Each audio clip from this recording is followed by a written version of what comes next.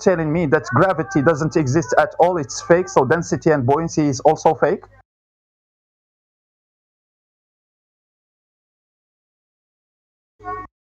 Or you forgot about the real gravity and you picking just the Globitardian's gravity, which is Newtonian and Einsteinian gravity, and you forgot about the one we use every day, every time, all the time. Necros. Yeah, brother? Can gravity distort your vision? Can gravity distort my vision?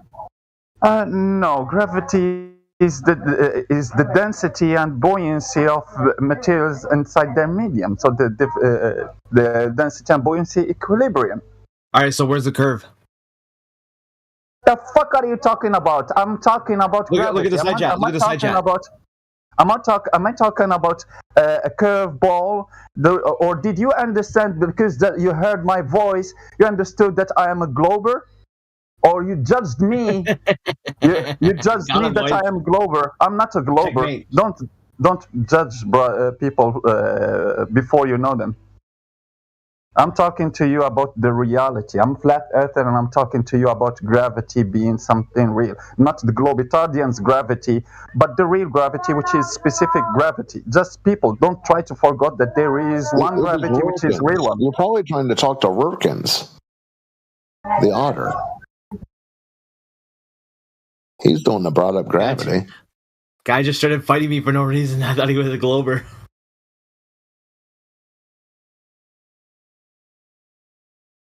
You got confused earlier too. Not you didn't get confused, but you were confused for a glober too. Wow. True. Maybe it's that Hail Christ, Jesus PFP. But anyways, Wirkins, what's up, Otter? Is it sinking in? Oh god, this guy's mic sucks.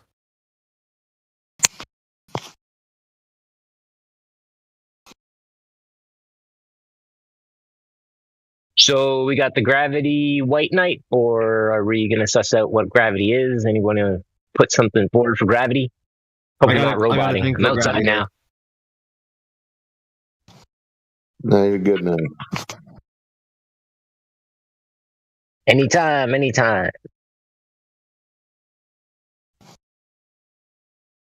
No, Wirkins kind of flat snacked himself, and now he's silent. It wasn't too messy. He realized water. The video from SpaceX. Flat. Just kidding. The robot arms. Yeah. When a glober is like checkmated, they like, no, I can't let go of my worldview. It means everything to me. Wait, so let's not pile on Wirkins just yet. He seems. I mean, otters are good animals.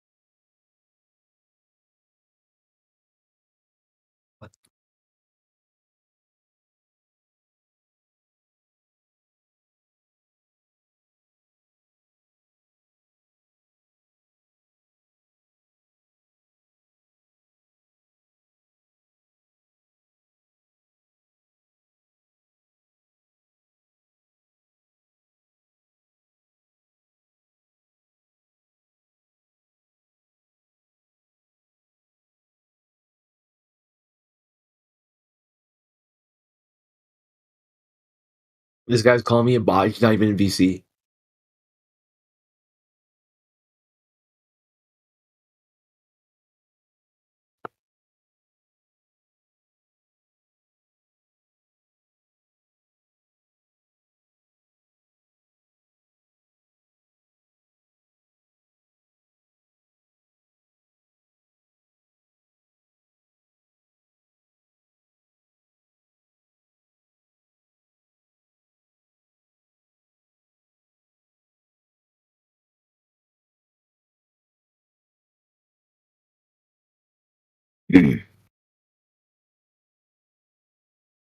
I wouldn't waste your time with that guy.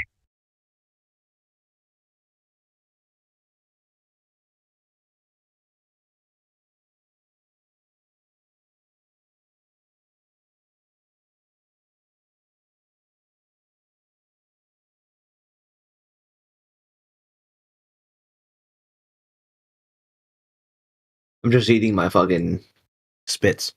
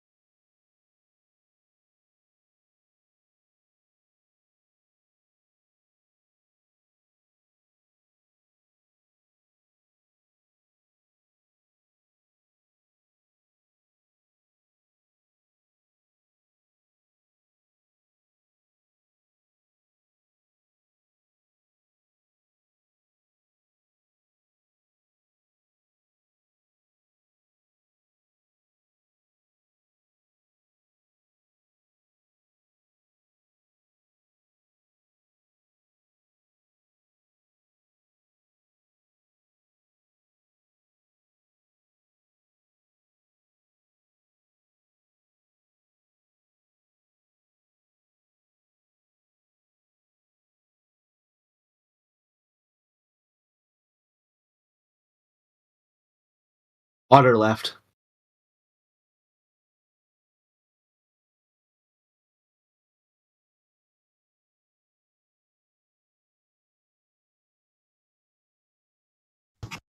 Otter's back.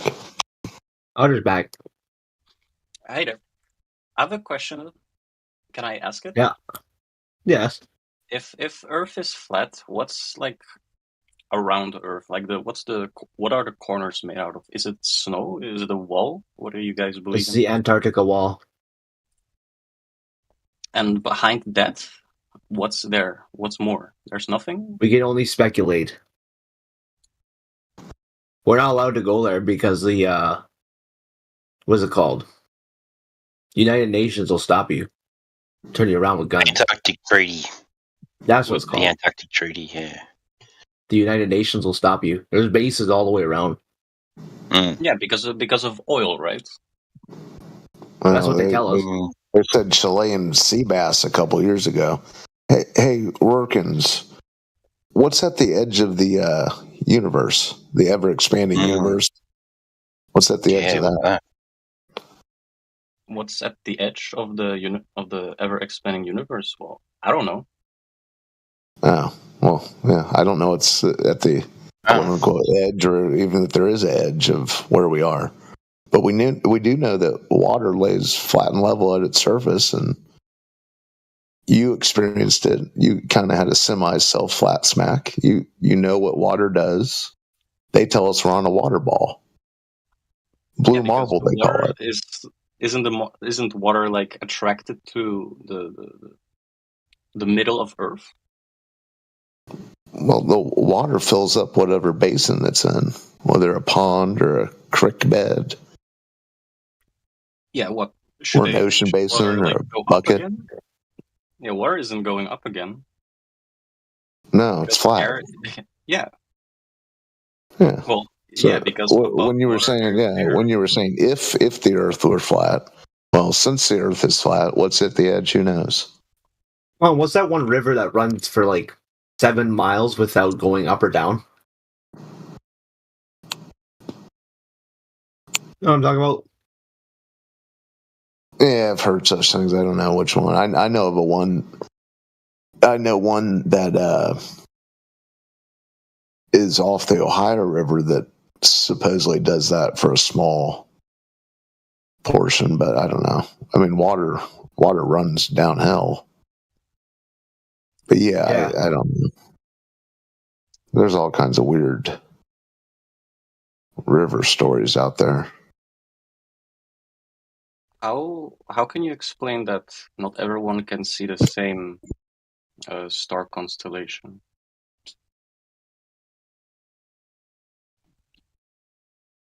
I got you.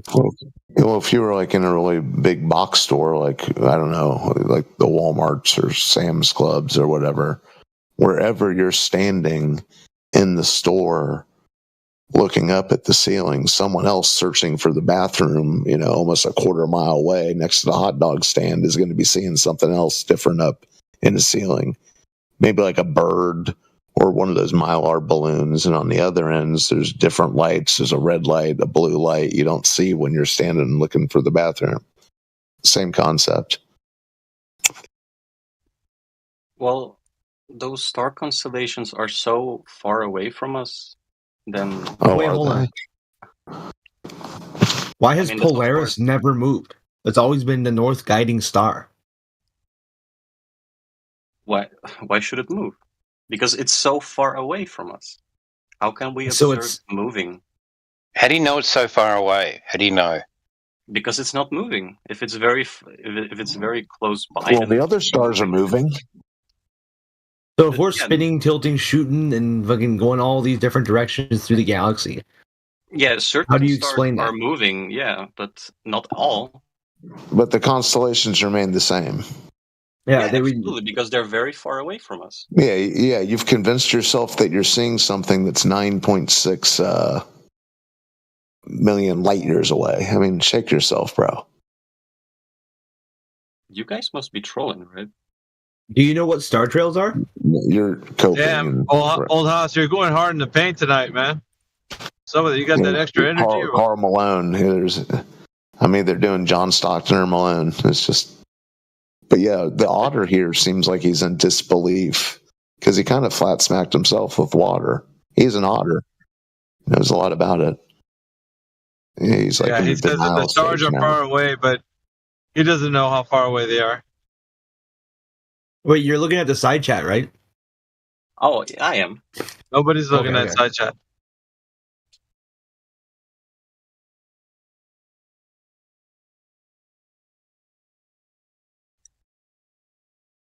So you think the Earth's a globe, right? What's his name? Reckons? Yeah, I mean, yeah, I think the Earth is a globe. Yeah. You have just like a belief in it, right? It's just like a faith. You have faith in the Earth being a globe. You don't know it's a globe, right? Well, why would Earth be special compared to all the other planets? Oh, Well, because you can't compare it to anything that you call a planet. What's comparable? Here are the planets when observed with the Nikon P900. No. What's comparable to the thing you see up there? To this place? The last video or what?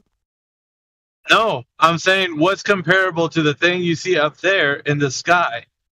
Well, versus those things are round, and we're also on a round thing. How do you know? Do those look like solid objects? No, don't derail him. That's neither here nor there. How do you know? How do you know you're on a round thing right now? Well, first of all, I think those are solid objects. Yeah. And yes, that's great. Don't answer his question. I'm asking you one. How do you know you're on a round thing? What else should it be? A block? I don't know, but you don't know that you're on a round thing. How do you know you're on a round thing? Well, that seems very logical. I mean, all the other things are logical. Nah, you don't know it's round. You just think it's round, huh? He said it's logical. How is it logical? How is it logical if you acknowledge things are round? Why shouldn't we be on a round thing? No, you don't know it's round. You just think it's round. You don't know it is. Isn't that true? Who told you it's round? With my own eyes, I have not observed. With your own eyes, what have you seen? Do you walk outside and look at the Earth and say, "Damn, this Earth is round"? Do you ever do that? No, because Earth is huge. Yeah? How huge is it? Well, bigger than what my eyes can see, right? Okay. So then how do you know it's round? That's what I assume. Okay, so it's an assumption. You can say it's assumption, yeah. No, I'm not gonna say it. You are. You just said it. Well, yeah, I have not observed Earth being round with my own eyes. That's true. Yeah. Okay. So then what makes you think it is? Because all the other planets are round. Yeah, but you don't know what's up there. You call them planets. You don't know what they are. They're a bit of mass in space. They're a bit of mass in space. No, you understand that when people talk about planets, there's a lot of things attributed to them. Like what? They're literally just mass. What? That are squished together. And they mass are squished together. Dude, yeah. Do you just you go on the internet and act like you know what you're talking about, and then when the words are coming out of your mouth, you sound just like an utter moron? Do you ever hear yourself? He's just repeating what he's been told. I don't give a shit. And why are you butting? Why the fuck are you butting in? You're personally attacking me instead of my argument. I'm not talking to you. I'm talking to the other guy who just butt in. You don't always have to be a fucking prick, dude. Fuck off. Yeah, he's trolling for sure. Yeah, go ahead and fuck off right now. I'm tired of your shit. All you do is interrupt. Get the fuck out of here. You got some problems, dude. Go on, dude. Beat it. Or put yourself on mute. Either one. If I don't see a white mic in 5 seconds, dude, you're fucking out of here. All right, so back to you. So you think that the Earth is a globe based on an assumption, yeah? Yeah, because I have not observed Earth being round with my own eyes. Yeah. Right, and that's our point. We're trying to tell you that it's not a globe by any way that it's been measured. You don't know that it's one. How do you know it's flat? Have you observed it being flat? Yes, everybody has. How? Even you. That's simple. Have you ever been to the beach? Of course. All right. Large bodies of water display no convexity on their surface. Isn't that true? Yeah, I mean, the surface of Earth is huge. All right. But you don't see the surface of water looking like it's curving like a globe. Pretty flat when you're looking at it. Yeah, because it's very far away from me. The edge. All right. Well, there's a couple of things confirmed right now. Your observation of the Earth and it looking flat. Well, it might look flat to me, but it might not be flat.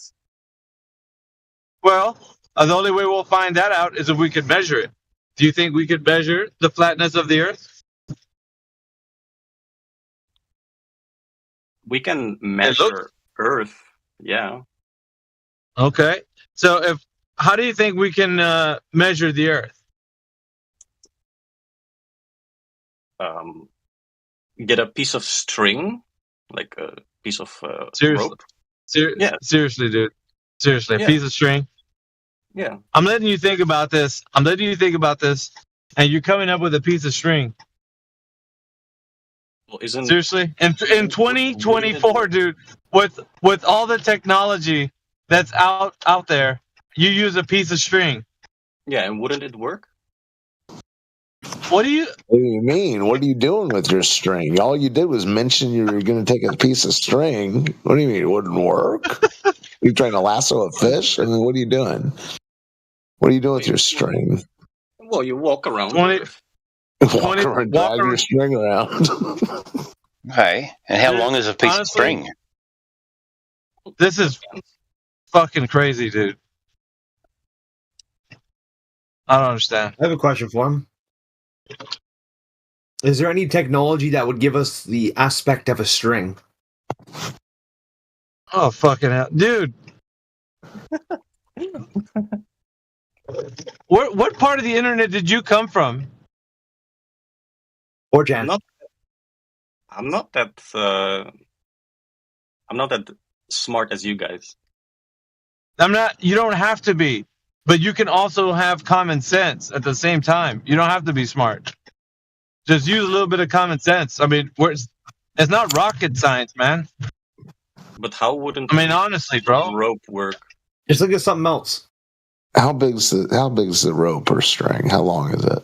You can make it as long as you want, but if you're surrounding Earth, then you know Wouldn't it work? Yeah. How are we going to get it work? You can get it to work however you want. Sure. Okay, that's good. But it would work, right? How are you? What's your experiment? What is going on? In theory, it works. Well, what's your experiment? You take a huge piece of rope, go to the equator. I mean, assuming that there's an equator, right? You walk from one side of the equator to the other side, like go back. Dude, where do you think the equator? Where do you think the equator is? That's something around, somewhere around between Italy and North Africa. I don't know. But the equator's on the ground. It's a social construct. Yeah, it's not a physical line that you can see.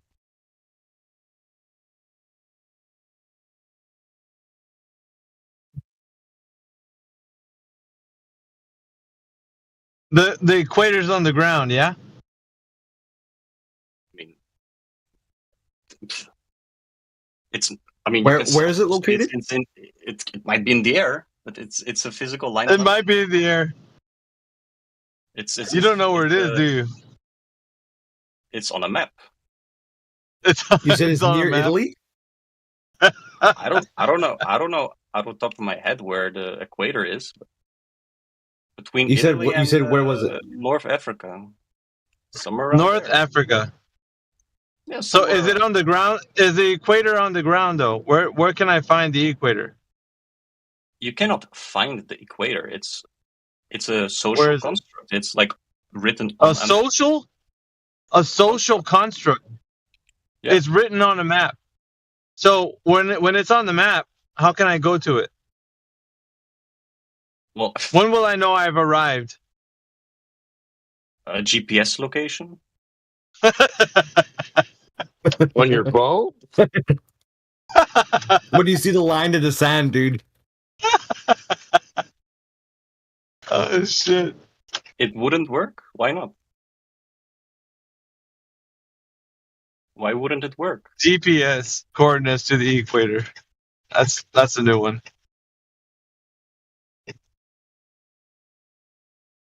Well, I'm not gonna keep torturing you, man. The equator's not on the ground. Then where is it? It's not near Italy either. It's in the sky. It's a part of the celestial sphere. So when you're looking at the stars that are moving east to west, the ones in like the ones that go directly east to west, those are the ones that are denoted to be in the equator. Those. Celestial sphere is a conceptual model that's been used ever since the 6th century BC. And that's why we say northern hemisphere and southern hemisphere. Not because it's any location on the ground. It's because that's what we see in the sky. Of course, there's ground positions to the stars that are in the northern and southern hemisphere, but where it originated from was the sky. But not on the ground. Still go to it. You can still go to the equator. You're not going to go to the equator. You can be in a place where the equator is said to be. You're not going to arrive at the equator. It's in the sky. Okay. And it's not near Italy either. Yeah, okay. As I said before, I don't know exactly where the equator is. I'm looking at the map right now. Just it's indeed somewhere in the middle. No. It's not somewhere in the middle. Look up celestial sphere. You'll see. Celestial sphere.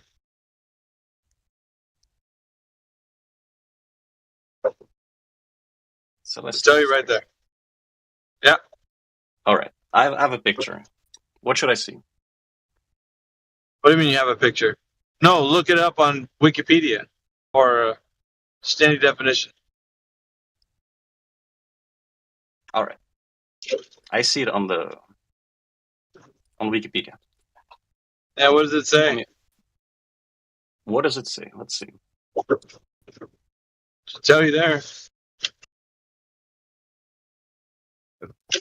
Oh, I get it. Alpha's a concave earther.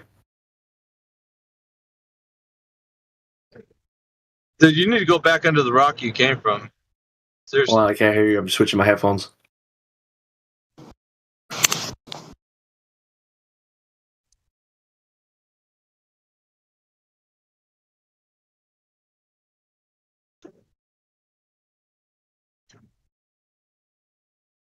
Yeah, Hill Christ, your mask of whatever you're pretending to do earlier has kind of fallen off. It's kind of become transparent. Yeah, I think he's really smart, you guys. I think you guys just misinterpret how brilliant this guy is. Are you listening to him, Demon? Yeah. Yeah. Guys, can I say something? Flat Earthers are batshit fucking insane. Oh man, you're so smart. Listen to that intelligence. Yeah, thanks for that. Well, the guy who was telling us to drag a rope around wasn't a flat earther, so what the fuck? You can. Yeah, he said. We asked him how do you measure? Hold on, I'm gonna tell D-Mox something. We asked him how do you measure the surface of the Earth, and he's like, "Well, just get a piece of string." Yeah, that's what he said. Equator, right? You go to the equator. Man, did you look up the definition I told you to? Stringotosthenes. Stringotosthenes. We got the new one, boys. You just get the string. Stringotosthenes. Well, to your. Oh, he didn't know where the equator was either. Your question was how to measure. It's at his mom's house. Yeah. How would you measure? The equator can only be one spot. It's at his mom's house. How would you measure? It's up in the sky. How would I measure it? Why are you asking me? Well, because what are you talking about? What are you trying to measure, dude? Ask me. Your mom's dick. What do you mean? What I'm trying to measure? Wait, are you gonna answer a string as well, or like how do you measure it? You go to the equator of Earth. Like, I'm genuinely interested. How would you measure it? Ozzy, man, you're not genuinely anything, dude. There's nothing genuine about it. No, you're talking for me now. All right. Yeah, I am. Yeah, Alpha knows who Ozzy Man is. That's pretty. Yep. You what? So I mean, you literally just bitched and moaned about someone answering a question. I mean, if you want to do exactly what the other guy did, go ahead. Anyway, I mean, if you have no answer, just like the other guy saying. Anyway, did you get the definition? So you don't. So wait, Alpha, you're going to conclude that you don't know how to measure. Shut the fuck up, Aussie man. All right. I'm trying to talk to Redkins. So did you get that definition? Yeah, I can see it. Do you see what it says about the equator? Yeah. Hello. All right. Hello. So does it make it a little bit more clear? It's not like a specific location, which is what you thought. Yeah, okay, what does it say? But listen, if you go to the equator of Earth, you take a piece of string and you walk all the way. What's your fucking string, dude? Why wouldn't you help me out, bro? What? Why are we going to the equator with string? You go to the equator. I don't know. Any place on the equator. You take a long piece of string and you just keep walking west or east. Okay. You eventually come back to where you started. I'm not surprised, but okay. Fuck's sake, dude. Do you notice I said I'm not surprised? Yeah, I've heard this before, but not when they're being serious like this. It's kind of scary. Why wouldn't it work? Sorry, which way are you going? Remind us again. East or west, whatever you want. You eventually come back. Okay. So remember I said I'm not surprised. What is east or west? What is that? The thing that's the compass tells you. Okay. And it's referencing north, right? Absolutely, yeah. Cool. So when you go around in one direction, around a single point north, you're going in a circle, aren't you? Yes. Yes. He doesn't know how to answer that. It's a circle. Good. Do we need to have more of a conversation? You've gone in a circle. Awesome. What does that prove? Oh, that you're not going in a straight line, yeah. Because it's a globe. No, you've gone in a circle around a point. For example, I can point at my kitchen table and I can walk around my kitchen table while still pointing at it. When I point at my table, we'll call the table north, and the direction I choose to travel, we can call east or west. A circle around a point. Now, is my kitchen a sphere? Yes. My kitchen is now a sphere because I've walked in a circle around an object. Fucking pants on head retarded, dude. Are you sure that my kitchen can only be a sphere when I walk around a point? You made a circle around your kitchen, yeah. Yeah, you made a circle. So when you travel east or west around a point, that's a circle. Why are you surprised? One, that you've ended up where you started from, and two, that this can only happen on a convex surface.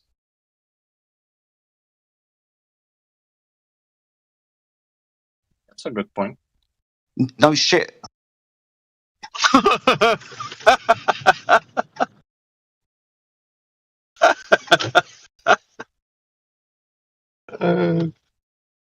He's like, damn, you're dropping some knowledge bombs, man. Yeah, if you walk around in a circle, then indeed, you walked around in a circle. That's true. Mm-hmm. On a flat floor, in a square room. That guy just had an epiphany.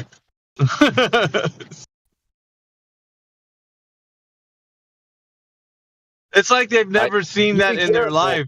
Like you talk about something as rudimentary as like walking around your kitchen table. They're like, fucking flabbergasted. Wow, really? That's a circle? Son of a bitch. I mean, at this stage, no need for string.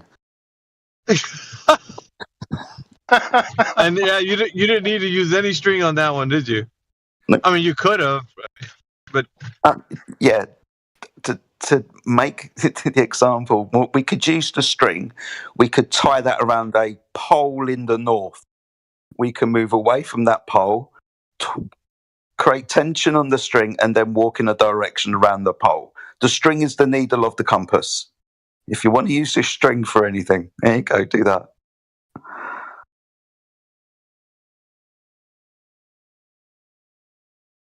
Yeah, I made a bad point. You guys won this round. It's fine. I think that we don't really think about these things when we take the Earth being a ball for granted, right? We can only circumnavigate in a ball because, you know, it's a circle and we go in a circle and the Earth's a circle. So it's a ball, right? And we get told a story. It's not until we really critically think about these things, right, that we understand that really all we're doing in this instance is it's a formal logical fallacy. It's fallacious reasoning, right? It's as much as saying I've eaten 10 hamburgers, so I'm full.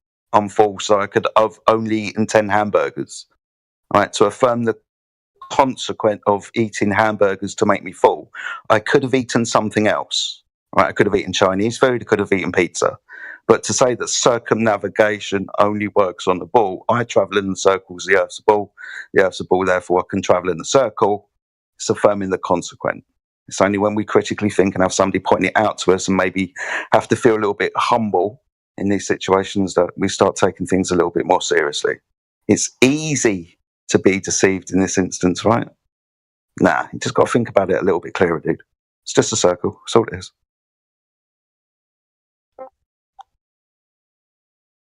And remember, all the pictures you've ever drawn in your life have been on a flat piece of paper, no matter what you've done with that ink pen or what orientation you moved it in. Think about that.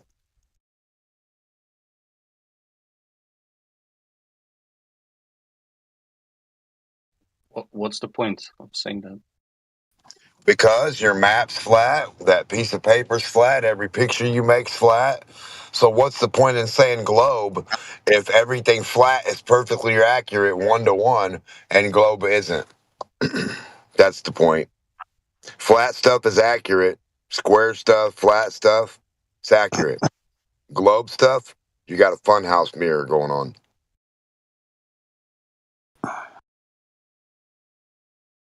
Wait, then how do planes get to where they need to get to then? Because they follow that flat map. They use a coordinate. Hear. They use a coordinate system and use absolute frames of reference. So coordinate system, longitude and latitude, taken from angle measurements to the sun and stars. What we were just talking about with compass bearings, those are horizontal bearings, north, south, east and west, all with reference to things in the sky and on the floor. That's how we travel around. Yeah, coordinate systems still use a 3D plane, which can make arches. Like okay. What coordinate system? What coordinate system do we use on the Earth for navigation? You just said it. Longitude and latitude. How do we measure longitude and latitude? There's not a third point? How do we measure them? How do we know? You're talking about airplane travel? Yeah, they work on use geometry? Yes, we use geometry for this coordinate system. How do we measure the geometry? What references do we have to create this geometry? Spiral. Longitude and latitude, right? Let's talk about latitude. How do we measure latitude?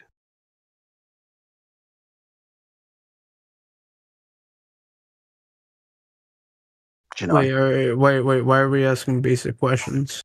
Because we're navigating across the Earth and we're using the coordinate system. Just gave the coordinate system. So are we going off that, or are we just going to explain what the coordinate system is?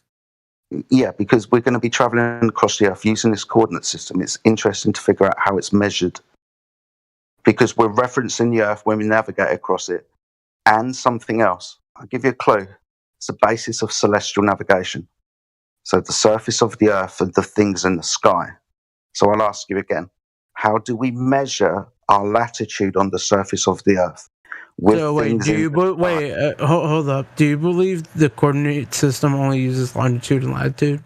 That's it? For longitude and latitude? Does time involve? Yeah, I know, but I'm telling you how they measure it, how they measure the whole travel from point A to point B. Yeah, I know how and you only think they use travel. I know how they measure their travel from point A to point B using this grid system, this longitude and latitude. I'm asking you how we derive longitude and latitude in the first instance to make it applicable. What do we measure? Why are we going through the basics of it? Why are you doing that? Because we measure it, we measure the Earth to be flat. Using that system? Yes. That's how the system is derived.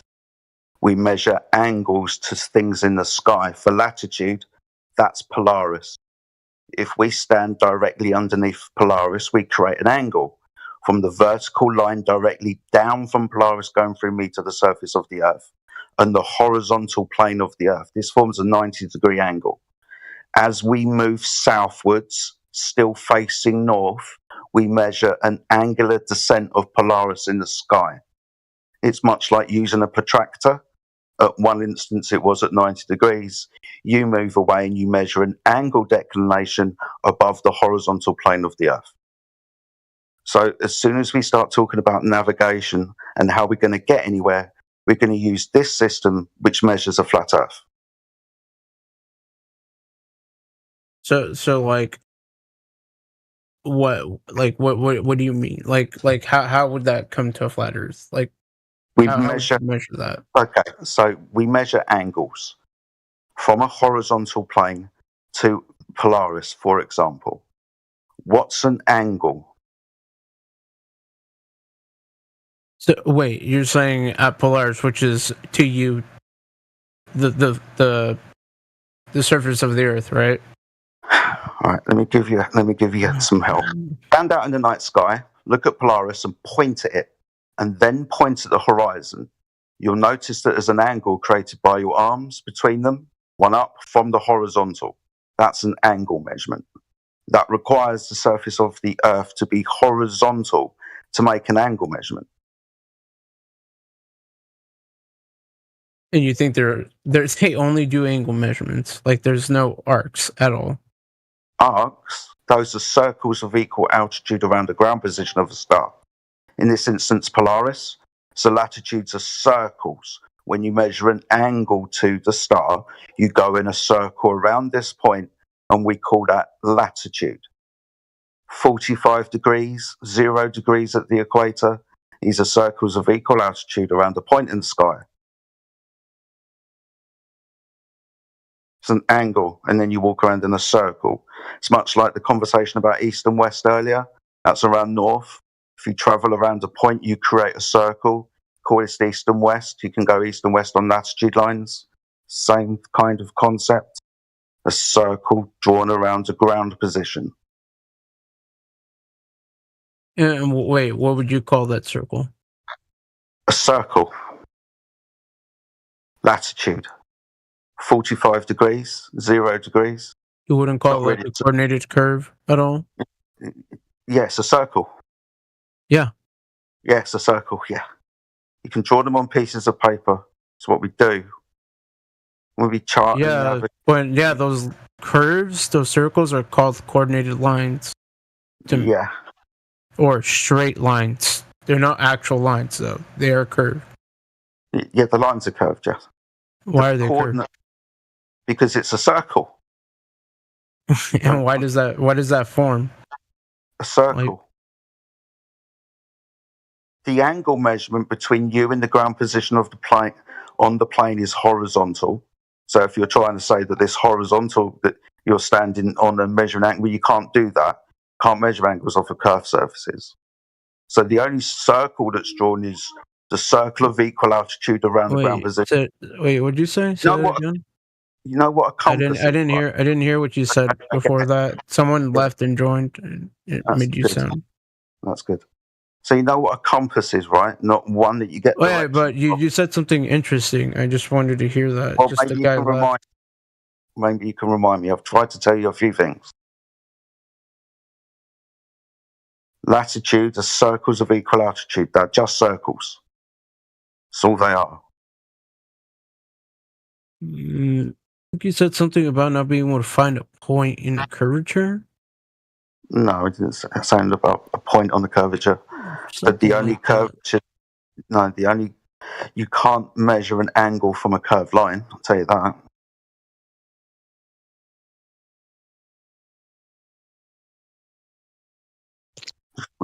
You understand that we're measuring angles, right? And angles are defined as the intersection of two straight lines.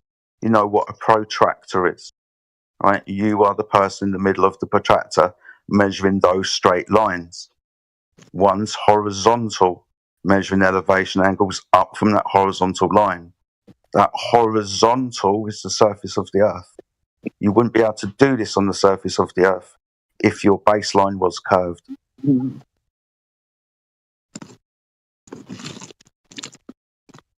You think you can't do angles on a curved line? Can you measure an angle with a protractor on a curved line?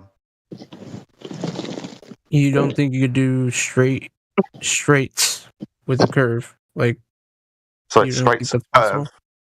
Straights and curves. Can you measure? Right, let me ask you this. Being as an angle is defined as the separation or deviation of two lines that meet at a vertex, those lines being straight, are you saying that an angle can be measured from a curved line? How'd you do that?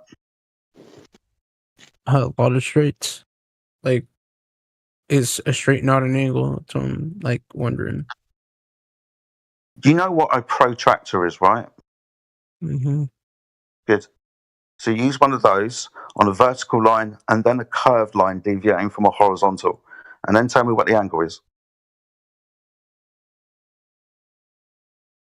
You'll notice in the protractor, those lines, they're straight for a reason, that radiate out from that point to where it says 90, 80, 75, 0, 180. Those are straight lines for a reason. You're saying you can measure angles if one of those lines was curved. That'd be stupid. Think about it. You don't think a protractor can... Nope. Yeah, what do you think you would use then instead of a protractor if you can't measure a 360, like in the 360 range? What would you use? Circle. Yeah, what do you think you'd use? Do you mean, what do You don't think there's another type of device, like another measurement tool to measure 360 ranges? Sorry, does 360 mean sphere or circle? It means sphere, of course. 360. No, it means circle. Yeah. It means circle. So what do you think? What do you think? You don't think we have other tools to measure circles or distances that would use curvature? Okay, so you think this is a tool? Because you keep going into a protractor, which you wouldn't use. So I'm wondering, with a 360 angle, what would you use to measure 360 degree? Hold on. We were talking about other tools. Oh my God, you're talking weird. So we were talking about latitude. Latitude's an angle measurement to Polaris. You're going to use the concept of a protractor to measure angles because it's the separation of two straight lines that meet at a point. It's an angle measurement. You said about latitude, trying to tell you that that's just a circle that you draw with a compass around a point. Latitudes are circles of equal altitude around a point because you measure angles to the top of that point, Polaris. The measurement's done in a triangle. You can't have a curved line in a triangle. You believe these are the same things that are used for navigation? What, latitude? Like the same math? No, I mean for navigation, like airpoints. Do you think they use that same math? They use protractors? They use latitude and longitude. Yeah, that's one of the things. How do I figure out my latitude? How do I do that? Without turning on the computer, what would I do? That's what I mean. Do you think these people don't use computers? They use computers. Yeah, that's awesome. Yeah, what other tools do you think they use to measure this travel? Time? No. Longitude? Like I said again, like what do you think they would use to actually measure like a 360, like in the 360 range? No, we're trying to measure We're trying to measure deviation from a horizontal. The latitude system doesn't work on that. It works on angle measurements, straight sides, not curved. Yeah, because they're curved. Why would you use that when it is curved? That's why I keep telling you, what tool do you think they use other than a protractor? It's not curved. That's not how we measure it. Unless you've got a measurement. Is. Okay, so what do you think they use in air travel? Well, I keep asking you what tool they use, and you're not sure other than a protractor. No, that's a sextant. It's what they would use. Okay. No. A marine sextant for celestial navigation, measuring angles to stars. That's how we derived the latitude system that your plane's computer knows about. Awesome. That's an angle measurement taken from how would they map that? Because a lot of people who do air travel map these systems. Okay, so to map latitude, that's a circle around the ground position of Polaris. To map longitude, that's meridian lines drawn from the east or west deviation from a 180 degrees between north and south. So the angle of the sun in the sky, solar noon, before solar noon and after solar noon, AM and PM, anti-meridian and post-meridian. Those are angle measurements. Okay. So longitude and latitude is measured from a flat Earth. Now you can navigate across it using that coordinate system that was measured from a flat Earth. And do you think using that would be shorter than using modern? Well, yeah, I'm asking you. Talking about do you think, shorter, because these are straight line. You're talking about just straight line travel, right? Just going straight. Yeah. Yeah. Do you think that's faster than going like with the curve? Like, do you think like that's faster at all? Sorry, when we're traveling in an aircraft, we use gyroscopes to maintain our coordinate system for pitch and yaw. Right, pitch above and below horizontal. So we don't navigate or negotiate a curve, a deviation from that horizontal that's created from the gyros. There's no pitch downwards. You don't fly over a curve. What do you mean? Okay, an aircraft maintains horizontal. The surface of the Earth would be a deviation from that horizontal at distance, a rate of change of slope. You would have to pitch downwards to maintain that curved function.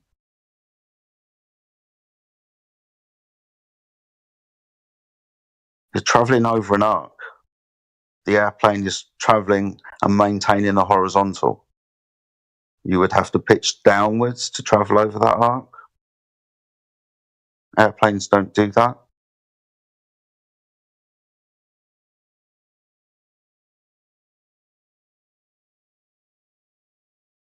They don't do what? Pitch downwards to maintain an altitude above a curved surface. They would have to, otherwise they would keep gaining altitude.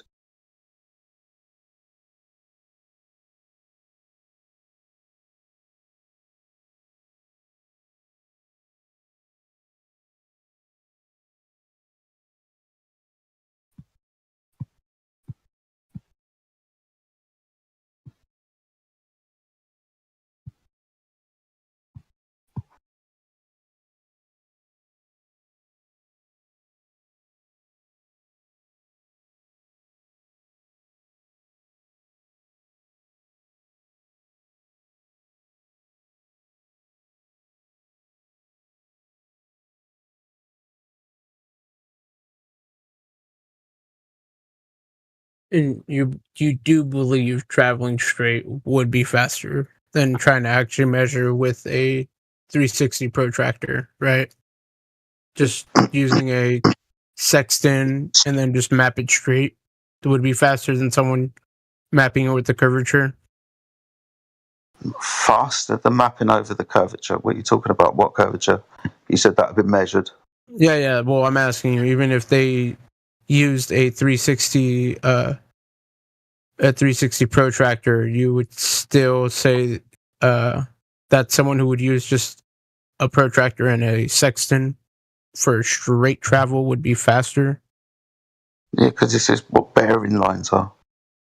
Yeah, and by theory, if we had 2 points using my method and then your method, by your theory should, if there is no curve, should reach Earth faster than my point, right? Yeah, depends where you get your curve. Yeah, if the Earth is flat. Mm-hmm. But if my point gets there first, that would mean the curve is true, right? Okay, that's a great theoretical. You understand this is how we navigate. I mean, right? there is records for this, I'm just saying. But sorry, there is records for this. You understand? I mean, that's how points travel every day. They use the 360s slope. Yeah. Slope? What slope? I'm sorry, I misspoke. But they use the Earth's curvature. They don't just go straight. Sorry, what curvature? Show me the measurement of Earth curvature from the pitch data from an aircraft. From an aircraft? Okay. Yeah, show me it nosing downwards to maintain 3 degrees above a horizontal. That's not what they do. So they don't. Works. Sorry, what do you mean it's not how air travel works? Like, what do you mean they point down towards? Like, what do you mean by that? Like, what are you saying that point is doing when you're saying that? Like, you know what horizontal is, right? And you know what a sphere is, right? And you know what I'm genuinely asking, what do you think the point is doing? Explain to you, it's probably best you stop talking. And you understand what a tangent plane is, right? That's a really good concept for you to understand. Do you understand what a tangent plane is? This is what you think that you create when you fly over a ball. You would have to negotiate that curvature, because if you maintained horizontal, the curved surface with distance would increase with altitude. You would get higher whilst the surface moved away and down from you. Put a ruler on top of a ball. Notice the separation with distance of the surface of the ball compared to the horizontal ruler. If the aircraft is maintaining horizontal, it would have to dip downwards to negotiate that curvature, wouldn't it? Wait, why? Why would it go down? It would have to, because the surface of it the would Earth hit is the surface. No, because if you're measuring it with the curvature, you'd go up, not down. measuring what curvature? If you're at, oh my god, you're not even humoring me, man. Are you not going to humor me? No. I'm humoring you, Jedi. Can you do the same? No, because you're not understanding a very simple concept. That's great. All right, that's fine. All right, we can stop talking then. You're not going to even humor me on that. It's fine. Don't give up. Key parts of our argument is to also at least hear the other person out a little bit, but it's fine. Yeah, I just want you to understand the concept of the separation of a horizontal and a curved surface. Do you understand that? Yeah, but I don't think you're even trying to humor anything I'm saying. You said you seem confused. No, more to anything. I'm genuinely asking why you would angle down if you're using a curved map. You'd go up not down. Curved map. Why would you go down? Like you're saying you would go down. What do you mean? Like that's why I keep asking. You're saying you would go down if you're using a curved plane. Like if you're using using the curve. Like I'm confused. What are you saying going down? Because you would hit the ocean if you did that. Okay, so I'll put a ruler on top of a ball again and see if you get this again. You understand the ruler is a straight edge? We're not using a ruler. We're using... No, we're flying horizontally, represented by the ruler. The Earth represented by the ball. I'm trying to show you the separation over distance of a horizontal line compared to the curvature of the ball. The ball is below the ruler. So to maintain altitude above this curved surface, you would have to pitch downwards constantly. Wait, you think you'd just reach the edge or something? Like if you just kept going straight? Like you just start going straight into like the sky? Yes. You would gain altitude if you didn't correct from your horizontal. Because with distance, you'll notice with the ruler, it's further away from the ball because the ball's curving. Wait, why would you have to do that? Isn't that the whole point of the gyroscopic mechanism? Okay, so if the gyroscopic mechanism is creating the vector to the inwards of a ball because of gravity, then the pilot would have to pitch downwards constantly because the horizon in the cockpit indicator created by the gyros is constantly moving. So you would have to pitch down. Should increase, your pitch would continuously increase as well as your altitude.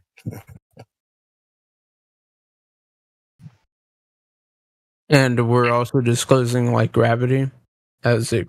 Sorry, do we have to explain gravity? I gave you gravity. I gave you gravity for your gyroscope. I explained that that's being pulled to the center of the Earth. So constantly changing the orientation of the gyroscope.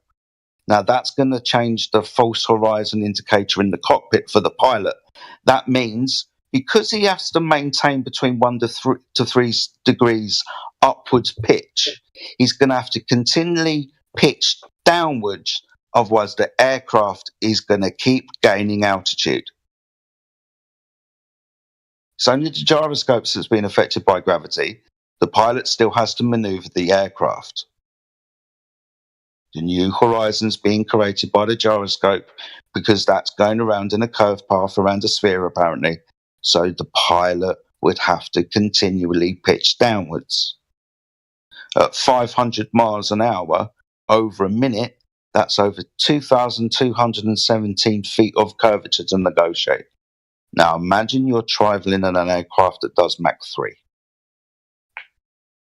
You'd have to continually readjust because you're negotiating curvature. No aircraft does this. Maintains horizontal. There's no indication in any measurement to suggest that an aircraft pilot is constantly having to pitch downwards to maintain 3 degrees of pitch above horizontal.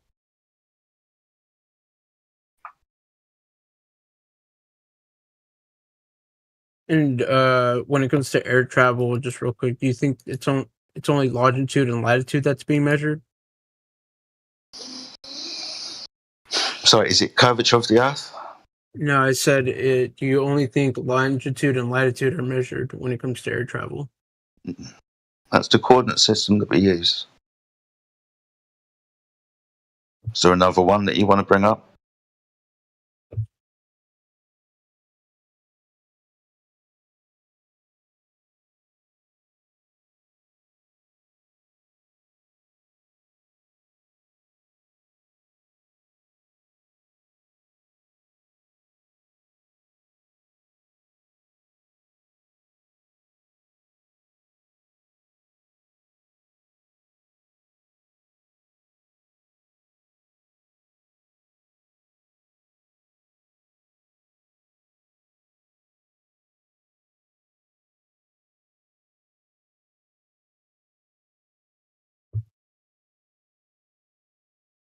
Mr. AOP has joined us. Perhaps he's brought globe proof.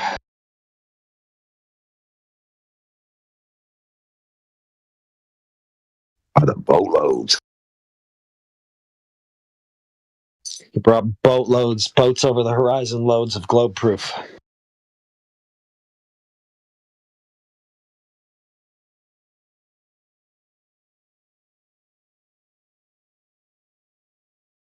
False alarm. Scratch that.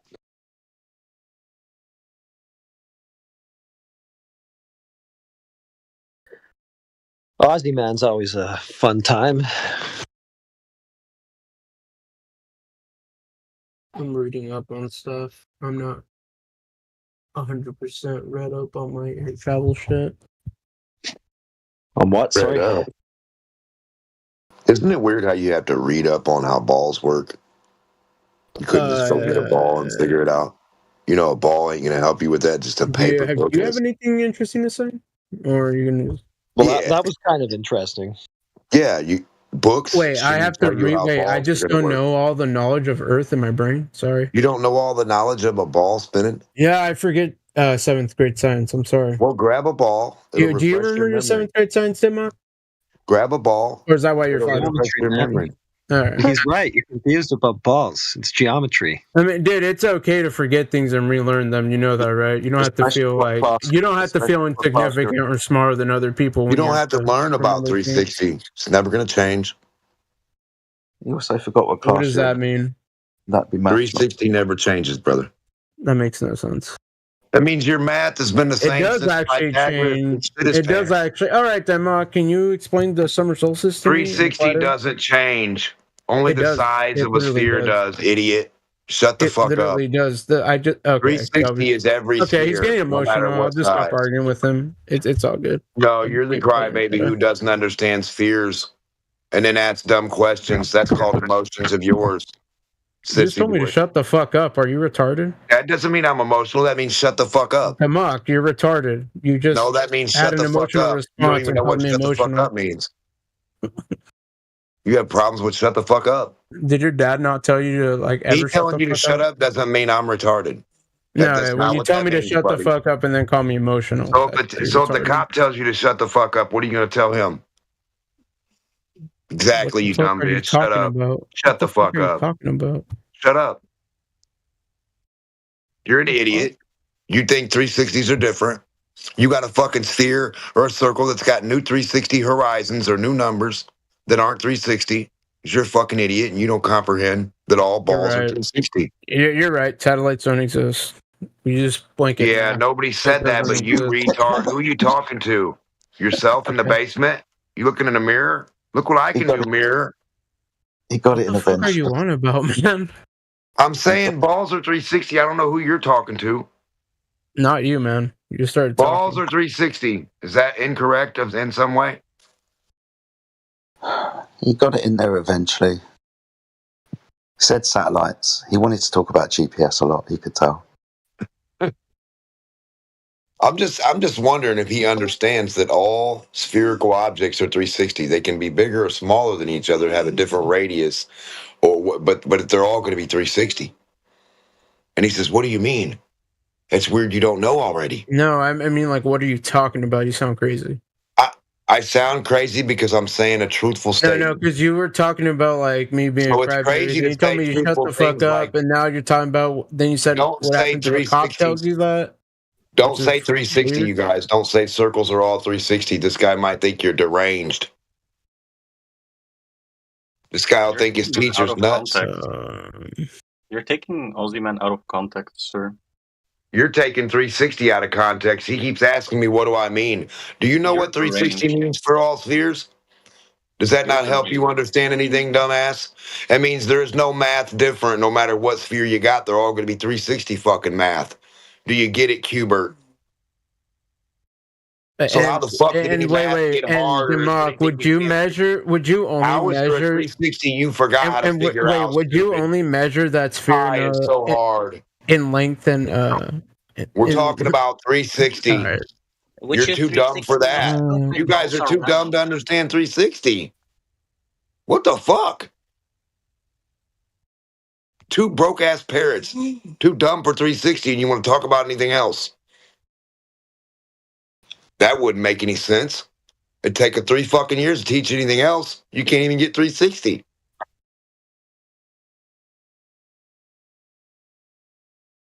What does that mean, Democ? What does it mean when all the balls change sizes, but they're all 360? It means your math ain't changing no matter what the fuck ball you got, no matter what sphere. There's no different math. You're right. Hey, Democ, how do you measure a sphere? I don't believe in them. I've never seen one. Wait, how would you measure? How would you measure a baseball? How would you measure a baseball? Go get me one. Yeah, there's baseballs. How would you measure baseball? No, I don't want a man-made one. I want a nature sphere, bitch. Okay, so you're just gonna ignore me. I want one gravity-made. How would you measure a dodgeball? So you ain't got no gravity spheres now, right? I'm asking you a question that you can't. I'm asking you to go get me one. How would you measure the sphere? What do you want to measure about it? That's fine. What do you want to measure about the ball? Nothing. I'm just asking if he generally knows how to measure a sphere. Like, there are spheres in the world. There are spheres in the world.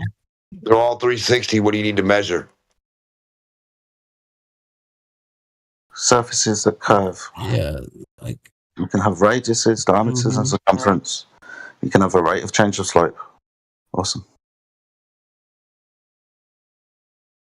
Yeah. What if you had to find like the middle of the ball? How would you do that?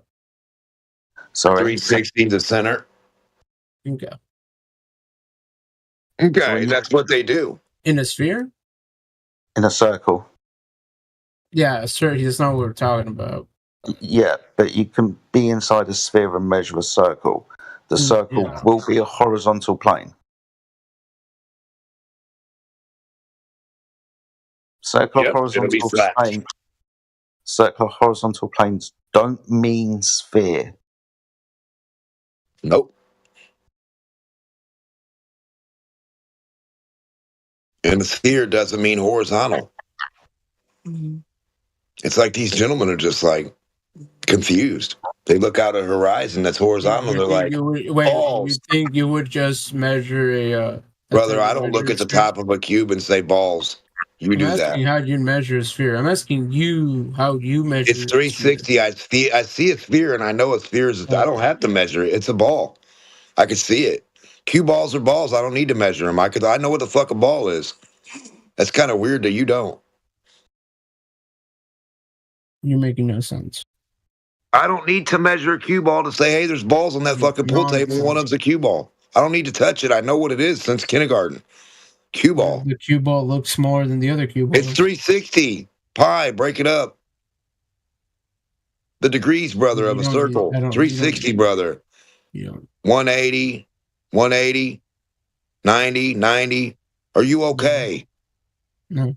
You're the globe fucking retard who thinks globes grow in nature from gravity and space-time, and you're the one who can't find balls for me to try to measure. You can't go get me the fucking space-time gravity ball. One doesn't exist. Stupid.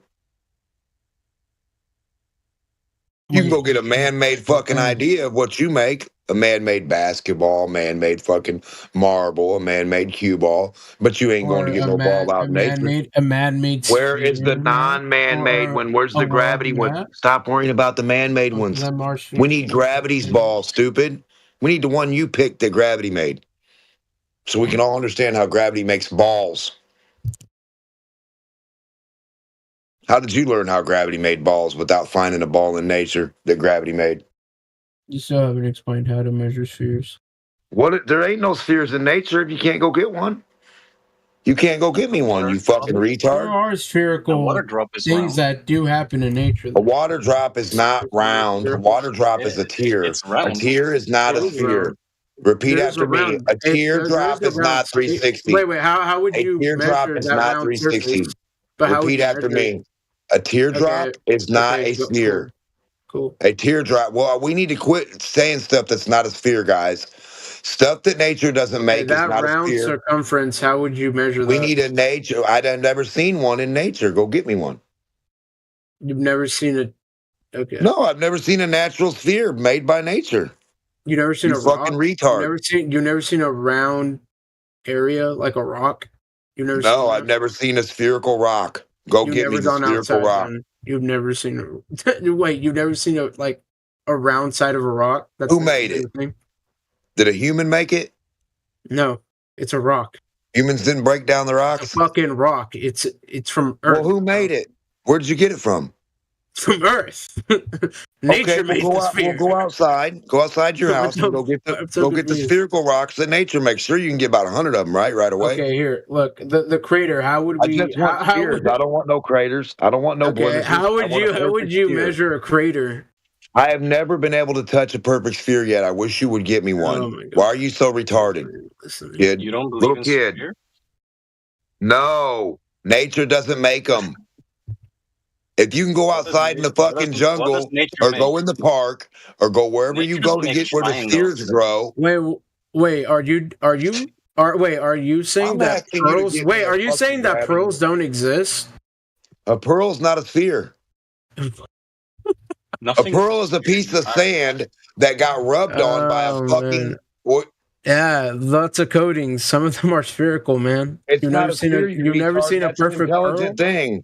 You've never seen a perfect. An intelligent thing makes those. You stupid bitch. I need fucking gravity sphere. It's by nature. Are you guys too retarded to understand? Gravity sphere. Where does one exist? You dumb fucking retard. I just told you a pearl. I didn't say go inside a clamshell. To say, hey, little clam, are you rubbing circles together like a snowball? No, it's not rubbing circles. Retard. That's not gravity. So a clam is gravity. Is that what you're saying? It's literally a cyst. So when a clam rubs his ass, clam is gravity. You're saying that. So you're saying it's clam rub his ass gravity? No. So clams make balls. Clams make the Earth, right? No, you said there's no spheres on Earth. You said the clam has a sphere.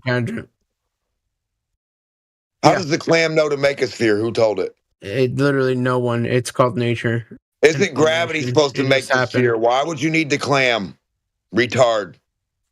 Does this guy not understand? Retardo. Why do you need an intelligent thing to make it? Wait, why do you call me a retardo? What the fuck is a pearl, huh? Can you explain what a pearl is? It's not a sphere, you stupid bitch.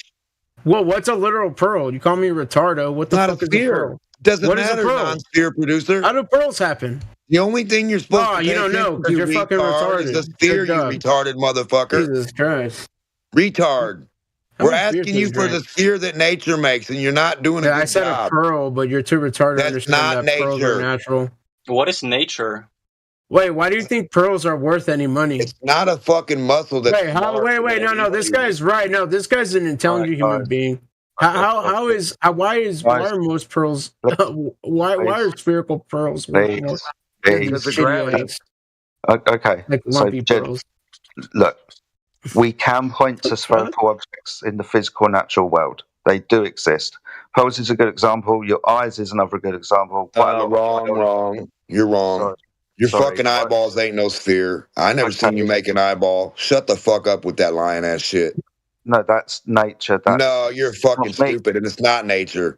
Outside of nature, gravity making a fucking sphere. Have you seen one? These dudes think all the fucking photons, neutrons, planets, and everything's a sphere, you stupid fucking retard. So if fucking nature makes nothing but spheres and that's all it can do, you dumb bitches, that's what I'm looking for. The jungle spheres. To show you if not you saying your eyeball's a sphere when you only see part of it, you fucking retard cunt.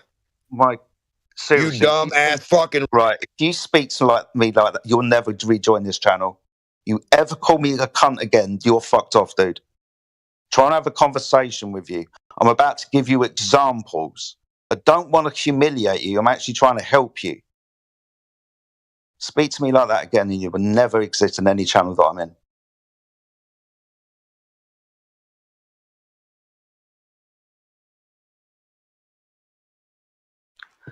So, anyway, now that he's gone, there's lots of spheres in nature. Biology forms them. You find them in fossils. So the spheres are made with the joining points of tendons and ligaments to bones and so on. There's an anchor point. That anchor point is spherical. When animals and so on, they fossilize, these spheres pop out in nature. Some of them can be quite big. But gravity doesn't create those, which was Demock's point. Yeah, I never even said that. Yeah, I you know. just said prove when there's spheres, and I was just... Yeah, I didn't appreciate the way that he kept going on at you, to be fair. Wasn't rude. And he doesn't like being challenged on shit, especially by me. So he ends up calling me a dumb cunt and shit, so... Yeah, he started saying shit. I was like, fine then, fuck you, dude. Like, fucking explain me how pearls exist then, huh? Fine. Explain nothing.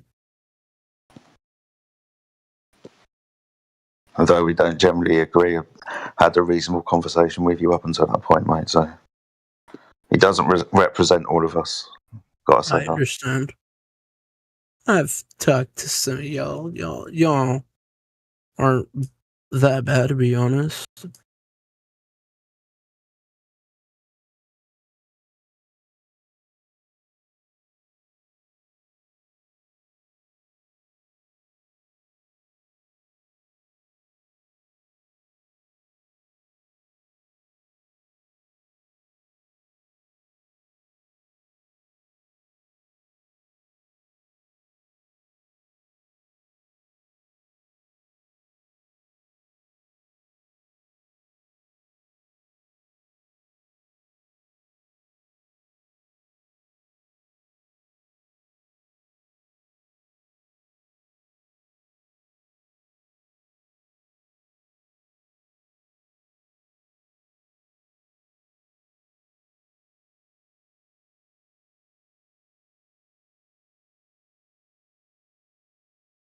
Well, with Demock out of the way, maybe I can hear Ozzyman's globe proof. Oh, he spiraled out too.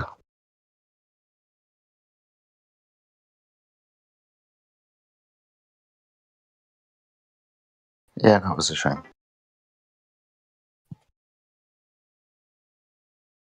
We went full retard mode there.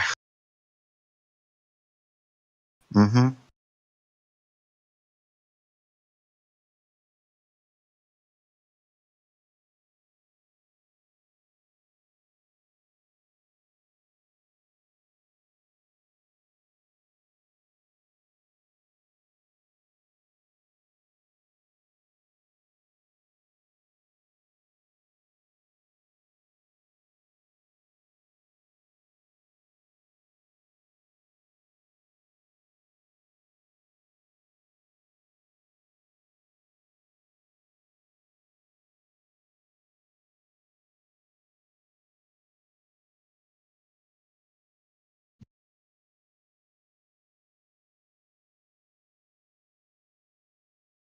So, and this is something else completely.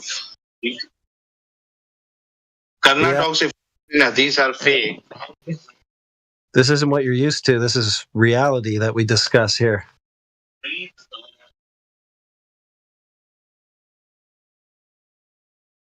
Any thoughts?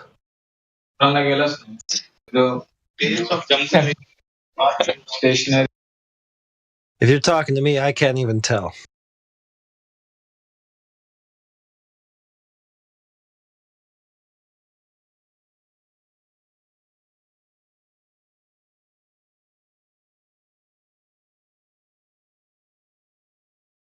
Sorry, Brandon, there's no ongoing conversation for you to disrupt right now. I don't know what you're going to do.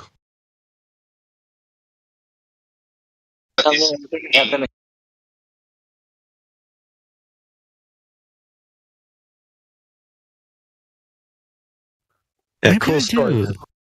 Maybe I do. Do I always come in and disrupt conversations? Yeah.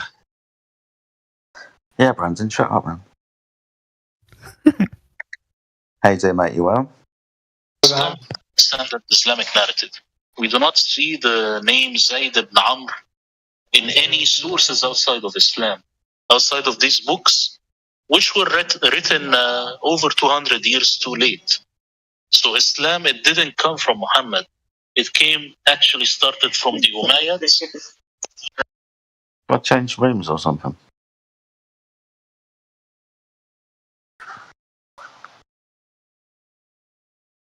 Come on, you guys love me. Yeah, you're alright. Still think you're Hasselblad, right?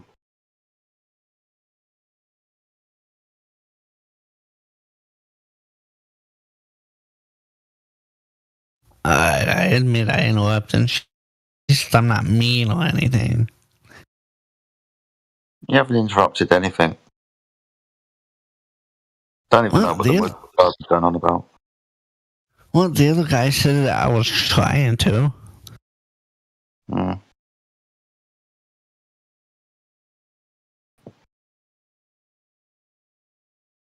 We'll let you interrupt anyway if you've got measurements of Earth curvature.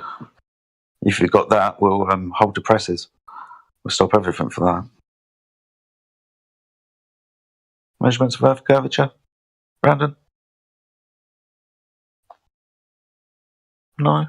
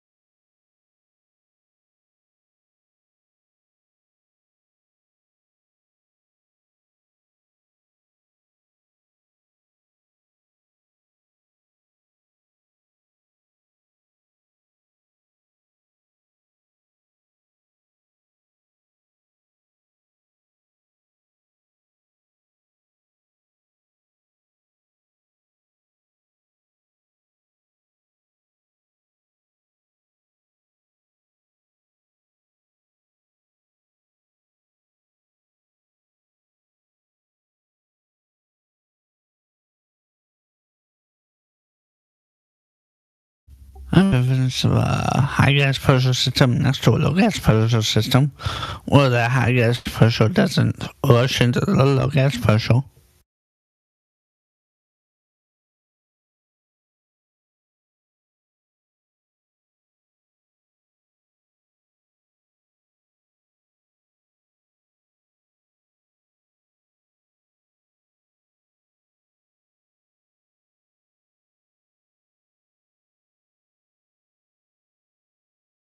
You know what I'm going to say out of words? You guys don't like that one, but that is a clear example of a high gas pressure system next to a low gas pressure system, where the high pressure doesn't rush into the low pressure. Right. How do you create graduated pressure systems, Brandon? How do you make them? Pressure system is just pressure in one area and it gets compressed. Okay. So to create graduated pressure systems, you can put gas in a container vary in energy the heat at one end of the container. You create a gradient. That gradient doesn't necessarily mean there's more or less gas there, but in one area where the energy is the heat, the gas is moving faster, so pressing more. It's like when you leave a hot bottle of soda in the car on a hot day and it gets hot and you go back and you press it and it's really, really tight, and if you undo it, it comes flying out. Well, a gradient means there is more gas in one area than in another. Mm-hmm. Can do this the same way, or you can impart and take out gas in one certain area. Where you put the gas in, there will be more pressure.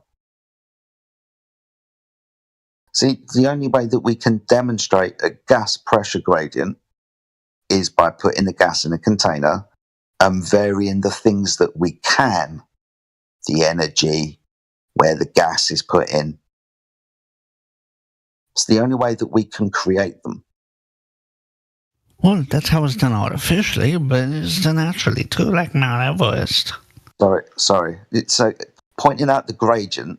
Okay, it's cold up there. We understand this is already existing gas pressure that is inhomogeneous, that has constant differentials because it is not in equilibrium.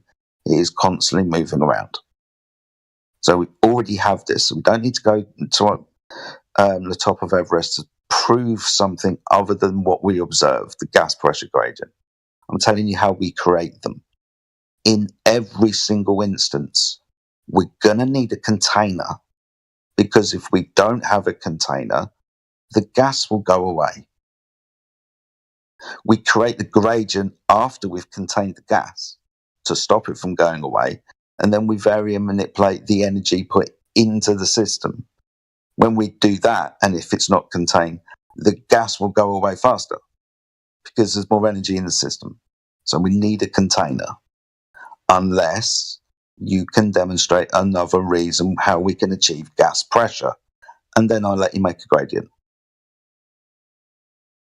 Well, in that instance, artificially we can point to the container.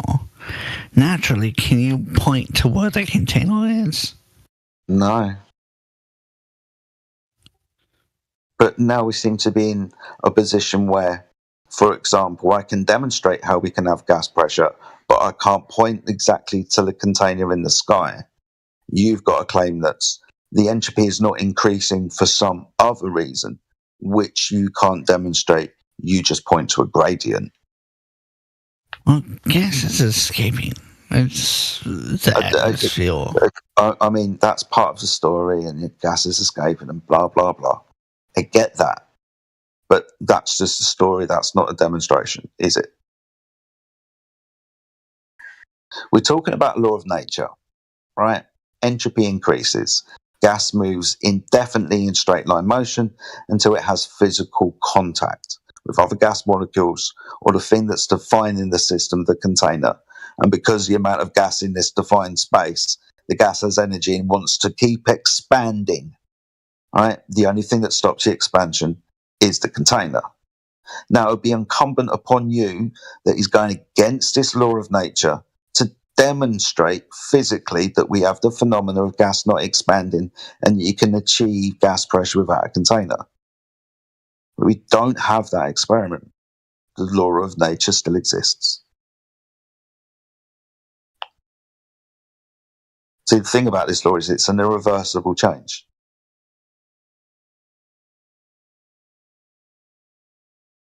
You say it's reversible. It's a problem. There was an example that a lot of authors have used that particles of our atmosphere have been found out by the moon. That's a lovely story, dude. But again, it has been found outside by the moon. When you say has been found, I mean, I have to say that that's a lovely story, dude. We're talking about the whole paradigm that this is taking place in. And you're just going to be trusting an authority that at this moment it's dubious whether they're going to this space because this space apparently doesn't exist. Because there's no scientific experiment that proves that the second law of nature is invalid, that irreversible change is reversible.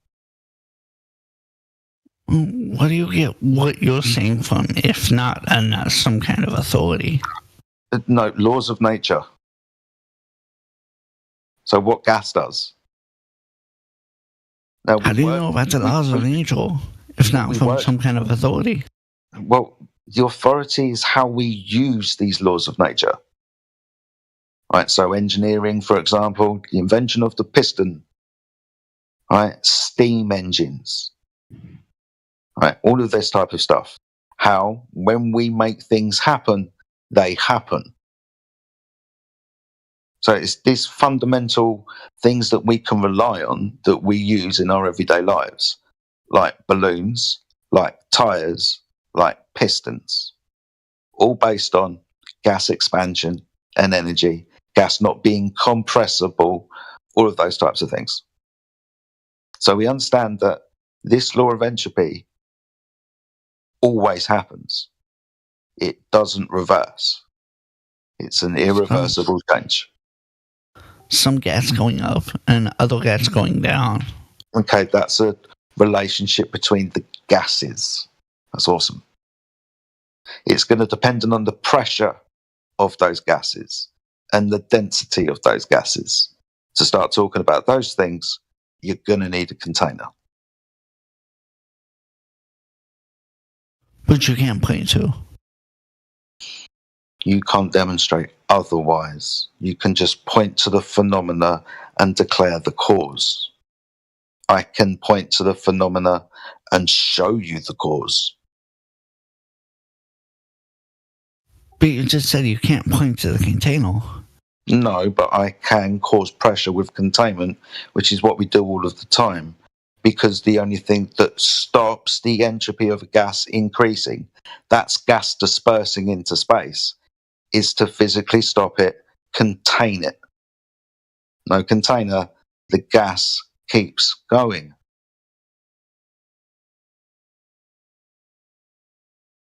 You're saying it doesn't keep going. It comes back. Things like Jupiter and stuff like that, which all get big gas balls.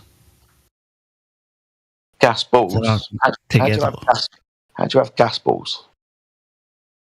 How do you have balls of gas? Like nebula and stuff? Nebula and gas balls and stuff like that. It's Nebulas aren't gas balls, right? It's not point to things in the sky. I'm talking about how do you create a ball of gas? Reminding you that gases have no inherent shape. So how do you create a ball of gas?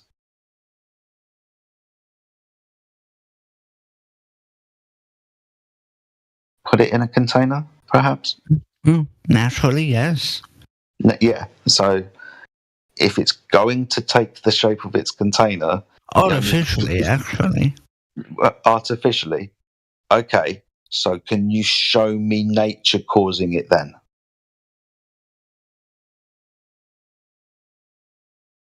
It's coming together and making planets like Jupiter? No. So gases don't come together. They disperse.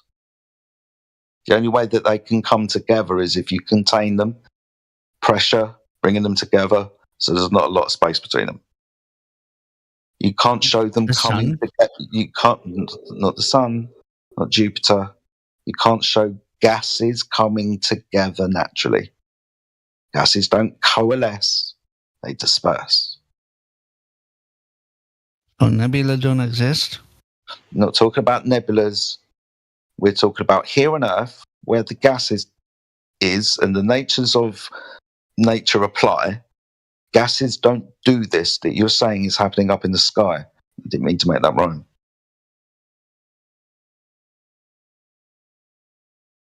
You're saying balls of gas exist, look in the sky.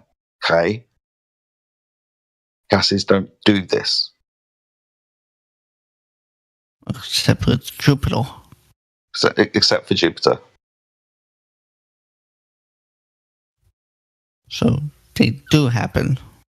No, they don't happen. Jupiter's not a giant ball of. Jupiter's not a giant ball of gas, dude. How do you know that? Your own studies show you that it's not an entirely ball of gas. Liquid hydrogen. Most of it's liquid, dude. Those swirling patterns, that's liquid swirling. It's not gas swirling. Storm clouds are technically liquid. Clouds are technically liquid. Clouds are technically liquid. That's lovely. Water vapor. That's what clouds are. Okay, that's lovely.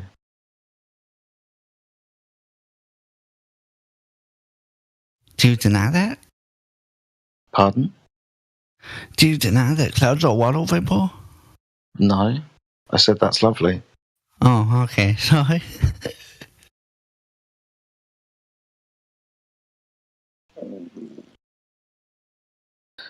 But yeah, gradients don't prove that you can have gas pressure without a container, dude.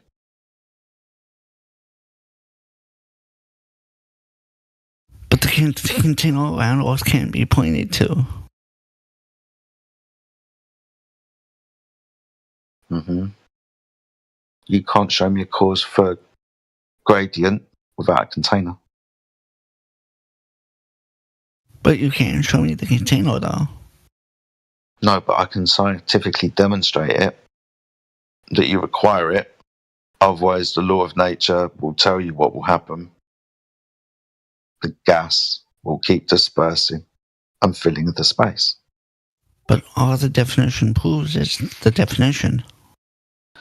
No, the definition is how we define it, what it does. This is what it does. But not what it is.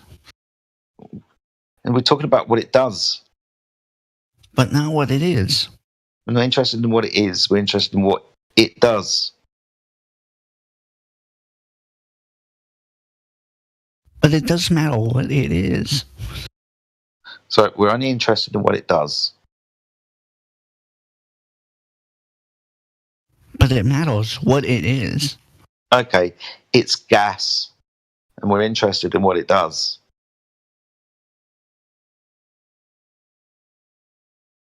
Without something that you can point to.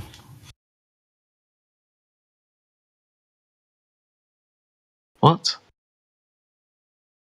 Yeah, that was confusing to me too. Okay, fair enough. Sorry. It's all right, man. As long as I wasn't the only one, that's fine. No, I did that a lot with myself. I say things sometimes and I go, what?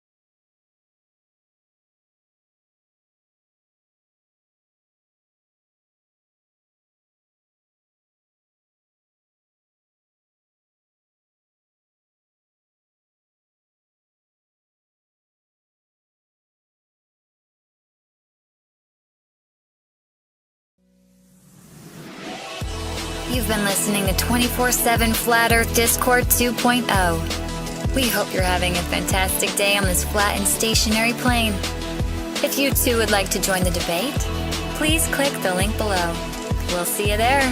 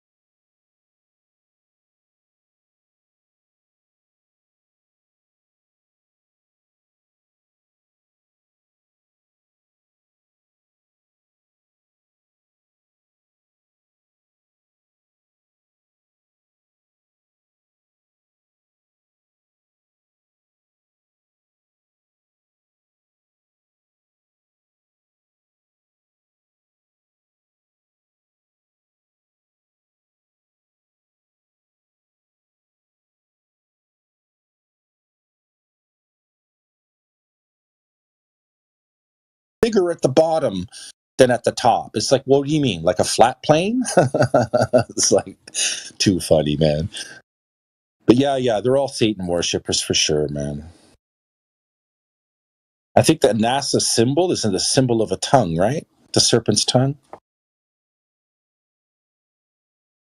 Well, it was founded by Satan worshippers, wasn't it? All the rocket science department or whatever, they were all there's all photos of him with Aleister Crowley and stuff. Oh yeah, I think Werner von Braun though, wasn't he like he even has some sort of Christian Bible statement on his tombstone, something like yeah. Straight out of Psalms or whatever. But he was like him and Walt Disney and all of that stuff. That's crazy, man. I think a lot of them. Have you seen that Stephen Gray guy? He turns up on like the Joe Rogan show and he's like the world's leading, in air quotes, the world's leading expert on like UFOs and stuff like that. He's like Dr. Stephen Gray is a complete bullshit artist, right? But his dad's one of the founders of NASA. He's one of these rocket scientists. And this Stephen Gray guy, I've seen him bullshit about like the shape of the Earth and stuff like that. He keeps pushing like UFOs. And I know this guy, right? And he's really into this Stephen Gray dude. And he listens to all his podcasts, reads his books, etc., etc. And this Stephen Gray guy had him meditating, doing all these meditations and chants at home. And the guy I was working with, he was showing me videos that he'd taken from his phone out of his window. It was when he did this meditation, these like orbs were appearing in the sky, these like lights and stuff. And I was like, you don't know what you're messing with. You're like summoning demons or something if you're listening to this guy and doing this. But he was filming it himself. He was like, look, these lights are appearing outside his house in the middle of the day as well. Yeah, I mean, it's all so crazy. And again, once you see it, you can't unsee it. It's that kind of thing. And that's what I think is what's happening to all of us. I think it's a mass type of thing where, they've indoctrinated a lot of us, our parents, our grandparents. And so when you look at that and you think, our grandparents, it was tough times. Most of them didn't even get a grade 8 education, our grandparents, most of them. And then you get our parents, most of our parents had to work too, most of the time. And then you get us, and a lot of us too. We're getting all this education, but what's the education? It seems more legit than what our parents and our grandparents learned and our great grandparents. But the thing is that the education system it's not right. It's not right. It's just everybody agrees that it's right. But the minute that they try to say, "Oh, wait a minute, we made a mistake," look at. Even Neil deGrasse, like when I said that, he thinks that the world is a pear shape or whatnot. It's like it's bigger at the bottom than it is at the top and all this other stuff. So they went back on what they originally pushed for like a long time. Right? So I don't know. It just doesn't add any validity to what they claim. And the more and more they go down the road, the more we see augmented reality. We see like, they have these like, they can do like CGI on the fly. They can do Operation Bluebeam, which is like, they can put projections in the sky. And then you have all these scientists and these people that they all have a consensus. And so if you go against that, you'll be shut down. You'll get your scientific, your card revoked. Your science privilege card, it'll be taken from you, and you'll be no longer considered a scientist. You'll be considered a quack, because all these other people are relying on their degrees of bullshito, and you know what I mean?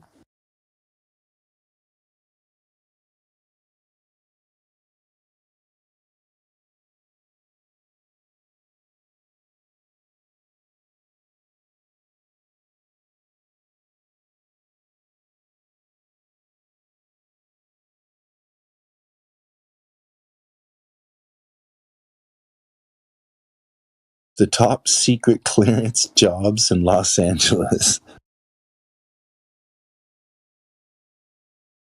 For SpaceX. I mean, even astrophysics. Like I know a girl. I'm sure we all know a girl, but she did the astrophysics, and she was like one of the top people, right? That do it. Did she get a job with NASA? No. You know why? Because they don't need her. You know what? They taught her a bunch of useless information and put a bunch of useless shit. Hopefully she didn't pay for it because it's taught for free at Ohio State. Oh, is it? I wonder why it's taught for free. Her parents paid around. You already have a degree at Ohio State. You can just take astrophysics. It's no charge. Online. Wow, that I never knew that. An online course. You never knew. Just online. I mean, what does that say though? Does that say you got a really good education, but you'll never get a job? Is that what that says? A really good education in like dreaming? You're dreaming, son. You're dreaming. You can write good stories. They teach you how to write good stories. What's that guy, Anthony Asimov or whatever? You can write some good space stories. Isaac Asimov. Yeah. Some good stories right there. Honestly, I think that there has to come a time where they either censor us so badly that we won't be able to discern what's real and what's not anymore, or the truth will be shown, and all of us will then have to say, "Hey, wait a minute, we've been lied to for a long time." My parents, everybody else, what do you mean we didn't go to the moon? A lot of people, like I said, if they said tomorrow, yeah, we didn't go to the moon, that was just one of those things that we did to drum up some money. We were in a Cold War. We had to make sure, we didn't get attacked or whatever reasons, whatever bullshit, But you got to admit, like NASA was all over the world. So is NASA really the military-industrial complex? Is that really what they are? And they just put on a fruity clothes and just like, hey, everybody, we're really nice, but really underneath these clothes, we are, the military-industrial complex. Nobody knows what the other person does at NASA. You have to realize that. It doesn't matter. It's just like where I work. I don't give a shit what the other guys are doing. I don't care. As long as I get my shit done and they're not in my way. And you really don't have any business asking other people at work what they're working on if it's not in your department. But what's the point? Yeah. Well, it's the whole idea that, if there's a whistleblower, I guess that's the word I'm looking for, is whistleblower. So if there was a whistleblower or a bunch of whistleblowers came out against NASA, right, then the truth that they are trying to peddle for all these years, right, would then become a lie. No. Right? They would be liars. No. Right? They've already come out. The astronauts have said they didn't go there. All that shit doesn't matter. They just cover it up anyway. They just pump out 15 times more space crap when something like that is released. Just call him old and crazy. Buzz Aldrin says we didn't go there. That never happened. He's crazy. He's old and crazy.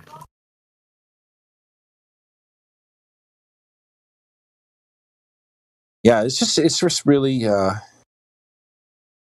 and all of us are so caught up with the Rothschild education to work programs that we've all been fed all of these years.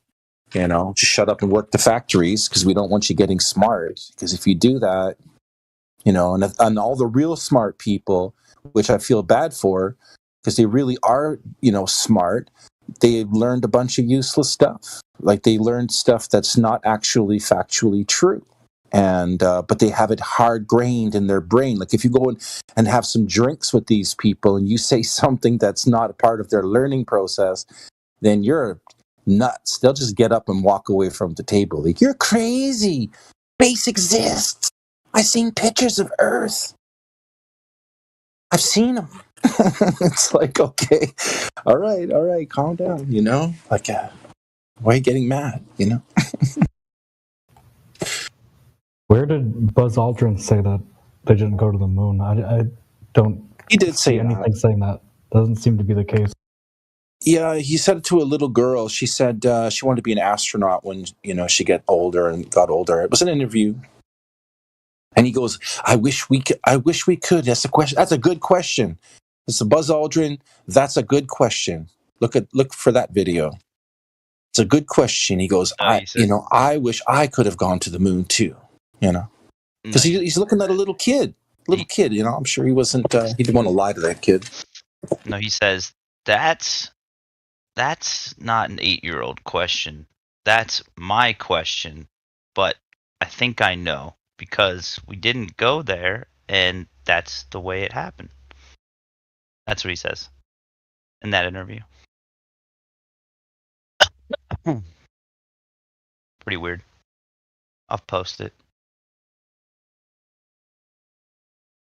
Buzz Aldrin interview.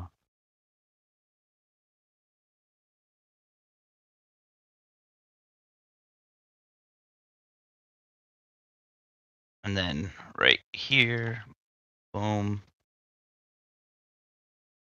There you go, with the timestamp.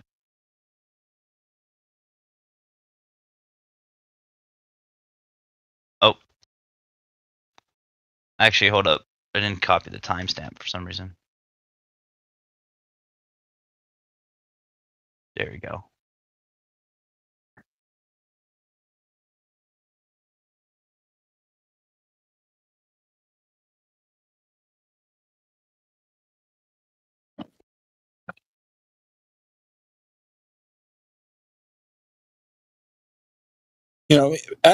When they're young guys and stuff like that, and they're just, they wanted to become astronauts and they wanted to do all of this stuff because they thought there was a lot of honor behind it, just like all of us may have at one point, wanted to be an astronaut, or we wanted to do, we really got into the whole space, aliens, and all of that stuff, right? But and even Buzz Aldrin, I'm sure, like, before, he was more innocent, and until he actually went through the motions and realized, wait a minute, all of this stuff is bullshit. He's lying to all these people. He lies to his friends and his family and everybody he ever knew. He has to carry this lie around with him. He didn't actually go to space. He didn't actually land on the moon, but yet he has to go around lying all the time. And in the beginning, it was like, because he believed it. He believed that they were going to go to space, You just have to look at it like that from that perspective. Did you know that the photographs made of the Earth with a Hasselblad camera prove the Earth is round? Have you heard about them? What did you say? But they can only go, okay. Photographs made of the Earth from outer space with a Hasselblad camera prove the Earth is round. I can explain it technically to you since I'm an expert in photography. No, we've heard you before, and that doesn't mean shit. I wasn't talking to you. I was talking to someone else. I'm a moderator, so I get to tell you what you can and can't talk about. I want to hear it. Oh. Okay, but before you say anything, you have to understand that, like, there is no machine or anything that can go higher than 40,000 feet. You have Yeah, to I don't understand understand that. No, I Higher don't. than 40,000 feet. Yeah, no, that makes no 40,000 sense. feet. That's the highest Yeah, that any makes no sense. aircraft, anything on our planet can go. No, A balloon. All right. They All measured right. it, We're going to dude. They stop this measured it. nonsense. Alpha, Omega. You don't live 50,000. on a planet. No science does that, demonstrates that. But I can explain to you. So I'm sharing on the screen an image. If you would, please take a look at that. This is a side view of photographic emulsion film. And you see the gelatin binder there. What's inside it are silver halide crystal. Oh, my God. When I was driving in film, there are millions of these. In film, there are millions of these. I don't want to hear this. I don't want to film. These are what make up the alleged. Oh, put your ears in thumbs in the ears and hands over the eyes. No, I can't. No one cares about celluloid. Nobody cares. Nobody cares to hear the arguments that refute it. Not an argument, Nobody cares. dude. There's no argument, dude. Right. So I'll explain. So there are millions of those suspended in photographic film. It's what creates the image, the grain, or the quote unquote pixels, if you want to call them that, of a photographic image made with film, right? Now, when you photograph the Earth from space, because it's a sphere, the sun is a point source of light, right? And all the mountain ranges of the Earth, because they're at different angles to the sun and different heights and different locations on the globe, cast a shadow directly pointing to the sun at different angles. The only way you could fake that on silver halide film in 1968 or 9 is to individually manipulate the microscopic bits of silver halide inside an emulsion, which could not be done, probably not even today. Yeah, Since the photographs can't be faked, the Earth is a sphere. Dude, they've been faking photographs since the fucking 1900s. I just explained to you how it's impossible to fake because the silver halide grains, which are microscopic bits of silver, can't be individually manipulated. Okay, can't be done. Oh, so Earth must be a ball because you said so. No, because photographic science proves it, you see? No. Photographic science. That's right. The science of There's no such photography. thing as photographic science. Really? Tell that to the president of the Brooks Institute of Photographic Art and Who Science. gives in a Santa shit Barbara, about some guy who California. takes pictures?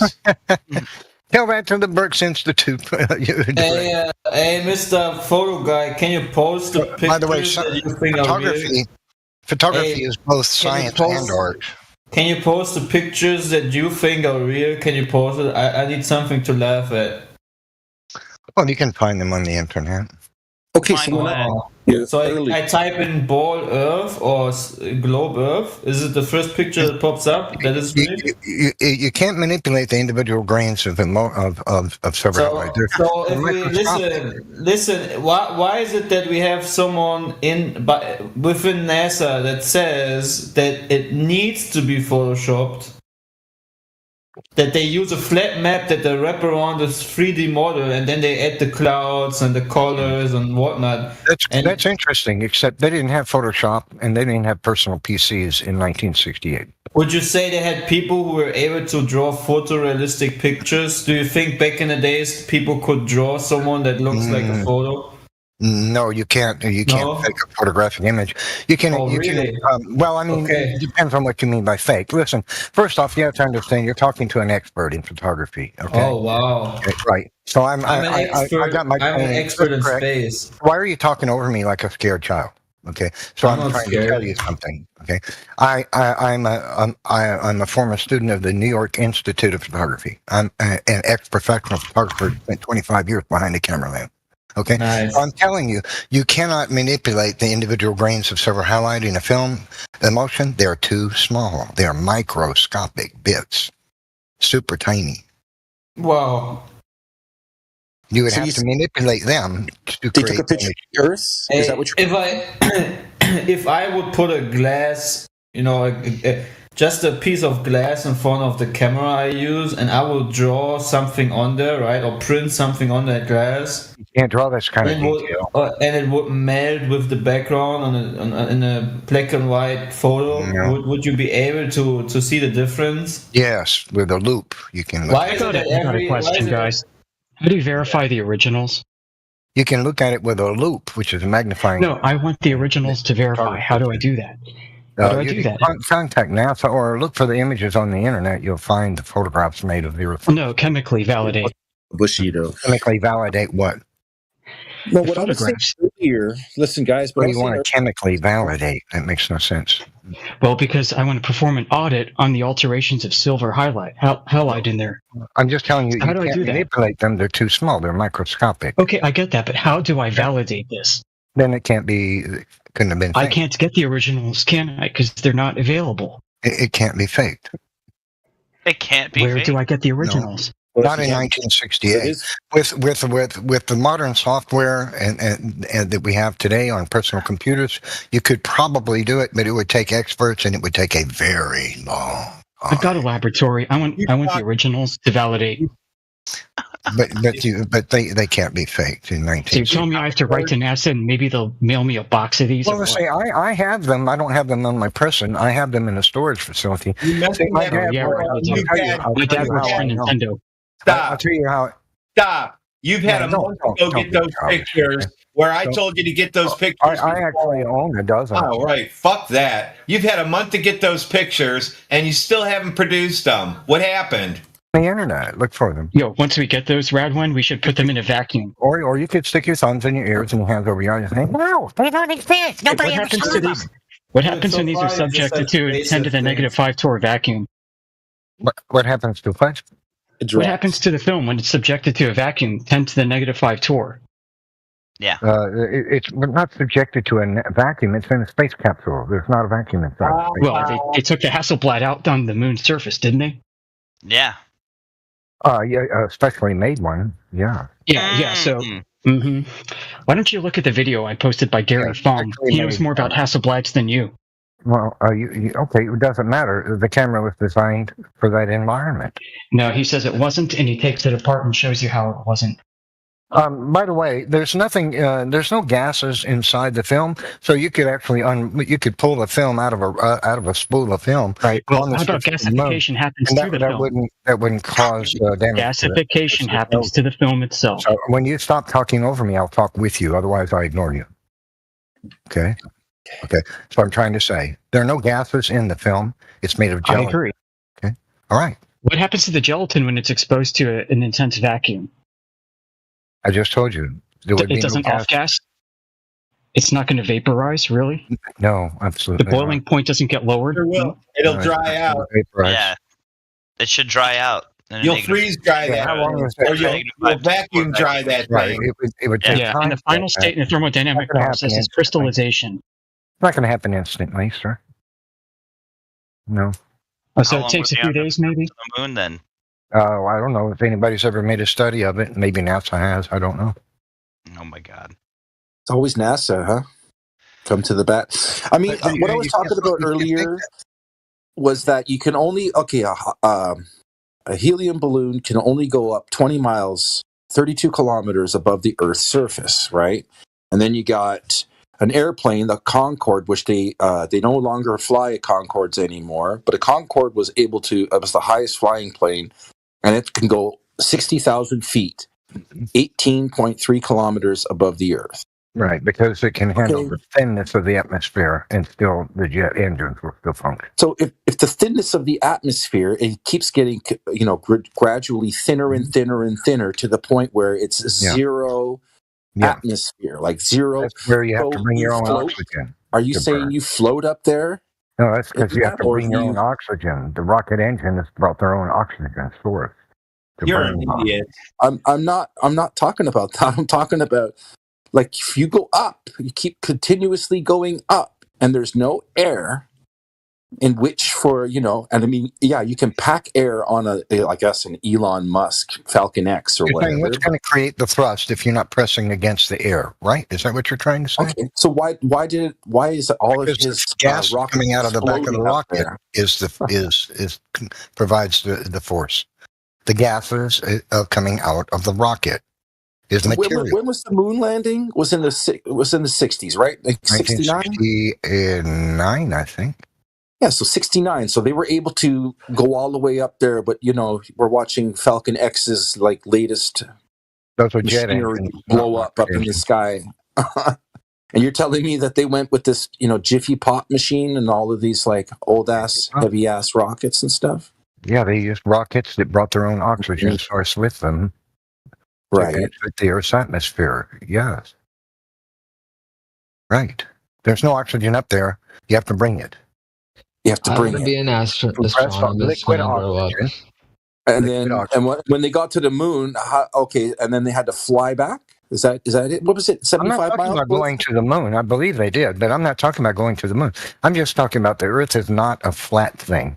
And there's countless arguments that. You're basing it on photographs. I'm pointing out that the photographs of the Earth verify that the Earth is a sphere from space. Verified by who? NASA? By the existence of the photograph. The existence of the photograph. Which could not be faked in 1965. Hey, Nephilim, I posted 2 photographs of 3 men revolving around the moon. Okay. Is that a real photograph of the moon?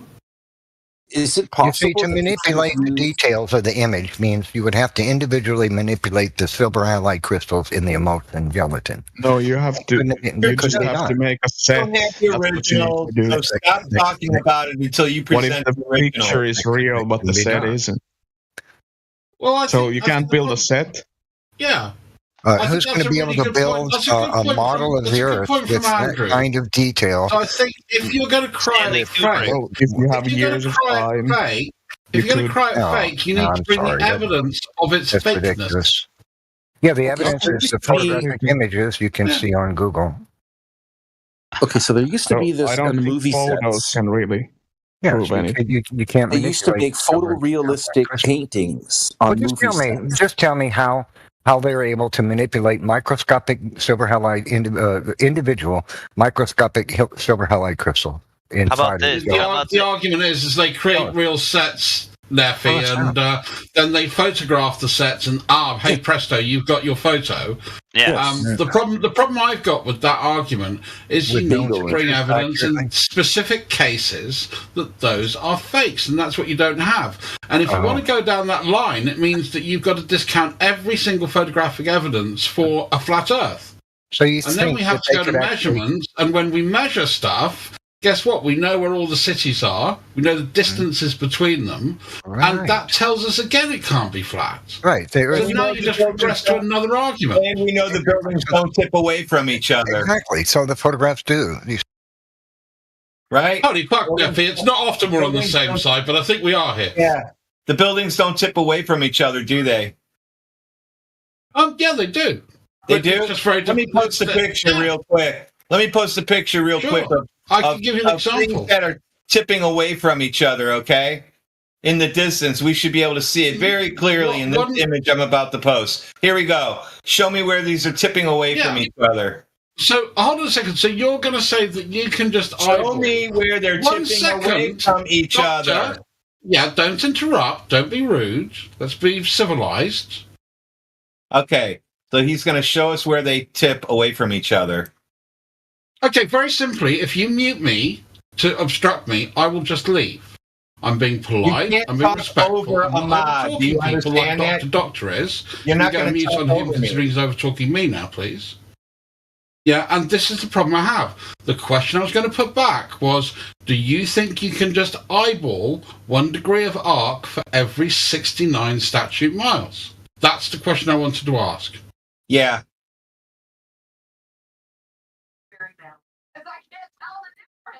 So now what?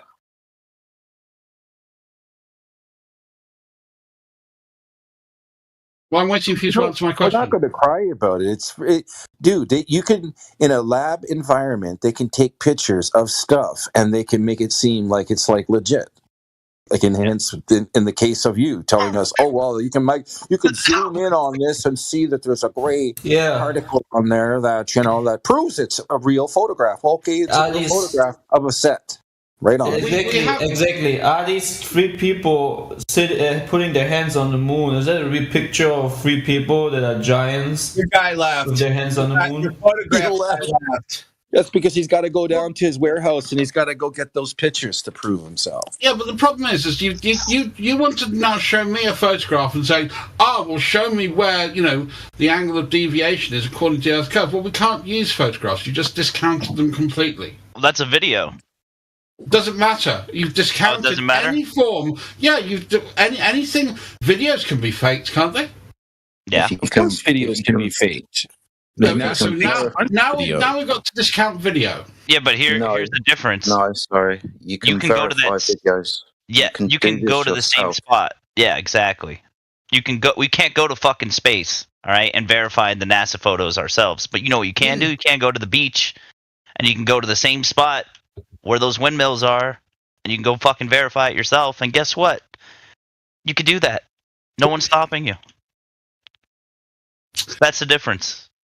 Yeah, I kind of agree that's slightly better, but again, you'd have to state in that instance, how do I know you're not faking it? You can go verify it for yourself. That's the point. Well, honestly, it's not very easy for me to get to, say, West Coast America. It's not something I can do every day. You think it's easy to go to the fucking moon? He can go to any body of water. Sounds like you come from the UK. So why did they shoot for the moon and not go for the ocean? Why are you talking for him? Like, how come they don't explore the ocean? Let Jedi talk. Alpha. So it's kind of weird. The guy sounds like he comes from the UK, which is an island. You know me, so you can go to any body of water, right? There's plenty of lakes. We've spoken many a time. Yeah, so we're surrounded by water. You can make these observations yourself. Yeah. Can't you? Would you even be interested? Sorry. Would you even be interested in doing that, though? Yeah, I have. I mean, the one observation I've taken is the elevation of Polaris as you move north. We're not talking about Polaris. We're talking about long-range observations over distances of water. I'm talking about Polaris. Brilliant. What the fuck? Where did that come from? Because I can't trust photographs from any third party. I could go and validate stuff, but I'm not seeing. I've been on the top of Mount Snowdon and I've never seen the fucking Alps. Well, no, that's too far away. Dude, well, that's a claim. No, that's a claim that's been made by a number of flat earthers, Effie Jedi, isn't it? What, you can go to the top of Mount Snowdon and see the Alps? I don't think so. There's a whole host of videos on it. Jin was arguing for it for ages. Brian Mabbott was arguing for it for ages. There's a number of people out there. Yeah, I know, it's stupid. Yeah, you're not wrong. But I know one place that you can see from the top of Mount Snowdon, and that'll be, two places actually, the Isle of Man and Ireland. Quite a few long-distance observations have been taken from that part of the UK, Wales and northwestern England, seeing and observing the Isle of Man and beyond to the island of Ireland. Yeah, I mean, same as I've been near Blackpool. I've never seen. I used to work up near St Anne's. Okay, well, maybe you need to get a better camera. Are you just eyeballing it? I've never seen it. Are you just eyeballing it? I've used things like spotting. I like doing, watch birds. That's one of my sort of hobbies. Do a bit of animals for astronomy. That's another one of my hobbies. I normally have a spotting scope on me most places I go. Okay, but the crux to this issue is, if we provide you with a still shot from the video where you can clearly see the gentleman putting the camera down and all of this type of stuff, this means that this is repeatable by somebody just like yourself. If you had the interest, you could do this, couldn't you? As regards to pictures from space, you ain't doing that now, are you? I mean, my favourite measurement is the reciprocal zenith angle measurements done on, seeing if plumb lines are parallel to each other.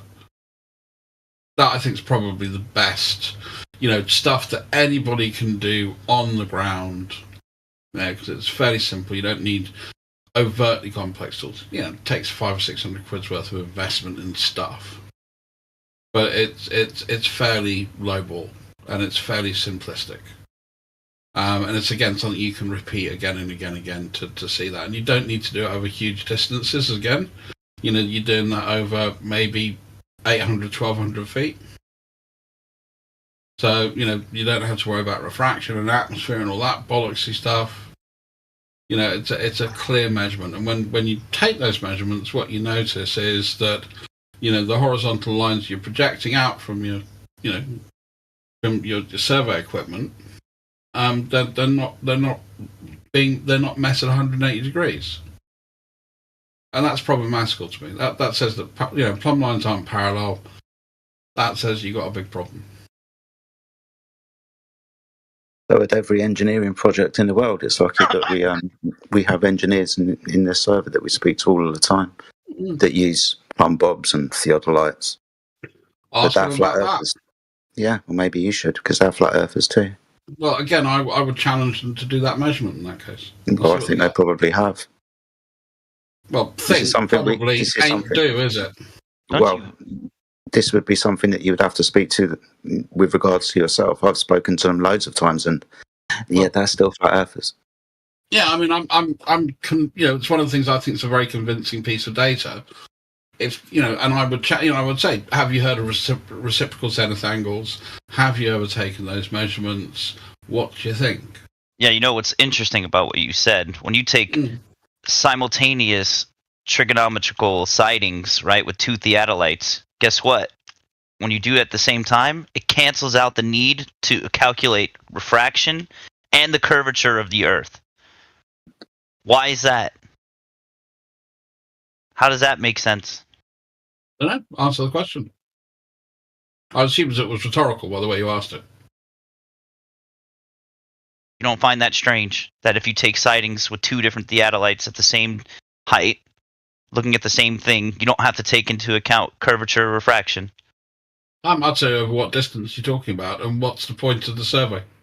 Here, I'll show you. Yeah. This is from the survey. Which this is chat the engineering are we using, book. by the way? Is it the open chat? Give me a moment. That's right. I'm just making sure I'm in the right place because I tend to be what I call a reasonable human being. Are you on your phone or a PC? I'm on a PC, mate. Come on. Okay, so top no right. amateur shit here. I just want to make sure you're in the right side chat. So top right hand. Yeah, and the last one was for Turquoise Dragon, some nature documentary or something. I think he's a cat. Yeah. As long as you're in the right place. So yeah, anybody that doesn't know me, I'm quite often known as Foolish Decisions. If you're about in the G+ days, so I used to have fisticuffs with Nephilim Free on lots of occasions, and then I was known as Just a Legend. There you go. Thank you.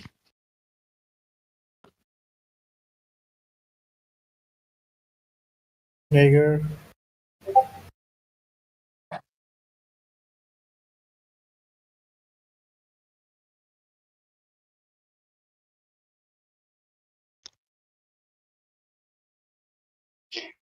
How do you obtain your zenith? Do you take into consideration astrogeodesy? Again, zenith to what? Zenith is not just. I mean, if you're talking about something that is perpendicular to the surface. Okay, well, which perpendicular? Perpendicular to the geoid? To the ellipsoid? To mean sea level? To the telluride? Which one? Bob. Okay, so is that plumb bob following Earth's gravitational potential? Yeah, it is. Okay, so in your model you have a geoid. You have a geoid model, EGM96. Which is why things like the Mount Schehallien experiment are quite interesting, don't you think? So here's the problem with that, because you have a curving astrogeodetic plumb line, and you can't prove it. A curving astrogeodetic plumb line? What on earth? Yeah, it's called the deflection of the vertical in surveying. It's how you determine your position on your geoid with respect to the reference ellipsoid. Mm-hmm. And again, you're doing that for geodesic surveying, aren't you? Not for local surveying. Well, you have to use geodesy if you're using latitude and longitude. Yeah. Yeah, because again, you're having to conform with the the thingy formula. Haversine formula. All right. So how do you determine the reciprocal zeniths when you have unmeasurable deflection of the vertical due to astrogeodetic plumb lines curving in the Earth's gravitational model? Because it's what's called the square root of fuck all problem. What? it's the square root of fuck all problem. No, this is a your problem. Well, no, it's not really, because again, what you're trying to do is find out. So what you're saying is surveying doesn't work. Cool. No, I'm saying it does work. It provides enough fudge factor for you to reify a ball that doesn't exist. I'm not reifying anything. Do you understand because your what spherical excess is a calculation. It's a mathematical calculation called a reduction.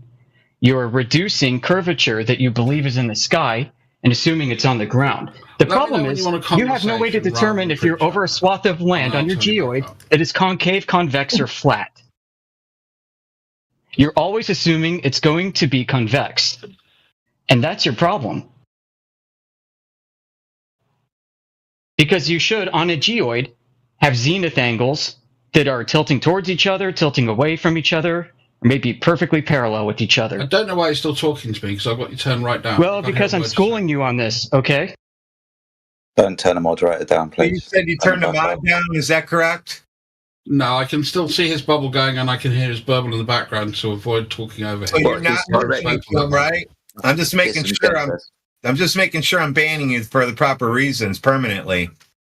That's disingenuous. The guy's literally addressing your point and asking you quite interesting questions, and you've got him turned down because you don't want to answer his because questions. I tried to clarify stuff, and he just kept running on. I said, "Can we slow down? Can we slow down? Can we slow down?" He ignored me. Yeah, because he interrupted. If you want to kick me for that, then fine, kick me.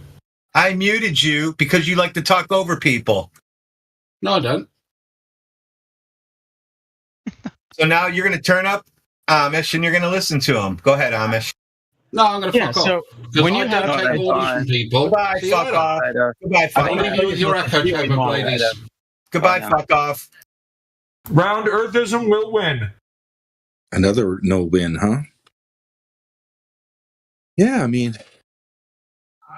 Yeah, he's always assuming, these guys always assume that there's going to be spherical excess that's convex.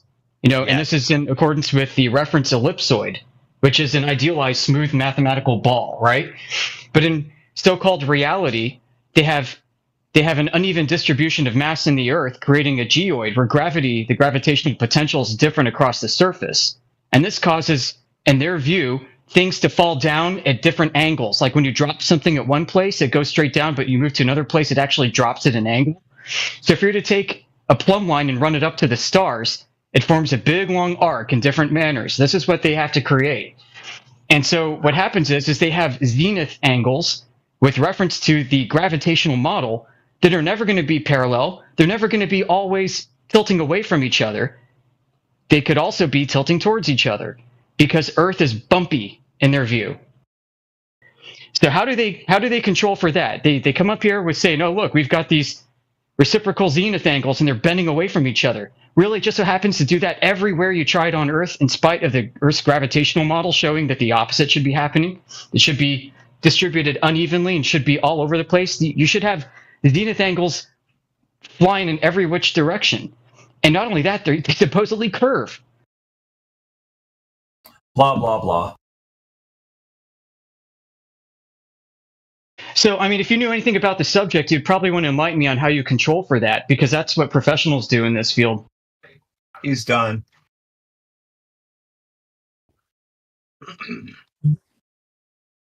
Yeah, this really makes people crazy when you give them the facts. We didn't even get into the refraction either. So between the geoid undulations and between refraction, they've got a lot of wiggle room to mess with. So it happens like in planar surveying, right? They don't necessarily take control points to the stars. You're just on the ground, you measure these flat angles, triangles about you. But when you go to try and pin a control point to latitude and longitude, you use a reference system in the sky. And so you use stars, essentially. And so if you were to look straight up and expect a star to be there and it isn't, you say, how's this possible? Earth is flat. Maybe Earth is really a ball, and there's a gravitational lens causing the starlight to shift over from where it should be above my head over to the side. And then so they do a correction and apply a control point, and they keep doing this over and over, and eventually they get a ball.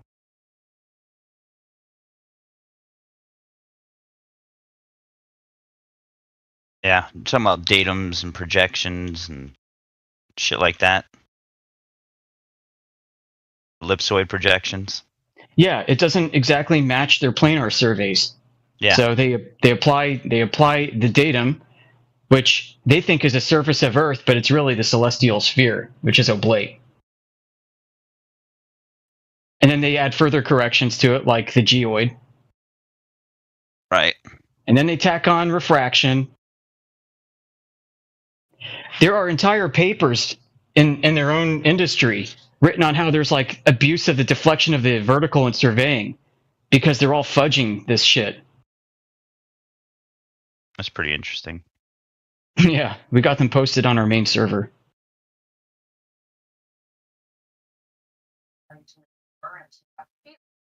Yeah, spherical excess is like the smoking gun and how much bullshit that is. Yeah, it sure is. You know, they measure an angular displacement in the sky, a rotation, and they think the ground is curving below their feet. It's fucking crazy. I like how they think they can put 3 poles in the air, measure the tops of them, and get more than 180 degrees. Dude, that blows my mind. I know, it's Get insane. it, dude. I really don't get it. I mean, I don't care if the fucking poles are connected at the base and they're flayed out like an umbrella. You measure those 3 points, you're still going to get a triangle, whether they're parallel to each other or not. Right, Earth could be flat, right? But you're over a large part of the Earth that's warpy and lumpy. So the base of those 3 points could be on curves, but those points themselves form a plane triangle. 3 points define a plane. The end. That's yeah, it. they imagine surveyors go out with 3 theodolites, right? And they're like, "Oh crap, we can't get this to equal 180 degrees, guys. I point here, I point there, and the other guy's like, I point here and I point there, and the other guy's like, I point here. We can't make it work, guys. It keeps coming up to more than 180 degrees." And that's not what's happening. Like, if that is happening, they need to check their methods and their equipment.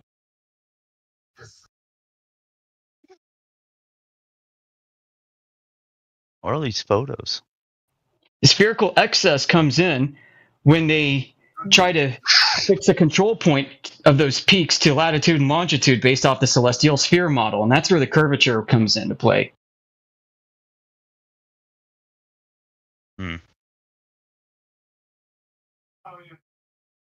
So they take the celestial sphere above their heads and they bring it down to their feet.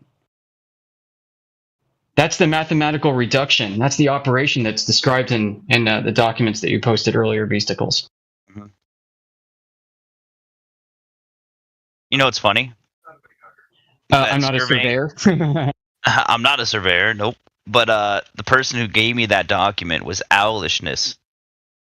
Oh, snap. That's hilarious. Isn't that hilarious? It's even more hilarious than you think. And I was like, "Oh, thank you, Owlishness. You gave me some more fucking that's like proof." the Russians giving you intelligence about Russia, dummy. I was like, "This is great." I don't know if you read it, Amish, but the one thing that gets me the most is that in that document, let me see, I'll find the right page. Bear with me. Playing Chivalry. The one thing that gets me the most is where it talks about level lines. Is it level with respect to something? Page 31. Yeah, you'll see. What voltage did they use on the Apollo lander? I want to know what the internal voltage was on the system. You got no idea. Here, yeah, Amish. Where it says level and horizontal lines. Watch this. If you just read that paragraph, it's so fucking, like, to the average layman, it's ridiculous. You should read it out loud. It's crazy. It gets me every time. I can't do both at the same time right now, I think. Hold on, I got it. Okay. Leveling. Chapter 2. Leveling is the name given to the process of measuring the difference in elevation between two or more points In engineering surveying, leveling has many applications and is used at all stages in construction projects, from the initial site survey through to the final setting out. In practice, it is possible to measure heights to better than a few millimeters when leveling, and this precision is more than adequate for height measurement on the majority of civil engineering projects. Specialized equipment is required to undertake leveling, and traditionally this has been an optical level with its tripod and staff. However, leveling is now also carried out using digital and laser levels. This chapter deals with conventional and digital leveling. Laser levels and their applications and setting out are discussed in Chapter 14. Okay, the terms level line and horizontal line are used frequently in leveling and need to be carefully defined. A level line, or surface, is defined as a line along which all points are of the same height. Because the Earth is curved, level lines are also curved, as shown in Figure 2.1. Consequently, when using an optical or digital level to determine height differences, measurements should be taken from curved level lines. A horizontal line is one which is normal to the direction of gravity, the vertical, at a particular point such as P in Figure 2.2. Horizontal lines or surfaces are, therefore, tangential to level lines or surfaces at individual points. When an optical or digital level is set up correctly, it defines a horizontal line for measurement of height differences, and this would seem to contradict the need to measure along curved level lines. Yeah, no shit. However, for most survey work, the difference between a horizontal line and a level line, called curvature, is small enough to be ignored. It can be assumed that level and horizontal lines are the same. This is discussed further in section 2.17. Wow, so that whole thing is a big cope. Do you see that? That's so crazy. Yeah. Oh, the difference between level and horizontal is so minute, you could ignore it, but we need to put it in there because we need to have curved level lines because of our ball Earth. Like, it's fucking crazy. Curved level lines. Isn't that insane? Yeah, but we treat them as straight and flat. Well, if you say things enough times, or we keep repeating it, after a while, people are going to believe the lie. You know? Exactly. Keep saying it, you know? I mean, how can you argue with that? It's a spellcast. Yeah, there you go. I mean, just think about it. However, for most survey work, the difference between a horizontal line and a level line, in parentheses, called curvature, is small enough to be ignored. And it can be assumed that level and horizontal lines are the same. Like, what other reason other than to get people to think that you're on a ball is that in there for? Like, why can't you just use horizontal lines or just use level lines then? I don't think this document will go into the geoid and how bumpy it is and all the problems that this can cause. Nope, this is actually from, I think copyright was 98 or 92. It was in the 90s. And this is just when GPS was coming around. Right. Okay, if horizontal lines are curved, then is the radius of the Earth also curved? I don't know. Get big. What's up, though? Good morning. We're on a big compass, right? With you, you know that we're on a compass, or do you think we're? Oh, I think the radius is curved in their earthquake models. To me, I'm not even joking. Represents a big clock, a compass clock. That's all. And as the seasons change, it's just like a big clock. Mm-hmm. I love this crap. Oh. Yeah, that was an interesting document you got from Owlishness. Yeah. Hey, you can see their struggle, their cry out for the curve. Hey, level lines are curved level lines. Sorry, can I ask you guys a question? Yeah, go ahead. Sure. What do you guys talk about when you're not talking about the flat round Earth dichotomy? Flat Earth. No, but like besides that, I get off of Discord when I do that. Let's see. Yeah, We like to I'm not on speculate Discord unless I'm making sometimes. bots. Yeah. I mean, for most of us, this is the most important topic of our lives.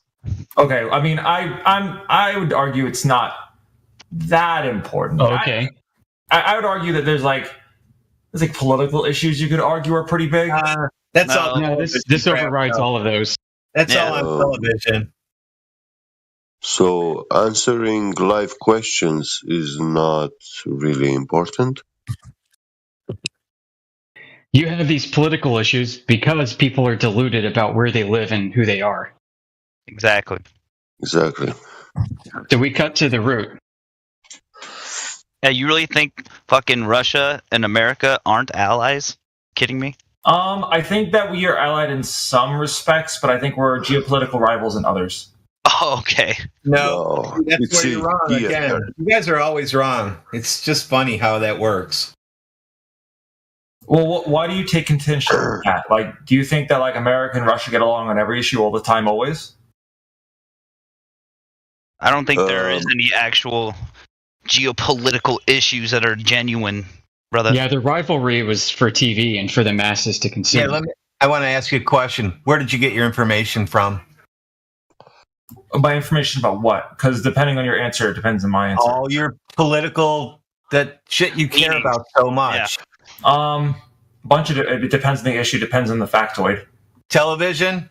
Factoid. I guess television might be part of it, yeah. Okay, so you watch the television show and not often. I don't watch television often. I want to clarify that. Yeah, you watch a TV show, social media, anything you want, and you decided Russia and the United States are enemies. Well, sometimes I read books, sometimes I do other things, but yeah, I mean, it's a bunch. I try to diversify, diversify my bonds, nigga.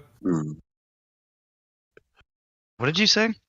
You ever see this Chappelle Show skit where like the Wu-Tang Clan is giving financial advice and they're like, "You gotta diversify your bonds, nigga." I thought it was funny. I don't know. Okay. Yeah, so it's like I try to like diversify like my sources of information to just say I only watch thing, and it's like, well, what if they're lying to you? How do you know? Hey, let me ask you something. Name a time where Russia and America were enemies. Go. I guess they're in a Cold War. Oh, okay. The space race would probably be like the biggest one that comes to mind. Well, wasn't it on the space television? race? I think we could talk about that for a while. Wasn't that on TV? I'm sorry. I mean, I'm sure it was in newspapers too. Yeah, I wasn't alive at the time, so I can't really comment. Let me give you a quick history on the space race. Did you know that was the third one? Yeah, there was like one of them was like to get a guy in space, and then the other one was like to get. Oh, I mean, the first one was in the 1880s. Oh, cool. What happened then? I actually don't know this. Okay, so it was called the International Geophysical Year. Former Habsburg Empire states, along with America, UK, and Russia, got together to figure out what the hell this planet is. And I mean that they wanted to figure out. Who were they racing against, though? Because you got to have a race against someone. Well, they were working together. It was the world's biggest, most expansive meteorological survey that was done. Well, it's not much of a race. It's more of a marathon, right? You got to compete against someone to be a race. They explored the Arctic and the Antarctic. And the second one that they did, which I think was in the 30s, it was the same states, included Prussia, Germany. They set up some of the first Antarctic bases. And this is called the Second International Geophysical Year. And guess what happened? All the data from that one was destroyed in World War II. What a shame. Yeah, that sucks. Yeah, it's I do like to see geopolitical. So the third one was called the space race. Cooperation. It's nice to see that, but yeah, World War II did destroy a lot of stuff, which kind of sucks. The third one was called the space race, and they continued doing. You skipped. What was the second one? What was the second one? He just told you. Yeah, the second one was the Second International Geophysical Year. Wait, okay, never mind. Oh yeah, go to the third one. So the third one is called the space race, and there have been a few more since then. But these are all cooperative international efforts, and strangely enough, coordinated initially by the Habsburgs.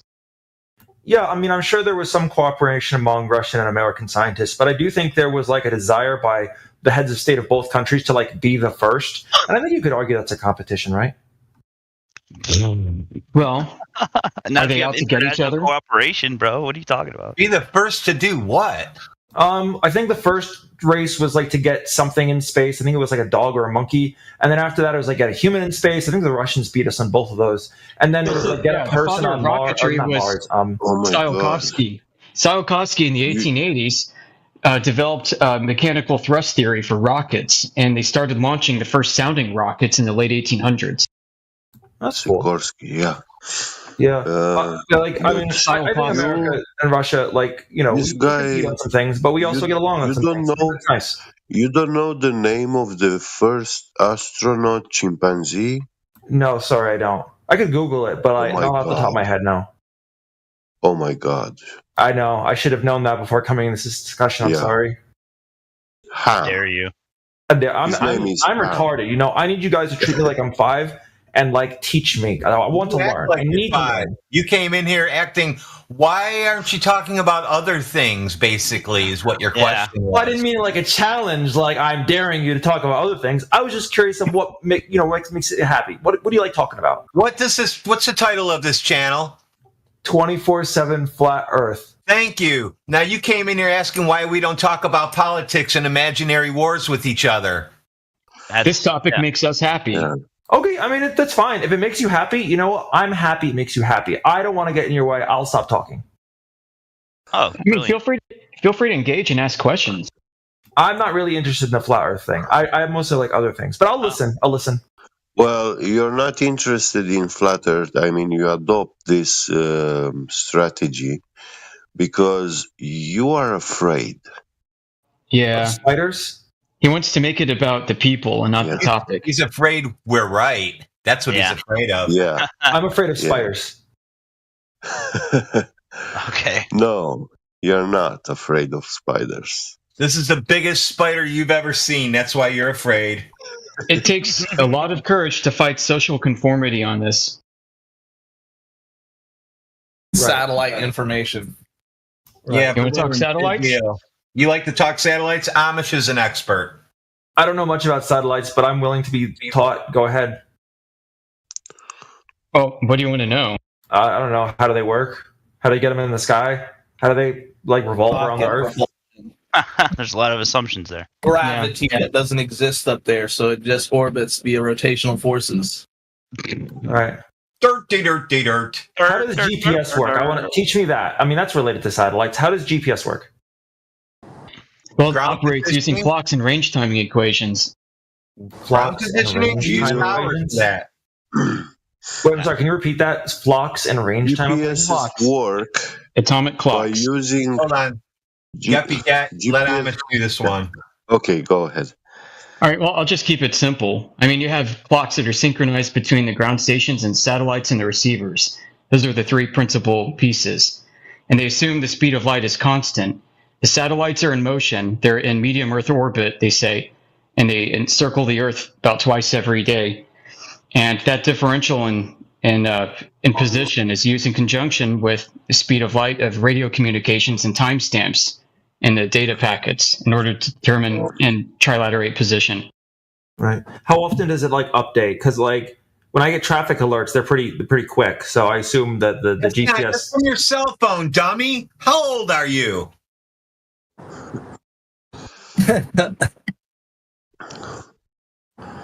Really? How Answer can that you question. see? You think that little text messages come from outer space? I think there's a satellite in the sky. Yeah, that's what I wanted. Oh my god! From cell towers. I can leave if you want me to. Yeah, your cell phones don't use space assets. It came from outer space. That's the most fucked up thing I've heard today. Okay. Yeah, when have you ever seen a text message coming from outer space straight into your phone? I think the speed of light is pretty fast. You could probably do that, yeah. No, it has nothing to do with the speed of light. Radio waves? I don't know. Radio frequencies. I would have to do some research on Wikipedia to learn exactly how it works. Oh, that's a great source.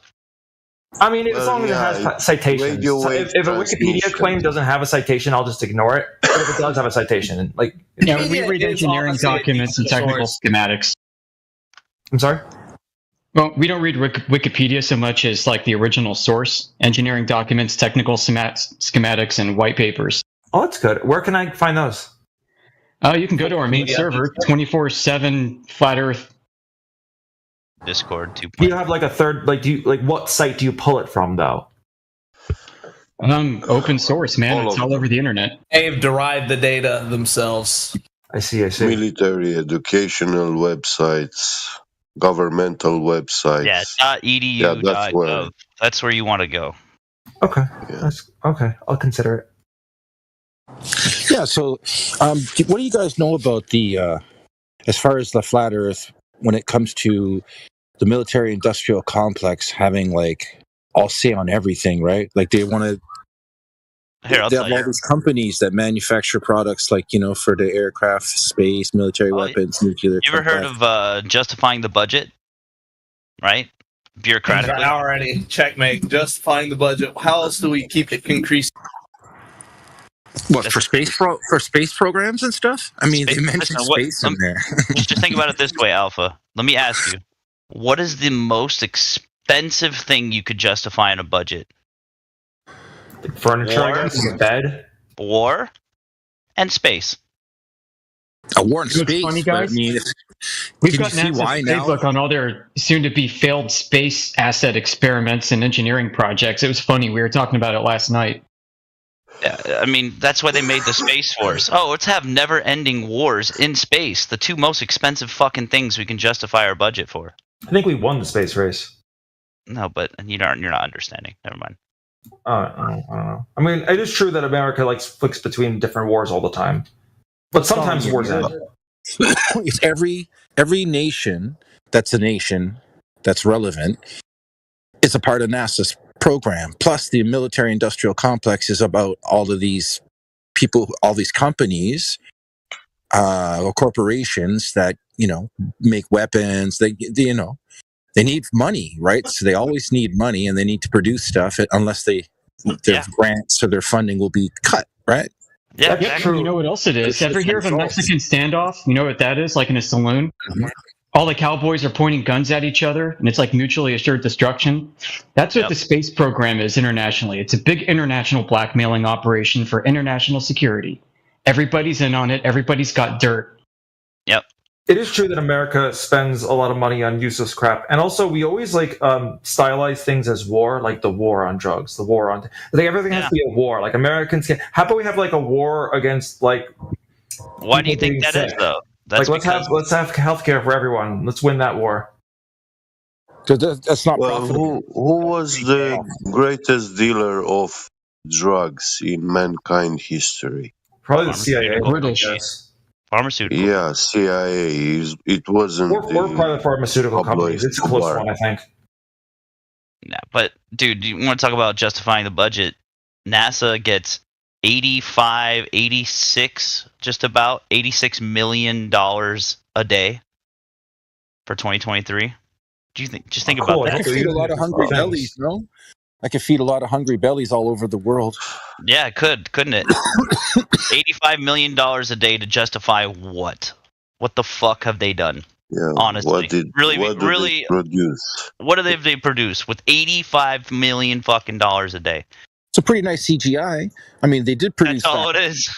Like when you look at paintings, icons on the space. So what is it? The space station, and you know how they make the water float around, and then there was one video where it was playing in the black background where it looked like it was a green screen, right? Yeah. A little plus was floating through the air. Well, that plus was the water that the guy was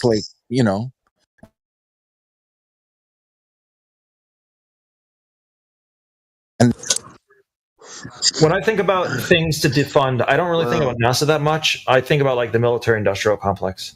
Why? Why are you ignoring $85 million a day? Why that's a lot, but it's what is that compared to the military-industrial complex? It's a lot when you realize what they're producing is fucking bullshit. It's just cartoons, bro. Not even a fucking CGI AAA movie like fucking Marvel or some shit like that gets that much budget. Do you believe we landed on the moon? No. Do you believe it? What the fuck? No, I don't think anybody believes that anymore. Yeah, well, why does moon landing require belief? Alpha, you'd be surprised, bro. Well, look at India. I mean, guys, how many years has it been since the 60s? And then we have India, my god, which is just as jiffy pop as the video. India moon landing. Oh my god, we You don't made think it through that? the moon. But they keep saying, well, America is saying that we can't get beyond the Van Allen belt, So how did India do it? Some magic, some shawarma charm? Oh, you could Don Pettit saying like, "Oh, I'd go back to the moon in a nanosecond," but we destroyed the technology. It's too much paperwork and logistics. That's what it is. It's so much paperwork. Too much engineering. Yeah. They lost the technology of the greatest achievement of mankind. Oh, that's convenient. Because it was real good engineering. So, you have to sit there and you have to say, well, wait a second, that looks like a clear case of embezzlement and, fraud. And like the fraud is so big that now if they turn around and said they're sorry, it's too late. They've already gobbled down all the money and they've used it in a whole bunch of areas. And what do we have to show for it? We're no further along in space or whatever, because it's all a big lie, It's really hard to keep a lie together, too. It's like, it's really hard. In the beginning, it's easy. But over time, like I said, man, I wanted to be There's NDAs, bro. Never heard of NDAs? There's no such thing. I mean, there's a possibility that there's some real exotic stuff going on up there that we are in the dark about, too. Sure. I mean, a military-industrial complex, that's who really, that's who pays NASA to bullshit us. So they're really working on stuff. Sure, I could believe that, like land vehicles that can go so fast and they can do like all these great experiments, and all this other stuff that we're not privy to. But the real stuff that we're supposed to buy up doesn't seem like very scientific at all, and seems a lot of bullshit, Sorry. If you just go try and find anything, like look up the what has NASA produced for society or for humanity? Like, what have they created or innovated? Anything. Just look up anything. You won't find it. Balloons, orange balloon powder pickups. drinks. That's it. Mylar. Anything else? No, we're supposed to have flying cars by now. Where's all the technology of us using stuff on? We already do have flying cars, don't we? They're called helicopters. Electric cars to stay charged. They said we'd have a permanent moon base by 1978. Oh yeah, that's even better. We do have flying cars. They are called helicopters. What a retard! Oh, why is that? I mean, they fly. Have you ever driven a helicopter? I can't remember where I've driven a helicopter. Yeah, Microsoft. Get in my helicopter. I've seen helicopters. Then I'll get out. My job sometimes takes me to a hospital, so I do see helicopters land and fly off. Oh yeah, can you drive that helicopter on the highway? No, but you can fly over a highway, which is much more efficient. Okay, but we're talking about flying cars, right? Right, but like a car, if something has to fly, it has to have a lift to compensate for its weight. And cars are very heavy, so it has to have a lot of lift, which is why helicopters have the really fast spinning rotor things. And they gotta have and they have to have air pressure to make them move, right? Not air pressure. I mean, what? The rotors push against the air, don't? I don't know. I have to look it up. Yeah, they push against pressure the air. differential. Good. I'm glad you said that. I'm glad you said you have to have air pressure for things to move. If it was in a vacuum, would it move if there was no air to push off of? Oh, yeah, I guess you're right. Yeah. Okay. I'm glad you said that. Did you know there's a helicopter on Mars and they don't have an atmosphere and it just flies around in a vacuum? Are there any pictures of it? Yeah. There's articles about it. How they remote control a fucking helicopter. Pictures of other magical things on Mars, too. Can I see? Can you post a picture of the helicopter, Mars helicopter? It recharges itself. It goes, takes pictures. It lands. It charges itself and takes more pictures. It flies other places. We got pictures of trash. So much horseshit, man. I mean, honestly, it's like goes beyond indoctrination. Like it's okay if you got indoctrinated, but why do you have to try to force your beliefs on everybody else? Can I see the pictures of the Mars helicopter in the side chat, please? Dude, this is what Globers do to people. You see what I've finally been trying to say to you guys. And you think, oh, he trolling. No, dude, this is a global phenomenon. I know it's their mind, but it's like, and once they get beyond that point, they are so heavily indoctrinated. It doesn't matter what you show them. You can't prove nothing to them. I want to be shown. I want to see the picture of the Mars helicopter. It's just trolling at this point. There's your Mars helicopter, for fuck's sake. It should be paid. Time to post stuff. The thing is, they don't need to actually show them anything of significance anymore. It's just about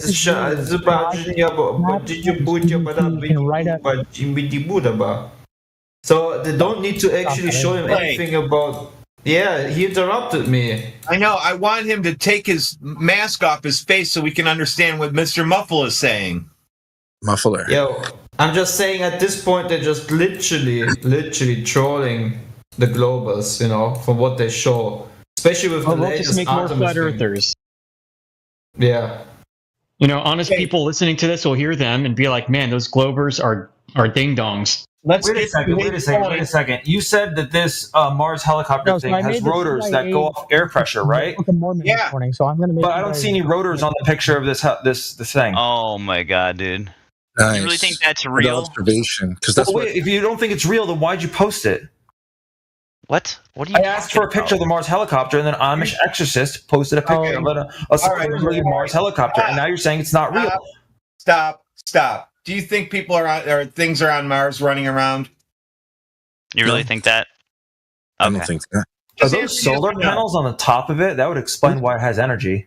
And okay, so look, if they can't make like windmills or battery powered stuff last for like more than 10 years, what makes you think that they're going to be able to like have these robots with these deep state batteries or whatever the bullshit remote is? control. Well, eventually, the dust from the Mars surface is going to cloud over the solar panel, and it'll just get your cell phone to work in an underground garage. Don Pettit. Come on, guys. He Like sounds reality like here. Pettit. Listen to him talk. Listen to LOL talk. He sounds like Don Pettit. He just sounded like, if we're recording this, we're going to get a clip of that. That's fine, I guess. I always want to be internet famous. This thing looks like it's in Antarctica flying around, not Mars. I thought it is NASA's version of nursery school.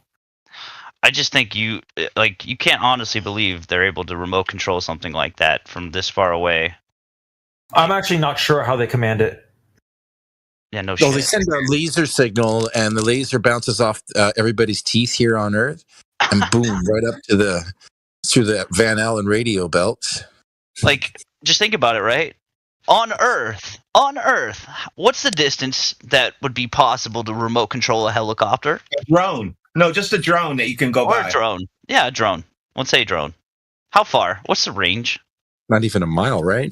About 1 mile if you've got a really nice one. Yeah. And these things say fly off fly. You can, if you want to spend $100,000, you can actually fly them like a plane. Yeah, no, I saw that too. Those are different. It's like a bike. It's like a hover bike. Okay, I just googled it. There is no joystick for the Mars rover. Before the rover hits the road, engineers send computer commands overnight, telling it where to go the next day. So it takes a while for the messages to get there. Right. So what radio wave does it travel on? It says they say X band. I already know. They say X band. I'm a part of the CIA actually, and they showed me where Mars is, and we actually took an airplane to get there. Like you guys know Elon Musk. Like, does anybody know what the satellite looks like for Elon Musk's internet? To send the signal to the Mars rover, they use a really big antenna. I just posted a picture of it in the side chat. Hey, Lol, can you look the picture above I posted? This is me taking a picture from Mars from an Airbus aircraft. I'm not sure that's. I'll have to reverse Google image this picture. Yeah. Oh yeah, you can try, man. It's my private picture. CIA showed me where Mars is. We all have been flown out a secret airport. All right. Yeah, Clay. That sounds like somewhere in Canada, up in the north part. Looks like I'm having none of this over video. I'm just joking, guys. I'm just saying. Hey, dude, you can find spots on Earth that literally look like they're Mars photos. 300. Okay. I'm sure. Like you can find sand in a lot of places. Yeah. Someone speaking like as if they're fucking underwater.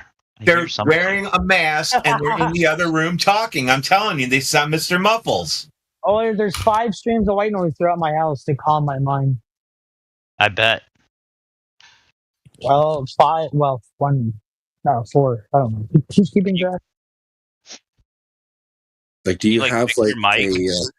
did you stick your mic in your pocket? That's probably what it is. He's on his phone. He put his phone in his pocket because it's cold outside. The tanks are in the other room. He's just walking around the house. I'll be right back. Hey, I got a question, Doctor. Do you think that radio dish is capable of pushing a signal through the firmament, through the containment? No, because in order for that, it has to go from one continent to the next, and it never has. Yeah.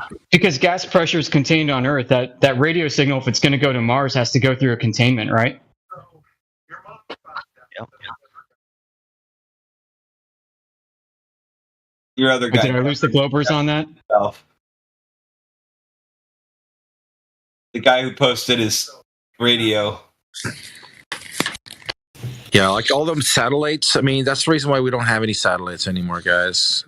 You know, just they don't come over to your house and knock on your door and ask if you want a big dish anymore. I used to work at Dish Network, bro. I used to sell that. Isn't it a strange coincidence that we can find many places on Earth that look just like the mass photos? Dude, that's one of the things that did it for me. Like I knew, like working at Dish Network, and I knew exactly what bands and shit that they were working on. Like it's literally all here.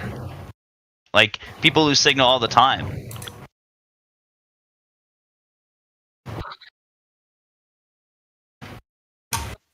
You guys are just mistaken. All the movies were bullshit too. So I mean, like they haven't been able to prove any of that stuff that they've been feeding us, like our brains, like lying to us constantly. Yeah, movies are movies.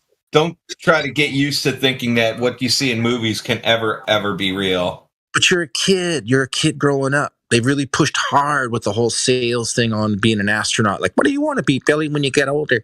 I want to be an astronaut, right? And then Billy realizes, man, all I am is a factory worker, bro. All that stuff was, bullshit. They taught me this stuff, and I'm never going to be an astronaut. And then to come to think, when you grow up, when you got 5 minutes to think about something, and you look at all the fake shit that they've been pumping into you. Like all the movies I've seen. Oh, yeah. Like I always wanted, even though I couldn't become an astronaut and I had to work in the factories and I had to do this and do that, right? I can only escape by watching Star Wars, for instance, or Star Trek or whatever, because I'll never be an astronaut, right? But they still push that shit anyway. Lots of it. That's all. Like the campaign, I guess is what I'm saying, to make you believe in a round Earth, space travel, all of this other stuff. Then they were saying, oh, we sent rovers to Mars. We've checked out all the planets so far. Just keep sending the money, man. Keep sending the money, bro. We'll help you dream.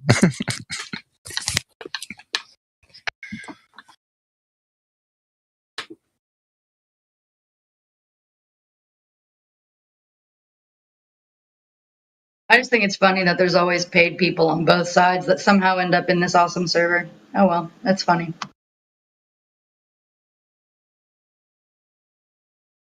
Like, the guy who owned Virgin, Richard Branson? Whatever happened to that? He was trying to find any person on the planet that could, build a ship for him. What happened to that? Anybody figure it out? Nope, I guess not. Huh? I think it was like millions of dollars or something. He was going to give him like millions. If he can build him an airplane or something that could take people to, beyond the firmament.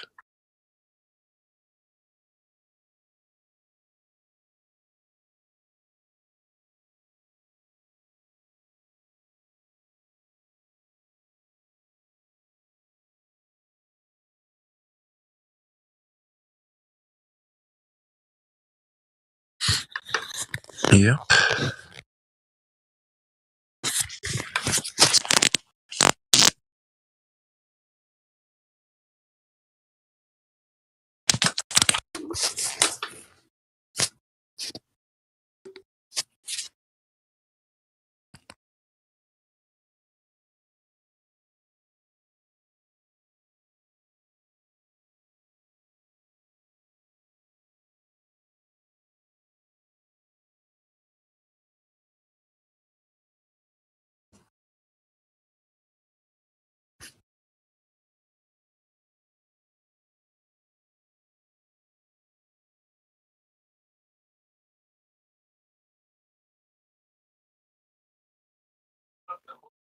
See, we get a lot of U-turns in this room.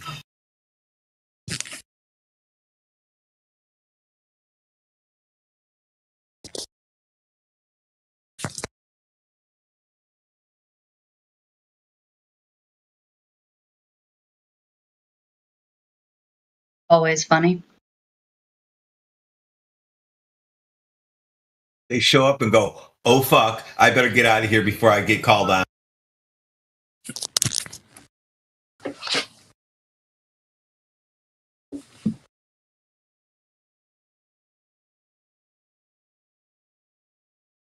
I don't think the younger generation has the courage to face this issue. Yeah, this is really a difficult thing for them. I mean, harder than I thought it was going to be. I thought it would be pretty easy. Kids usually like cool stuff. I think social conformity, the pressure of that is really high in this modern age. Well, yeah. Yeah, the internet's a big part of that, too. And I've always grown up being, I didn't need to socialize to be happy. Socializing came to me. I didn't need to go out to do it. So I'm not used to that, you know, these people need to have these kind of shit and look a certain way towards people so they get thought about a certain way, which I never had to deal with that. So I don't care what people think about me.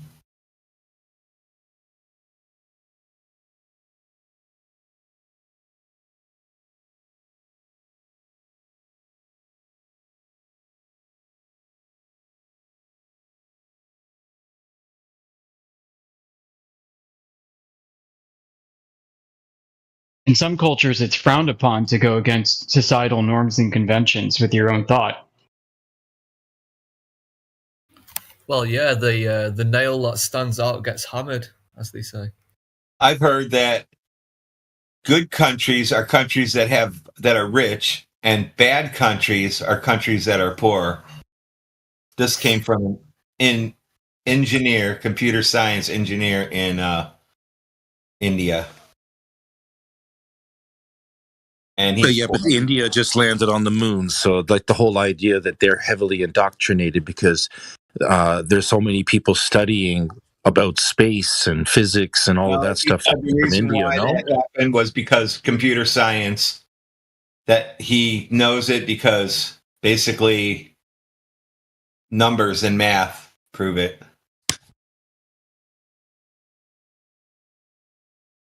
See, I find in general people from these, let's say, poor countries that are computer scientists and things like that, they hate us the most. They get the most angry out of anyone I've spoken to because we're rejecting the education system that they want so much.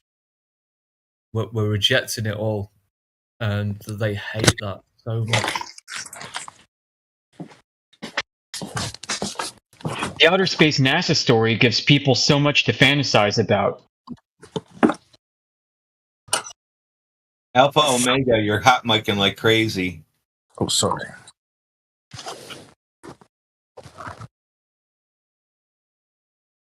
What'd you say, Amish? But the whole NASA outer space story gives people plenty to fantasize about, and people don't like that fantasy being taken away. But I don't understand why that's so difficult, because you got to realize, well, you already know my background. So for me, I was just like, fuck it, it is flat. I mean, what else are you going to say to it? You know, my dad worked at NASA. I got to go there all the time, see whatever the fuck I wanted to see. I saw those big engines that you guys see on the rockets sitting sideways on it. Next to buildings out there. It's Cleveland Hopkins Airport they're connected to. The runways connect. They use those runways. They have their own runway, etc. They land military aircraft on those runways for the air show. So, I was all spacey space and loved that shit. So when I saw that water actually is flat and level and actually thought about it and went and did it and bought a camera and did all that, that was it. That didn't bother me. I didn't freak out. I already knew we were being lied to about a bunch of shit, so that probably helped.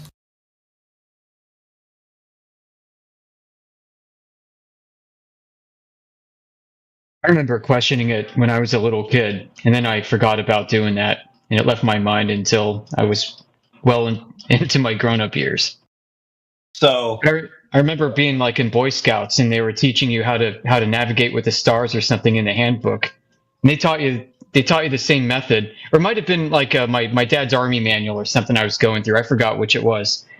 And I'm looking at this like, wait, you got to draw parallel rays down to the center of Earth, and the same angle there is the same angle to you. And I'm like, this doesn't make any sense to me. Like, how do you know that? So, what happened when I was really little, because I can barely remember this, but I was at Lake Erie, and we used to have family picnics at the same spot every year for 10 years. So I was really little at this time. And I remember we had learned, so I must have been near first or second grade, because they had a globe, and they were teaching about the Earth, and I would ask, why doesn't the water fall off? Oh, gravity keeps it on, and like, and I was thinking to myself, so when I got to Lake Erie, I'm like, I wonder if I can see it curving, because I knew Canada was on the other side, so that was probably why I couldn't see Canada. And then I'm thinking left to right, I don't see any curve anywhere, but I guess it's because it's too big, and that was the last time I ever thought about it till I put two and two together in 2015, I think. Yeah. One of the things that really put me over before I did my own observation was the Jay Tolan videos. You know, the high altitude aerial infrared photogrammetry that he does. I'm like, oh man, this is crazy. Yeah, nice. I never saw any of that. This was way back, so 2013 is when I heard of it, and I didn't do any research really. I mean, I wasn't one of those fanatics that goes on and has to look up everything, because I just didn't have to. I don't know why.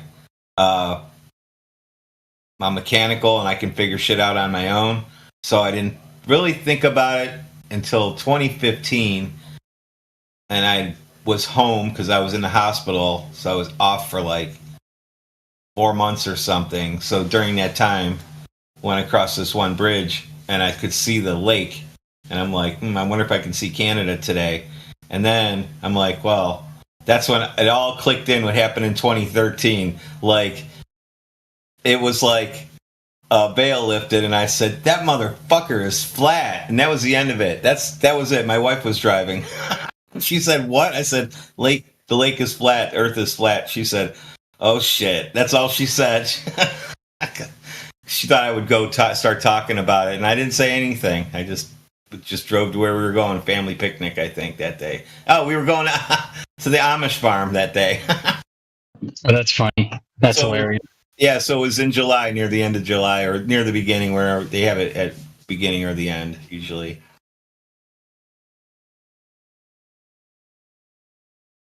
One of the things that kept me stuck to the ball was really the social pressure. You know, how could the entire world be wrong about this? That's unbelievable. It's harder for me to accept that the world has gone mad with delusion or conspiracy than it has to believe the reality that presents itself right in front of my very eyes. Well, then, of course, you know, I have my own toys here, and I always have. So I started putting two and two together. I've been pulling vacuum on HVAC systems for 20 years. Get it? So I started putting two and two together that space can't exist. You have to have a container to have air pressure. And then when we started presenting it in here, I was saying that before that you're not going to be able to breathe without a container. And I was just saying that because I know that. And then everybody started presenting everything. I thought it was pretty funny then. That was like when the server went back up, I guess. Well, I was looking at something recently. I don't know why I was looking at it, but I found it quite interesting. So, you know, they say we can't feel the Earth moving. Okay. So if you're stood at the North Pole, and officially they say that's 0 miles an hour, that's what they say at the North Pole, you would only have to travel 3.8 miles in a straight line before you're now moving at 1 mile an hour. Because the circumference of a 24-mile circle a circle with a circumference of 24 miles has a radius of 3.8 miles. That's an interesting statistic and a way to look at it. I like it. So you'd only have to move 3.8 miles before you're now going from 0 to 1 mile an hour. You could do that in a car pretty quickly or whatever. Like, you'd feel it. You'd feel that. You would feel that. I feel 1 mile per hour. I feel that in my car when I'm doing 1. I feel it. Exactly, and you don't have to travel very far to experience it. 3.8 miles. That's it. Holding a plate full of water should expose that pretty quickly.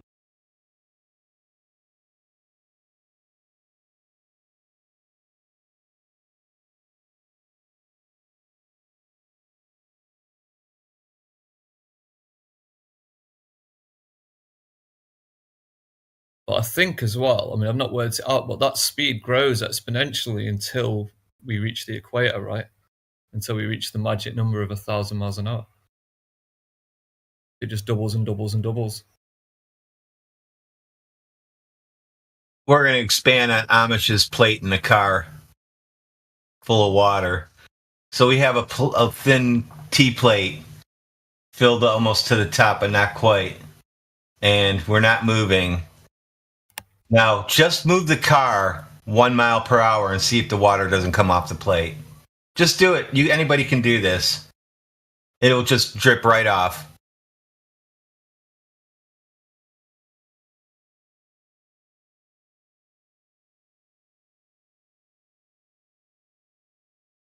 Or go 1 mile per hour with your plate, get it all set up, and then stop. Slowly stop. You'll see the water creep towards the edge. Put it near the top so you can see it moving. I don't even have to go do this to know that this will happen because I played around with water so much. I've been in cars where I have to actually tip my coffee out in front of my face so it looks like I'm going to pour it in my lap because I'm stopping so fast I don't want to spill my coffee. Does anybody ever done that? Yeah, I know exactly what you mean. I was just thinking of that with coffee. Yep. Now you already did the trick. I just put it in a way that the water will fall off at a small speed if you want to put it in, break it down that way. Well, if you moved from the North Pole, if you traveled 190 miles in a straight line, you're now going 100 miles an hour. Well, 98 miles an hour, 99 miles an hour. Wow. You'd feel it. You'd feel it, wouldn't you? You only have to travel 190 miles, and you're going 100 miles an hour. Yeah, so if you want to put it all in relative form, just go see how fast 1 mile per hour is. And you get hit it with anything over 5 miles per hour, and you're going to be in pain. This isn't just a linear speed either. This isn't one vector. This is a velocity that's changing direction. Yeah, so that kind of gets amplified in that, depending on which direction you're going.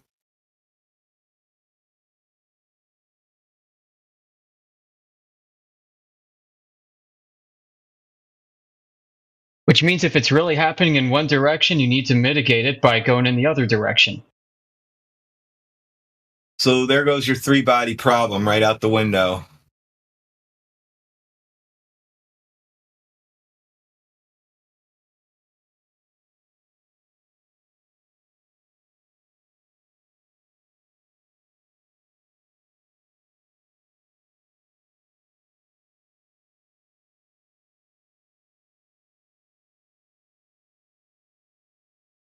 I guess the server mod decided to deafen himself. I should just boot him like I do everybody that sits in here deafened. Man, I unmuted myself.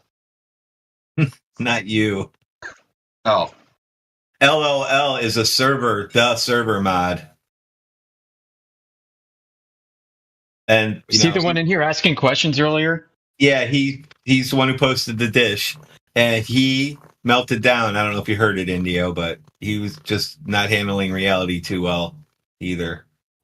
He thought his phone received satellite signals. He thought his phone. He said, when he gets a message, whatever from an app, he thought that came from a satellite. I just went off. I had to walk out of the room after yelling at him.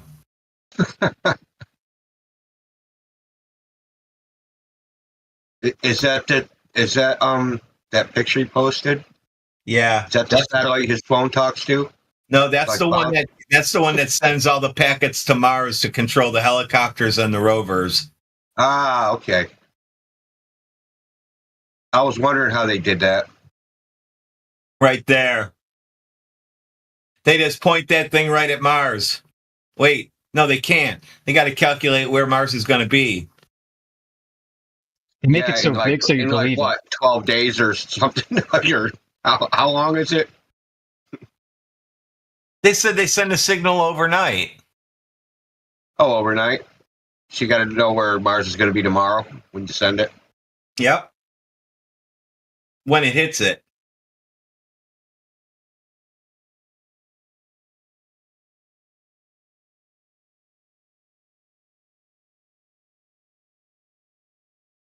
Because he was weaseling around and trying to talk about politics and stuff, and I cornered him into air pressure, and I think it's recorded. This is a classic.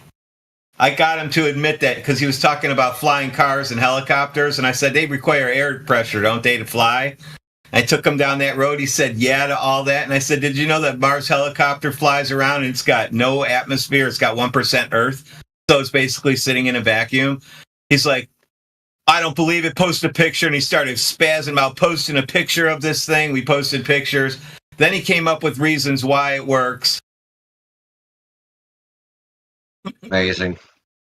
Yeah, it was a classic Trap the Glober. So, you know about Everest, like base camp? I think it's base camp 4. Like when people go up into the death zone and they have to be evacuated. Like that's the highest a helicopter can fly. And I think it's at might be 18,000 feet or something, 20,000 feet. And it's a special helicopter. It was made for, high altitude. And it can't maneuver. It can only really slowly get up to that altitude and just kind of sit there. It can move around really slowly. Yeah, it just kind of creeps around, right? I mean, you're not going to have any air pressure to really do anything. And if you did, you better hope you got a control of it because you're just going to go wherever. You're just going to fall out of the sky. If the blades get tilted at all, right? Like when the blade is horizontal, when the blades are horizontal, that's the most amount of air they're ever going to go through. But once they become tilted at some angle, then it becomes asymmetric, like the pressure.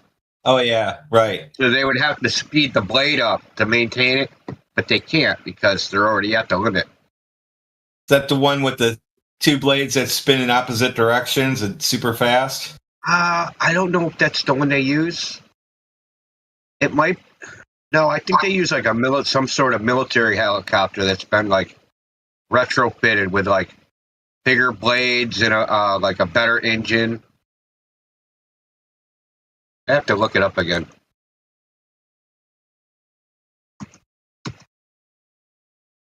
Yeah, the Mars helicopter just zips around that bad boy every day. Goes around, takes pictures of animals, juice boxes, whatever you got to take pictures of. You can take pictures of with it.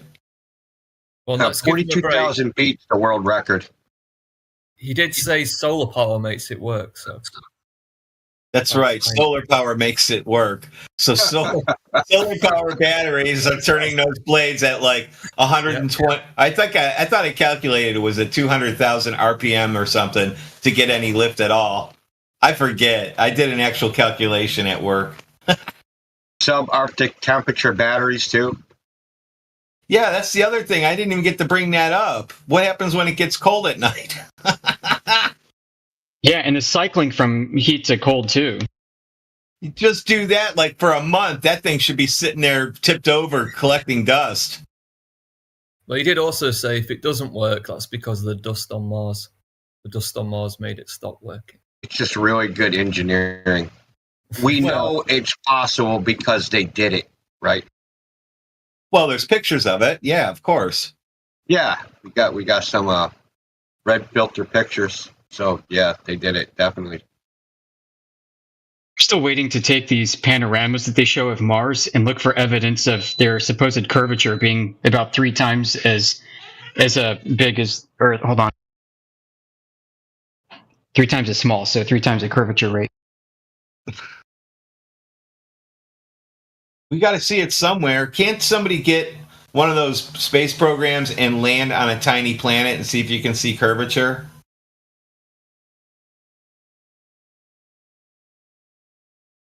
So here's the thing, like the Curiosity rover has this big whatever G panorama infrared camera that sees all the way out to the horizon. Where's the Martian curvature?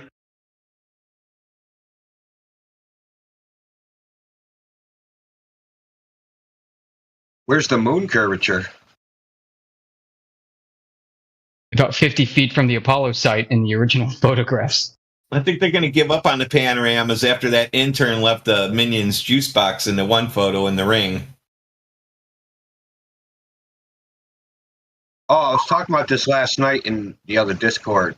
I saw a Telegram. I can't find the news article because all the Russian shit's banned, censored on Google. But it was on Telegram. Apparently in Russia they had a AI conference, and they used a Google's AI system, and they ran it on Apollo program. They ran it on Apollo photos, and the AI said that they were fake. But it said the Chinese ones were real, so I don't know. I don't know how that goes.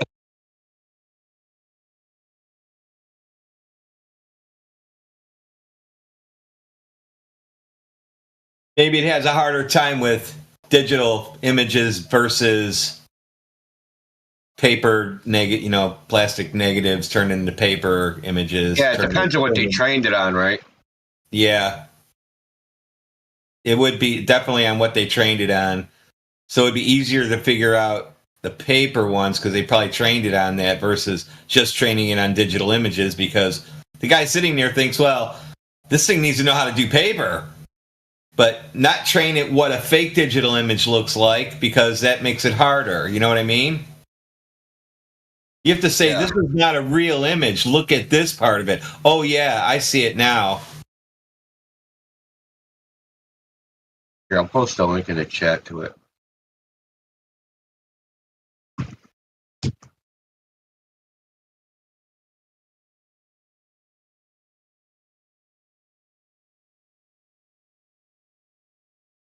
I'm kind of irked that freaking we're in America and Google is censoring Russian stuff, man. It's irritating. A bit off topic, but have you seen the Chinese ending to Fight Club? I watched it the other day. Well, they've censored the ending. The Chinese ending? Oh my god! Right, they've basically the movie finishes. Jack shoots himself in the head, and then it goes off. A message pops up on the screen saying, "All the bombs were found. All the criminals were arrested. Jack was sent to the mental asylum." The end. That's it. No bombs go off or anything. Huh.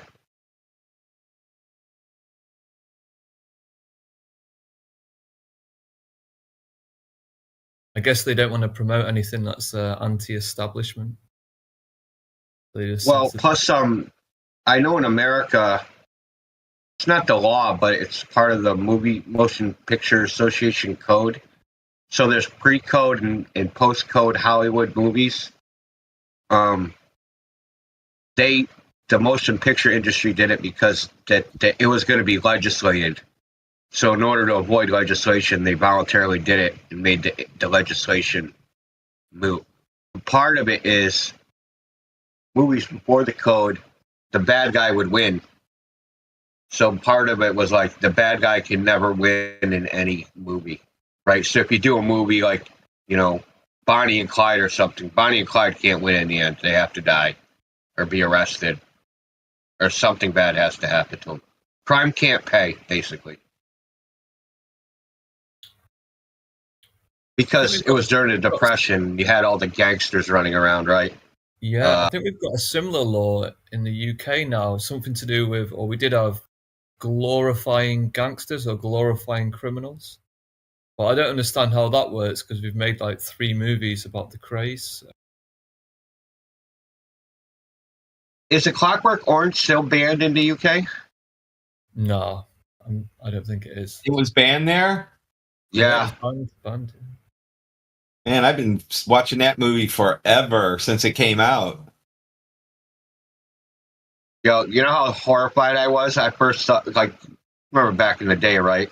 They'd show, like, the crazy stuff, like, late at night, like on Cinemax or Showtime. Yeah. I, like, fell asleep. I wake up, and, like, chicks getting bludgeoned to death with a giant ceramic penis. I'm like, what the fuck is this? Yeah. That's one thing that always sticks out in the movie when you think about it is that. And the eyes.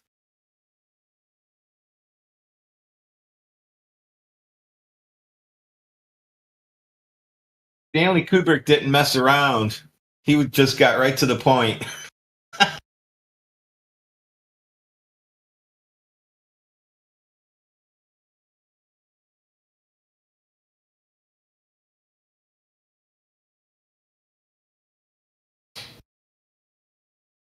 I like that one video he made where like 2 guys put like a flag into the ground and the flag kind of waves. He messed that part up.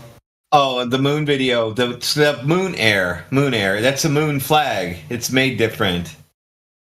Oh yeah, it was filmed on the moon. I forgot. That's moon air with a moon flag. That's aero. It's made of aerogel.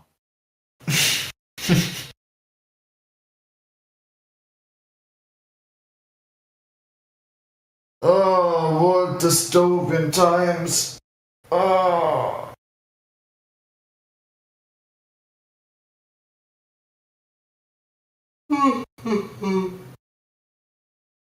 Crazy. Yeah, it can be pretty easy to get down and depressed when you engage this topic.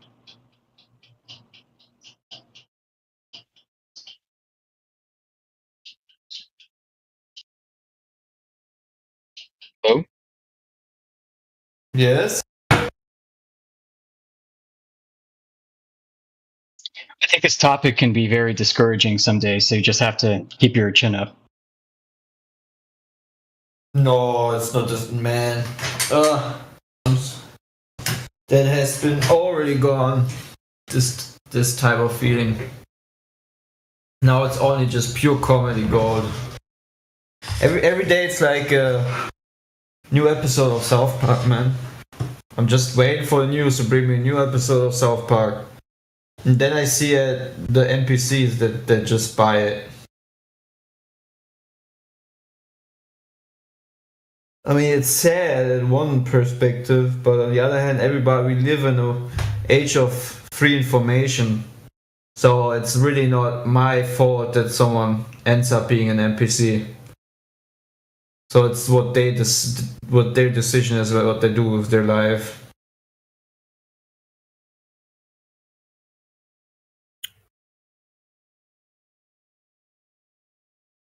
So that's why for me I can look at it as a South Park episode. I mean, just scroll down in this Discord, man. Scroll down and read the titles of the rooms where some people are in. And don't tell me that this isn't a South Park episode. Yeah, my favorite. What is even fanboy Hooters? What does it? Dude, I have no clue what that means, man.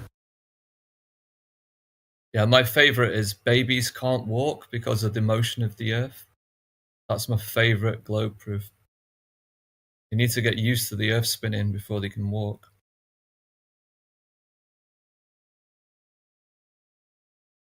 Another one is Beta Bahn Wife CV posting microsecond. I have no clue what these channels are about on this Discord server. But I bet I find a lot of degeneracy if I go in them.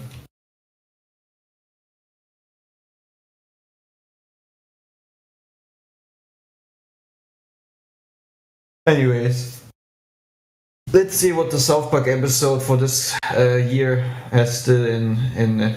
Maybe there's a surprise for the end of this year. Who knows?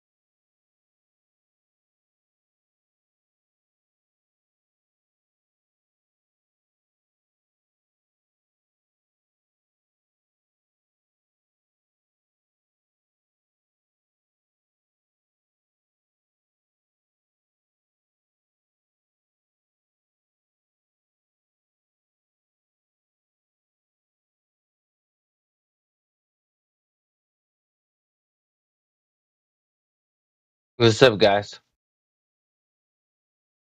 I'm having church in like 20 minutes on my channel if you're interested.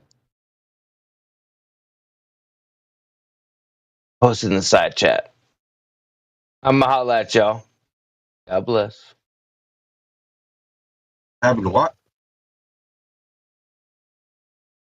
It's like a fellowship with the with Christians, like read the Bible and hang out, talk and stuff.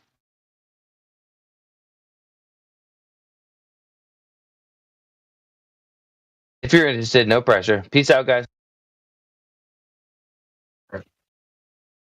Thanks.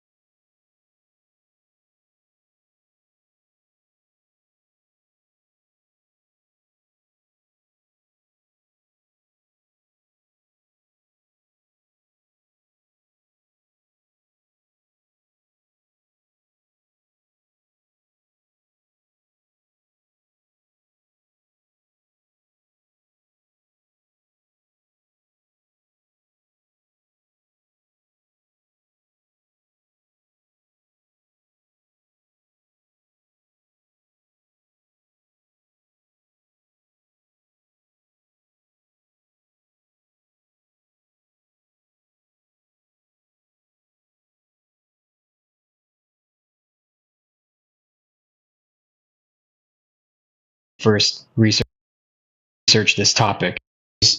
For what a lot of new flat earthers encounter when they first research this topic. It's called the Feast of Nonsense. What the Feast of Nonsense is... I already like it. Yeah, it's a great phrase, right? The Feast of Nonsense is all this speculation, all this replacement cosmology garbage, where flat earthers are trying to fill something that's missing.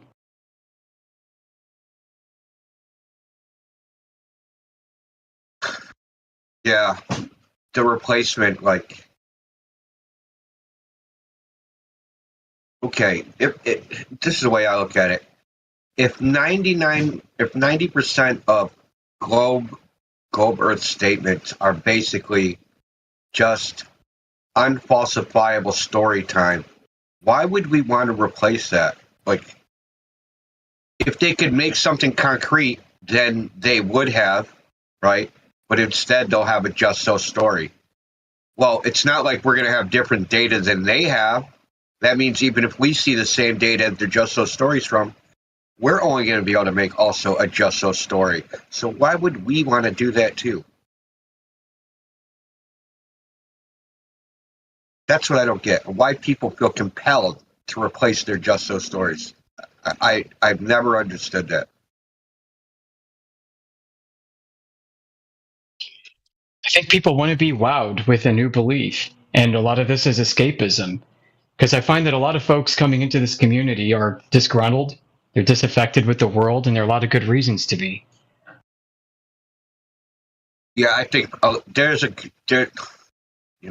agree with you completely. There's a lot of, I think there's a small minority of people that jump into this topic and like, yay, the Earth is flat, but they haven't actually researched anything yet. It kind of like sounded good to them, and like they didn't go by the evidence. They kind of went by like their intuition or how they felt about it. That's okay, I guess, but at some point you need a solider foundation than that. Yeah, well, that's the issue I've had researching flat Earth for the past 6 years. Is there is no definitive model for a heliocentric or geocentric model. Like, there's no like actual flat Earth map. Like, I mean, you can see the horizon, you can see natural observations or do natural experiments, but even on flat Earth, like, there's no definitive model. And there's no definitive model for the globe model. It's just NASA CGI bullshit, like some fucking Mr. Blue Marble, doing a little Photoshop. So that's why I posted that thing in chat, because I was like, oh, it's just an idea. Like, I'm not trying to muddy the waters. I'm not trying to discredit you guys. I'm on your side, but hear me out. I'm exploring all the different possibilities of a flat Earth model, or maybe a globe model, if it is possible. So I don't know, because I've never been to outer space. Nobody has ever been to outer space here. Nobody. Maybe there is no outer space. Okay, exactly. Like, yeah, that's where I'm at. I'm like, I don't know what the fuck. So what Indio was referencing when he said foundation, I mean, for us in our community, that foundation is based off of empiricism. We use basically the scientific method as our epistemology.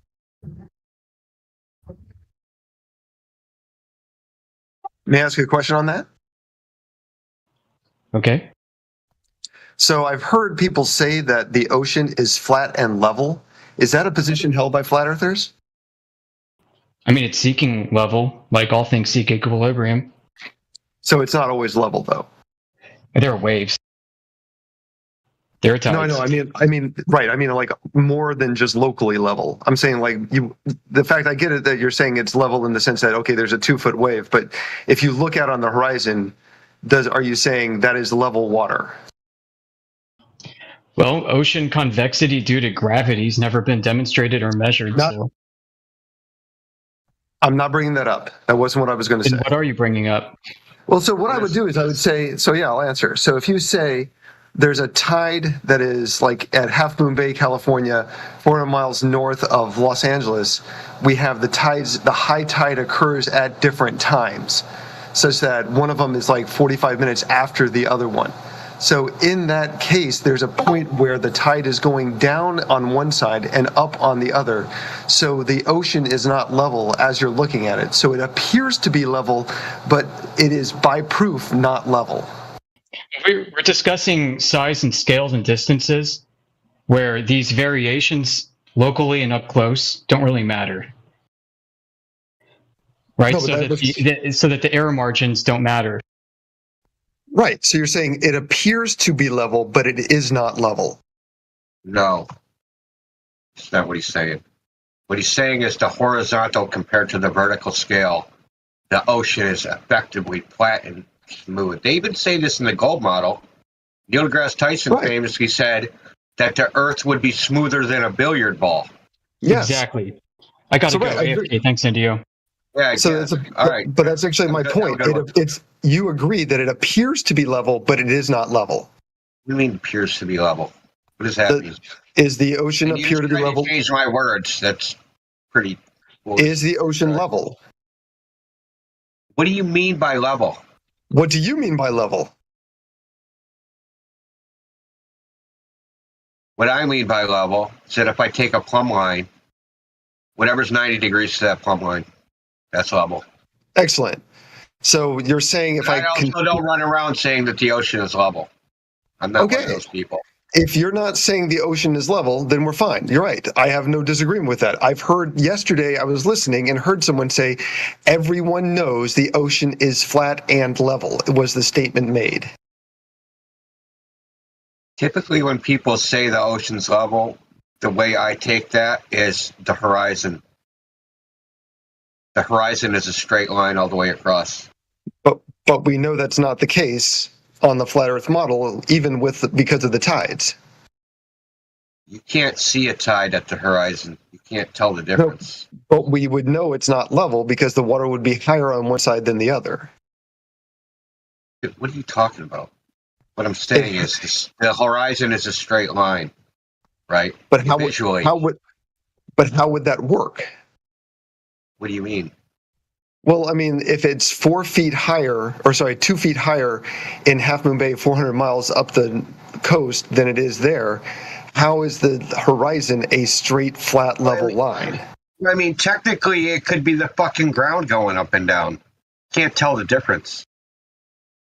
What do you mean? It could be the ground going up and down? The ground does go up and down, yes. Yeah, but how is it if you're standing on the beach? How is the ground going up and down? Okay, have you ever been to the beach? Water underneath. There's water underneath the earth, dude. Didn't you know that? That's even mainstream shit. They say that there's. Hold on, let me finish. Just tell this guy something. Even in the mainstream, 5 or 6 years ago, they started saying that there's an ocean 3 times the size of the surface water underneath everything. Okay, no, wait, hold on. To go off that, by logical extension, the water could be going in and out from in the interior of the earth, making the ground go up and down, and it would be nearly imperceptible. And there'd be no way for you to measure the difference between whether the water goes up and down or whether you go up or down. Okay, so to give an example, because I grew up in South Padre Island, it's called a sandbar. They have multiple sandbars. There's the first sandbar.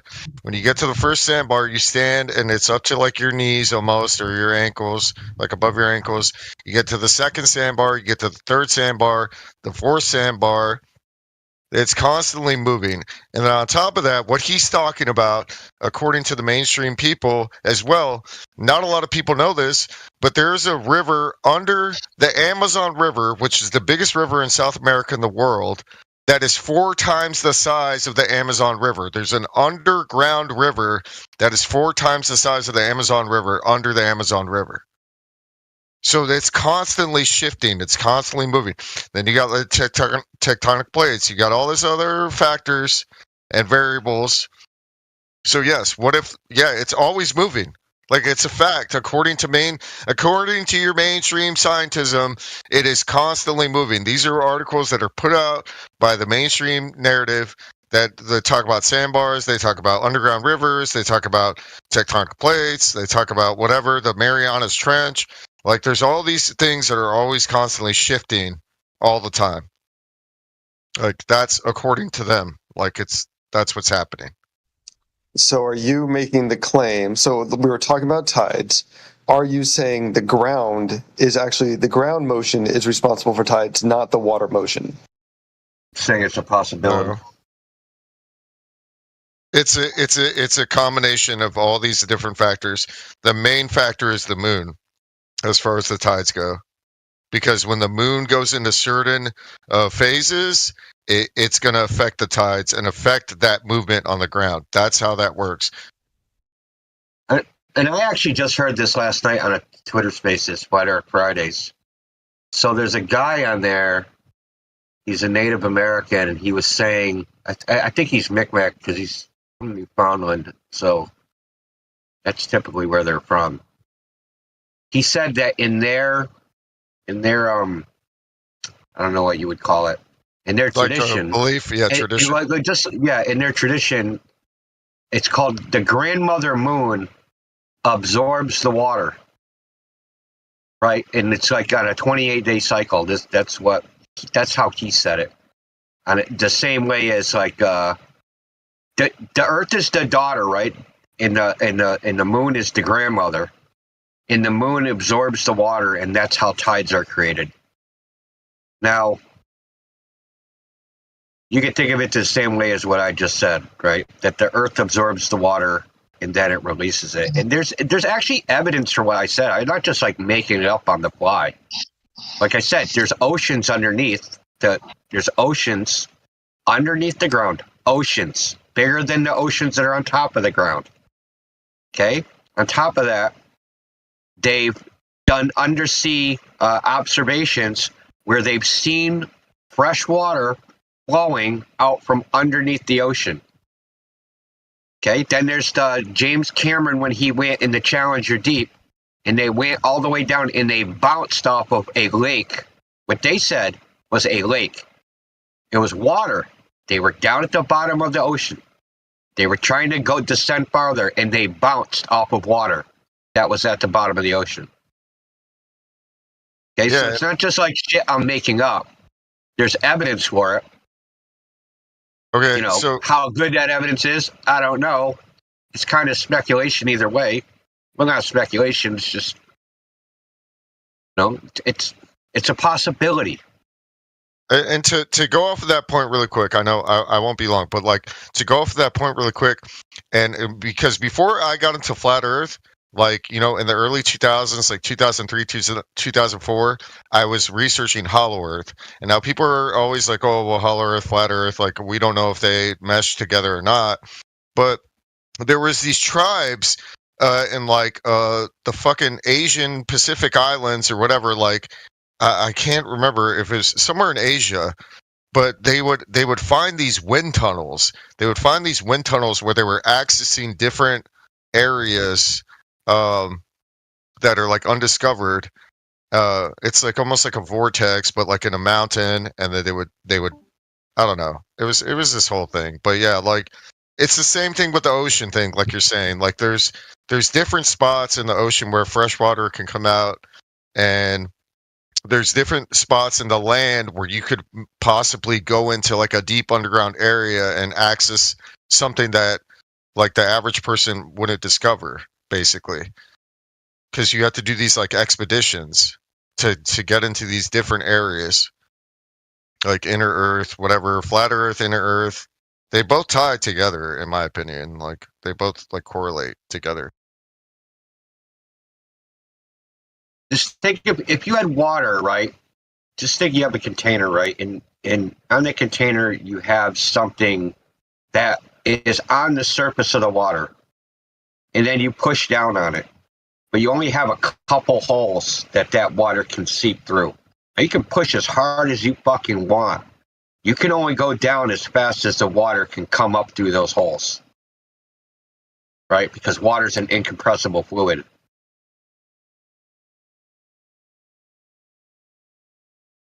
Right? And then when it rises, right, it can only rise a certain amount as fast as the water goes through those holes. Right? And then if you try to rise it any further, it's going to create a suction. It's going to create a vacuum. And you can only go down so fast. Now, it's a possibility that the land is floating on water. But the water isn't the ocean water. The ocean water is on top of land that's on top of water. You understand? So it's a layer of water, land, and where that water, the water underneath the land has seeped up is the oceans of the world. Right? Because like I said, the ocean underneath is 3 times the volume of what's on the surface. And think about it. Just think about how that's possible. Especially in the gold paradigm. Because if the ocean underneath is 3 times larger, that means it has to be at least 3 times deeper on a smaller radius, right? So it has to be something like 5 times deeper. So that means there's an ocean with a depth of fucking 21, 30 miles underneath the crust surface.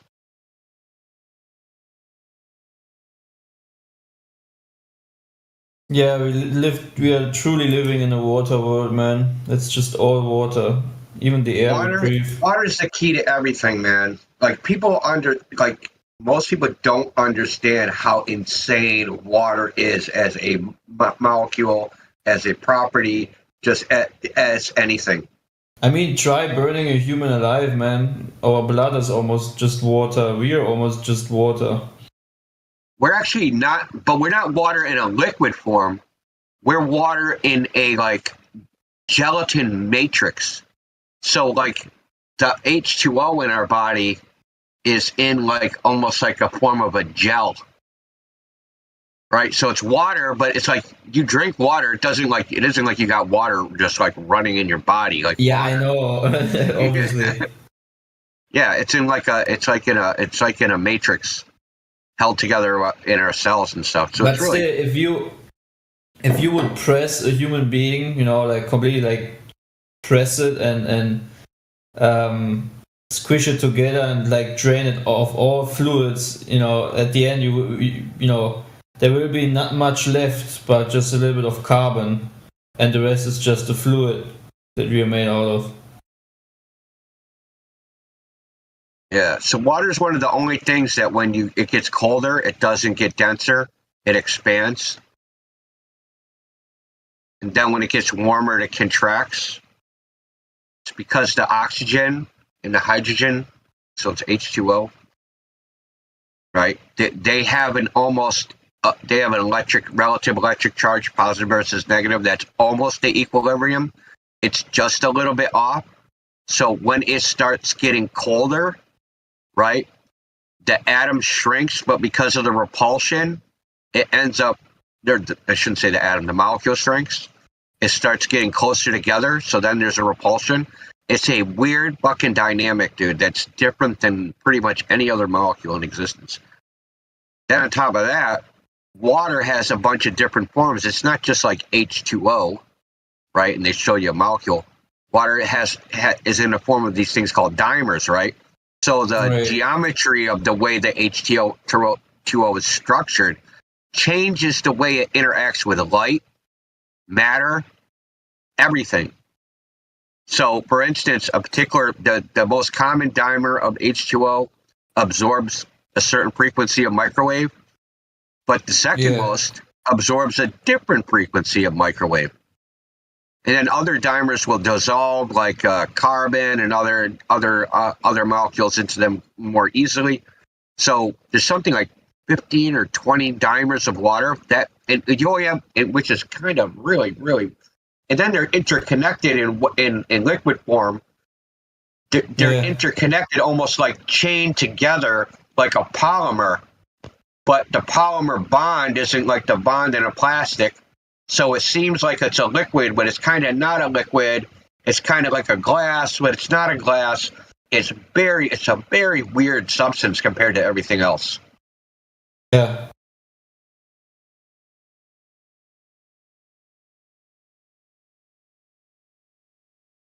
Without it, there's no life. And then you think of the Bible, man. Just think of what the Bible says about water. It's in Genesis. Exactly. He divided the waters from the waters. Separated the waters. Yeah. This is why when they're like, where's the edge? Like, the edge of what? The universe isn't a void. It's fucking water, and we're inside of it. One of the ones I used to like, one of the old myths was that we're that the flat Earth is the iris, the inside the eye of a giant, which was an old mythos. Amen. That the world is the inside the eye of a giant, right? So if you took an eyeball, right, and you face the sky, and you look at the cross section, right, you have the iris, that's the flat Earth, and then the dome is the cornea, right, in the outer part of the eye, right. So it can get pretty fucking weird. I mean, it would be a good metaphorical view on it, right? But yeah, I personally, from my belief, looking at the way he divided the waters from the waters, and we have these prime pools under the oceans, like literally big seas that can make waves and waterfalls under the ocean, like in SpongeBob. Then it's obvious that the waters which are above are just in an equal kind of state, where there's just a separation going on. Just how he has made it specifically, I don't know, but I can only tell he divided the waters.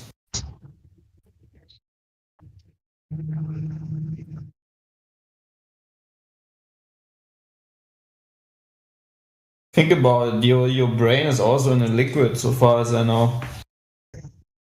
And I bet that liquid is almost made out of water.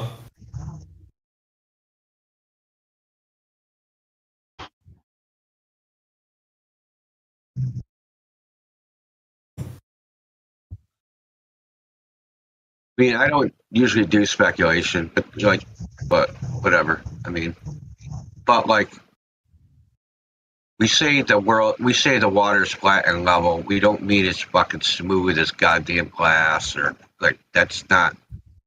We mean that the vertical compared to the horizontal as scale, when you compare them, it is level, right?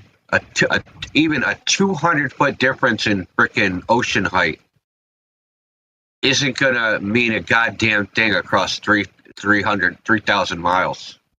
It's 200 feet. A drop from curvature in 3,000 miles is supposed to be something like, fucking 700 miles. So what does a 20-foot bump or 200-foot bump mean? Nothing. The brain is also cushioned and protected by cerebrospinal fluid. This watery fluid is produced by special cells in the 4 hollow spaces in the brain. So out of these hollow spaces in your brain comes the fluid and surrounds your brain. This is so crazy. I remember when I was a kid, they were working on being able to do blood transfusions with seawater. It didn't end up panning out, but it was like something that they were researching because of the water in our body being fairly similar to seawater. 75% of the brain is made out of water. This means that dehydration, even as small as 2%, can have a negative effect on the brain's function. That's interesting. Imagine, man, your brain is like literally almost just water. The part that isn't water is fat. That's the funny thing. It named itself. Basically, your brain is just a bunch of fat floating in water with blood flowing through it. I think someone wanted to say something, I couldn't hear him. Is that AT? No. Wait, I didn't say anything. No, Space said something. I heard this 10 years ago. Your brain essentially named itself. It's like, I am the brain. Okay.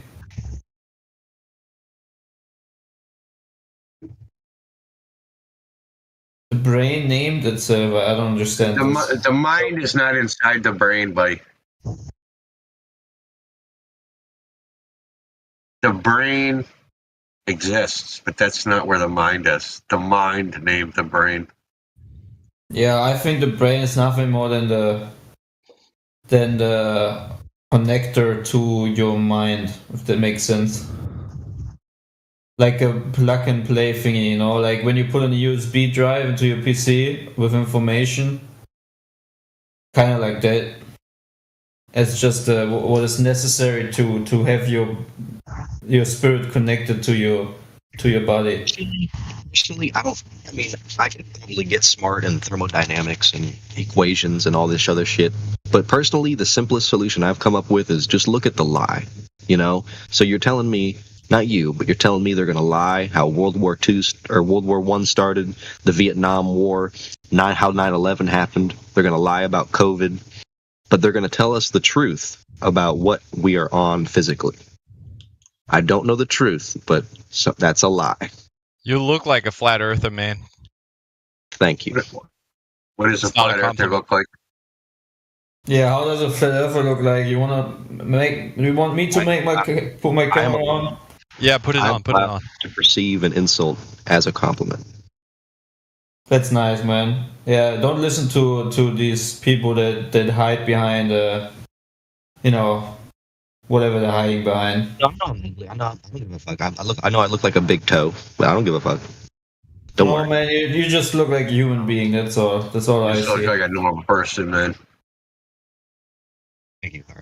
I'm not a girl, so I can't rate you. So,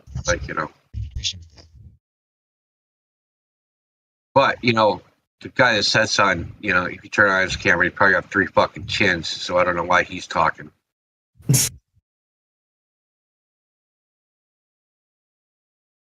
Actually, I've never seen any anti-flat earther's face. Oh wait, no, two of them. Sorry, I've seen X-Shay's face. Flat Earth and MC2, and they're anti-flat earthers. Yeah, but I mean, like there's some anonymous ones, like AT for example. He would never show his face. I've been on cam many times, bro. Hmm.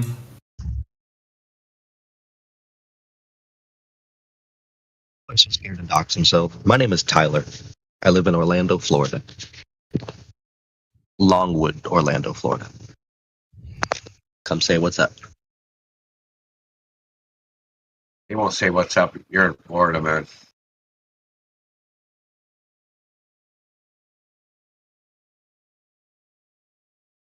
Who muted But him, yeah, man? they have lied about many things. All right, I got to get the fuck out of here and do something productive.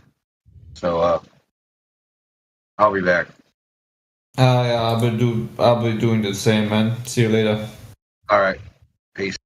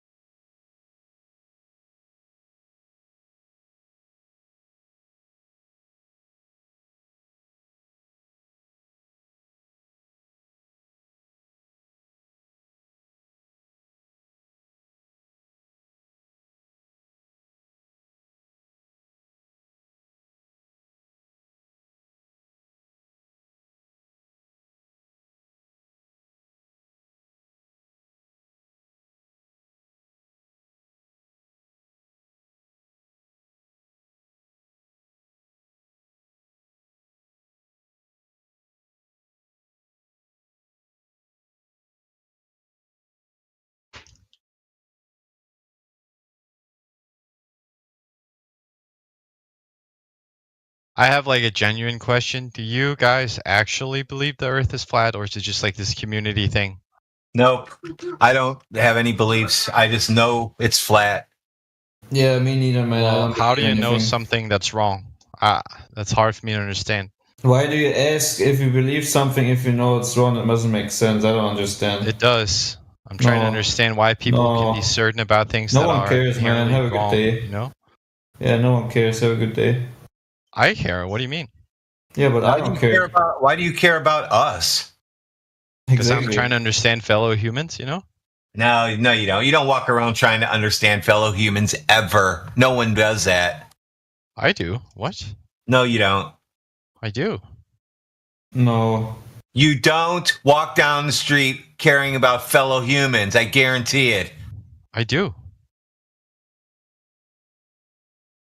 Well, you're here to psychoanalysis, or?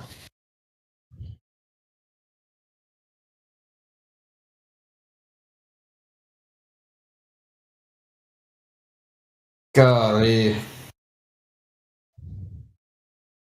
Are you here to draw a psychoanalysis on us, or what?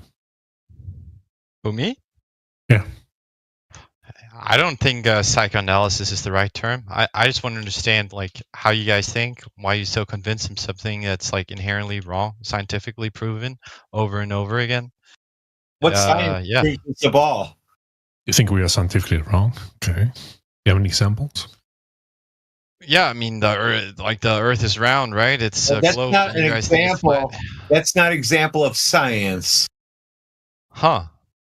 How so? Saying Earth is a ball is not an example of science. Are you old enough to be in here? Yeah, I'm in my 20s, homie. And you don't know that? I don't know what. That saying Earth is a ball is not science? I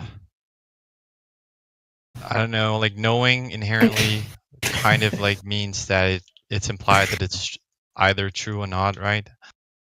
Golly. And so how can I not know something that is true? That's I don't know. It's kind of like a double negative question. It's Sir, are you okay? yeah. Okay. Just making sure. Thank you. So what is your best proof that you live on a spinning, wobbling tilted space ball flying through an expanding void of darkness? Well, I have many horizons. So Wait, let me shoot this guy. Horizons. Okay, can you maybe explain why horizons? Yeah, absolutely. So, for instance, you see ships disappearing over the horizon consistently. Okay, why is that a good proof?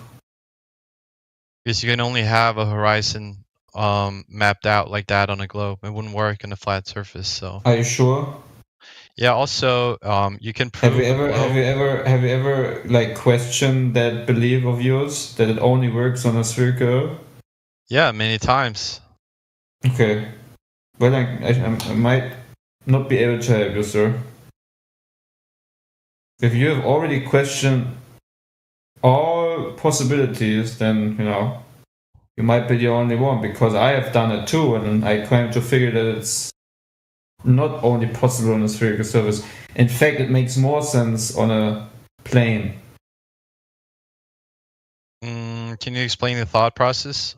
No. No. We're not here to do thought process. What are you here to do? You go and tell me, is a pool flat and level when it's at rest?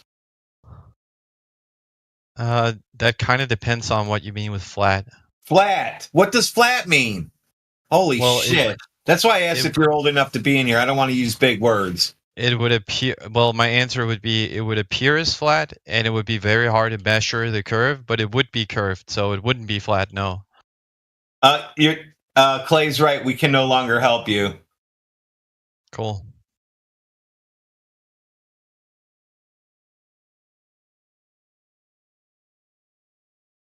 So you wouldn't say the water is level at rest on a pool or any size? As such, but it wouldn't be exactly leveled. No. But it's not curved. Very hard to measure, though. So, but it's not curved, though. It wouldn't. Yeah, it would be. It would be. Yeah. Well, which ones are curved? Wait, repeat that. What is curved on a level surface? It would have a slight curve because the level, when you say a leveled surface, it doesn't exist on Earth, right? So we're talking about on Earth, real life, or are you talking about like a thought experiment? Talking about building buildings and bridges over long spans. For instance, like the ocean is a pool, right? And that's also curved, but it appears flat. You would need very long distances to measure. In your brain, dude. Did you just hear what you said? Did you listen to what you said? Yes. It's curved, but it's flat. No, it appears as such, is what I said. It appears flat. You can't see any curve, but it's curved. No, you can.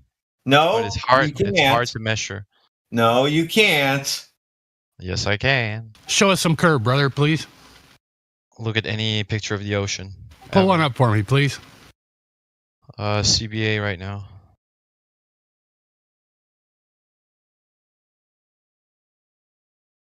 interesting definition you got there. I posted a picture of ocean. So what happened with this ocean right here? 1 second. Let me peep this shit. What happened with this ocean right here? Can you tell me? Is that like is that a flat spot on the ball? Am I Like looking at the GIF or am I looking at the one with a Either sunset? Either one. The lower one's a lake. The top one's the ocean. Oh yeah, sorry. Yeah, the other one's a lake. Yeah, I mean, clearly you can see the horizon. You can explain that phenomena with curvature. You also cannot see the end of it, right? And also, yeah, you can slightly see the curve, although End not of all what? people. End of what? You think you should be able to see that city there, dude? Yeah. From Okay, that so distance? click on the picture, pull it up into a browser in high def, and zoom in, and you'll see the horizon behind all the buildings too. So how's that conflicting? It's 57 miles away. How are you going to see anything? I would say that's a lie. Do you know how big the Earth is, dude? Yeah. No, how big is it? Tell me. I'm asking him. Strike. I don't have all the numbers. It's too big to see the curve, but yet the curve is there. Yeah. Yeah, that's how it works. That's why you guys are like so convinced it's flat, because you can't conceive just the sheer size of Earth, and therefore your simple mind. That's what you believe. No, well, that's you what put I it like believe. this. Put it like this. You can prove the curvature of Earth with the absence of an edge, right? So find me the edge, or find me the edge. Now we're getting somewhere. Now we're getting somewhere, huh? He wants the edge. Look at that. He's an edge guy. All right, where's the edge at that you're talking about? It doesn't exist. Therefore, you can rule it out with the absence of the edge. So no edge, therefore globe. Nice logical conclusion. Yeah, it is logical. Yeah, I see that. Mm-hmm. Or, I mean, if you don't understand, I can help you out. Or you can help I think me I out, got your right? point. So, can you name me any shape object with a flat surface that doesn't have an edge? I'll wait. The Earth. That's not a shape. Flat is not a shape though, but good try. That's not what I said. I said surface, a flat surface on a shape. If you listen, you would have heard that. But Oh, on a shape? I just said Earth's a flat surface. it has a flat surface is the claim, right? So I'm saying, what shape has a flat surface Who without said? an edge? Why are you calling it a shape? It's not in space. No, but a surface rests on a shape. It's a descriptor of a shape, right? Of the outside, or sort of the outline of a shape, right? So you agree space is fake then? No, I don't. So it's in space? Yes. So no, Earth isn't in space. So now what? And how do you explain that? We're not in space. What do you mean, how do I explain it? You're the one who makes the claim that space is real. And I mean, you said it isn't real, right? Just to be Correct. clear. You Yes, made a I negative said claim. it's not real. You haven't But been. I'll help you out, and I'll take You're the going to tell position. me that it's real because of what reason? Yeah, I'll help you out, and I'll take your position since you won't defend why it's not. I will defend why it is, okay? I'm helping you out. It's real because we have space programs where we have sent people, objects, cameras, etc. to space, and we've captured that, right? Well, who's we? Why do you say we? Humans. Nope. Okay. But you include yourself as you have been part of it. No, I'm a student, so I'm not part of any space program right now. You sure? Right now? Are you planning on it? Perhaps. Who knows what the future holds? Yeah. Good luck, janitor AT. I literally told you I'm a student. How would that lead you to believe that I'm a janitor? Okay, or a I would student be a of the janitor? custodial arts, whatever you want to call it. What? A student of the custodial arts, because you're not going to be going to any space. You're going to be sitting there doing nothing. Well, nobody knows that, right? I know it for a fact, 100% fact. You can tell the future? How do you do that?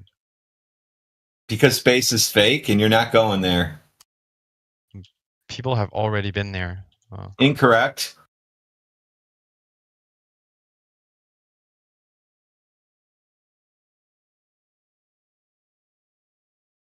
You keep making all these claims and you can't back it up with anything.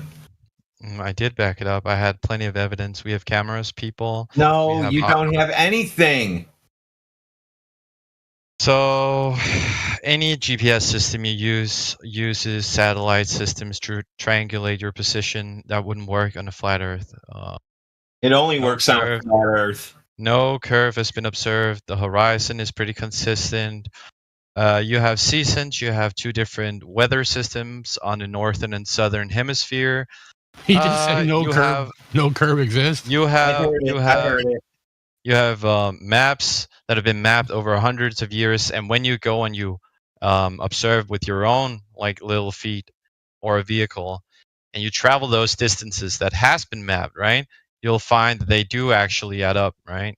And because they add up, and we have them drawn on a globe map, that would kind of like prove to you that it is a globe, right? So otherwise, please find me inconsistencies with the maps. Yeah, a globe on your desk proves that there's a globe. That's not what I said. Well, maps are flat, son. No, they aren't. You have many globe maps.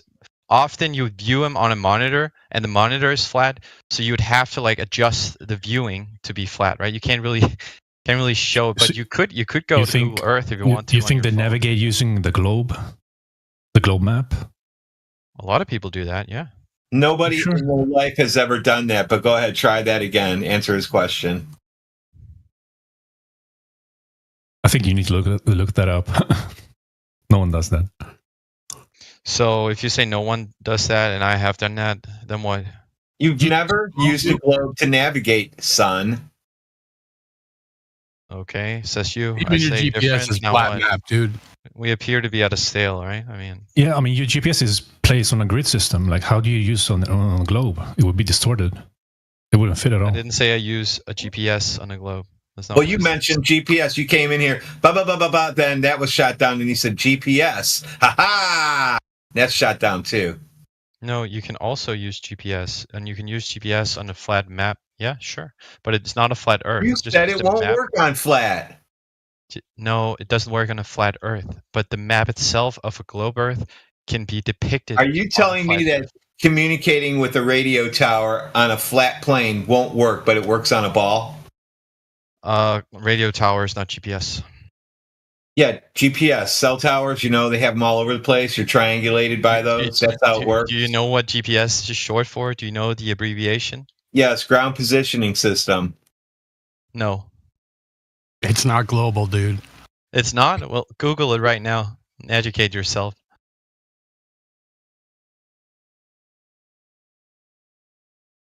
Room got real quiet, huh?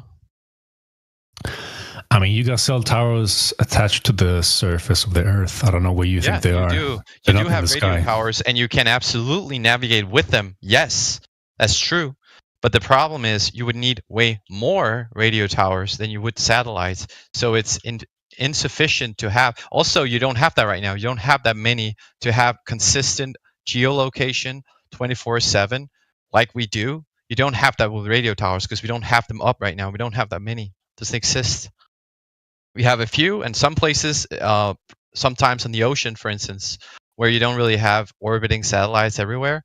Yeah, you do use radio towers. Absolutely. It's also an option. But most places you don't. How do radio towers work on a globe? The same way they work on a flat Earth. No. Or a hypothetical flat Earth. Radio waves don't bend around balls. What do you mean? Radio waves don't bend around balls. Why do you talk like a fourth grader? Aren't you? Because you asked me, what do you mean when I said radio waves don't bend around balls? What do you mean? And you defaulted to a fourth grader voice? I mean, okay. What did I mean? I don't know. I asked you, and you defaulted to like a fourth grader voice. I don't know. Like, you don't know. That's right. You're just saying shit that's why you I asked don't you. know. No. I asked you what you meant. I know what it does. I asked you what it meant. What you meant.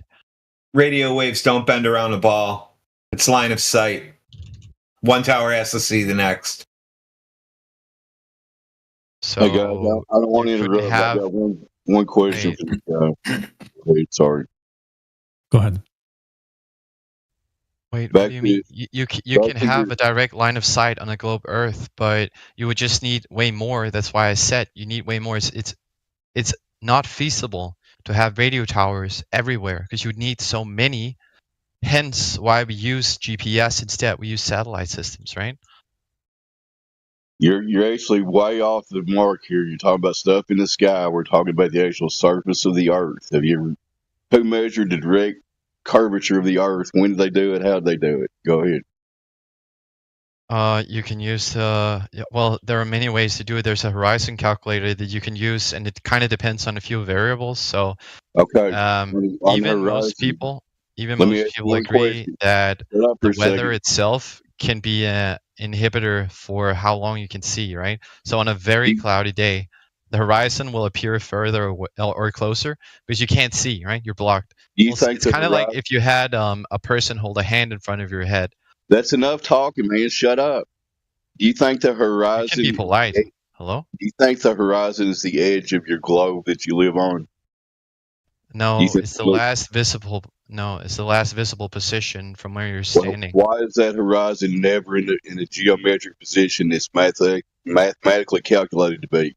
We never witness that. Why is that? Wait, can you ask again? I think you cut out, or it's just my end. There's a mathematical formula you can verify. The horizon at 1 foot above the surface should appear to start curving away from you at 1.22 miles away from you. We never see that. Can you explain that? We never see that? Show us an example of one. Well, you can just go out on a 1 foot height, and you can literally have a camera, and you can take a picture, and you'll verify it yourself. We've got multiple evidences of that, and the horizon appears at least 10 times further than it's supposed to be. Yeah, and most of those examples I've looked at, because it's not the first time that I've looked at flat Earth evidence, quote unquote. I've looked at the Black Swan video with the oil rigs. I've looked at your evidence before in the chat. And what I often see is either a flat out lie with the distances and the height, or refraction. It's either one. All you gotta do, sir, is prove their lies. Show us the globe evidence. We're waiting to see that. We still haven't seen it. Show us consistent horizons showing up where they're supposed to be. Can you do that? Wait, you didn't hear my first proof, right? I said you can rule out a flat Earth. You can rule in a globe Earth by the absence of an edge. So I will change my mind if you show me the edge of the Earth, right? I'm asking you to show me the edge of your globe where it's never at. There isn't an edge on there isn't an edge on a ball. It doesn't exist. Does it start curving away from you It's a at some continuum. point? Huh? Does the horizon start curving away? You can't see further than that? That's an edge, isn't it? No, it's not an edge. It's a horizon. Whatever you want to call it, it's never where it's supposed to be. You guys go ahead. I got to get off here. It's never where it's supposed to be. It is sometimes where it's supposed to be, and sometimes refraction, sometimes height, sometimes weather makes it be different, right? But it is pretty consistent when those variables are controlled for. Bro, Yeah. Sometimes you have, like, you've never very seen heavy stuff off in the refraction. distance, like 10 miles away. I haven't. No. You serious? You're gonna go with that?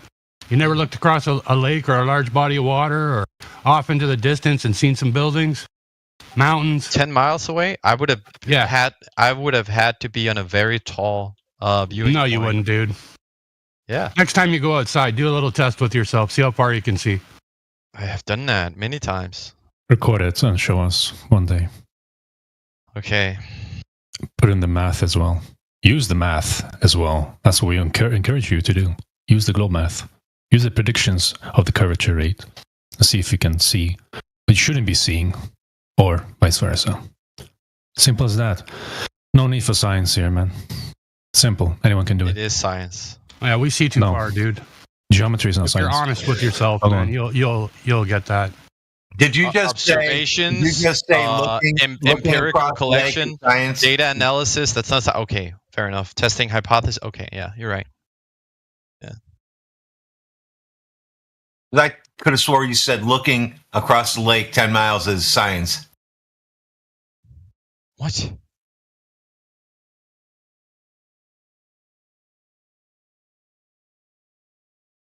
I think like the problem I have is a lot of flat earthers are very scared to give a picture of what Earth should look like. They don't want to draw it. They don't have a figure. They don't Dude, we have live in the same place as you live, man. The Earth looks the exact same as what you see every day. We see the same thing.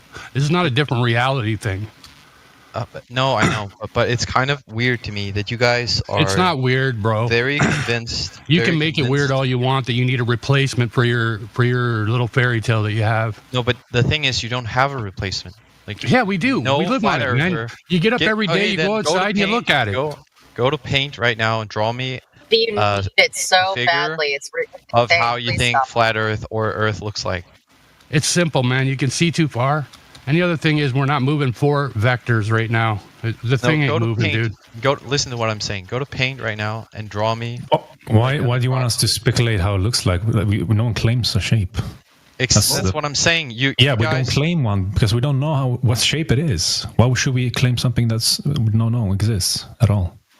Like, what do you That's want? kind of like my point. You guys are. Yeah, that's your refuting- point. That's your problem then. You can't force things out of people saying, tell me what you think it looks like, and then I can ridicule yourself with it. I mean, like, What? Kill yourself? what's wrong? Ridicule yourself with it.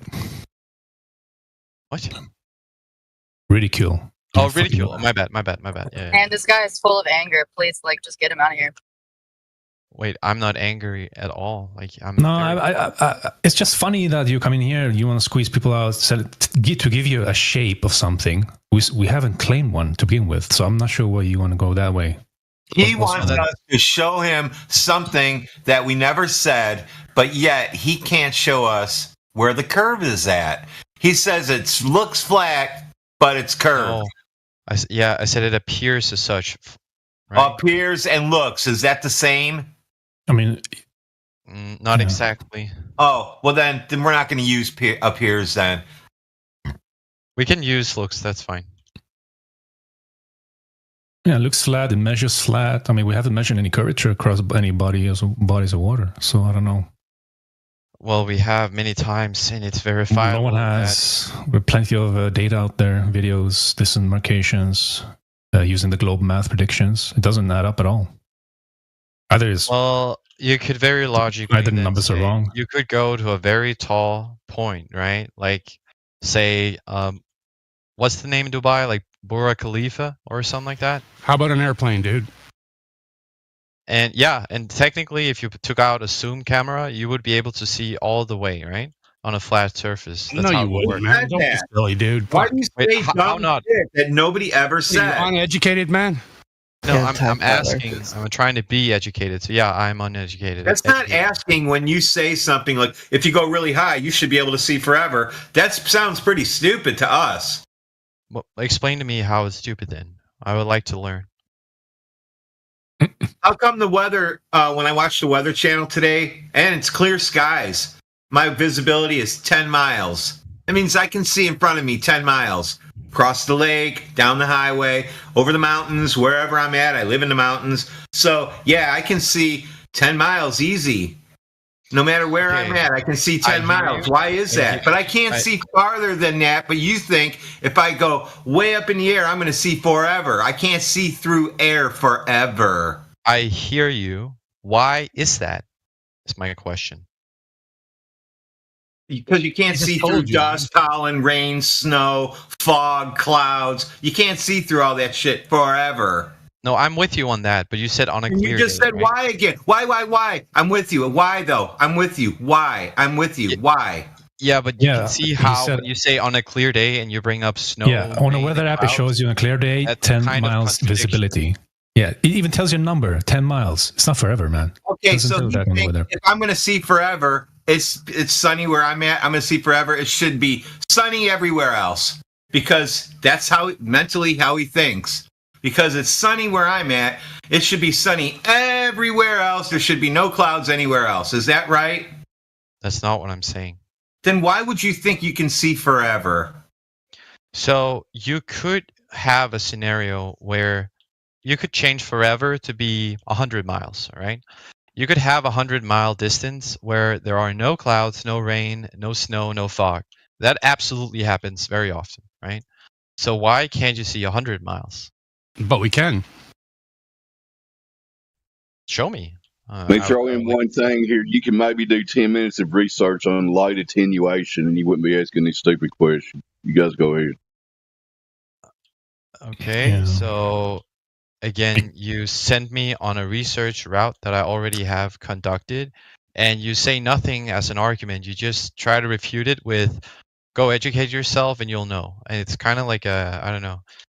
No, you clearly don't know how light works. Tell me then.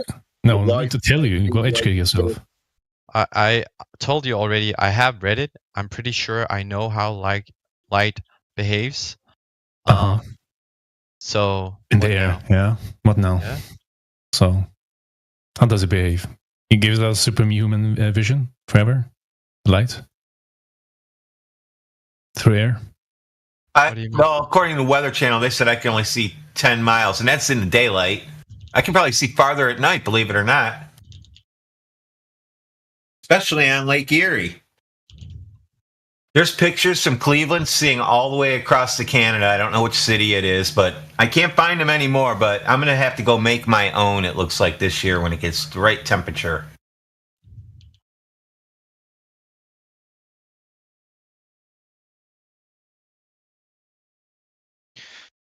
Cool. I guess let's restart the conversation. The room is called Flat Earth. You guys say it's not a globe, it's a flat surface, right? So let me just ask, do we live on a flat Earth as well? Is it only the surface? Or is the Earth also flat? Or is it another shape? If so, which?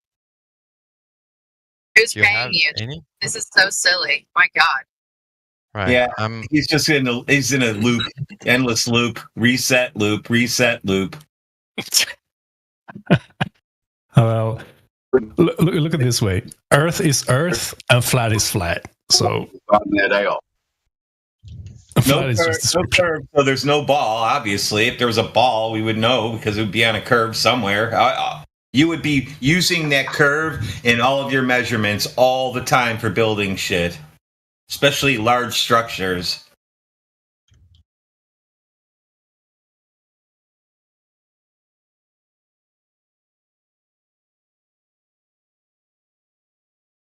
Is there a question in there? I don't know. Was it rhetorical? I'm not sure. Should I respond? It was just facts. I was just spitting facts at you. Yeah, you said something I agree with. And so what?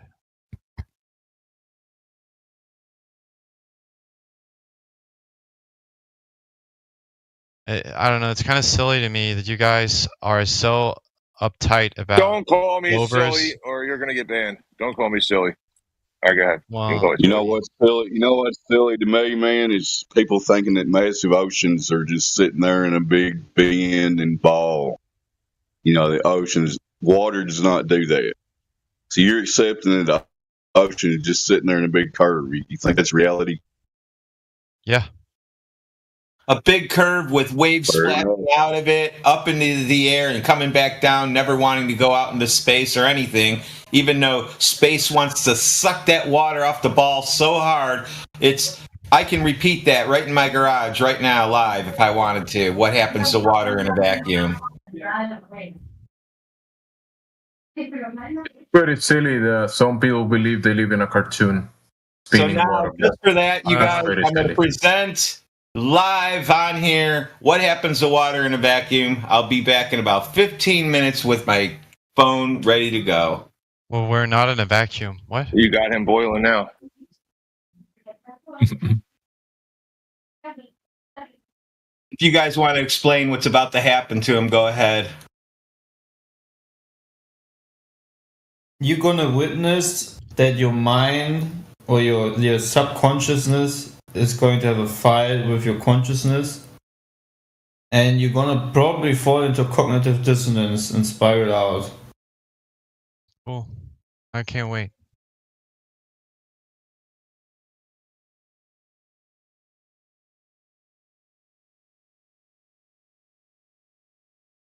You ever thought about why is the globe belief even important to you? What's it ever done for you?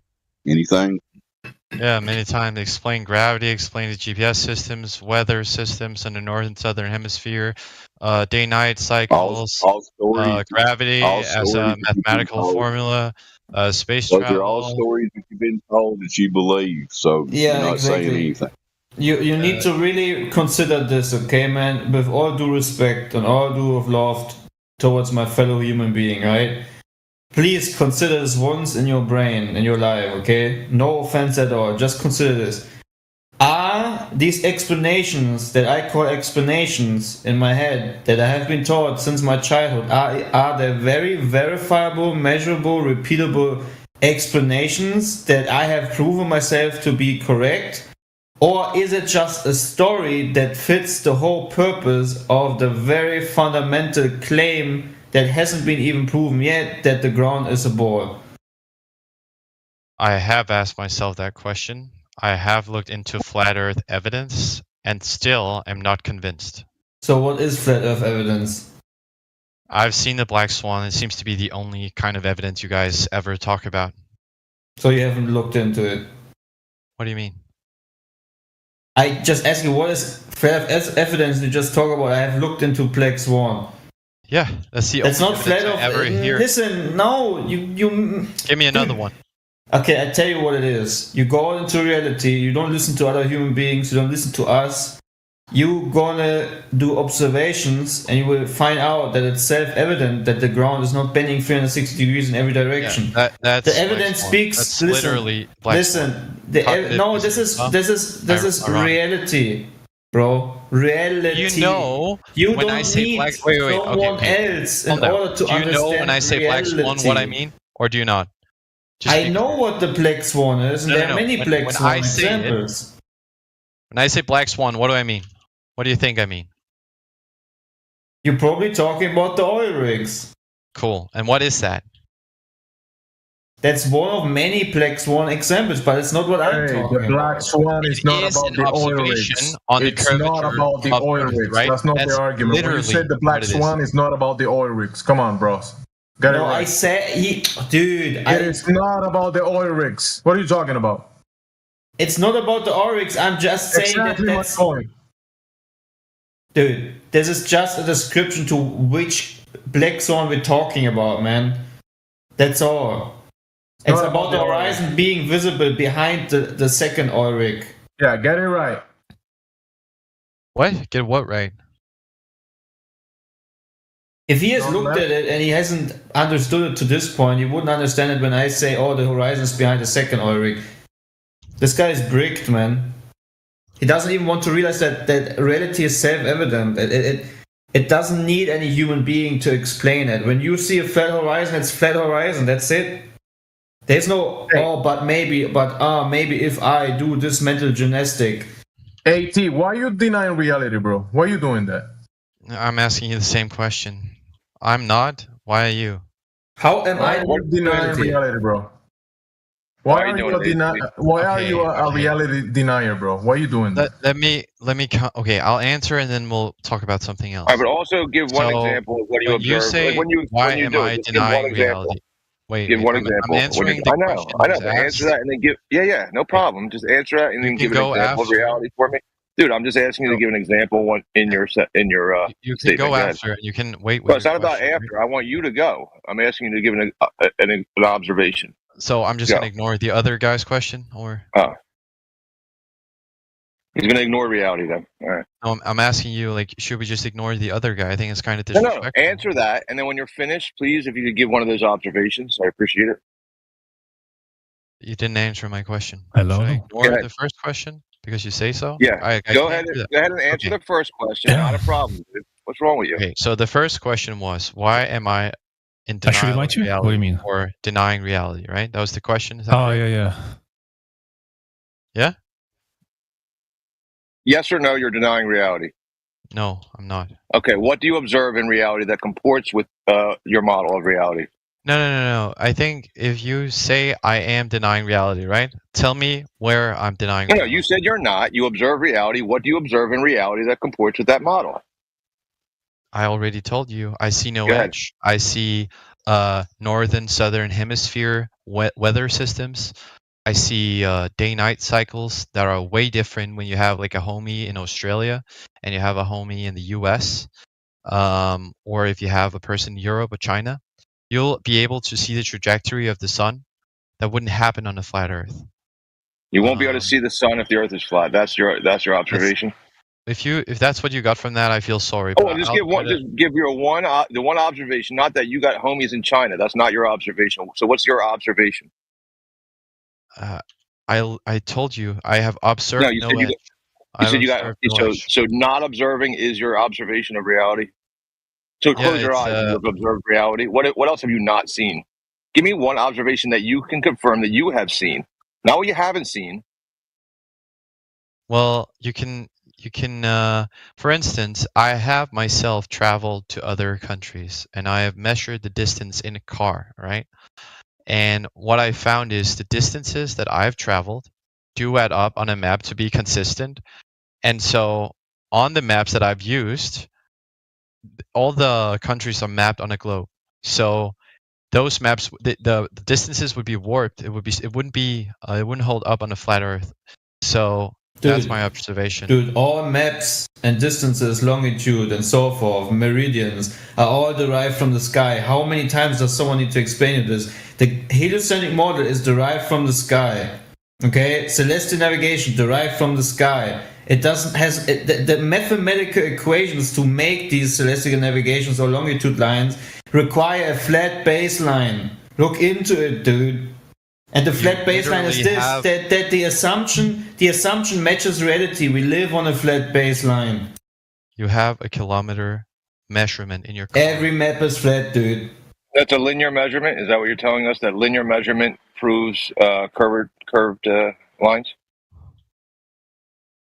Linear and measurement. No, it's not linear. It's bending a little bit, but right.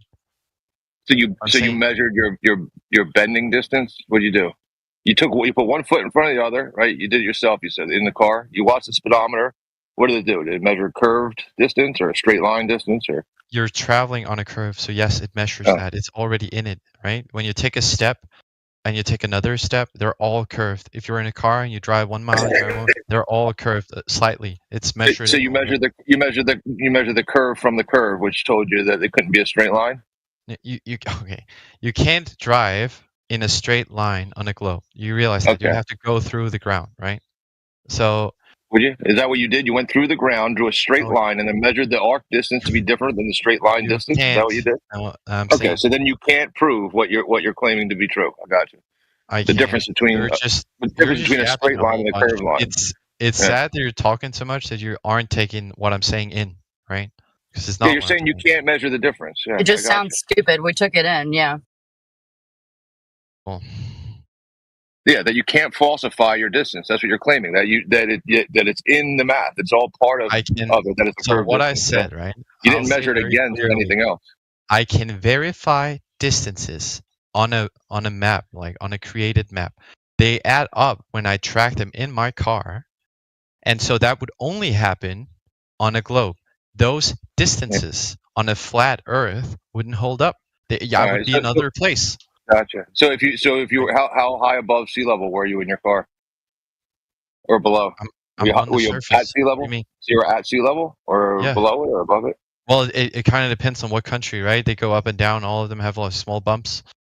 Oh, okay. So like if you're driving below sea level A to B, it should be a shorter distance than at sea level, and then in the airplane it should be a longer distance, right? In the airplane than on the ground. So that's what you did then to test your hypothesis of A to B distances. You went in an airplane from A to B, and then kind of just lowered in altitude, and then went in a boat from A to B, and they were different distances. That's not what I said at all. No. No, I'm asking you, how did you check what I didn't what mention an airplane. I said a car. They were specifically on the surface. They were on the surface at sea level. No, not on sea level. On land, right? So some places, yes, sure, like 1 feet above maybe, and then some places much higher. So if I was at one city to another city, and I started at sea level, went A to B, that would be, let's say, 100 miles. Then I said, all right, get a little bit higher, A to B, that's 100 miles. And now you get, even higher. As high as I go, it's still going to be 100 miles, and that confirms the globe. So I'm not sure what you're asking. If there are points that are a different height above sea level, Does that conflict with my measurements? No, it doesn't. It's negligible. Okay. The height difference is negligible. But Does it exist or is it maps that we negligible? Is it measured? What are you saying? wait. Not So measured, let me measured. explain something to you, right? On a map of the globe, right? When we have distances, they aren't measured on sea level. You realize that, right? Oh, Maps I don't account know. Is for that height. true? Yeah. They don't account for height, so it's a flat, like zero, like two-dimensional Earth. Gotcha. No, the Did you distance. figure out what happens to water in a vacuum chamber yet? All right, you're up. I don't know. You guys are dogpiling me with new questions every time. Like you can't prove Here's what your you're saying. here's what asking you happens to water in a gas chamber when you turn. You all can view this. There's the water, splashy splat. There's my laser, by the way. There's my scope. One of them. I have a bunch of these. This is just a junk table. I got all kinds of crazy shit here. Yeah. Anyway, I do all kinds of stuff. So I just don't bullshit people. Here we go. Here's the water. Put that on there. See the water in there? Okay, you guys can continue talking. Give it a couple of minutes. We'll see what the gauge is at. You just keep watching it. I'll just wrap up what I'm asking you, AT, right? Real quick. It's like, if you're in the basement of your house, right? If you go from one side of the house to the other side, and then you're in the attic of the house, and you go from one side to the other side, are they going to be the same distance if the house is built perfectly? Is the attic, A to B? Wait, is the attic and the basement going to be the same distance? What do you mean? Yeah, like from wall to wall. Like say it's a 60 foot by 60 foot, perfectly square house, right? You're in the basement, right? And you go from one side of the house to the other side, and then the attic, one side of the house to the other side. So it's the same distance, Are you A to B? asking me if elevation exists? I'm confused. Like with the framing. Yeah, is it the same distance or not? Obviously, yes. I would say any boiling so much. Boiling so much because it's so cold out here. You can see it boiling down inside there. It just instantly steamed up into vapor. It turns into gas in a vacuum chamber. Isn't that crazy? What do you think happens in a space vacuum? Yeah, that's impossible in a ball. Tell that to TV guy. Water in a vacuum evaporates. We have water on Earth. Earth's outer space is a vacuum. How do we have water on Earth? AT, watch it in TV. That's why it has to be a ball. Well, again, you default to like ad hominems. I don't know why, but come on, AT. Why you believe you live in a cartoon, bro? Why you doing this? That was cool shit, dude. Thanks, man. I love that fucking video. That was a live performance. Yeah. So I already have everything I tell you guys I have and I've done. I don't have to document everything I do. I do it for myself. I don't have to prove shit to anybody. I already know it's flat, so I'm not worried about it. Yeah, but ATV is gonna debunk your reality with a cartoon spinning ball in the vacuum of space. He's gonna debunk you right now. Tell him, AT.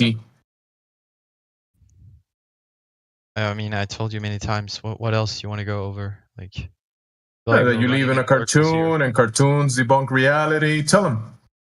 What do you mean with we live in a cartoon? Can you explain? You live in a cartoon. Like the thing that you have in your imagination, that thing.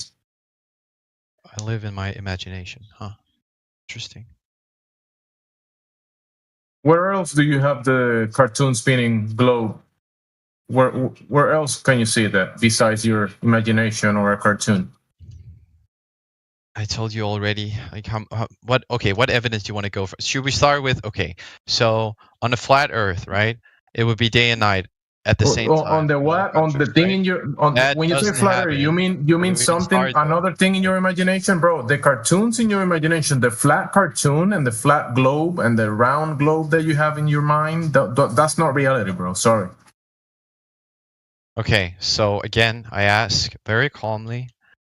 On a flat Earth, all countries would experience day and night at approximately the same time. This on an imaginary thing in your brain, in your mind, reality is gonna change. Are you saying that reality is gonna be different in your imagination?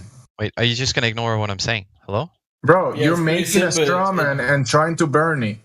It's pretty simple. Yeah, it doesn't happen in reality. Can you? Wait, you know what a straw man is? You didn't put forward any you're argument. building So I'm not an characterizing imaginary your argument. experiment in your imagination and burning it. That doesn't work in reality, bro. Okay, I'm asking you a question then, right? Clarify this for me. No, the thing that you have in your Hey, imagination, we cannot explain it because it's in your mind, in your imagination. Whatever you're gonna make it to be in your imagination, that's not reality. That's not what we're talking about. Because you say so. Okay. So I went and did something that other people just don't go and do. Now you go out there and you measure curve and you show us how you did it. He's not gonna do that. He's gonna go to his imagination. Yeah, he's going to do it with a straight line, apparently, too. He's going to measure a straight line to be curving, A to B distance. Yeah, he can do that in his mind. Right, AT? So he asked why not there's daylight everywhere on the Earth. And it's pretty simple, man. It's pretty simple, man. Okay, it's pretty simple. When I would go outside right now here in Germany, it's dark. So as you can see, it's not daylight everywhere on the flat Earth. There you go. Right, but we do have daylight, for instance. Dude, you don't get it. You're not in the seat of authority to say that the Earth is a ball. Don't you get that? Reality is what it represents itself with. I've already explained this 20 minutes ago to you. So if it's dark for me here in Germany right now, for my colleague in America, there's still daylight, then it works on the flat Earth. How? You have to... You don't get it. You have to prove that it's a ball. You're not coming from the standpoint of looking down at us and saying, oh, you gotta prove me how it works on the flat Earth. It works in reality. That's why it works on the flat Earth. In reality, the ground is self-evident to be measuring flat and horizontal. You have the burden of proof that it's the opposite, that you live on a spinning, wobbling, tilted spore flying from every expanding void of darkness. Until you can't provide that, it doesn't matter whatever stupid question you ask. Do you believe in the laws of logic? Like, do you subscribe to that or no?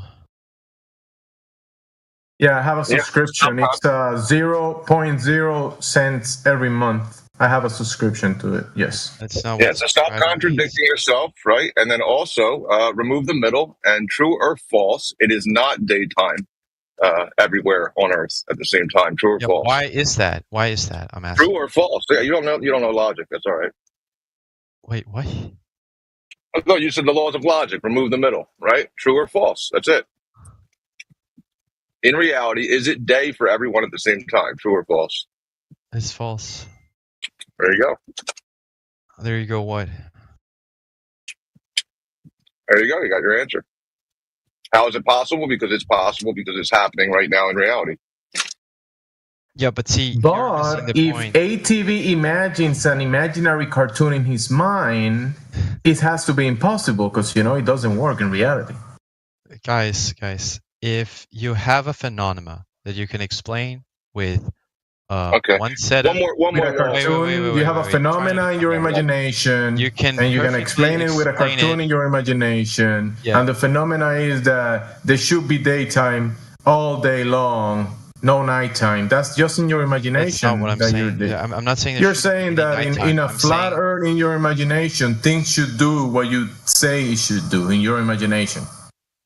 If I feel like that's a contradiction. Explain to me what it should do, okay? Well, here's a contradiction. Your cartoon is gonna do what you want it to do, bro. You're the author of your imagination. Go ahead and just attribute whatever you want to attribute to your cartoon. You said this like 8 times. I don't know if you're just gonna repeat yourself. I asked the question. I mean, you're repeating yourself like 25 times. Why can't I? No, I shifted my argument so many times to cater to your thoughts and what you asked. You have told us about your imaginary cartoon 25 times, so come on. If I'm gonna be as harsh on you as you are me, you say my imaginary cartoon. You would have the burden of proof to prove to me that it's an imaginary cartoon, right? You cannot do that. Therefore, you've just done what you accused me of. So if I was going to be as persistent as you are, then the conversation would just be stopped every single time. I'm not. I'm pretty lenient, right? I've changed many times. We've talked about the black swan. Okay, fine. Prove us drop over refraction.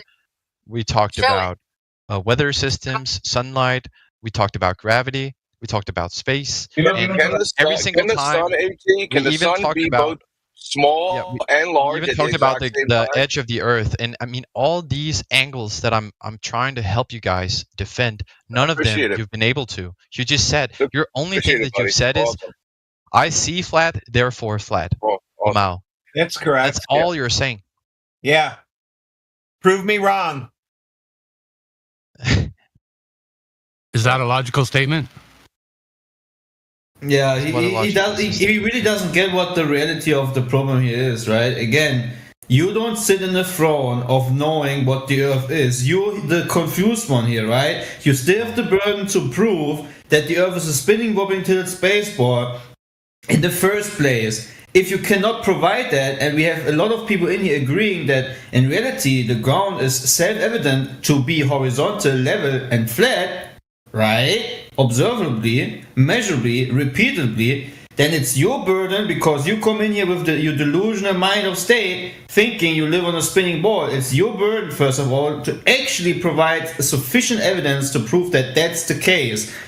So it's not our problem if you can't accept reality for what it is. Neither do we have the burden to explain to you how does this or that work, because it just works. It's reality, man. Don't you get it? It seems like another logical contradiction. How could the Earth be curving at the same time as it measuring horizontal? How could it be two things in the exact same way at the exact same time? Do you not believe in the laws of logic? Wait, what you just said is I see something happen in real life. I don't have to explain any of it, and I'm not taking any where did you get that from? You have to explain to me how my eyesight is flawed. Nobody said about eyesight just now. Wait. Try not to cut me off. Wait. We all just said measure. Nobody said fucking see. We said measure. Wait, it measures flat. Nobody said it looks flat. Because you keep over speaking. All right, brother. You're about to go on mute. Or I'm just going to lower you. I'm not going to mute you. I'm going to put you to 1. So listen, this is your way to bail out. This is your way to bail out. It's weak. He said something about that. Wow. He doesn't have to prove. I'm gonna request a moderator for this guy who's muting people in the room, if that's all right. Thank you. Oh, he's muting people? He can stay on a red mic until he types in there, everyone is unmuted.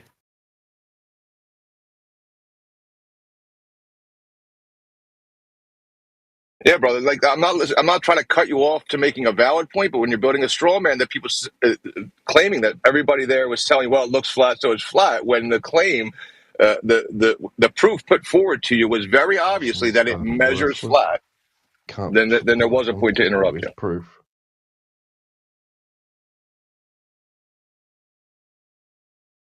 Got him turned up.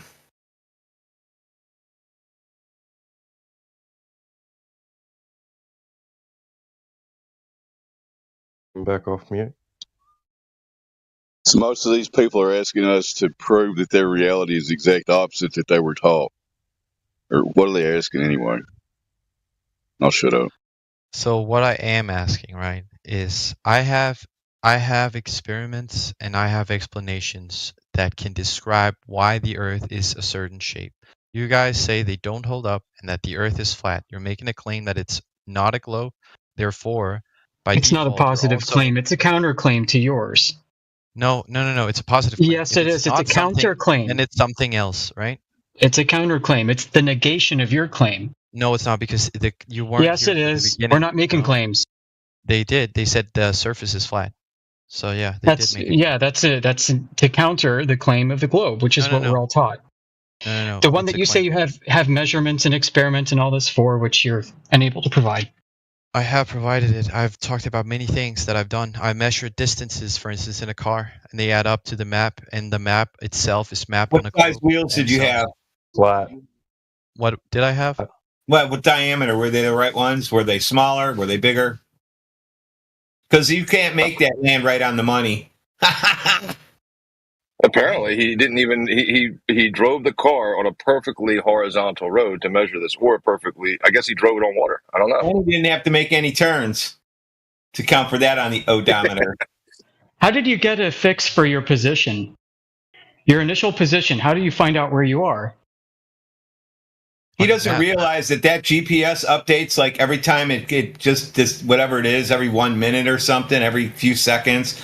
It just updates its speed on there and recalculates. It's just recalculating. That's all it does is recalculate.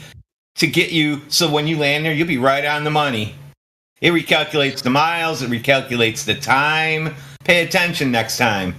I paid attention. I have 3 in my car. Not 2, not 1. 3 of them. Okay, I'm going to try a different angle. I've been in an airplane, and the airplane has taken me all the way around Earth.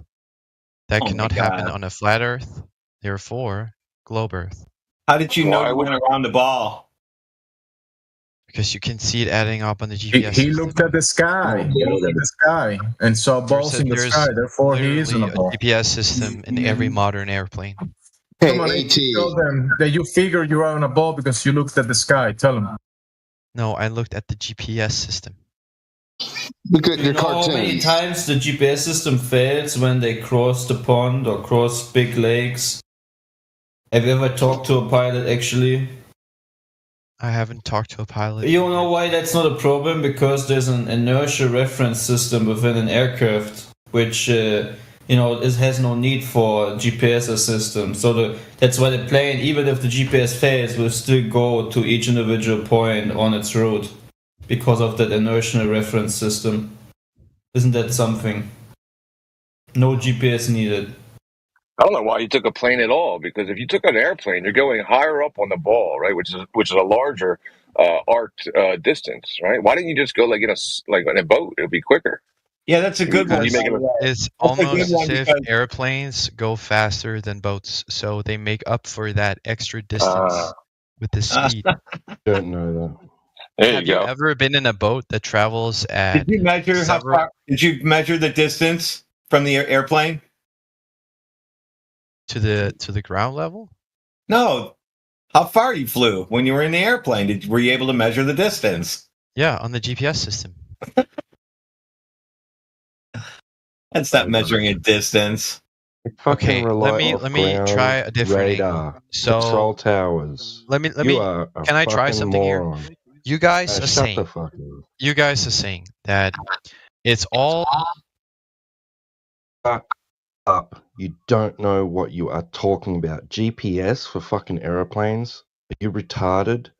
They rely on ground control radar. Fucking idiot.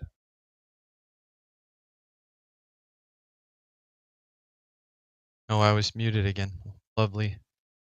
So I'm asking you guys a question now, right? No, we're asking you. I'm kind of bored of we're this. We're asking you. Shut up. Shut up. We're asking you. We're not on trial. Flat Earth is not on trial. Your globe, your spinning globe in a vacuum is on trial. He watched it in ATV. Tell him ATV. You saw the globe in ATV, and that's why you are in a globe, because you watched it in ATV. Tell him. I don't watch TV. They always say that too. They always say they don't watch TV.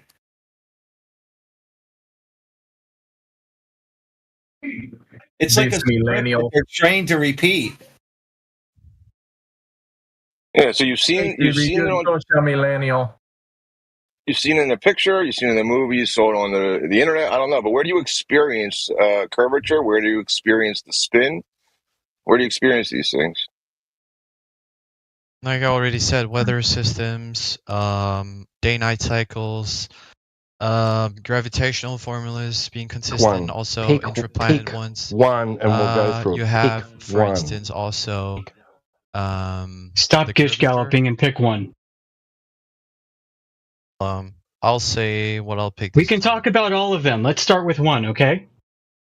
We have talked about all of them. Well, pick one, okay? Pick your best and most favorite one.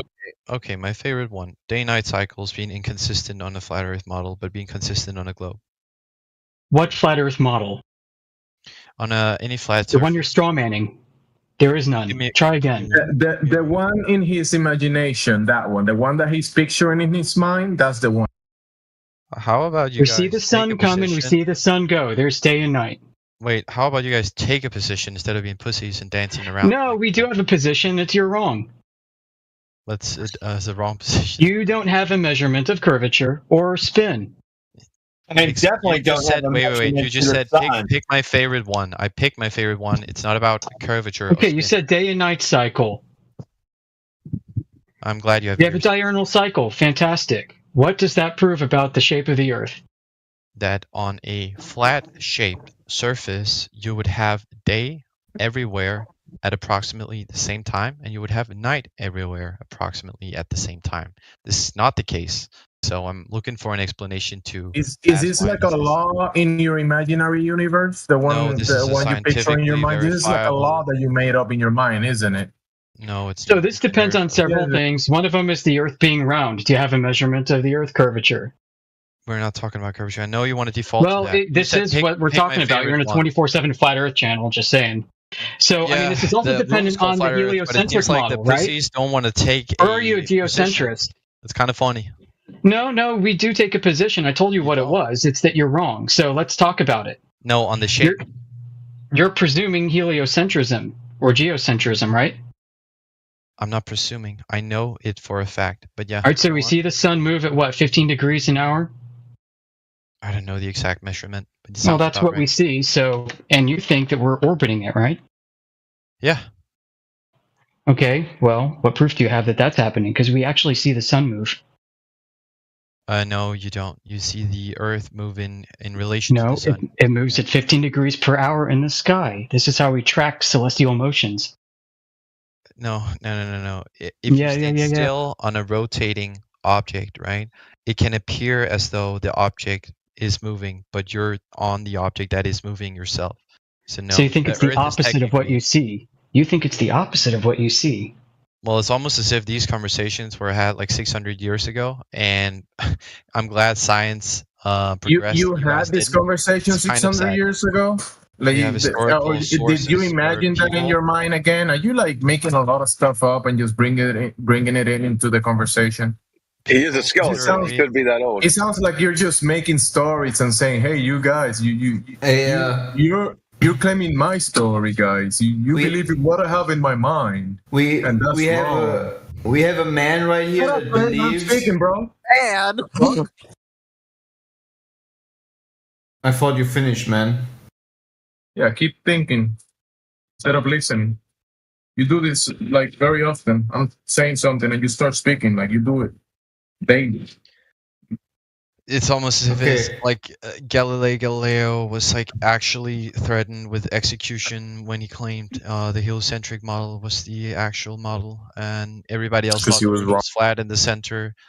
And then everybody progressed, but you guys kept with the Romans, and you haven't progressed in like 500 years. I mean, that's your fantasy world, but you know, the fantasy world. Your problem is see the problem that you have is you believe when you look at a sunset.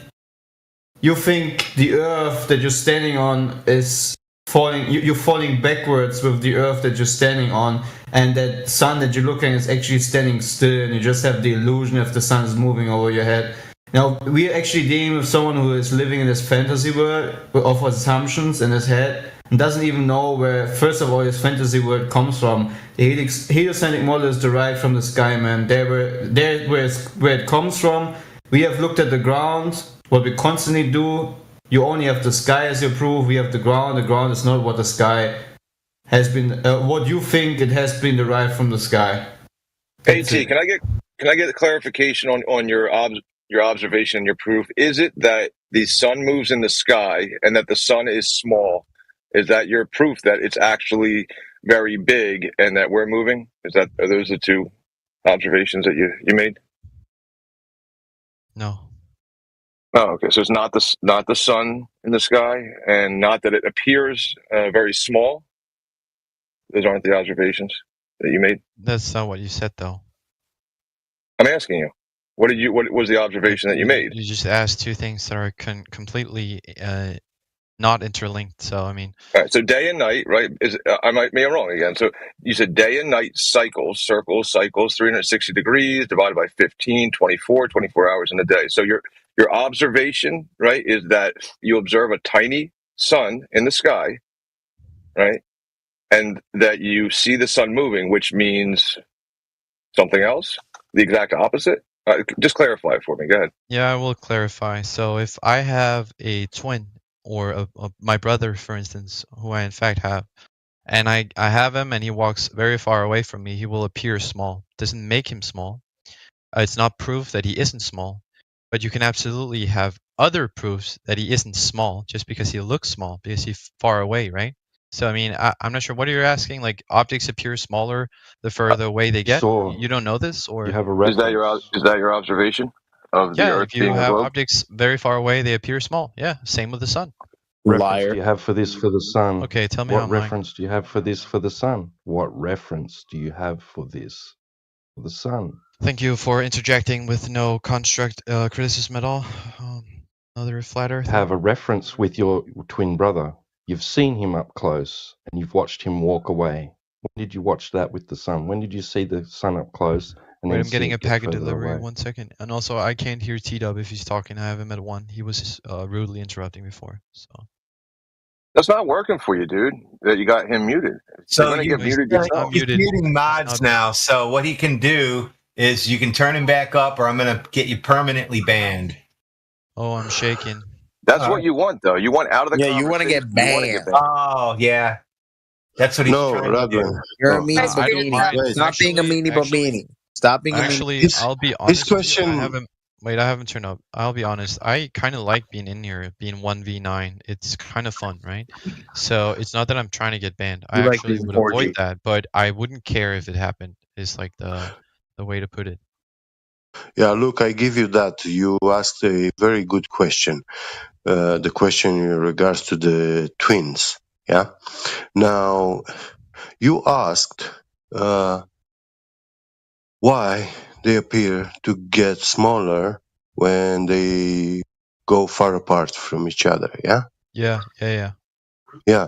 So, do you know what causes this thing that things moving further away are getting smaller? Do you know the cause of this? What do you mean the cause of this? Like that? You want? Yeah.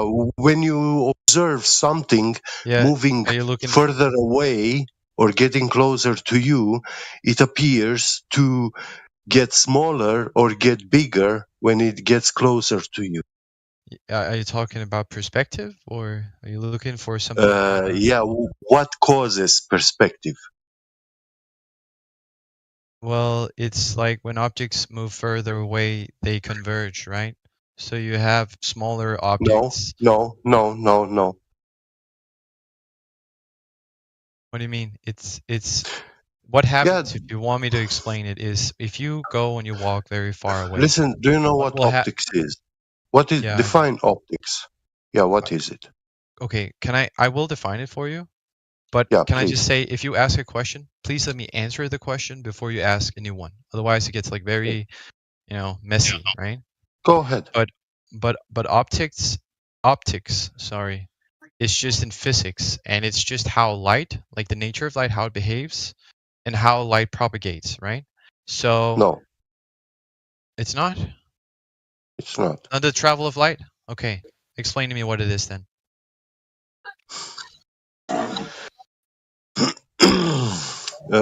I will define it to you later. But Later. first, Okay, awesome. So you said no, it's not, but then you don't have a definition. Listen, That's awesome. Because I asked a question, and we have to address that first. Yeah. Okay. Yeah. I'm glad wrong you agree answer. with me. No, Wait, I'm not agreeing. I'm getting. Well, I asked you the cause for perspective, and you said, "Listen, don't interrupt me." Yeah. So I asked what causes perspective, and you said optics, and that's not true. It's actually so. The correct answer is the property of light to diverge from its source.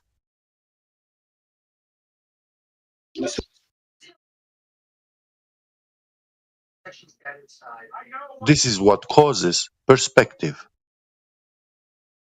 The property of light to diverge. Yeah, light rays do not travel in parallel manner. It's always diverging. Except the cases when there is lensing, which focuses light rays into a single point, afterwards they start diverging back.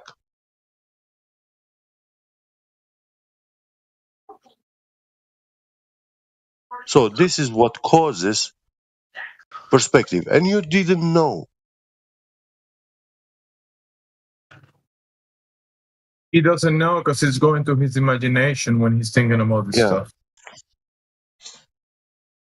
And listen, I didn't even need to go to physics and or educational websites, .edu, university websites to consult and tell you this. I just told you, I delivered this information the way you talk to people when you go to the market outside, or when you talk to the family members inside your house. I didn't even use an elevated language vocabulary which you will not understand. Your problem is actually that you are not knowing science. It makes you ask dumb questions and you don't even realize it. That's frightening to me, and it should be to any person, to ask dumb, stupid, idiot questions. That's the worst thing a man can do.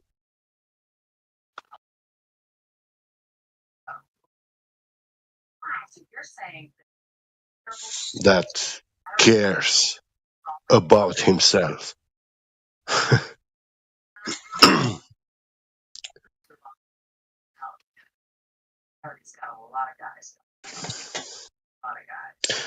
I'm done. Thank you very much, guys. Time, privilege. Are there homosexuals in the flat earth? There are many in your mind, and you're thinking about them right now. So yeah, in your mind, yeah. Whoa. And there are also gay people, many gay people in the flat earth. So. But he's thinking about what's them. the problem with that? Yeah. Were you actually trying to find out if we are, how do you say it, racist? Or No. Yeah, exclusive, an echo chamber. I just don't know. Fanatics.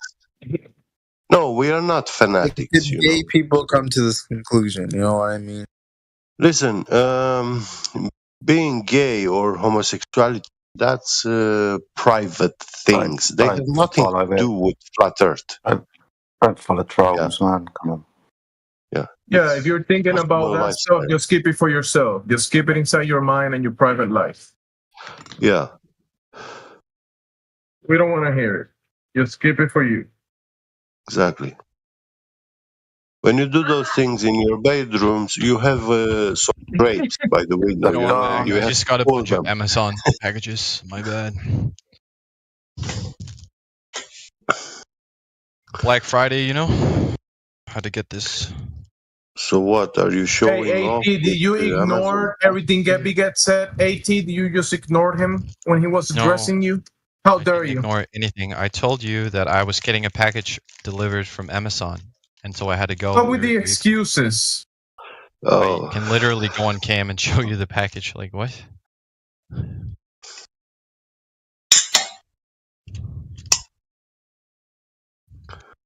got an iPhone cover, headphones. We don't care. Mouse. No one cares. May you use them with good health, Thank you, man. And that's it. You're welcome. It's like you guys think that I have something against you people, that I hate you or something. I really don't. I'm just trying to understand okay, why yeah, you but think this way, You people. Listen, when you come in here, don't assume that people here are illiterate or stupid or morons. Wait. Yeah. I never said that, and I don't think that is the case. Good. How dare you? Good. Yeah.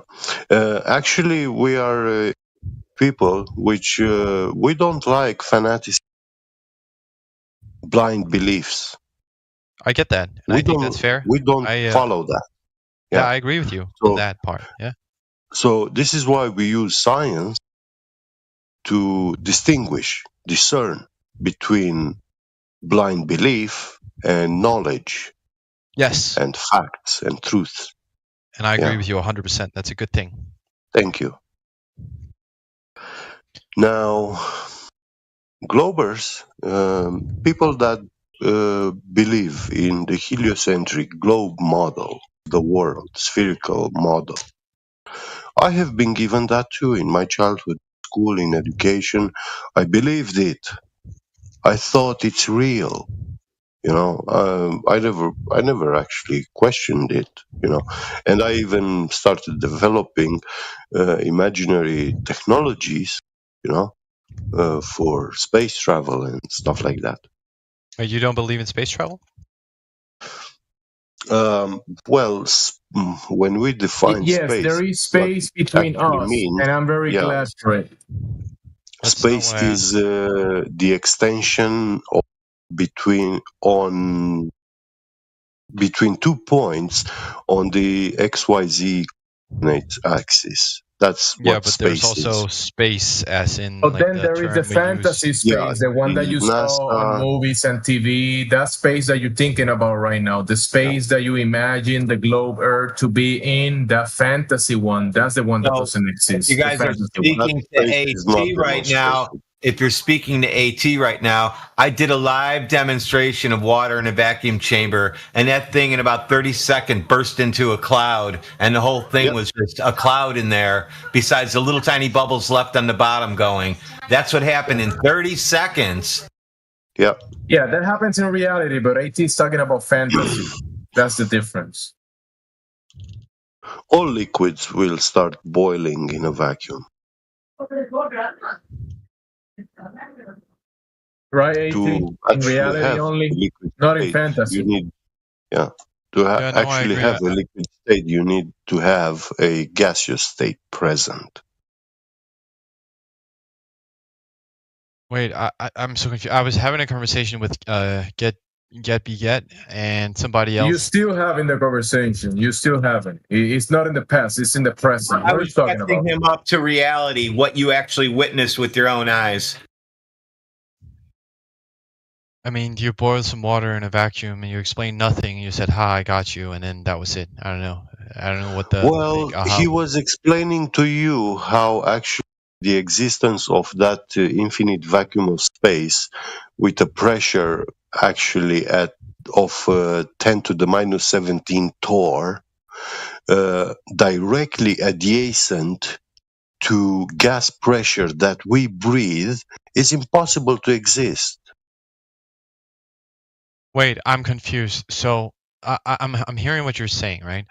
And I don't accept the premise. But if I did, right, you guys are saying you are proving something to happen, and because it cannot happen on a globe or a spherical Earth, we cannot have a spherical Earth. But when I did the same thing with day and night cycles, you said, well, we can just observe that it happens. We don't have to explain why. The laws of and you explaining something else and ruling it out, we don't take for. Hey, get bigger. That's literally what you said. He's arguing like the laws of nature are something that is based on I understood his argument and your position. Now, you're invoking day and night cycles. We are talking about light sources and light propagation, how far light propagates. You are coming from the heliocentric model where you assume that light travels infinite distances, if not obstructed.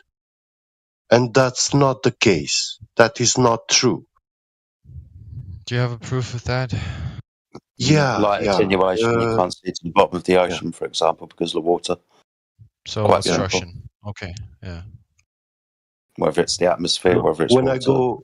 When I go hunting, Sorry, Jedi. When I want to say this last thing, when I go hunting, buy a special expensive flashlight, which is powerful enough to shine very bright at night and blind the animal, at a certain distance. Anything beyond that distance, animals they see the light, but they are not blinded by it.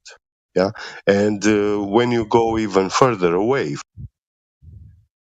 get to see that flashlight being turned on. Yeah. So what? Not so what, because if you go on a mountain, which is 3,000 meters altitude, yeah, on the top of the mountain, and you are down in the valley in a faraway city or village, yeah, which from the top of the mountain in daytime, you can see that village like being 50 kilometers far away, yeah, Maybe, a yeah. landmark, Depends on the something, location. yeah. I can believe it. Yeah. And at night, yeah, I go in that village, and my friend is on top of the mountain, and I take a very powerful flashlight. I turn it on, and he sees it. He sees that light source being turned on, you know. But when I switch it off and I take my keychain LED small little light and I turn it on, he's not gonna see it. Yeah. I'm waiting for what I have to respond to. Well, the sun is a light source and it casts light on a certain surface area according to its power output, light intensity output. And that's valid also for the energy. Okay, so just to be clear, your argument is the sun isn't powerful enough to generate light everywhere at once. If it was more powerful, then Yeah, the maybe. sun is not powerful enough to illuminate the whole world. Okay. So when you are far away enough from the sun, you will no longer see its light.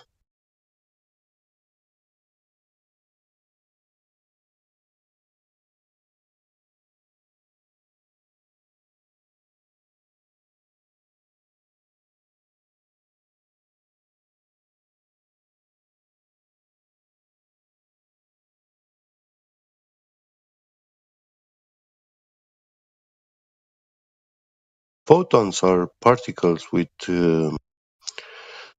electromagnetic wave functions to it.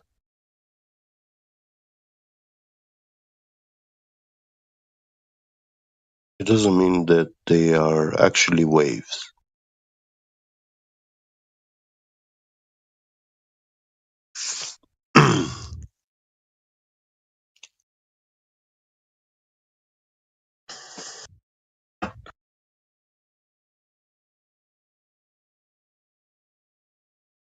But I guarantee you that if you go into physics and let's say, okay, we take a laser, infrared light laser, which is light concentrated into a beam, yeah, with a very low divergency angles using collimating lenses, yeah. Yep. So this kind of light has a very powerful intensity output at the source, and this powerful output is being kept conserved throughout the distance of its propagation, but still.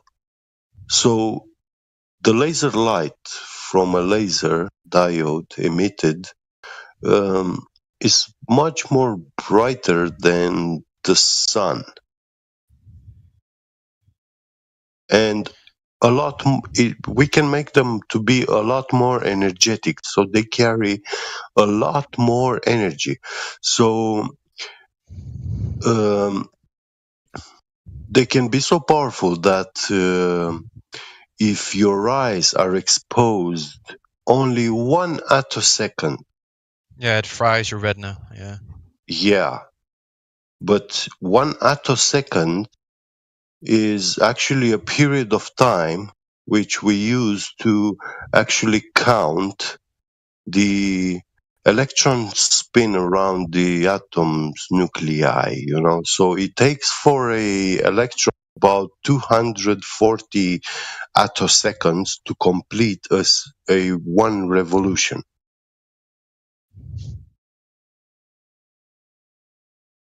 Yeah, man, that's fucking heavy shit, man, right there, mate, isn't it? Yeah. Yeah, so we're starting to get way into the shit that you said. One more question. I mean, if light's propaganding down to the Earth, and then you're talking about refraction and all that fucking bullshit, but you never see a curve, then I can give you an example of light coming down on us. Example. Ready? I can see from me being on an example. From me being on. Let me give you an example. I was talking first, pal. Yeah. Yeah. So. All right. So check it out. As I explained to Get one day, I can see downtown Cleveland just standing at the end of my street, and it's 26 miles away. But I'm 500 feet in the air, roughly, from downtown Cleveland, where I'm at. Now, I asked him, how come I can't see where I live, that mountain from downtown Cleveland, and I know exactly where to look because I know where I'm at. And I can't even see it at all. That's because the light's coming at me from top down, and I'm trying to look against the light, and I'm being flooded with more light. Is that correct? Correct. Yeah, it's the divergence angle. And also the reflection angle of incidence. So the light coming from the source, hitting the object, illuminating that object, and your position in relation to the observed object and the light source is very important. That angle.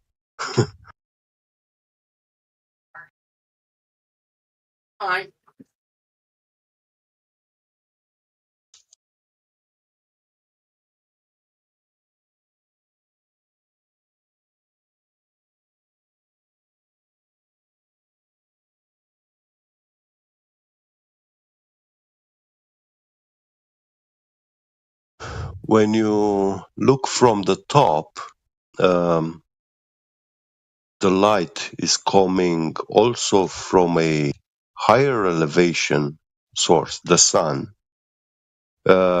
hitting an object at lower ground surface area, and that light can be easily observed from higher altitudes.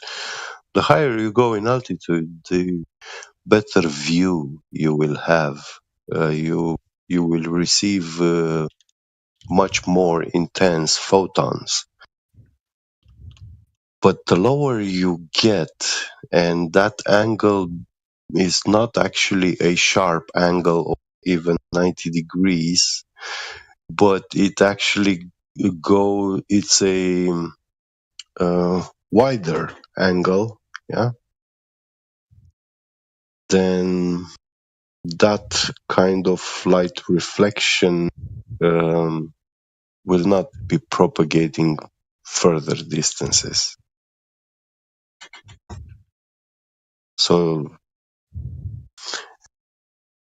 it's just like two balls or objects colliding, and if they hit themselves perfectly, how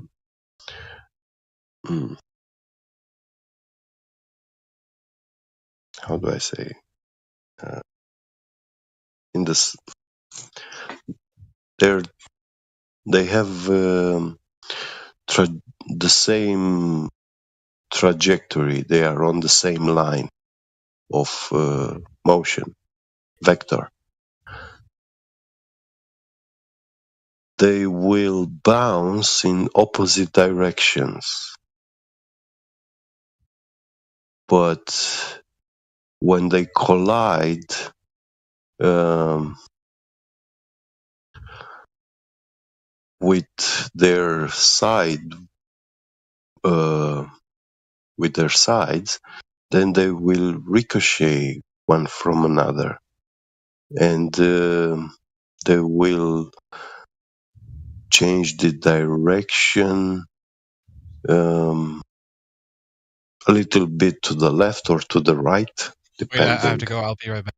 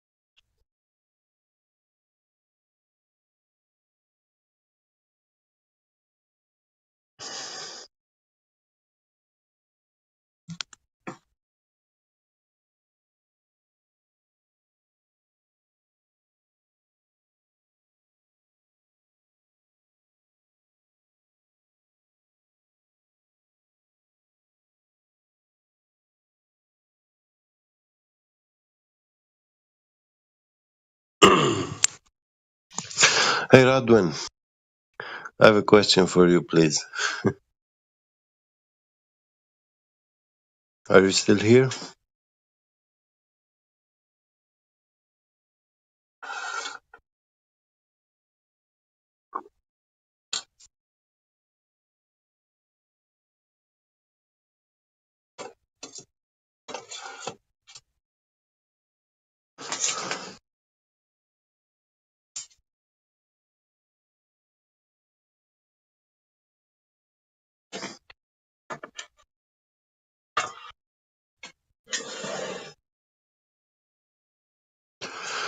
Mike check, flat earth to Radwin.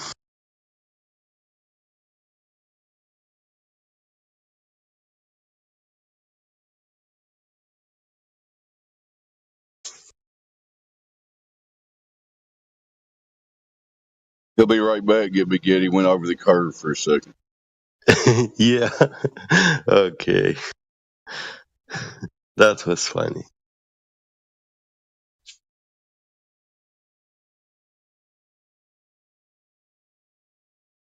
You know, something else is funny. Everybody thinks they live on a globe and they've never measured the curvature of it. That's hilarious.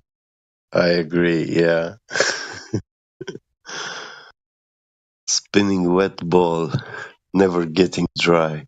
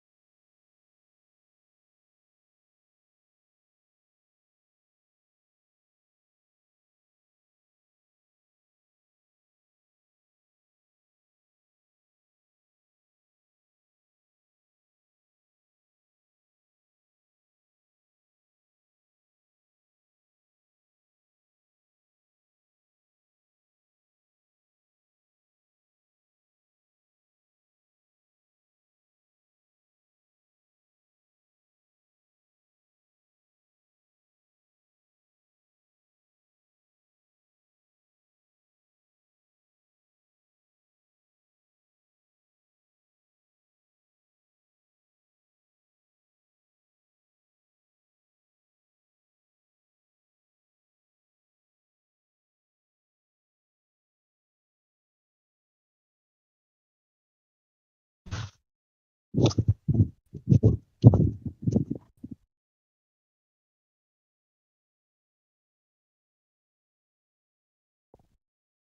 check 1, 2.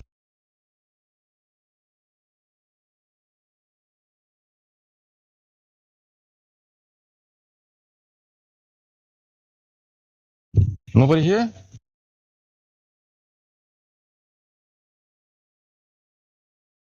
Hello. Hello.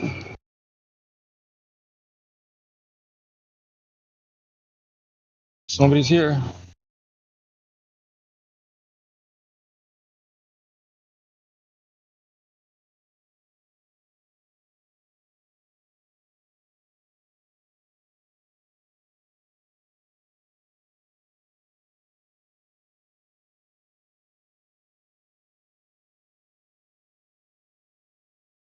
Yes, you are here.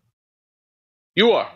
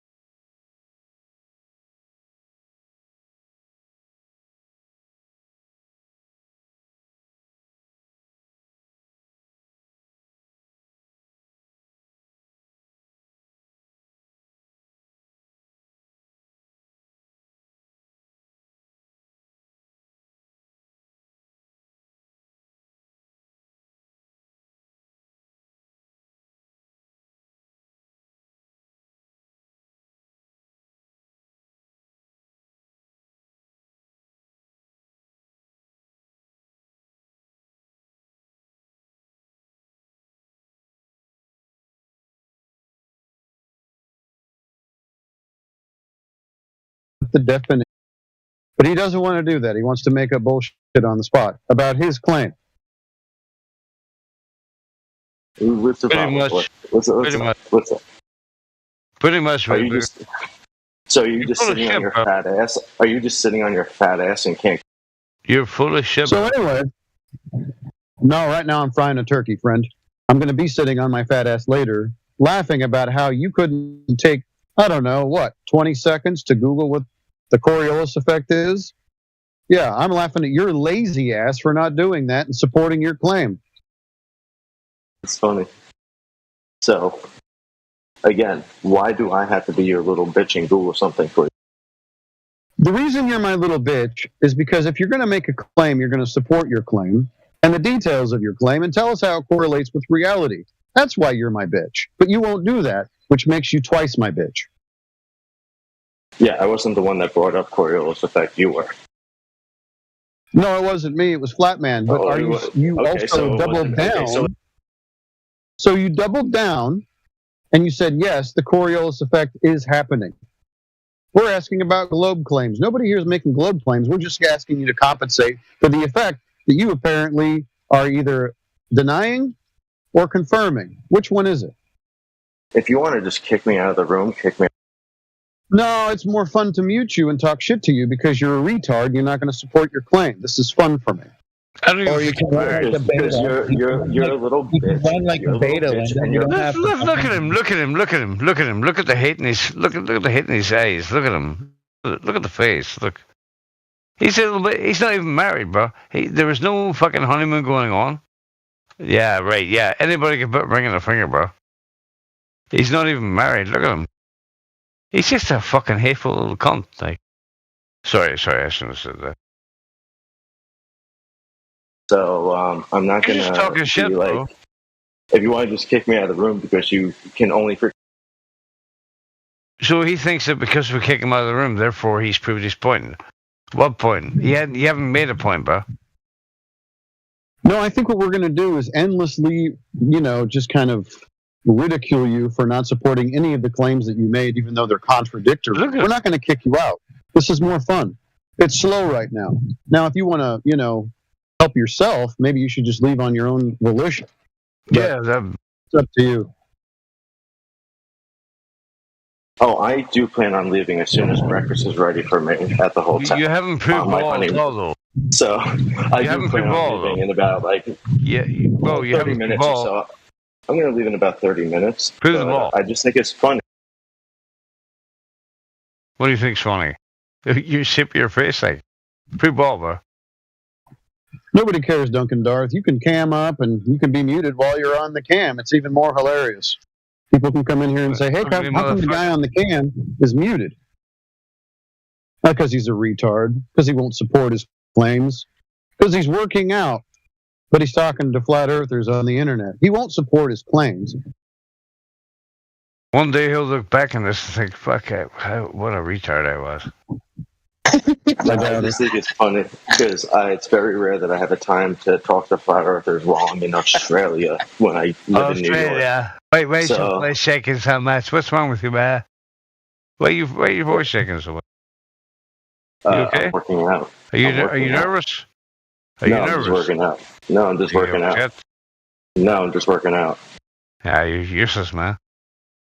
No, it's very rare that a fellow like a New Yorker who sees the sun rise south of him every single day his entire life comes to Australia, and then I see the sun rise and it rises to the north of me. That's freaking crazy. That's never happened to me ever in my entire life. Isn't it weird? What? The sun is in the east, bro. It rises in the east, not the north. What didn't you understand what I just said? When the sun rises in the north, bro? It just today and yesterday. The north. It rises to the north of me. Yes, it rises to the northeast of me instead of to the southeast. Hey, Daz. In New York, the sun rise. Look, you're a dickhead. Realize that we have other people in Australia right now that, let me ask them. Hey, fellas, did the sun rise in the east today? The northeast. Yep. The northeast. Yep. Yeah. right? Right, the Northeast. The Northeast. So what? What does that have to do with the anything? Northeast? Oh, because I've only seen it rise in the Southeast in New York. So what? What's your point? I mean, it's kind of fucking bizarre, isn't it? No, not really. On a It flat rises where you're at. Are you trying to Also, presuppose that you're antipodal on a ball? I also want to ask. Are you presupposing that you're antipodal on a ball? So right now, It's a very simple question. I'll hold you here. Are you presupposing that you're antipodal on a ball? Oh my God. I'm not presupposing it. I know it. Oh, you know it. No problem. So you can get me the Earth curve measurements. How do you measure the Earth to be curved? And how can we validate this? With satellites. They had to actually measure the Earth first while they were on the ground to even think about putting up any satellites that you can't verify, by the way. I asked you for a verifiable method. Okay, so you mean the reciprocal zenith angle test that you can do? What reciprocal zenith angles? With total stations that I've done before. Okay, great. I've done before. What are all the variables? Okay, what was the distance between these two total stations? I've done this before. I brought this up. So what was the distance between these two total stations? Very simple question. 1,500 feet, roughly. Perfect. What variables did you... Oh, you got this data? Where's this data at? You said you're going to bring this data in. Where is it? It's handwritten in field notes. You're not... Just post it. If you have it handwritten in field notes, get me the data, although I would prefer that you actually had the data from the total stations. That would be better. So I'm in Australia on my honeymoon. Are you Good grief, dude. Okay. Holy crap. Someone married your dumbass? I'm going to pray for that girl. On your honeymoon. Holy shit. Yeah, sure. How blind is this broad? Say you had an argument with your wife. Jeez. Oh my God. Yeah, I'm sorry. She can't see your hair very well, probably. You just said exactly what I was thinking for the last 10 minutes. I couldn't say it. So it's kind of funny that you think I'm going to be bothered by some fucking... I don't really care. I can tell you're bothered because you're swearing at me now. I've struck a nerve. Anyways, I'm going to pray for her. I'm going to pray for her eyesight and her ears. That when she starts to hear the stupid shit that comes out of your mouth, she changes her mind. Yeah, because you're pathetic. You can still get it on Oh my God, that's good. And you got the camera on, Linda, like a little bitch again. I told. How we doing, everybody? All right. Good. Let's go. All right. Look, Jesus. Look at that face. What, do you got a fucking staring issue now? Turn your camera on. Psycho killer. Qu'est-ce que c'est? Stop taking me off mute. Thank you. There you go. Thank God for that. If he turns his camera on, then he thinks we're going to kick him. No, I'll just mute him again. Watch this. There we go. You married that ugly motherfucker. What's wrong with her? Does she need fucking glasses? Oh my God. All right. We can get a good look at him. Wow. He's back. He's back. He's so funny. Oh my God. Dude, you got to work out harder. That's all I'm saying. I think that he doesn't understand that the caring that he's doing now is just live on YouTube, and everyone is watching this Karen J. Reese acting. Yeah, it's a ginger Karen. It's looked like a ginger Karen. It's a ginger Karen. That is. You know, Karen? Yeah, I think that. That's right. It looks like one. Hello, Karen. Not a normal Karen, it's a ginger Karen. It's the worst kind of Karen. Yeah. Put your wife on the cam. I want to see how thick her glasses are.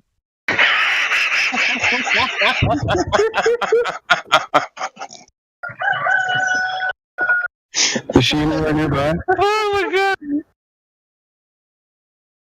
That's fucking good. That's good. Says who? Says you. Right. Okay. Show me the ball. Show me the ball.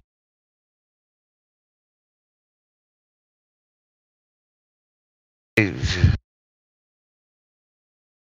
is he alright?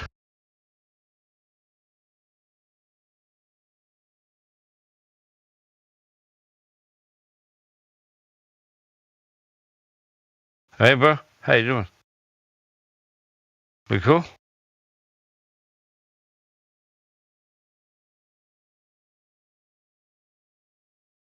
His wife kicked his ass out of the room.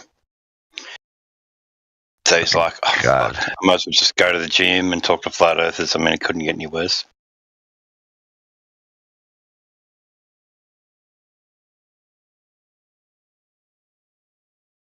He does have that kind of scary look about him, doesn't he? Anyway.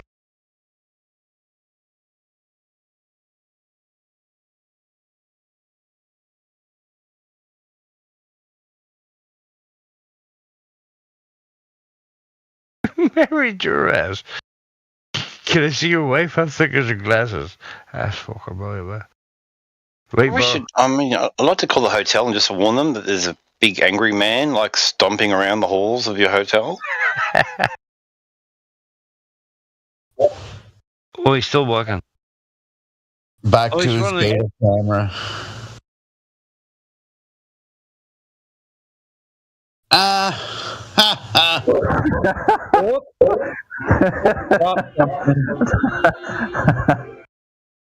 What a beta.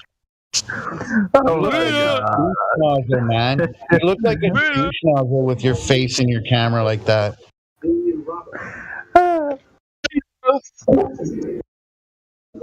Yeah, what? Oh, bro, sorry, I can't hear you. Should I say that again?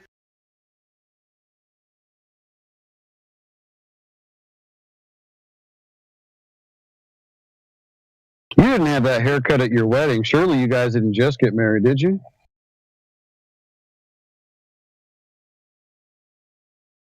Don't show anybody those wedding photos, all right?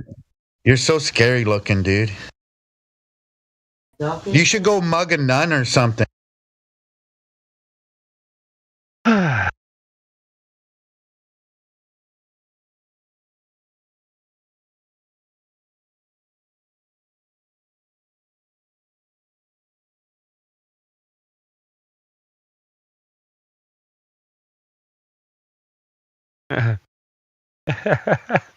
If you grew that beard to look more manly, that's not working.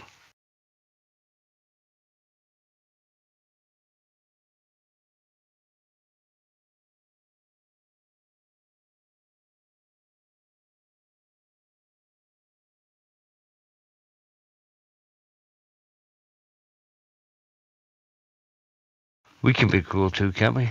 Flat earthers, we can be a little bit cruel. Give the man a break, like. I'm just kidding.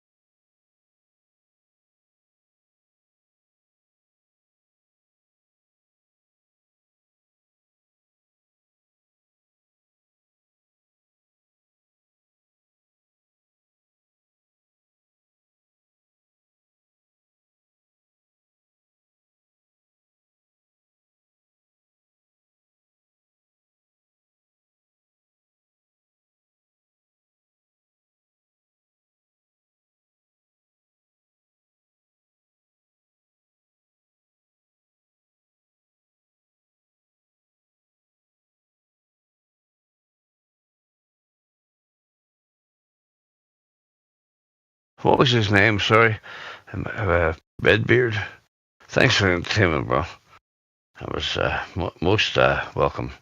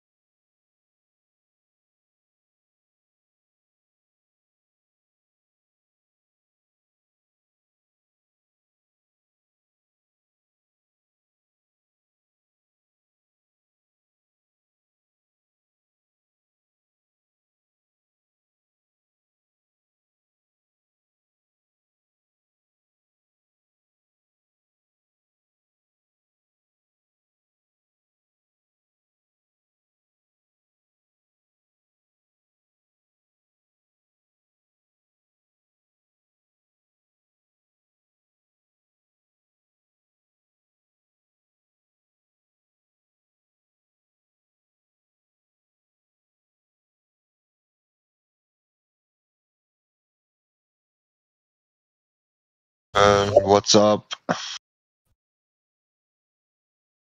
What is up, man?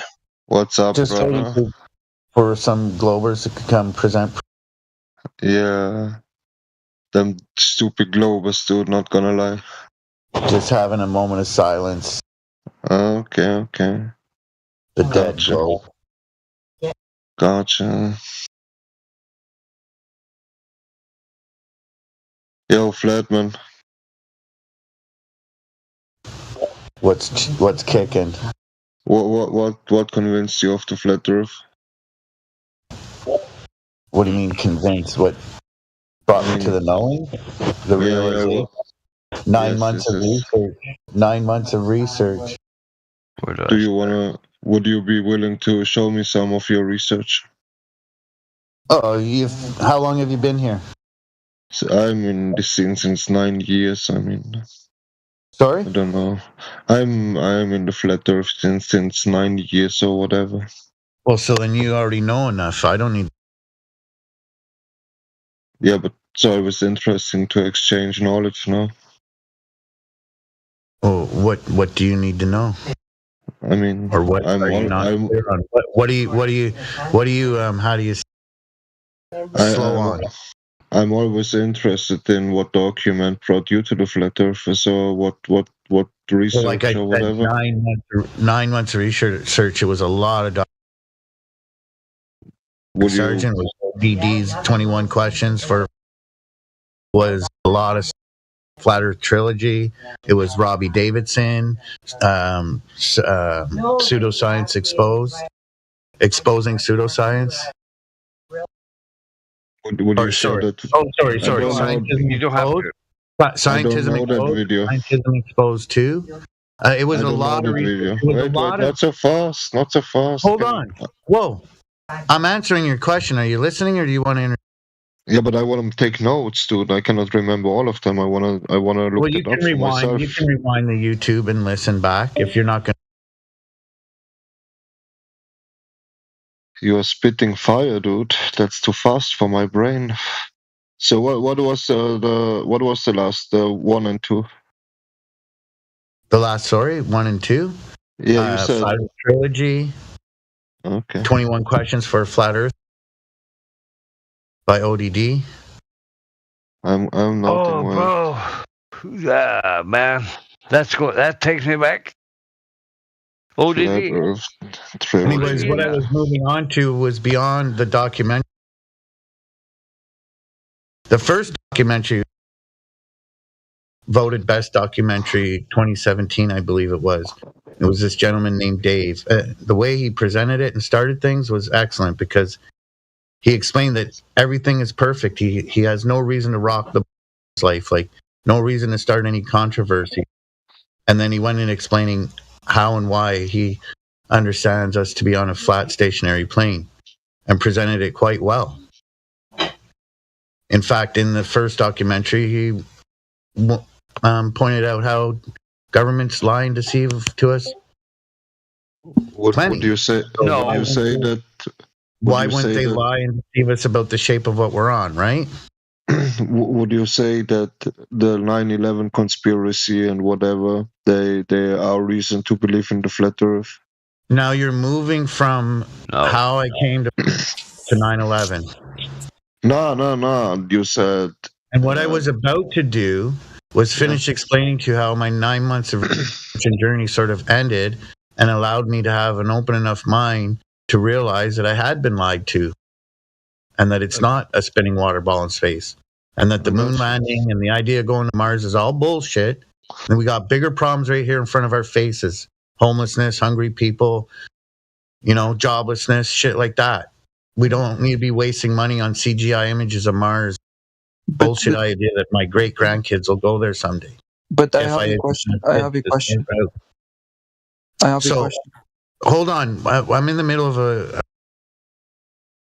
what I was going to move on to was how during that 9 months of research and watching those documentaries and trying to make up my mind and see what was what, there was a lot of anger from the regular everyday Joe and Susie Q public telling me to kill myself, and flat earthers are retarded and don't reproduce and drink bleach and yada, yada, yada.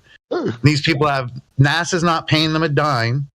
They haven't been outside of their house in years. And yet they're going to scream and yell at me because I'm questioning. So I saw a lot more politeness and open-mindedness on the one side of the argument that helped me realize that the lie of the spinning water ball is just that. And there's a lot of sheeple out there willing to defend it without even questioning gravity or anything. Can we have a conversation, or do you wanna? Can we have A and B, or is it not possible? I'm just asking. I suppose, but wasn't your question about my journey? Yeah, but I mean, there can be questions in between, no? Sure, go ahead. What now? What do you need to know now? So when you have like all seen these documentaries and like these interviews and whatever, have you ever tried to prove it for yourself? Then have you ever done any measurements or whatever? So you said you've been here for 9 years. You were lagging out. I can't hear you. Live stream, and I told you I jump out of airplanes as a hobby. So yeah, I think I've investigated with my own eyes a few times. Thank you. Would you say that curvature? There's no spin of the Earth. Same stars for thousands of years. If we're zooming through the cosmos like they claim, those stars wouldn't stay the same. They'd change for sure every 6 months minimum. If not every night, you'd see a different constellation, different stars system. But I have a question, right, from your personal experience, is that you said you jump out of planes, and okay, you did not see the curvature of the Earth. Okay, I agree with you. Okay, I give it to you. But how can you observe if there is a rotation of the Earth or not? So you don't pay attention, you're not listening, or no, like if the Earth is moving underneath the plane, that's going to make it extremely difficult, man. Can you repeat? I could, or you could rewind, listen. Because I think as I was answering, you were putting little. Think about it, man. If the Earth was spinning at the speed they're claiming, imagine landing or taking off from moving speeds. But when you jump in a train, for example, then you are not falling back in the train because you're already in speed, right? I'm jumping from an airplane, not a train. But that's the same principle. You're already in motion. And to make it more clear, you're lagging out all the time. Yes, is your internet broke? A target as small as a beer cap or a dime to get the most points that I can get. Be pretty difficult coming into a moving Earth with ground winds as well to achieve that. That'd be real difficult. So what look, so there's something, I don't know if you learned this, but right, we learned this in school. There's something about the law of motion that says, and this is justifiable. Oh, stop it. I'm going to stop you right there, Linda. I'm going to post in the chat. Are you paying attention? Here's your atmosphere moves with the Earth, Coriolis. You got to pick. It's one or the other, Globetard. Is the fucking Earth moving or is the fucking atmosphere moving with the Earth? One of the two. Can't be both. I have something for you in the side chat. What I was about to say had nothing to do with what you posted in the chat. But okay. And again, you don't listen to me. Go ahead. I love it when Globetards try to explain their illogical. Okay. Would you be willing to? Wait. Would you be willing? No, calm down. Would you be willing to click play on the side chat, dude? It's 10 seconds. Would you say that these pilots, that the globe they have on their screen, that this is a fake globe and they are not flying the direction the globe shows them?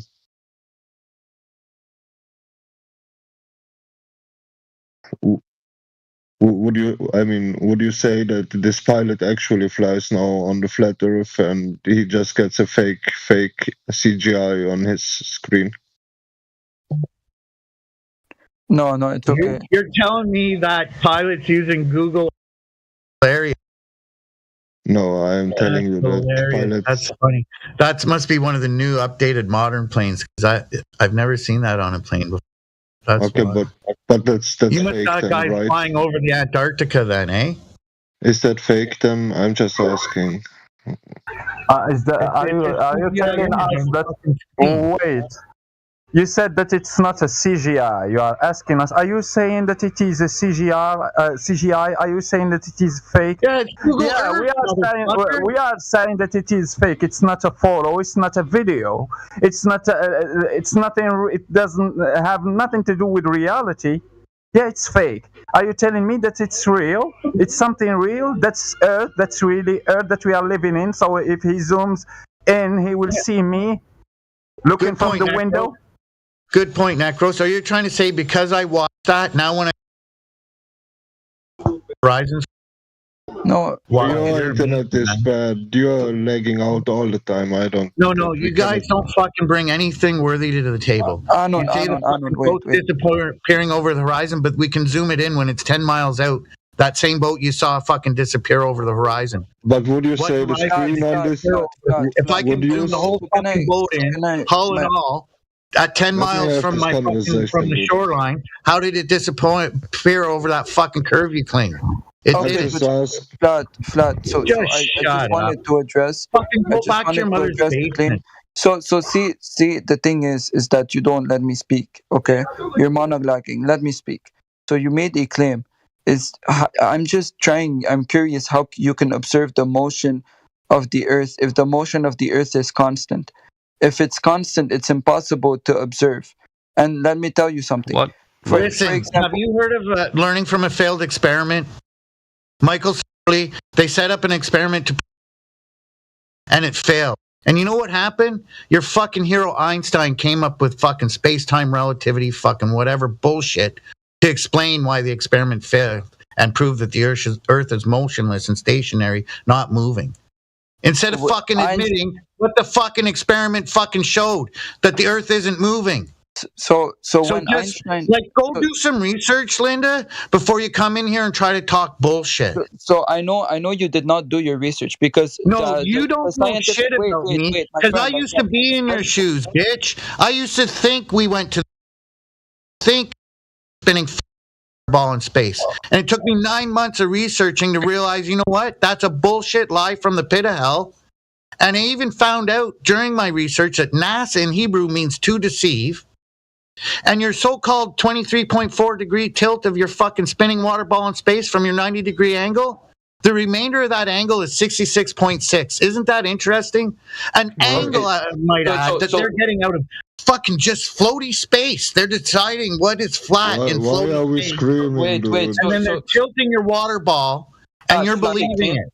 Okay, so you're believing it, bud. So you made multiple claims, yet you do not allow me to talk. I don't so now need what I'm going to tell you, what I'm going wait, my friend, I've already researched and know the truth about. How you are intellectually dishonest. You don't let me respond. Let me respond. Thank you. So Einstein, when he did the relativity, okay, do you think the scientific community accepted it as it is? No. The scientific community was against Einstein and they told him this is impossible. Yes. Until what? Until he said what? Until he said, okay, according to my calculations, if my calculations are right, this will happen on this day. This will happen on this day. This will happen on this day. This is an experiment. If it doesn't happen, then it's wrong. And it happened. All of the things it happened, and then we made more researches, more experience. You're lying, dude. What are you talking about, bro? And show me these fucking experiments you're talking about. I just fucking told you what happened, bitch. They on fucking this day, that day, bullshit. They got the opposite result they were expecting if the Earth was moving. And then if I show you the experiment, relativity, you fucking douchebag. If I show you the experiment, will you accept global? You don't have an experiment to prove the Earth is moving. No, if I show you the experiment, and if I show you the experiment, will you accept global me that Earth is moving and the Earth is curving? Prove that shit. No, you made a claim. That's your claim from your side anyway. If I show you the experiment, will you accept global Earth or will you be dishonest? See, this is the thing. Even if I show you the experiment, you won't accept You're not showing me nothing. I'm watching the live chat. I'm waiting for you to post your proof. You're not posting nothing. You're just chatting. Okay, You're just yapping. If I prove it to you, fucking prove it, bitch. Wait, no. I don't want to.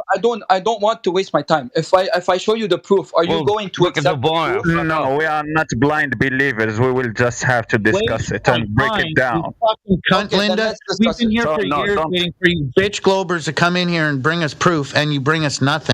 You're just talking. Swaggy, don't count on that. We won't believe what you will put just blindly. We will discuss that and break it down. Okay, we can discuss this. Okay. Nice. In 1919, I will now show you the proof. And this is it's supported by Sir Arthur Indigan. And this is Sir Arthur Indigan is one of the most intelligent people. This is supported by Einstein too. I will now post the proof.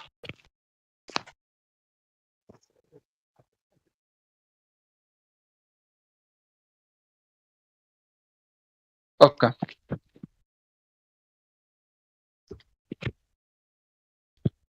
Is it The Indigan experiment. Is it an animation? Oh, No, fuck, it's a not an drawing. animation. Ah, great. No, it's not a drawing. It's What's an the experiment. formula? Experiment. Yeah, that was a good point as well. This guy just assumes when he presents can his we read the evidence, we're just gonna experiment be like, nope, that's not right. We're not going to look at it. Like, fucking present what you Okay. got, bitch. The Indigan experiment was an observational test of general relativity organized by the British astronomers Frank Wanston Dyson and Arthur Stanley Eddington in 1919. The observations were the total solar eclipse May 1919 and were carried out by two expeditions. One to the West African island of Principe, and to the other to the Brazilian town of Salvador. The aim of the expeditions was to measure the gravitational deflection of starlight passing near the sun. The value of this deflection had been predicted by Albert Einstein in a 1911 paper. However, the initial prediction turned out not to be correct because it was based on an incomplete theory of general relativity. Einstein later improved this prediction after finalizing his theory in 1915 and obtaining the solution of his equations by Carl Schwarzschild. Following the return of the expeditions, the results were presented to the Royal Society of London, and after some deliberation, were accepted. Widespread newspaper coverage of the results led worldwide fame for Einstein and his theories. There you go. Holy shit, shut the server down, guys. This guy fucking proved the earth is moving and spinning. Holy fuck, I didn't think I'd see this. Would you like to You proved it with an article from fucking 1919.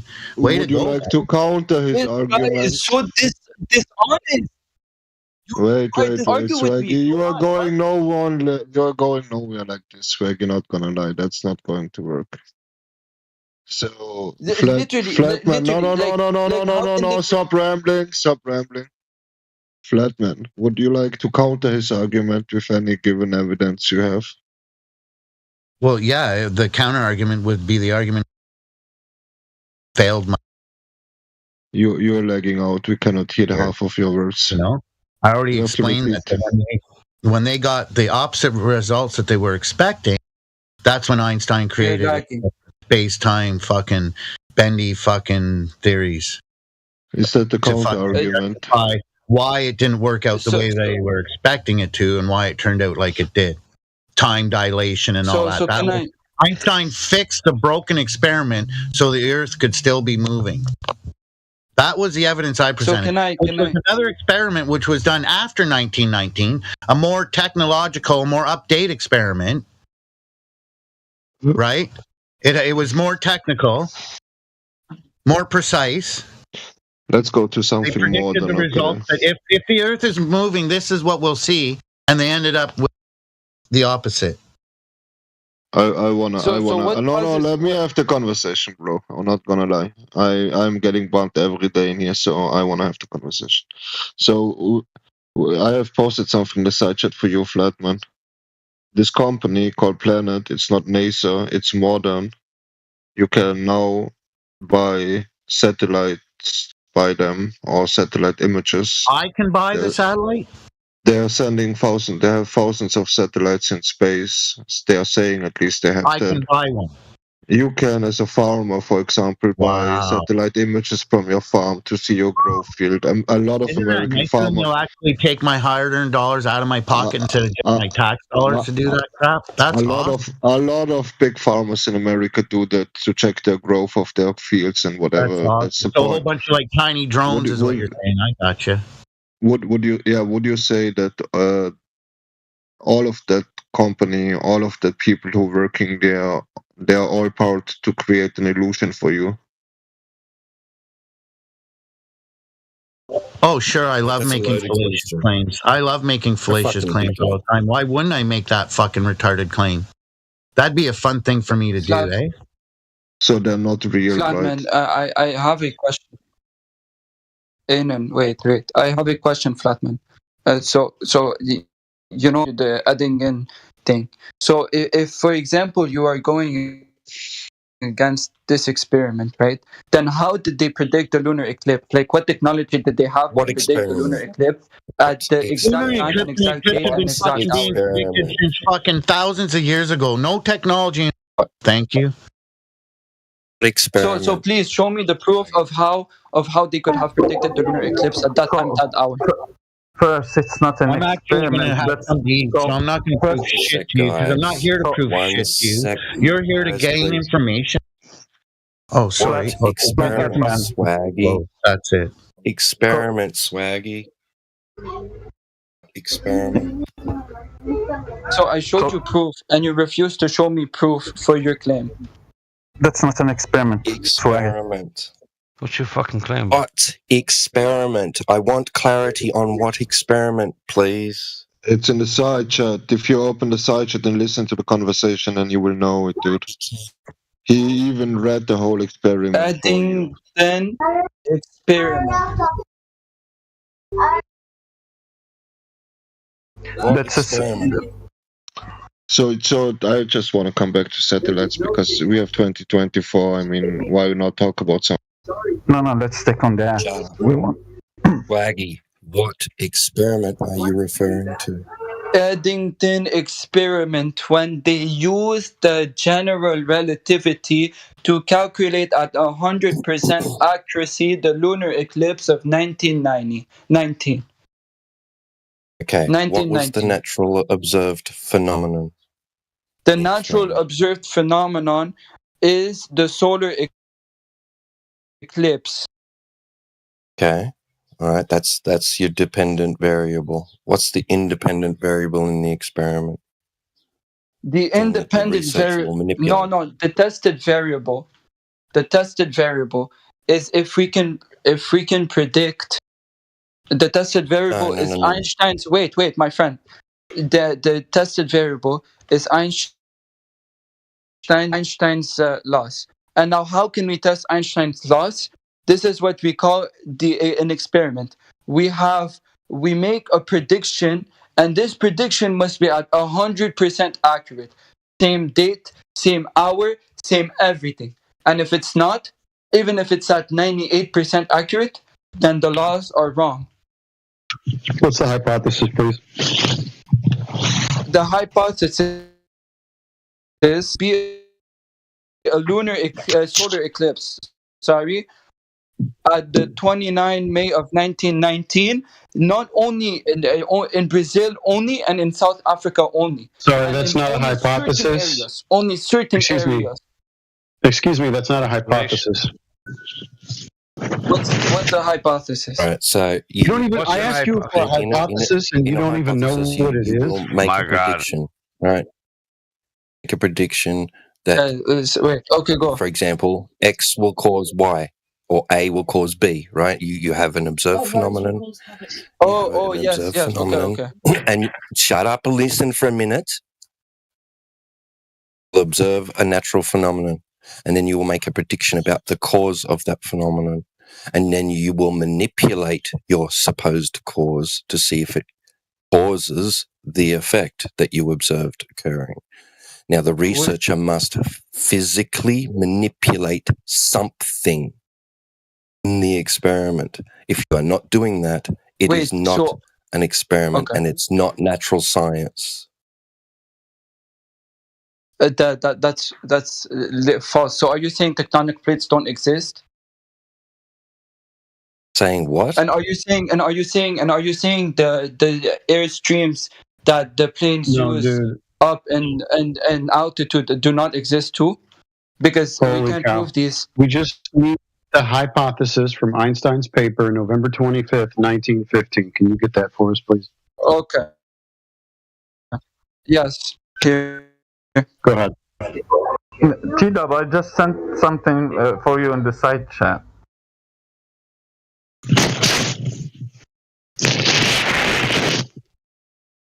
Excuse me.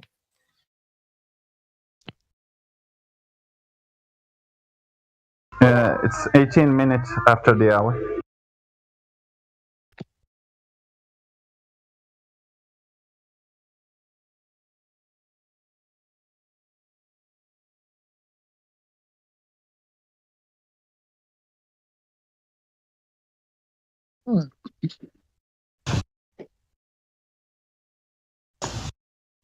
Okay. It's very complicated mathematics, so I don't know if you will understand. I will now send it in chat. That was hilarious, that little clip you spent a few minutes of my life on back. It was hilarious how they said the famous Blue Mile from millions of miles away, everyone is on that planet. The moon is supposedly less than 250,000 miles away. So how is that image of the planet from the moon millions of miles away from the moon? That's fucking, like, you guys don't even listen to the shit in your own clips. You just believe it. No, Flatman, you know what? You're right. Like, honestly, you're right. But I just have a question, right? Because I want to learn. I'm here to learn. So, you know that, do you believe in the air jets in the air? Oh my gosh. What? Air chats. I can't. You're not here to learn. Air jets. The air's, we know that there's jets in the air, bro. Okay. So, yeah, you mean they're jet going streams? from where? Jet streams. They're going from where? West to east?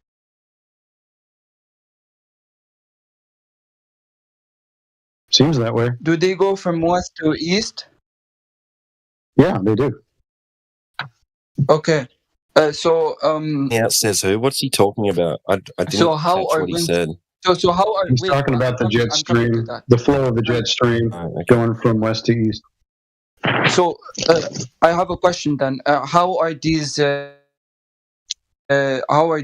created? It's because of the wind and the law of thermodynamics, right? How winds are created. Yeah, what's your point?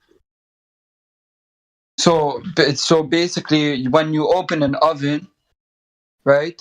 The hot air expands into the cold air. Is that right? Sometimes you go from west to east, east to west. Okay. Yeah, I'm coming to that. Wait, patience, my friend. So when you open an oven, according to the law of thermodynamics, when you open an oven, the hot air flows towards the cold air. Is that right? Is this a pressurized system? Are we talking about jet streams? What the fuck?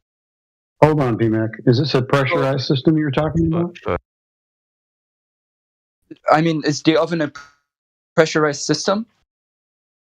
No, I'm asking when you open an oven. In the thing that you're describing with the high and low pressures, right, in the second law of thermodynamics, is this within a system that is pressurized, that has air pressure in it already?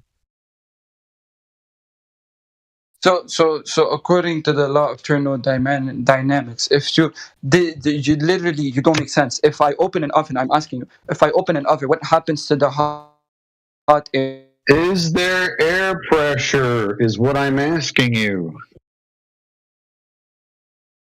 You're talking about... Yes, there is air pressure. What happens? Okay, so you just debunked space then. No, yes. What happens if there is air pressure? Tell me. Well, you have to have a container for that air pressure to exist in the first place, according to the second law of thermodynamics. If the Earth's air pressure was exposed to a vacuum, let's say the vacuum of space in your model that doesn't exist, then you would lose all air pressure on Earth and you wouldn't have any surface winds, jet stream or otherwise. So you just debunk space. You want to keep going? Okay, wait. So you don't believe in space? No, you just debunked it for me. I don't have to believe anything. You just got rid of it. Okay, perfect. Okay. So yes, you're right. But now I'm just asking a question, right? But because doesn't exist. But according to the law of thermodynamics, if you enter the oven, if you open the oven, there is hot air in the oven, cold air outside of the oven. When you open it, what happens? Yeah, the hot air rises and then tries to equalize with the air in the room. All of this requiring pressure, which also debunks space. So what are you trying to get at? Okay. So there is a tendency of the hot air going towards the cold air as to stabilize the as you said. Okay, is that right? And this creates wind, right? Yeah, what's the point, dude? You got to get to it. Okay. When the jet streams go from from west to east, the jet streams that are in the north and in the south are colder than the jet streams in the equator. Why are they going from west to east? They should be going from north to south to north to south to south. Why? According to the law of thermodynamics. Why? And so you debunk yourself. It's done. It's done for you. Is it moving the wrong way? Sense, bro. What are you talking about, bro? We're done. You explain it. Are the winds in the equator hotter than the winds in the north and south? What are you on about? Okay, see, just because you don't understand doesn't mean that north and south to up and down. Is that what he's doing? No idea. So see, you can't respond to my claim. You can't. What claim? Because it's impossible for you. You don't have a claim. What the fuck? Why is it impossible for us? Hold on. Why is it impossible for us? Why is it impossible? Because it's not fucking making sense. That's why it's impossible. Okay, sure. Right. As we said, according to the law of thermodynamics, winds are created by the temperature. One of the major factors is the temperature of the winds, right? Yeah. You need a yes or no? container as well for that to be possible, even. Yes. Okay, I agree. Okay, I'm a flat earther. Okay, when the winds go from west container for that to work. When the winds go from west to east, right? The winds in the north are colder than the wind. Wait, so closer to the equator. The winds go from east to west, or sometimes north to south. What the fuck? So why isn't the winds in the equator attracted to the winds in the north according to the law of thermodynamics? You have 50 seconds. What are you talking about? It's not attracted to cold winds. The hot air is not attracted to cold air. And even if you have hot air in the top, it won't rush to the bottom toward cold air. That's fucking bullshit. Hot air will rise up. Yes, okay, it will rise up. Okay. Now, my friend, I have a question for you. You are saying that the law of thermodynamics that say there is a tendency for the hot to go towards the cold. So, for example, and this is what people don't when you touch someone that's cold, you are transferring energy and heat, and that is why it will stabilize. Are you saying towards the cold? Wrong? Yeah, that's what's happening. The cold, which is above. What the heck are you talking about? I have a question. No. Are you telling me that the air above is cold? Are you telling me that the air above is the same? Oh fuck! Why are you talking over me? Are you telling me that the air above is the same temperature? Are you telling me that the air above is the same temperature as the air here on the surface? No. Nice. So what's the difference? Which one is the colder one? What? Which one is the colder? The one in the surface or the one in the sky, high above? Which High air above. is nice? So now, if I put water now to boil, that vapor, that gas, that water, when it will turn to vapor and so gas, which direction it will go? Down or up? It will go up. Nice. So what the fuck are you asking? Why are you telling me that that air will have to what? Because you are telling me that that gas, when you are boiling water, you are telling me that that vapor have to go even north or south, not up. Why? No, I'm not telling you that. That's what you said. Yeah, that's what you said. You said, "Oh, you should vote why the hot air is not going to the north." Okay, yeah, that's your sentence.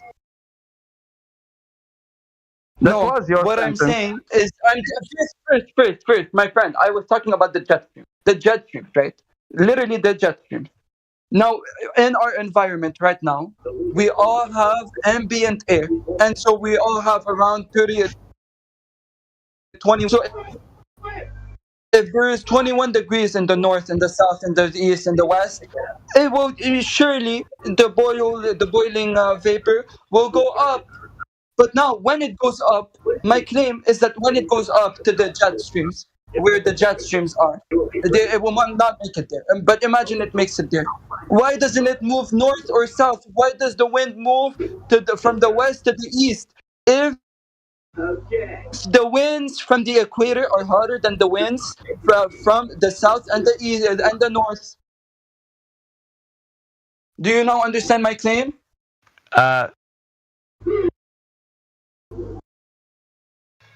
Yes, I understand, but why it have to go to the north or south?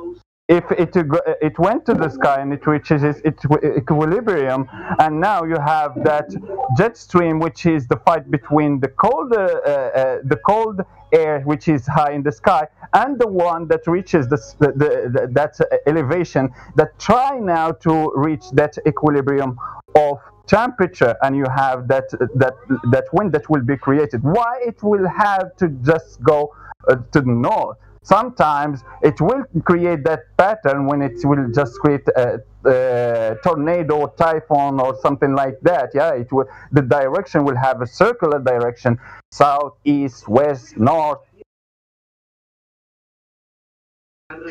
Okay. You don't understand. The equator around the flat Earth, there is an equator. It will stay in a circular direction because you have a warmer place which is in the middle, which is the equator. It's warmer than when you go to the south or when you go to the northern hemisphere. The equator is warmer. It's differential temperature differential. So that air won't try to go to the equator because it's warmer, so it will sit there and try to have that circular path. Okay, so this is, you don't listen to me. That's not my claim. My claim is that the winds, the jet streams, and the equator will go towards the cold places according to the law of thermodynamics. What stops the winds, the jet streams, the hot jet streams? All around the equator, they have around the same temperature. What stops them from going north or south, where where it's colder? Isn't it, according to the law of thermodynamics, the hotness goes towards the coldness in everything we do? When we go out, for example, right? Our hotness leaves our body if the temperature is around 0 degrees, and so we get cold. When I touch someone that is cold, I'm transferring heat towards him. This is simple law of thermodynamics. And now just explain to me why the jet streams are going from west to east. Temperatures in the equator is hotter than the temperatures in the north and south. It's simple. And so you cannot explain it. It's impossible to explain in a flat earth. Impossible, I tell you. And now I will show you why. Because it reaches the highest elevation with where the coldest air is. What was that, hey voice? Wait. How does this change the average jet stream temperature of the equator that is still hotter than the average cold stream of the south and north? How does this change anything, my friend? Tell me. What does change what? The elevation that reaches is already the coldest one. Why it needs to go somewhere else? Because it's already the coldest temperature that it has there. So every particle of air that is around that vapor, that hot air that you release here from the surface, when it goes there, it will reach just the limitation of altitude. It won't have any colder air around it. Oh, okay. And what about the air that is directly on the border of the look how illogical this is, okay? How are winds created? Temperature, heat, mass. How are winds created? You know the answer to that question. Okay. What are you asking? Okay. We know. So you agree temperature Yes. is a major factor for wind creation, yes? Go, bro. Go. Okay. Now look at my claim. Right. In the equator, even though the temperature of the jet streams are very cold compared to us, compared to here, it's still hotter than the jet streams that are found either south or north of the equator. And so now my question is, why doesn't this hotter jet stream from the equator go towards the south and go towards the north? Right. Why is it going from west to east? How do countries in the equator end up with different fucking tropical genomes, biological? Is that the question? What's the question? Sorry. Nekos, mute, please, mute up your hot mic. Okay. So what's the question? So yes, so my friend, we get the Sahara. We get. Yes. So the question is, right? And according, so did you learn the laws of thermodynamics in school? I did. Yes, thank you. Okay, but maybe you don't remember, right? So no, let me just. So it's very simple, right? No, don't refresh your memory. Just tell me. Why do we feel cold outside? Okay. What's your point? The hot air goes towards the cold air, which creates then winds. Now my question is, the if hot this air is always true, pushes the cold air. Yeah. Okay. Oh, true. If we go up where there are jet streams, right? Yeah. The jet streams go from west to east, right? Yet the winds in the equator are hotter than the winds in the north and south.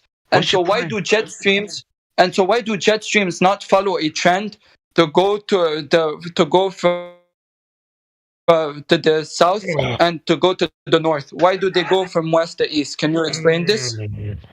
West to east. Okay. Oh shit! I'm taking a poop. No. Globe. Can you explain this, my friend? No. Can you? Yes. Okay. It's okay. Yes. Please go. So in a globe Earth, I will send you a map of a globe Earth and the jet streams. Sometimes it goes a little bit, it deviates from its trajectory. It doesn't go directly from west to east. Sometimes it goes up, sometimes it goes down. Is But it moving in a vacuum? Most of the time, I will address this later. Most of the time, it goes from west to east. Why is this? Because of the rotation of the Earth. No, because of the path of the sun. It follows the path of the sun. It travels from cold to hot. Yep. The sun is heating the spots when it is. Go ahead. If the sun is doing a circuit, which it is, and you can all see it traveling over your stupid heads. We can. When we're stupid heads. If your sun is doing a circuit, the coldest point is going to be just in front of it. True or false?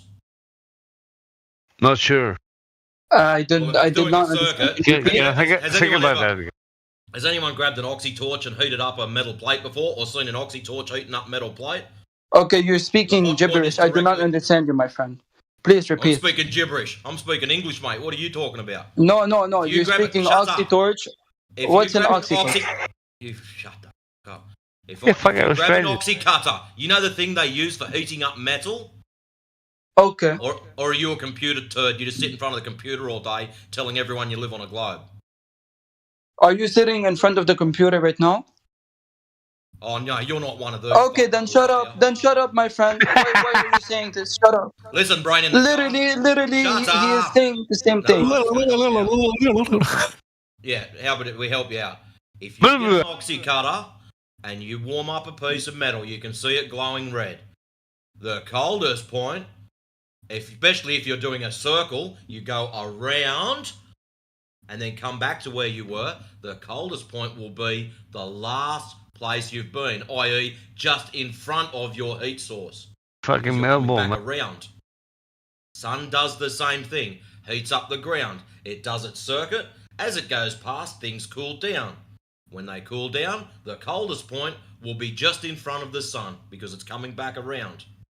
This is why you have your wind patterns. Because, oh no, it heats up the air. It expands and moves. Interesting how all these wind patterns and jet streams follow the sun's path. Just in reverse, that's all. Yeah, that's just a good point. Okay, give you the question. Go ahead. Now, I have a question. Right? First, what are the metal characteristics that the Earth doesn't have? Metal characteristics the Earth doesn't have. We dig metal up out of the Earth, mate. Okay, no. But what metal characteristics may prove your hypothesis wrong? Do you know? What metal characteristics may prove my hypothesis wrong? Do I know? Yes. Okay, I don't understand your question. Can you change it up a little bit? I don't know how to change it. Ask him a proper question. Like a proper lad. Proper question. Do you have any proof of curvature? Curvature, yes, there's multiple proof. Excellent. Please give me one. Okay. Yeah, we're waiting. So the first proof is you know this already. The ship disappearance over the horizon. Oh, shut up. A ship disappears over the horizon. Fuck off, bro. Yes. And that's the best you've got. Yes. Go. So you don't know anything about convergence or perspective? Nothing like that? What does perspective? Anything you say after that is fucking not even worth listening to. Educate me. Go. Ships travel over the horizon. What? Sorry? Okay. What are the geometric dimensions of your ball tard? I mean, Earth tard. I mean, Earth. Sorry, I'm just having a moment. Having a breakfast. Okay, will this take me to the perception thing? Okay. You believe you live on a ball, yes or no? Let's take it one step at a time.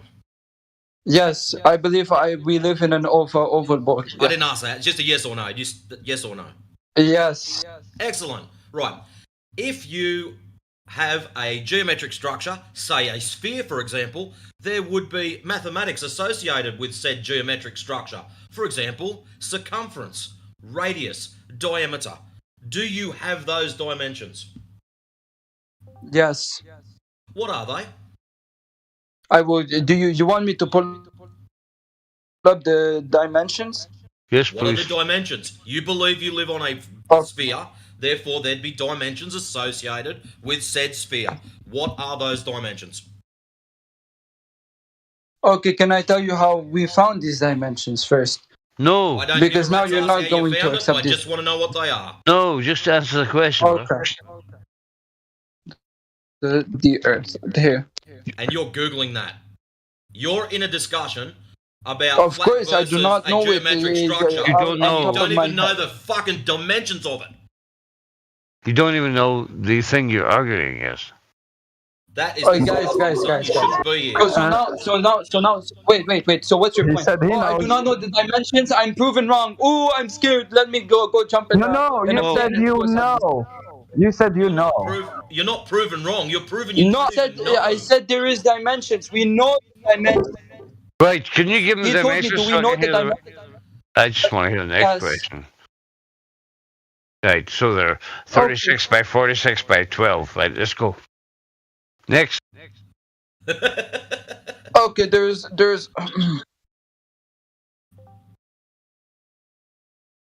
What?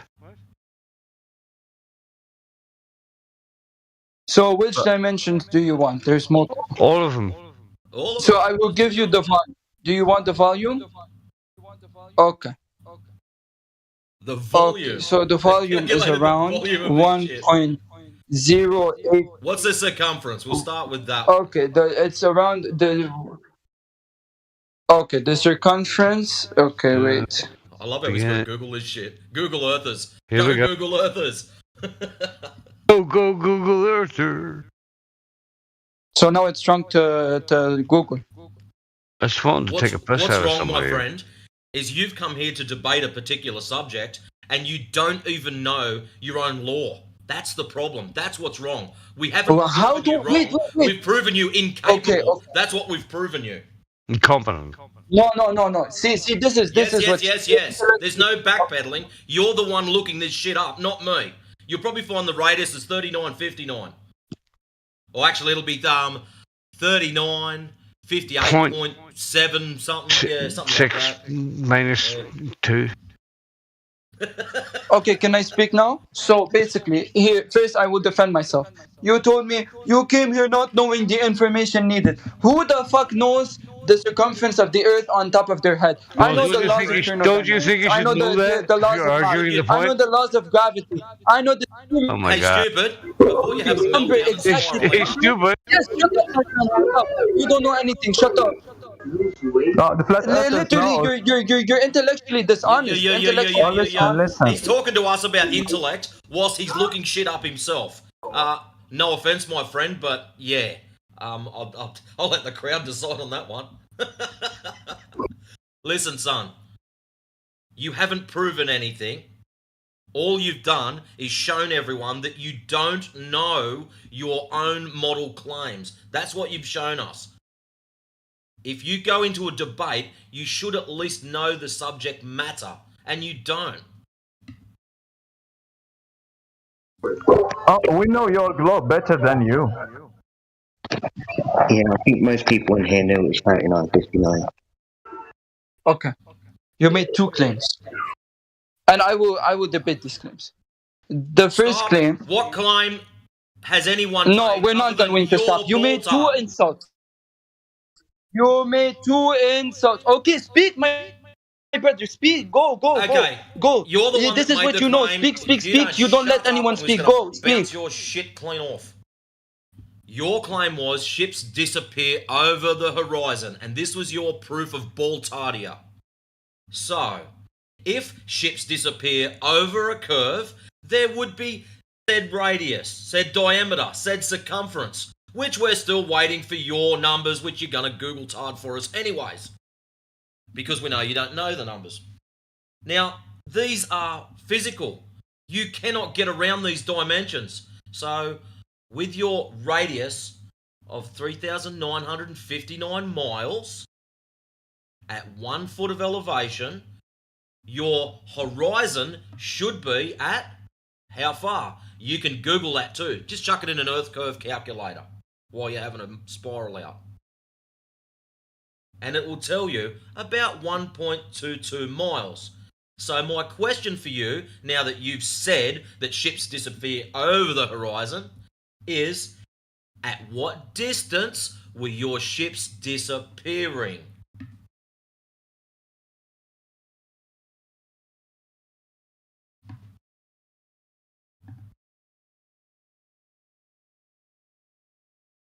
No distance? It begins with a 3. I'm doing calculations right now. Shut up. I think.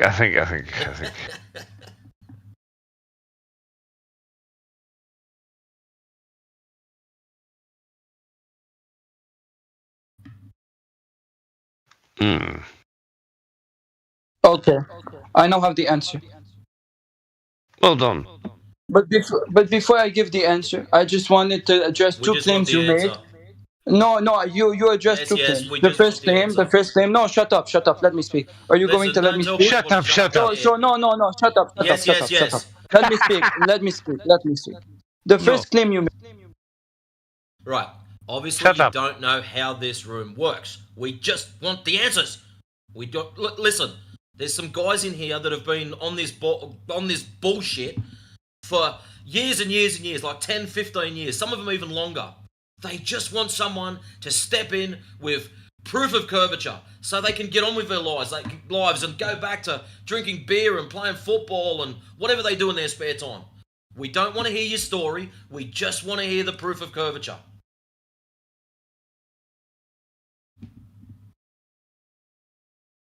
Am I here? Okay. Well, it depends. I hope so. At which height from the sea level? Well, you're the one that claimed they went over the curvature. At what elevation were you standing? Or floating? Or flying? Pick an elevation, bro. Well, at sea level, according to my calculation, 1.7 meters. But now if you were at sea level. Wait, no, at sea level. This is at sea level, yes. So sea level 0. Sea level 0. Now it depends because you know the formula. I believe you are intelligent enough. Hopefully, it's D equals around I only know it in French. Racine carré 2 R H. The H is the height, and so it depends the height. 1.22 times the square root of the observer's height in feet. And the answer will come out in miles. It's 4.7 kilometers. At sea level, this is. Do you feel like you learned something new there? No. Oh, sorry, you weren't talking to me. No, him. You feel like you just learned something new? I mean, I don't know. He insults me. I don't know. He insults me. I will insult him. He just asked you a question. You didn't know the answer. No. He did insult me. No, he did not. No, he did not. He just asked you a question. That's it. Now that you know the formula. Okay. And you know that if it's a geometric structure, you'll know that there's your so-called horizon that you're claiming that they go over. Your formula debunks that just by long-distance observations alone. Yeah. Okay, go. I just did. Yeah, but... No, but so I need proof. How does this debunk? I don't understand. Go. Oh, well, here's Exhibit A. Long-distance observations. Okay, long-distance observation. I need the height. Swaggy. Oh, yes. In the text chat, you can see the 2 oil rigs. The question for you, Where is the horizon in that image? Is it up the front, in the middle, or up the back behind the oil rigs? Observer height. Okay, wait. The observer height is 1 feet, and the distance. Shaggy, I asked you a simple question. Where's the horizon in that image? Back, middle, or front? I didn't mention anything about. I don't understand what you're saying. Do you not know what a horizon is? I know what a horizon is. Excellent. Where is it? Location.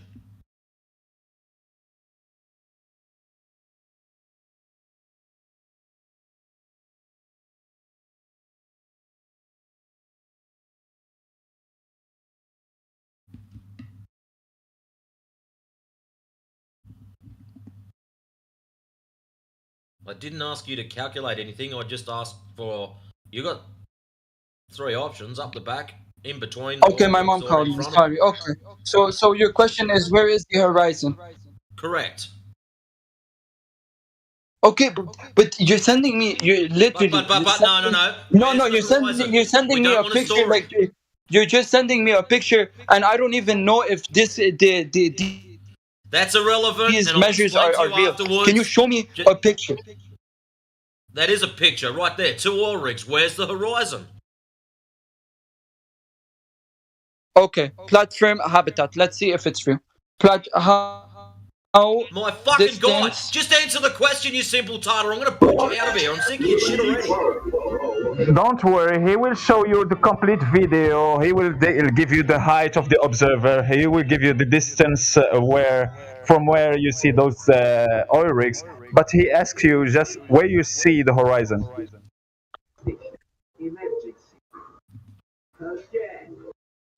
Wait. Let's try and be a little bit charitable with Swaggy here. He's not insulting anyone at the moment, so he did say he wanted to learn. And there's obviously a bit of a language barrier, so maybe he just needs a bit more explaining of the concepts and things.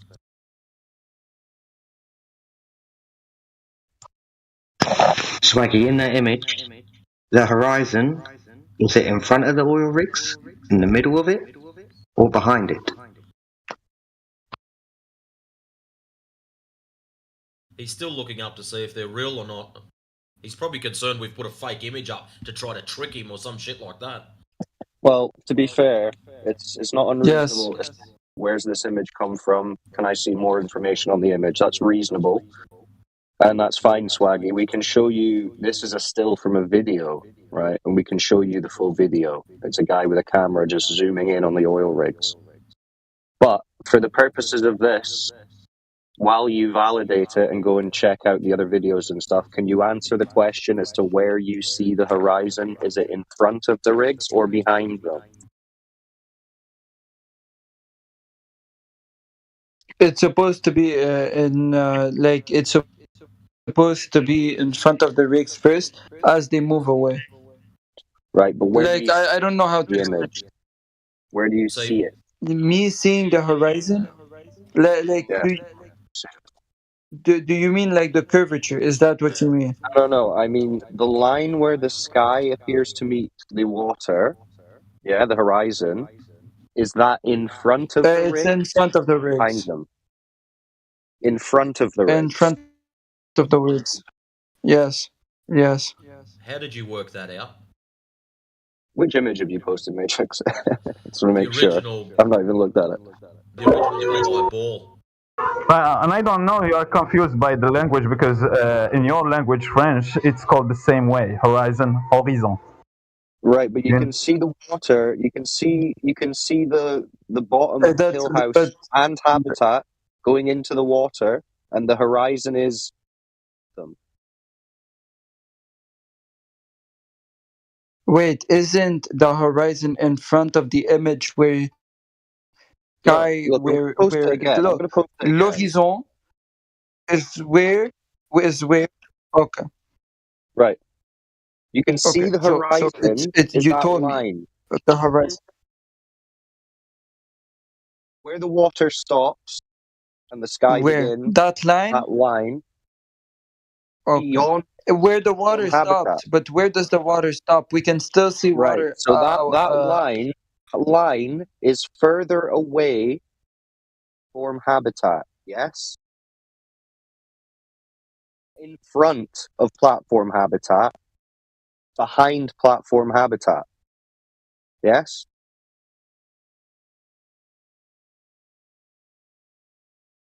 Wait, I'm getting called. Wait.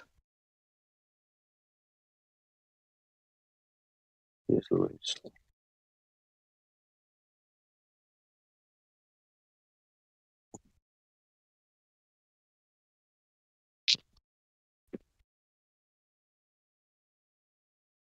Okay, so as I was saying, the horizon is literally like in front. What are you talking about? Right. What you're going to need to do then is open this image and draw a line. Wait, I'm getting called. Where you see the horizon. Draw a line where you see the horizon in that image and post it back in the chat. Because it sounds like you don't know what the horizon is. Swaggy, I've also added a slightly color corrected image in the side chat, so it makes it a little more clear, the horizon line. He just said he was getting a call. That's why he muted himself. This kid was in here once before. Wish to discuss everything but the curvature of the Earth. He knows damn good and well where it is in that picture, but he can't answer. Okay, so you're saying So I'm saying okay. So you're saying the horizon. Sorry, 1 second. Look, The Swaggy, just have a horizon. look at the new picture in Right. slightly color corrected, so it's a bit easier to see the horizon line.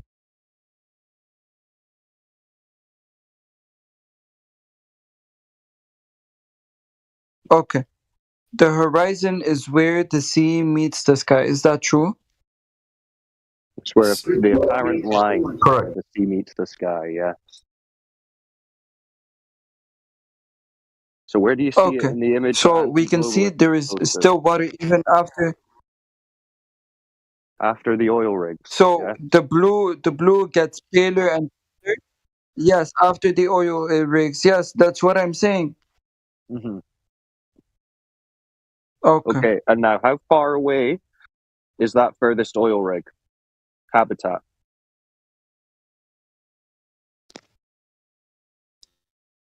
It's around 10 kilometers. So miles. Like 13, 14 kilometers. I don't. Oh yes. Okay. Sure. Yes. It's. How much is it? So look at How the much image that I is that in posted. kilometers? So that's about 13 kilometers. 14 kilometers maybe. Right. So you can say the horizon. The horizon. It's located 50 kilometers. Okay. It's the horizon, therefore, is further.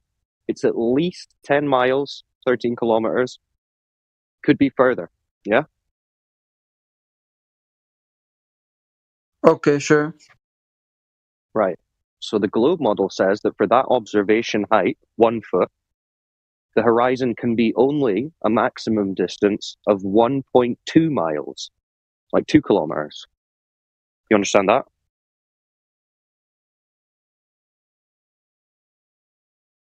Wait, repeat. So if you go on Google and you type in distance to horizon calculator, you can put in the observer height of 1 foot. Right, so the observer height is 1 foot. So tell me how far away the horizon should be for a 1 foot observer according to that calculator. Okay, so how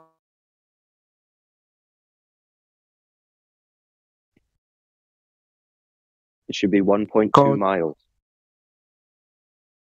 No, how much is that in kilometers? Oh no, 2 kilometers? Or meters, I mean, in meters. Okay, wait. Oh, you 1,000 make sure. meters. Do you mean how? Do you mean in Habitat meters height. for the observer height? Yes, the observer height. How much height is it? 1 foot. Okay, he's 1 foot above sea level. And how much is that 1 foot?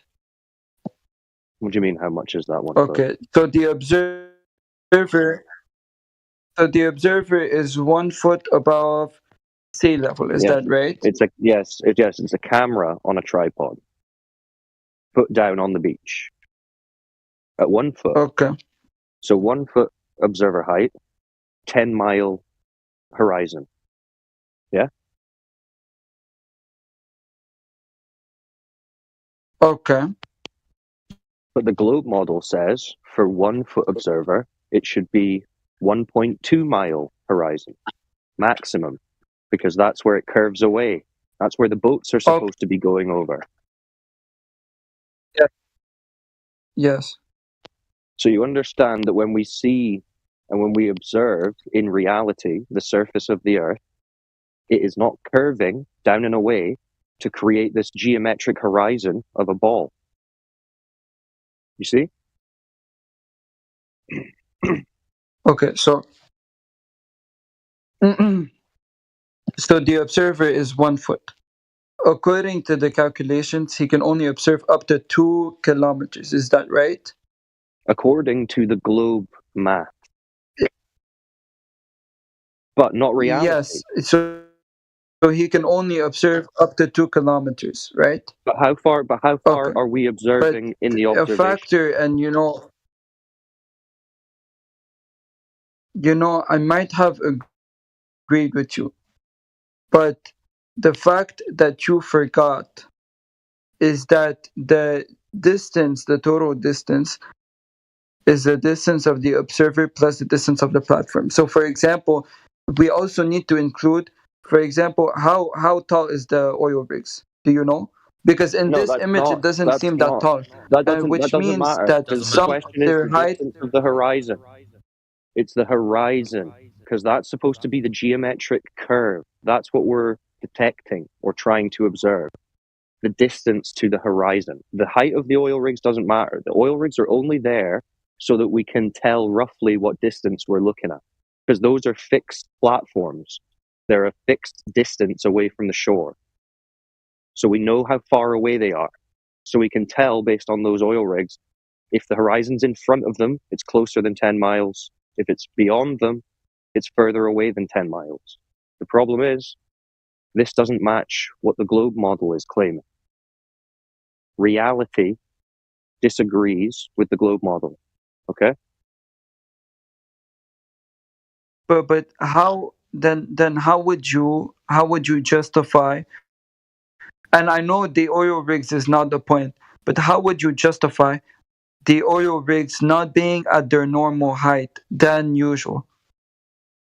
That doesn't make any sense. I don't need to justify anything. I know it doesn't, I know. Listen, we are just observing the natural world. Yeah. And we are reporting what it is observing. Yes. We don't have to justify that. We don't have to justify. We don't have to justify why the natural world is observed the way it is. There's nothing to justify. That's just how it is. And what it's not is the globe model. But then I just question. No, what you need to be asking. I believe. Look, okay, you might be right. Okay. You need to be asking, I know. Why is the horizon not at 1.2 miles? 2 kilometers. Why is the horizon not at 2 kilometers? Why can we see beyond the curve that's claimed to be there? Okay. Answer me that question. You're right. But now what No. Okay, I give it to you. I don't know. But now I just want to know your explanation for why the oil rigs are not at their normal height. How would you explain this, right? Because if we were in a flat Earth, we would see The oil. So, for Do you example, mean oil rigs, why how do they tall are appear they at their shorter? Do normal you mean why do things appear smaller when they get further away from us? Yes. Because that's Yes. perspective. That's just how our eyes work. Everything is converging into the vanishing point, which is the horizon. The horizon is the optical limit of your vision. Right. So, have you ever been in a hotel with a very long corridor? Or a building with a very long corridor? Yes. So when you observe that corridor, what it looks like to you when you get towards the end is that the floor has risen up to the middle, the ceiling looks like it's coming down into the middle, and the walls look like they're coming in from the sides to the middle, right? Like a point. Everything's converging to a point. Yeah? Okay. Right. So this is perspective, and this is why things appear to be smaller the further away they are. But yes, okay, I agree. But you told me that he was using a camera. Does the camera have the same perspective as humans? Yes. Optic works the same way. Well, the perspective works the same way. Essentially.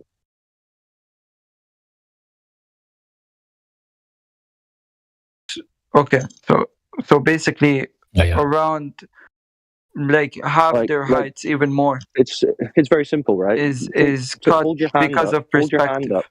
Hold your hand up in front of your eye. Right? Put it close to your eye. It appears large. Move your arm away. Your hand appears smaller. It shrinks with distance. Yeah, but your hand hasn't actually shrunk in size, has it?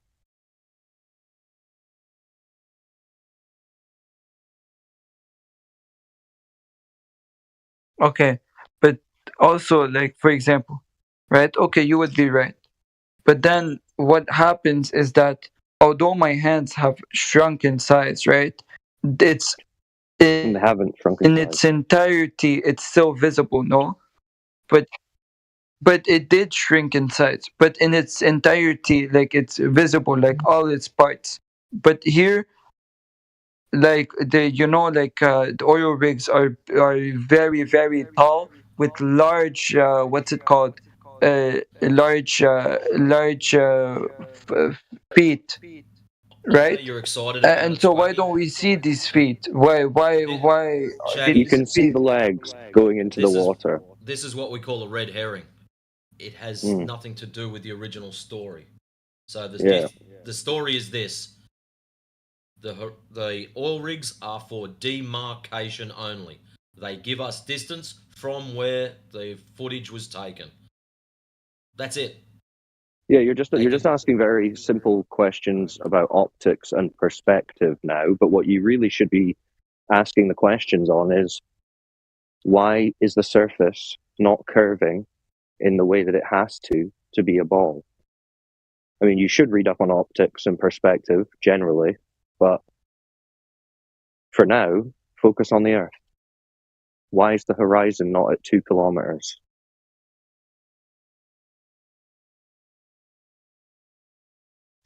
I don't know. Wait, I will make some calculations and I will come back. Okay. Sure.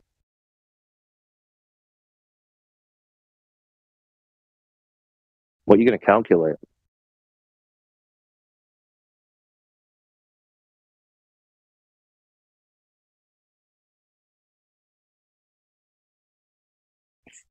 Well, I'll hand off for when he inevitably comes back with refraction.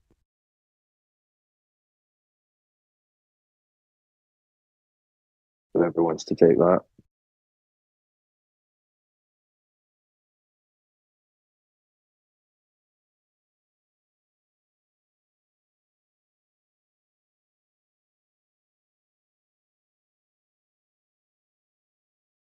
I'd imagine you need things like the temperature of the day, humidity of the day in order to do any calculations.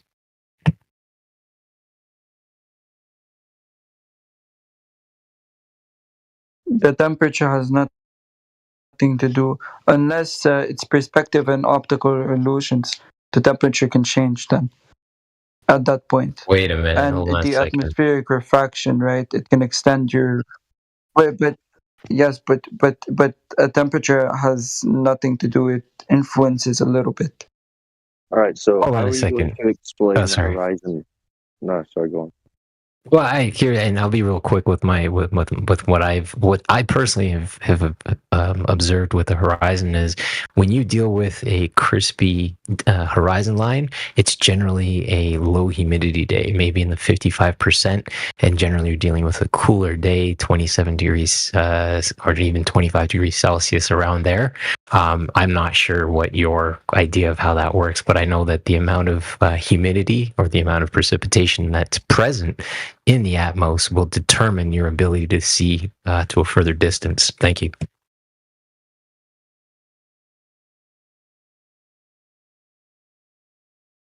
Yes.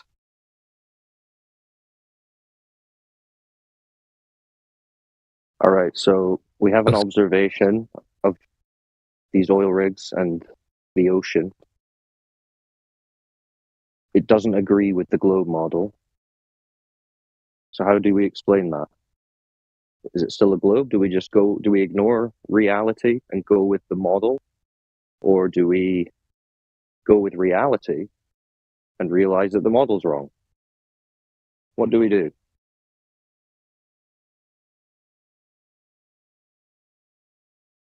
Already, like the source. I'm just going to say this right. Already, like the source is it's 9.41 mile Earth curvature platforms habitat hill house, and it seems like it's what's it called, an Earth non-biased source, not Is the bias, horizon like a biased? biased source, you know. Is the horizon biased? No, I'm not saying this. I'm saying Well, this is it what's may important. This is what we're talking have about. We're talking about the either been horizon, edited not the or guy. it's fake. Nah, there's loads of these videos. People can post them in the chat. There's multiple I will go observations. to YouTube myself and I will check the video out. Okay. Well, that's what I was going to say. Listen, this is the point in this is not for you to see this and say, okay, the Earth's not a globe, but it is so that you can get an idea of what you could do where you live to test it yourself, right? You can go and test this. You can go and find out for yourself. So do that. Okay, I will. Swaggy, I've posted the entire video for you in the chat, so you can have a look at that. It shows the Google Map locations, and you can also watch the entire observation in 720, right? So in a higher resolution than what we posted. You can check that out. You'll see that it's not faked or anything like that. It's completely legitimate. It was just in the side chat there. Okay, fair. And there are also, plenty of other observations that we can show you, well, that also see the horizon much further than it should be. Also at different times of the day in this particular location as well.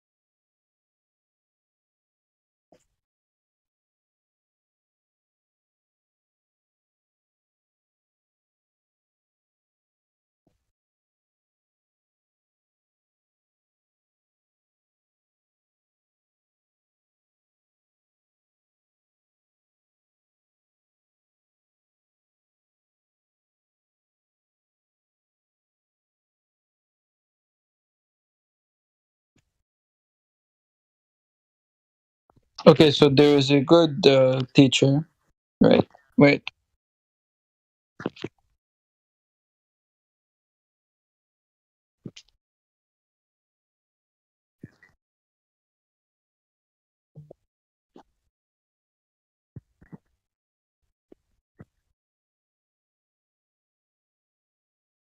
So I want you all to see. I will send the pictures. So we also have this picture. How can you explain this picture, right? Is it true? Is it fake or something? Oh, different conditions are going to give you different results on different days, right? So even if you look at a time lapse of a particular location over a day, you'll see the horizon shifting around all over the place.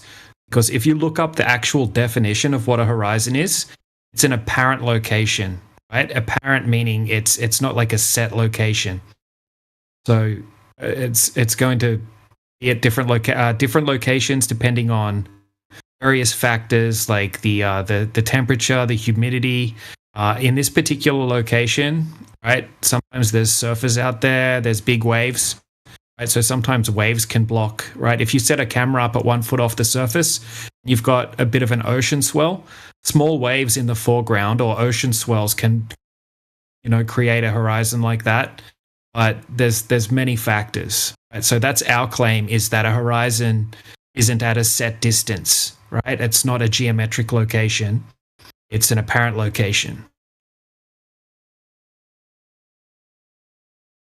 Okay.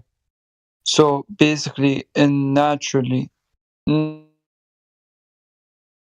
take the void, right? Don't take even the globe. I mean. But so here, so we one see second, like, one second. I just no wanted to just address. I just wanted to address that image that you posted as well. It's also not fitting with the globe model, right? So that one also doesn't match, right, the mathematics of the globe. How is it not fitting with the globe model? Because you have to have a geometric horizon, right, at a specific location, set distance, depending on your observer height on the globe. So you should have a horizon at just 1.22 miles. That's second oil platforms around six plus miles away.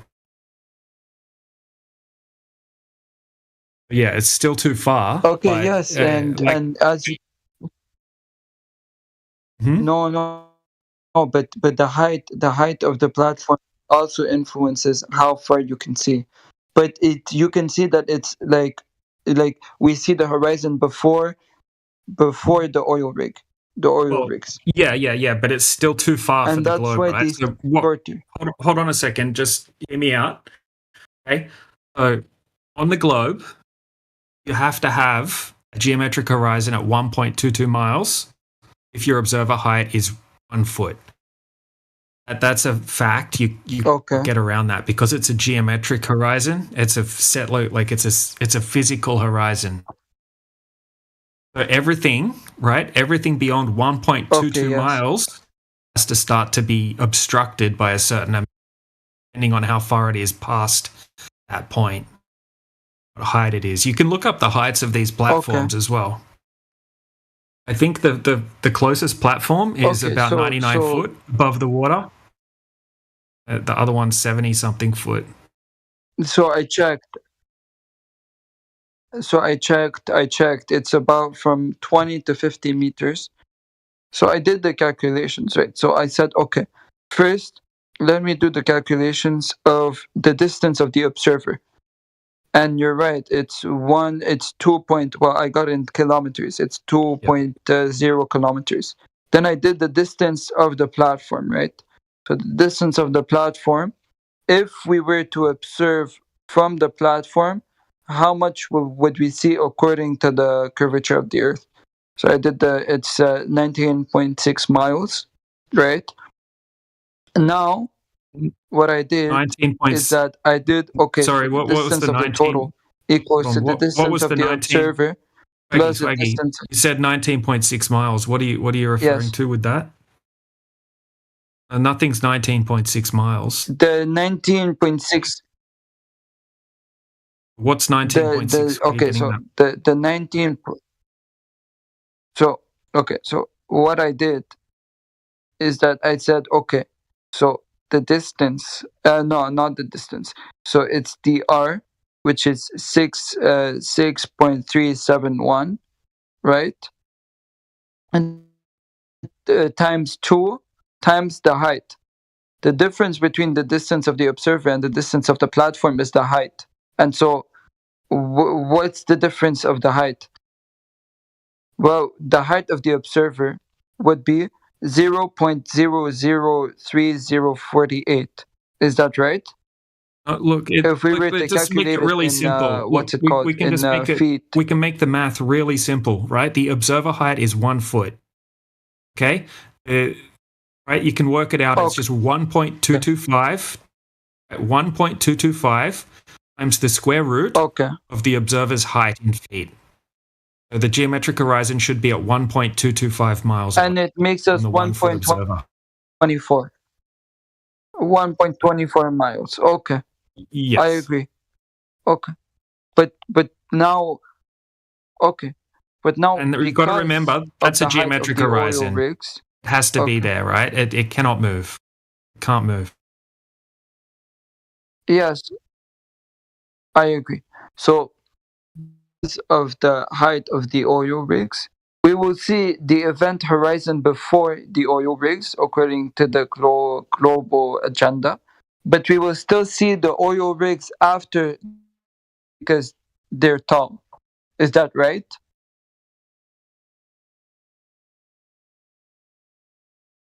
Yeah, you like, okay, so the second oil platform would be hidden by 50 feet. It would be 50 feet hidden behind the horizon. Well, one second. Yes. So I did the calculations to see, and like right now, what's the distance between the oil rig and the observer? I need to know so I can confirm if my calculations are true, right? Yeah, sure. But it's 9.41 miles. How much is that's in miles? Yeah, 9.41. Okay, so I think my calculations are a bit off, because according to my calculations, you can see the platform from a distance of 20 miles, which is yes. I'll give you the exact calculations, just using the Earth curve calculator, and I'll just post them in the side chat, and I'll post the link to it. Okay.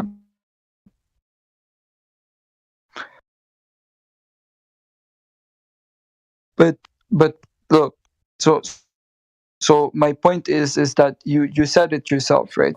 Is that okay? You said it yourself.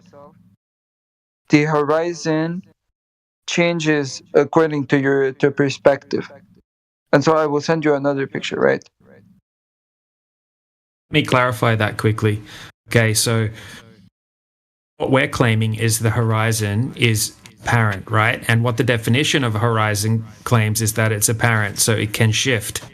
But on a globe with the radius of 3,959 miles, you have to have a geometric horizon. It cannot shift.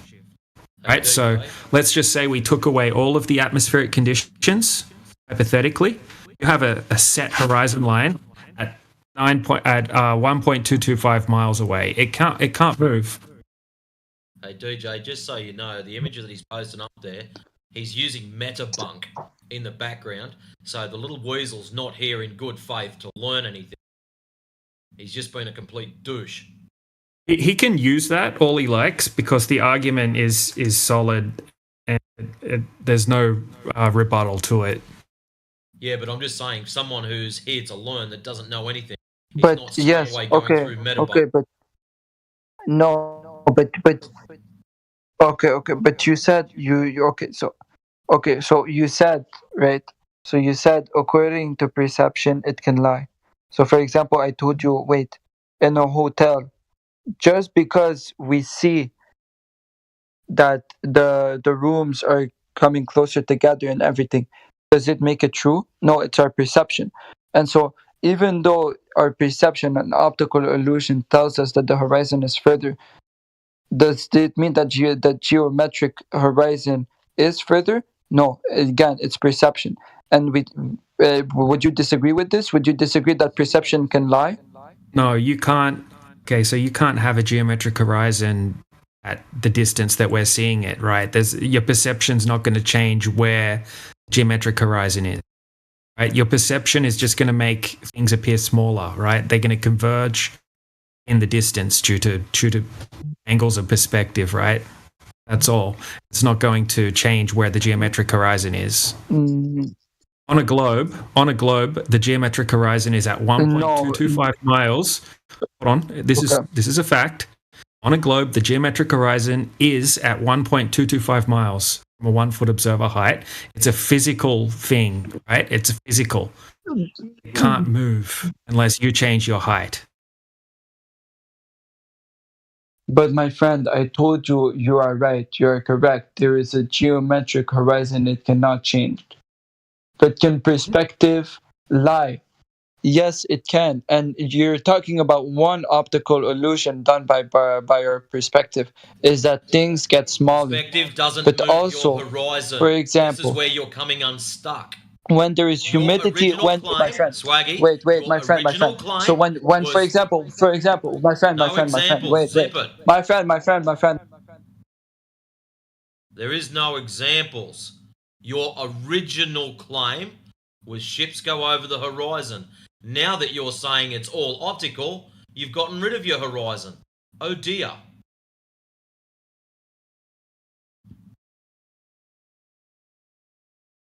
Yeah, DJ, his pictures that he's posting up, I just blew one up to have a look. He's got Metabunk running there. He was not here in good faith. He's just here to be a time waster.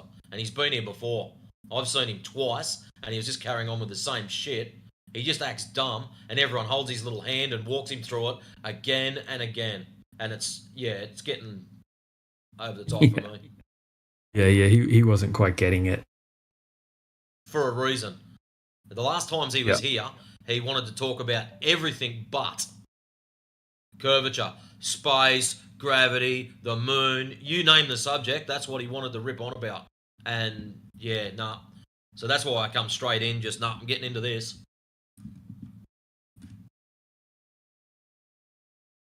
But anyways, how's your day been, mate?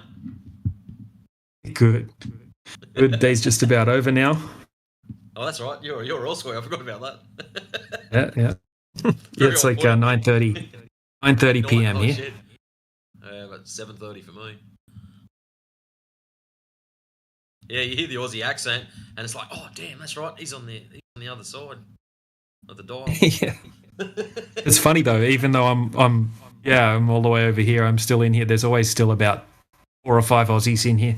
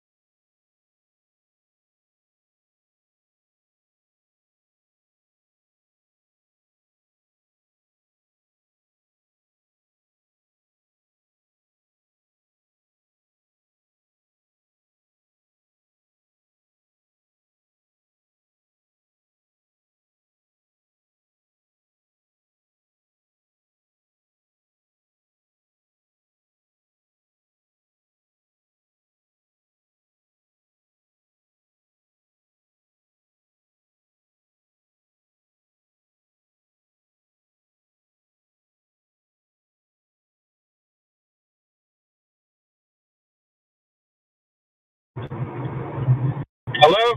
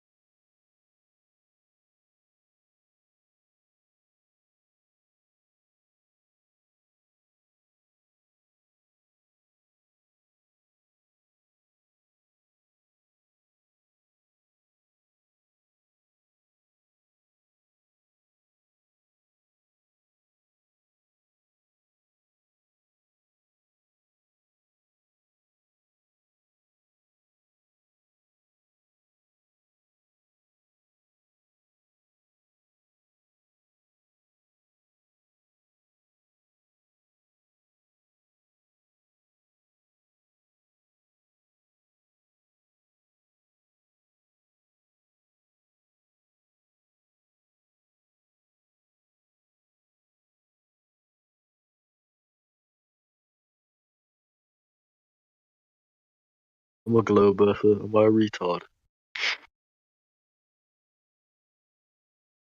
Guys. What are you mumbling about, man? I'm a flat earther. Does that make me a retard? No, we don't want you here. What? My guy, it's not a club. Come on, man. Yeah, but am I a retard? Why, you calling yourself a retard? No, I'm just wondering Good if for you. I am. No, I'm wondering if I am. Good for you, man. No, I'm wondering if I am.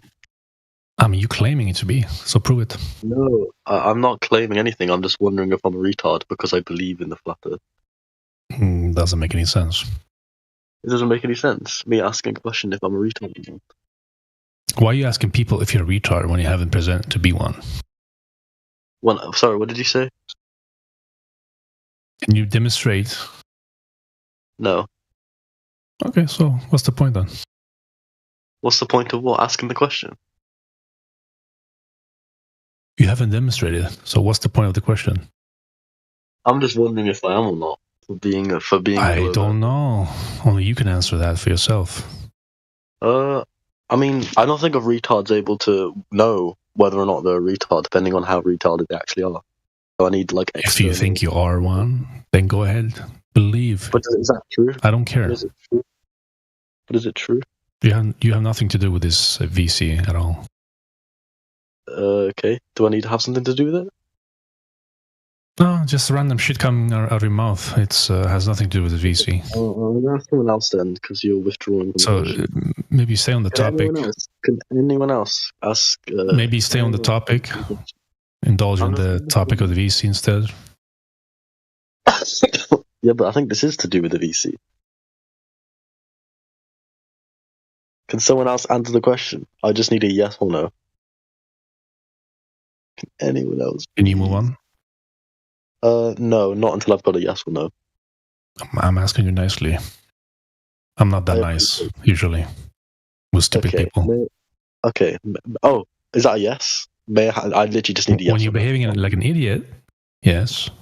Okay. Is that a definitive yes? When you're behaving as one, sure. Okay. So, am I currently being one? Doesn't matter now. Move on. Okay. Okay. Well, may I have a yes or no? If you don't want to answer, just say. Just move on. So you don't want to answer. Get the hint. Move on. I need to yes. I need to know if you want to answer the question. Just get the hint and move on. Bro, please, you're making this so difficult. Please, bro,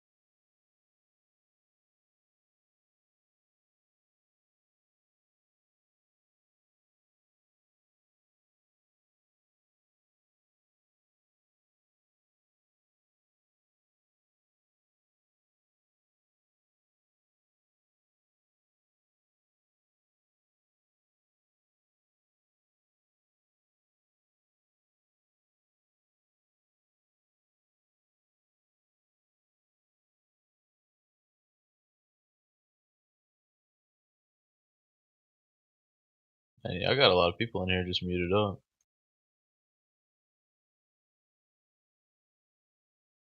It's like a threatening aura.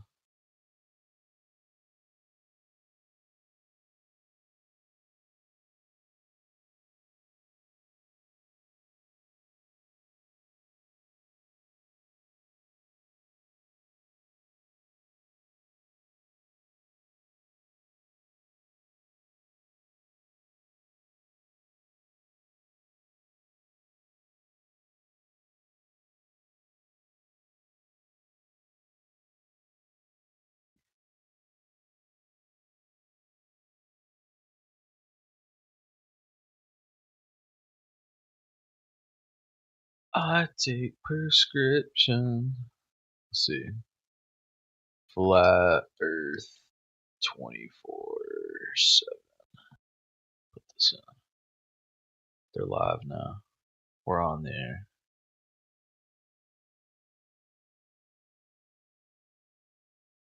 We'll put in here.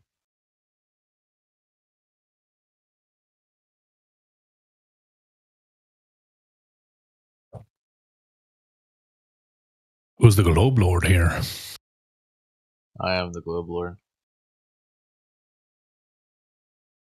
How did you acquire that title? I beat every flat earther I come across in a debate. So they call me Globe Lord. Oh, really? Yeah. Do you go by any other name? I don't recognize you. Do I go by any other name? Yeah, a known name, because I don't know this name.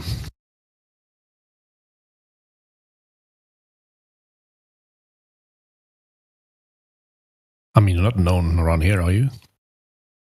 Oh, big time, big time. All right. Big time.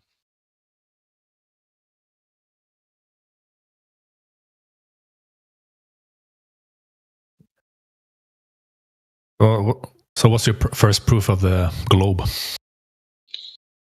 that you can demonstrate? Well, you know, the absence of evidence is not the evidence of absence. Oh, I guess you win. Simple as that. And that's just the first trick in my hand. I have one more. All right. What's the second one? So my my favorite point you guys always make is the vacuum vacuum talk, man. The vacuum suck, yeah. Yeah, how you get what do they say? It's been a while since I've been in here. I've been air pressure has to be inside of a container, so therefore we have a dome around us. That one? You familiar? Yeah, I'm familiar with that, yeah. Yeah, so, I mean, if there's a dome, here's the zinger.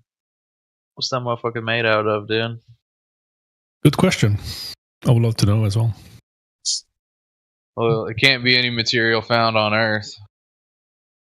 So therefore it can't be real. So it's probably fake. I don't think anyone made a claim to a dome. Yeah, you said air pressure can't exist without a container. So there's got to be a dome. Anything further than that would be speculation if you go about dome talking. Nobody claimed where the dome is or whatever the material it's made of. Okay, then how does the air stay on Earth if there's not no dome? Container is a container. So you're saying gravity is the container? No. Okay, so what is it then? What's containing all the air on Earth? You just said it. It starts with a D and ends with an E. Which is? It's got to be the dome, dude. But the dome can't exist, so therefore... So it's got to be gravity, dude. So no container, no gas pressure. Is that what you're saying? No, I'm saying if there's no container, then there's got to be gravity in the atmosphere keeping all this air in. Can you demonstrate that? Yeah, dude. Gas pressure without a container? Right, can you demonstrate that in the lab? Yeah. All right. I mean, I got please, element 115 here from Bob Lazar. It's producing its own gravitational field. I'm curious. What do you guys think about my very informative, memes? The what? What do you think about my very informative memes? Look at my memes. Informative memes. Yeah, it's called misleading and misinformation memes. That's what it's called. Yeah. No. I'm making jokes about flat Earth. Don't worry. Yeah. Well, clearly it's not a real one. No one claims that. Hey, look in the side chat. If you look in the side chat, I'll show you the guest speaker of the recent Flat Earth conference I went to. This was the guest speaker. Nice. Should I be amazed or what's the case? I'm impressed. My cocks are. Right. No, because I just think we should fight fire with fire. So gas pressure requires a container per definition. Do you guys actually believe that the Earth is flat? Like your basement, yeah, flat as your basement. No one in here believes in the flat Earth, though. Nobody. He's a globe-tard. Don't listen to him. Oh, dude, that's what I mean, dude. When I call you globe-tard, it means they are flat Earth. Why are you calling me a globe-tard? Yeah, he is. I said didn't listen to that globe-tard guy telling you that there are no flat earthers here. No, I'm listen. I'm asking a question, bro. Come in peace, my dude. Come in peace. Yeah, I'm saying the guy who said that, not you. Oh. Yeah, the globe-tard. I'm a globe-tard. I believe that the Earth is round. Yeah, the globe-tard above you. Yeah. Oh. We're both globe-tards. Globe. Bro, see, he's like. But you're trolling. You're obviously being a troll, right? That you believe that the Earth isn't round. All those people. Oh, there's the word belief. Now. Do you have any evidence to present? I believe in the Lord and Savior Jesus Christ. Exactly. You have to distinguish between the belief and known knowledge or facts that can be demonstrated, verified, and tested by anyone. We factually know that the Earth is round. Factually, that's an interesting word. Yeah, they can don't we see believe this in the government or the satellites or any of that. If I put a parachute with enough helium up in the air with a camera, wait, parachute with helium? Where's the helium being contained by? Where's the helium being contained by? I've seen the pizza videos on YouTube. Okay, they put a fucking slice up in the air. It's not a parachute. What are you talking about? And it goes to space. I don't know what it is, bro. All I know is that motherfucker goes up in the air, and it shows that the Earth is round. Yeah, and we have videos showing the Earth is flat as well at the same time. Yeah, on some parts of the Earth, it seems pretty flat. So which one is it then? Well, who's we? The Earth is black. No. He said the videos setting up balloons in helium. I know this is an oxymoron saying the words flat Earth and scientists together. So which one is it? If one shows, if you see one with curved horizon, another one with flat horizon, which one is it then? How are you gonna know which one is real? How are you gonna verify that? Bro, by looking at freaking lunar eclipses and the stars and breathing air and enjoying. It's all about the sky, yeah, always.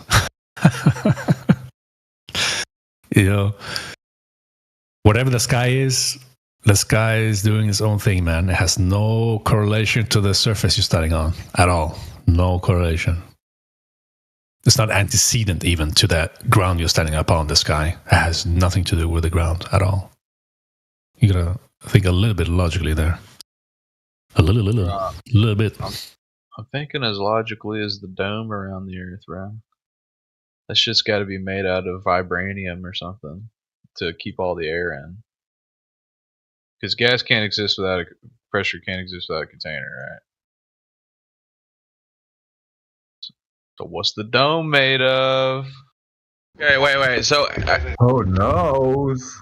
No one went to verify the dome. Did you? I have a question for why is the day when you're in the Burj Khalifa? Oh, that's a banger question. Because you are getting much higher. I don't know. Why are you asking questions? I thought you had globe proof. Why are you asking questions? No, I'm asking a question. Come on. Yeah, I thought you said it was a globe, so I thought you were going to prove it. But now It you're is just a asking globe. questions. Yeah. So Yeah. why you asking Why don't you questions? just How can you answer the get proof? question? Why do you dodge it Because so I'm hard? waiting for your globe. Your dodge. Why? From your Are you fucking running out of bird copium? globe. Come on, Your what dodge. is this, bro? How am I dumb? I ask a question. Obviously, I'm You're dumb. dodging. I Being the am wacky dumb. is shut. I am Shut dumb. your I'm mouth. trying to educate Shut your myself. That's fucking why mouth. I asked the question. Shut up, dude. It's so simple, brother. The answer you know Why it would already. someone You know the answer ask a already. question? Why is this guy asking questions? He said he had globe proof. Fuck his questions. Let's see your I never evidence. said that. I never said that. You're putting words in my mouth. I never said that. Okay, well, you're just making baseless claims about what you believe for no Hey, just reason. like just as you seconds before. Like what the fuck? You make baseless claims? No, you're making a baseless claim because you didn't say that you had No, any your evidence mom is making a to baseless back up claim. with. Yeah, cool story. So you're not even going to bother trying to back your claim of globe.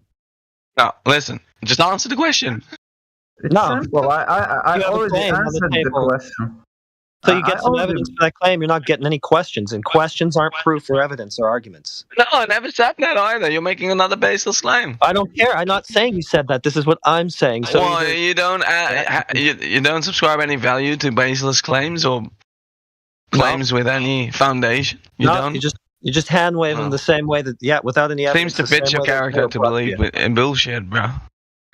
Yeah, like you do with the globe. You can't tell us why you think that. You just No, I asking a bunch actually of think that the Earth is a square.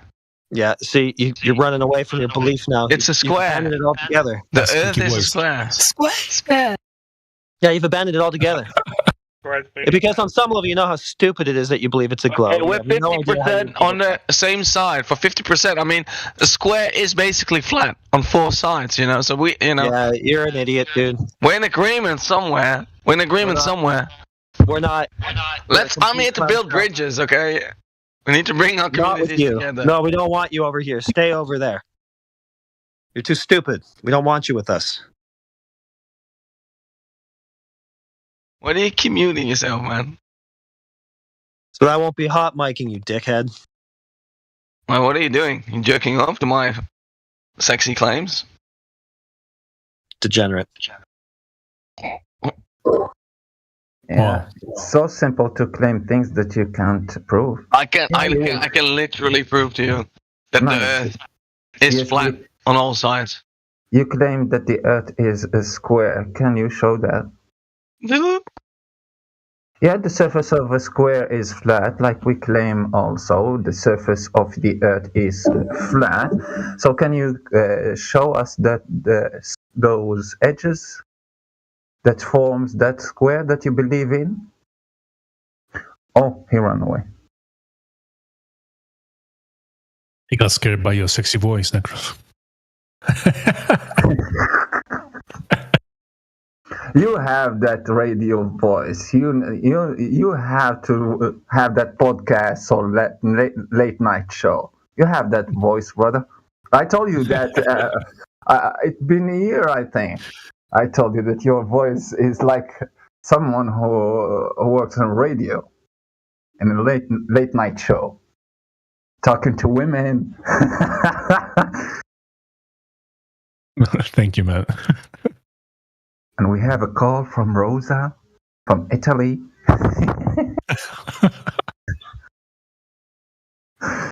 What's up, Rosa? How can we help you with your globe belief? Can we find the cure for you?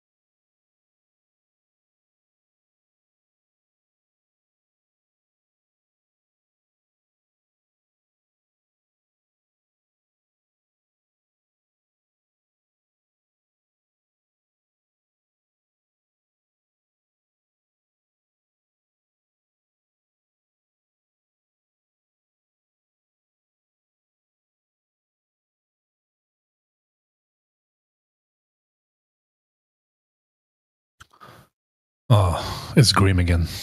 And he left. Nice.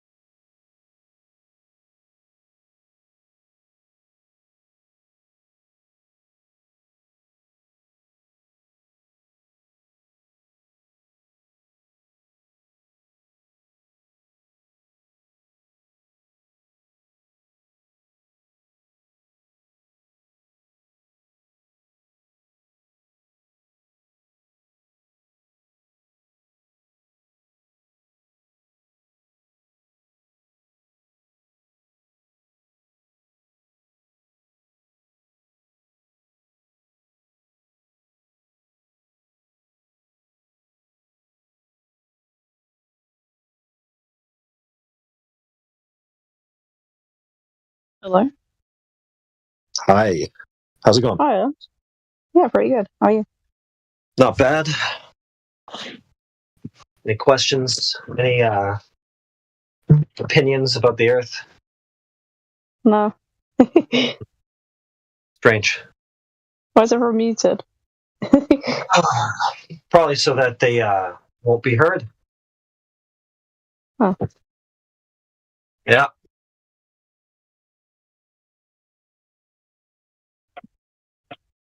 Why are you unmuted when you don't have anything to say?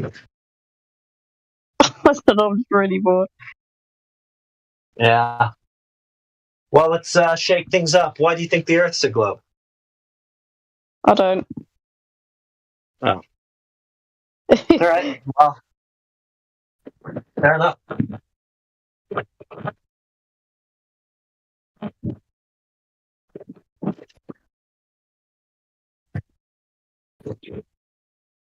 I guess we're just going to stay bored then.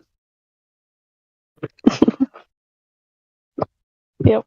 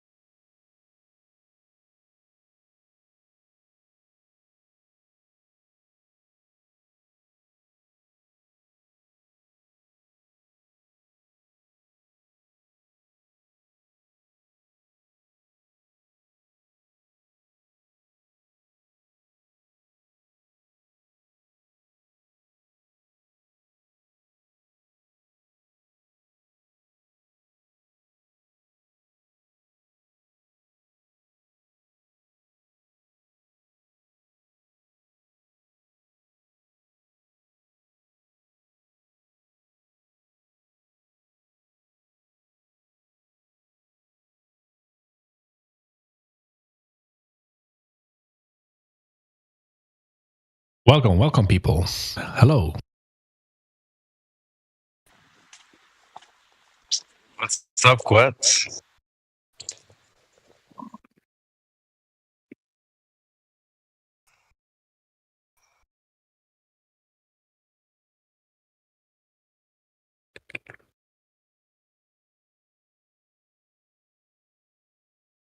How's it going, CB? All good? Yeah, just seeing who's live right now. Are we live? Yeah, we're live, but it's just quiet at the moment. We are on mute here. Yeah, hello. Hello, man. How's it going? It's going all right. Had a good Thanksgiving. Just chilling. Oh, nice. Yeah. Full off of turkey stuffing and other random little things. Nice.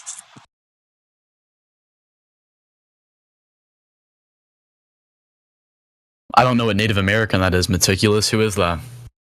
I've never seen that Native American before. It looks like it could be Sitting Bull, but I also don't think it is. Off the internet. Oh, you just found it off the internet? Oh.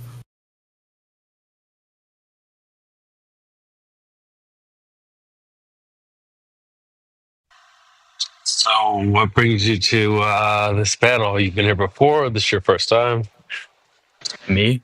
To be honest with you, yeah. I got muted for no reason in the other, like in another chat that I was in, and they like weren't unmuting me for some reason. And I don't know if it was I don't know, but I just clicked on a different chat. Get rid of that mute, you know. And that was today or another time? Oh no, it was just now. Oh wow. Yeah, no, I literally joined. Some guy that like doesn't like me like said some stupid shit, so I literally just stated why he said what he said, and then they muted me immediately and not that guy, and then they didn't mute him until he like showed who he was, and he was like saying, "I'll smack everybody with my dick." And I was like, okay, like, and I'm muted, and this crazy, guy, bro. yeah, a little something. Okay. So, have you spoken to a flat earther before? Yeah, and there's only one argument that I've ever heard that's like, you know, sort of interesting. What is it? It's like, imagine, you know, you're a child, or imagine you're a human being and you have this thing called perception, right? And it's almost objective, right? Like you see what you see and you hear what you hear, you touch what you touch, and it's all based on feeling. And your sight, your touch, everything tells you that we live on a horizontal plane.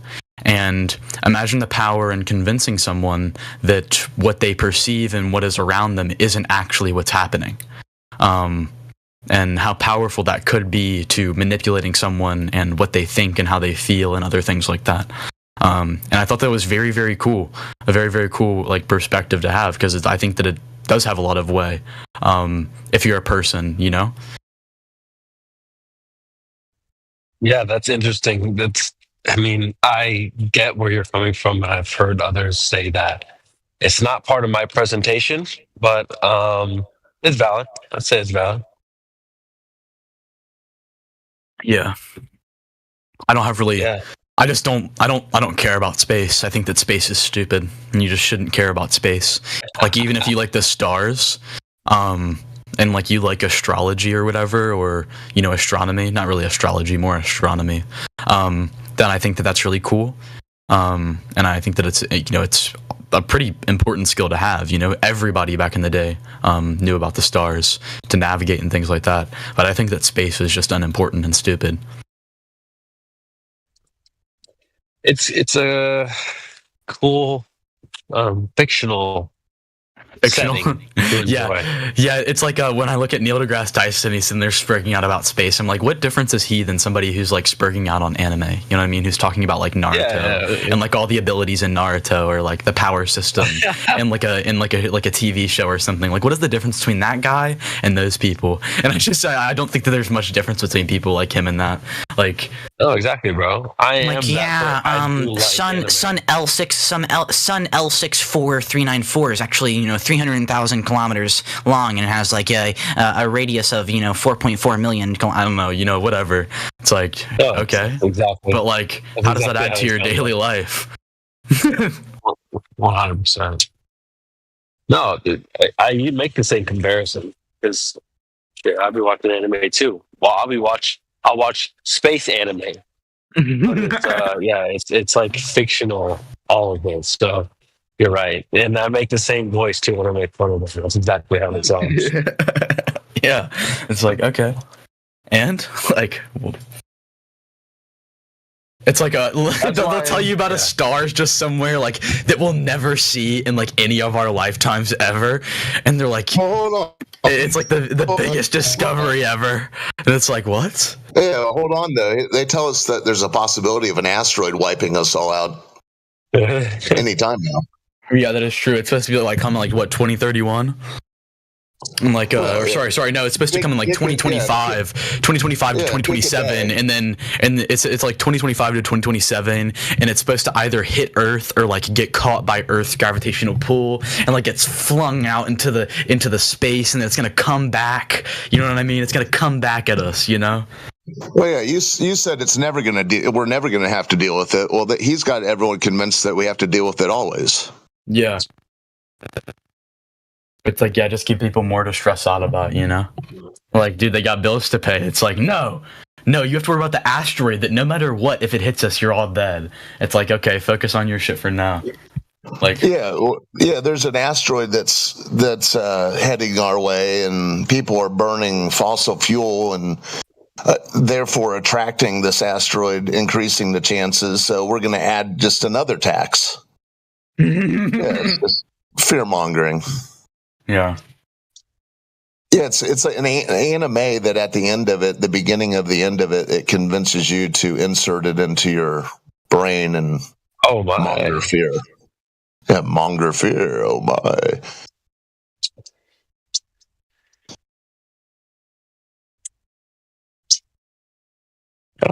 You guys listen a lot better when you're scared. I mean, for me, the outer space was the last thing to go. So when I'm presenting flat Earth to someone, I typically try to take away of space pretty quickly. Like, it's like one of the first things to go. Is if there's no outer space, where do you put the globe? Yeah. You know what I'm saying? So, and they think flat Earth is in outer space. They're thinking it's the sun, Mercury, Venus, and then some flat pizza or some, square. But like, so like, that's the thing though, is it like, my only thing that I dislike is like when flat earthers are sitting here and they're like, yeah, all of what they say is wrong and I know exactly what's right. And it's like, well, I think that if they have done all this research and things like that and they're all wrong, how am I supposed to think that you, right, when those people have thousands of years of history tied into their knowledge, right? Like, who are you to sit here and say that, like, oh yeah, there's lights up in the atmosphere and that's what stars are? Like, I heard somebody try to say that a star was like some like circular like electricity thing that's like like it's stupid, bro. Just say that you don't know what it is, because you don't. Yeah. You know what I mean? Like, yeah, it's a star. You don't know if it's a fucking lightning ball of gas, but you know it's probably similar to what our sun is. You do? I don't know about that. Where'd you get that from? Why wouldn't it be? Why wouldn't the other balls of light in the sky be like the other balls of light in the sky? You don't know if they're balls. Balls. They look like balls. No, they don't. Yes, stars look like balls, bro. They have little lights coming off of them, like if you are a person with stigmatism that looks at a light. It doesn't mean it's a ball, though. Hold on, isn't this the same guy who said it didn't matter to him? No, it's their balls. Outer space is filled with balls. See, look at you. Why are you spurting out just because I said that they're balls? It was just a general statement. No, but to be honest, bro, actually, when I was growing up, I was thinking the same thing. The stars are just far out versions of the sun that we see. But when I look in the sky now, 2024, I see the sun, the moon, those look different. And then I see the stars or whatever those are. Totally different than the sun. The sun and the moon look different than you? Yeah. Hey, I saw a hill. Yeah, I saw not different than stars. Not different than stars. But you're saying the sun and the moon look different than when you were little? Okay, Newt, hold on. Is that what you took away from that's what I thought you literally said. You said like because that's the way that you said that. That's exactly what you meant. The sun and the stars were similar. Hey, okay, Newt. Like you were thinking, yeah. Okay, Newt. I saw a helicopter hovering in the distance above the horizon a couple nights ago. It hovered there there were two of them. They hovered there for 45 minutes an hour. If they didn't look like all the planets and stars surrounding them, I don't know what. If I couldn't have heard them, I wouldn't have known better. I'm sorry. I hate to break this to you, but if you could see, I hate to break it to you. A helicopter isn't a ball. See a helicopter if you could hear it. No, I could only. A helicopter is not an airplane. I can only see a ball of light, sir. So listen. So listen up. So I could only see a light. You were just waiting for an argument. I'm not even trying to argue with you. You're embarrassing. How old are you? I'm not saying what you're trying to do. No, dude, you were a grown ass fucking. No, you were a grown ass fucking man. Act like it. Yeah, I am. You were no. You were a grown fucking man. Act like it. Okay. Well, you said, why wouldn't all the lights in the sky be balls? I'm telling you, I saw a light in the sky that was a helicopter. Is that grown enough for you? Are you fucking stupid? No, but what he's trying to tell you, apparently people have fucking mapped the stars, dummy. There was this. The stars have existed in the same positions almost the entire time that we've been around. Tell us that they're balls. Why wouldn't you think that it's a ball of light when the only other ball of light in the sky is the sun? That should be a basic brain. That should be a basic brain connection, you dumbass. That doesn't look like Yo, it's not coping. That should be a basic fundamental thing. Like you see a ball of light in the sky, right? You know that it gives you light. Both the sun and the moon bring light to you. In the dark, the moon brings light to you. The sun is circular. Yeah, but that's not a ball. Is that a ball? That's a ball. That's a ball. That's a type of ball. If you were to draw a ball on a piece of paper, you would draw it as a circle. That's a circle, not a ball. Oh my god. Is a frisbee a ball? Oh my goodness. Yeah, frisbee is a ball. Oh my goodness. Are you guys okay? Perfect. Bro, you're saying everything 2D circular is a ball. That's not true. That's why it's called a circle. Yeah, sure. Oh my god. Oh my god. You do not see Hold on, bro. the sun in a 3D image. You don't see the sun in a 3D image. Didn't this guy say you see it in 2D because it's far away? So it's a circle, right? It's a ball. It's the same thing, right? We live in a 3D world. If we assume something's circle, right, we can assume that it's a ball. Okay, now you need to grow up. You know what happens when because straight things don't exist in nature? When you assume, so we can assume that it isn't flat. Speak for yourself. I'm straight. Listen. Okay. Yeah. You know what happens when you assume? You make an ass. You're probably the most immature grown man that I've ever met in my life. You should actually be embarrassed about who you are. I'm not. I hope that you don't act like this in front of other people. And if you do, bro, they don't like you. Like they might act like it, bro. Like your family might act like they enjoy your time and your empathy. But holy shit, dude, you're unbearable. Well, no, don't act like that. Oh no, he's actually unbearable. Like genuinely, that's pathetic. You're a grown man and you're acting like this, bro. I know that you're probably above the age of 25 to 30. Bullshit. There's no bullshit to call out, though. Right? You're running on semantics, right? And you literally just want to argue with me right now. You're pathetic. No, you said I'm avoiding semantics. It doesn't have, dude. If your basic fucking mind can't come to the conclusion that okay, if you think that you don't know what these things are, right?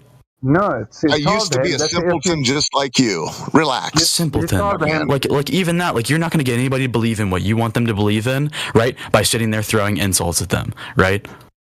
Oh, you can believe whatever you want. I'm going to throw insults at you because you're pathetic. It's pathetic, and you've proved yourself pathetic, right? You can only throw insults at me because you think that I'm ignorant. But in reality, you literally have just shown your ignorance. And anybody, I'm sure that anybody in here could see this and see that it's ignorant. And if they can't, I'm so sorry. I'm saying that you are ignorant because you are telling if I'm looking into the sky, okay, and I'm seeing something and it's 2D and it's circular, I will assume that in a 3D world that ball would be, or sorry, that circle would be a ball. No, just saying something. It's like, dude, this is pathetic. Like, it doesn't even, like, you don't even think, like, you don't even know what I believe in, right? You just assume it because you want to be correct. You're literally, you're a dumb person, right, who has came to the conclusion that you're so dumb, and since you don't understand things, that the things that you do understand are correct. No, you are telling him that if you look at something that it appears to you to be circular, it must be a ball. You're telling him if he see a wheel in a car and it appears to him to be circular, it means that it is a ball. A clock, it's circular, it means it is a ball. What the heck are you talking about?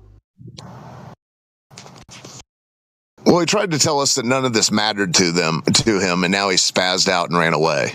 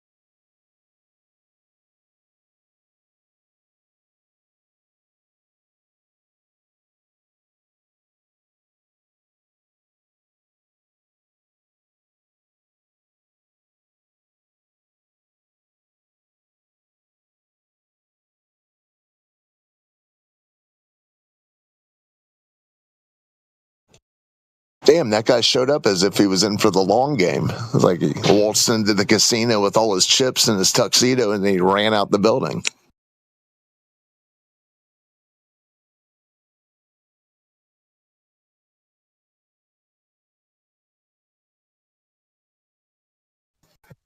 Beta.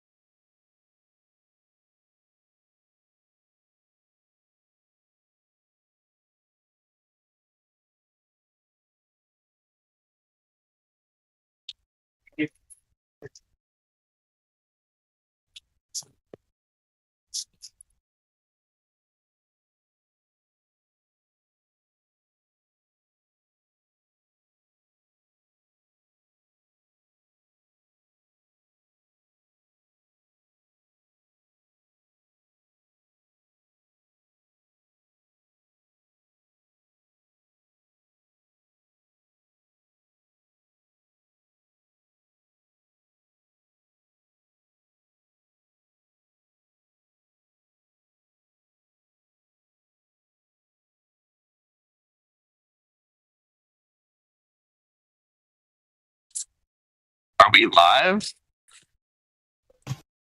Season 9. Bro, I did not. I just realized that we're still live.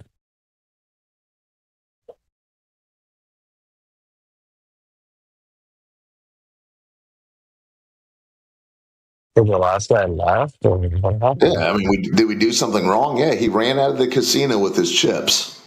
Like I was saying, he rolled in like he was some high roller, all his chips in his tuxedo, and then poof.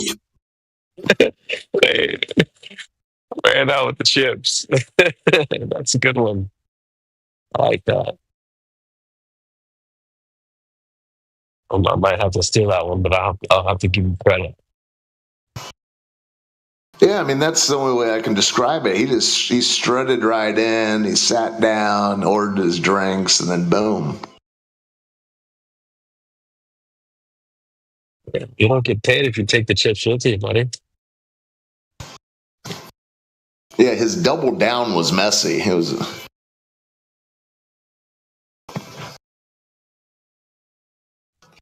I thought he was just going to decide that I was.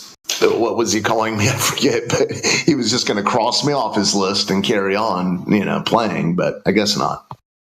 Oh, he did. He had a hate boner for you, bro. He didn't like your swag. He didn't like you. My friend. Yeah. It always happens. They always pick someone out of the panel. Oh, I don't like that guy, and they just focus on them and rage. It's cringe.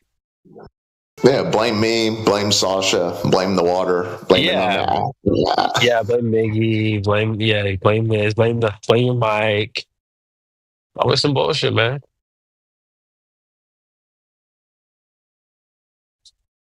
Anyway, Thanksgiving. We're trying to get cooked. We're doing some cooking on Thanksgiving, guys. The cooking does not stop. These ovens are hot. And we are cooking all night long. Hard.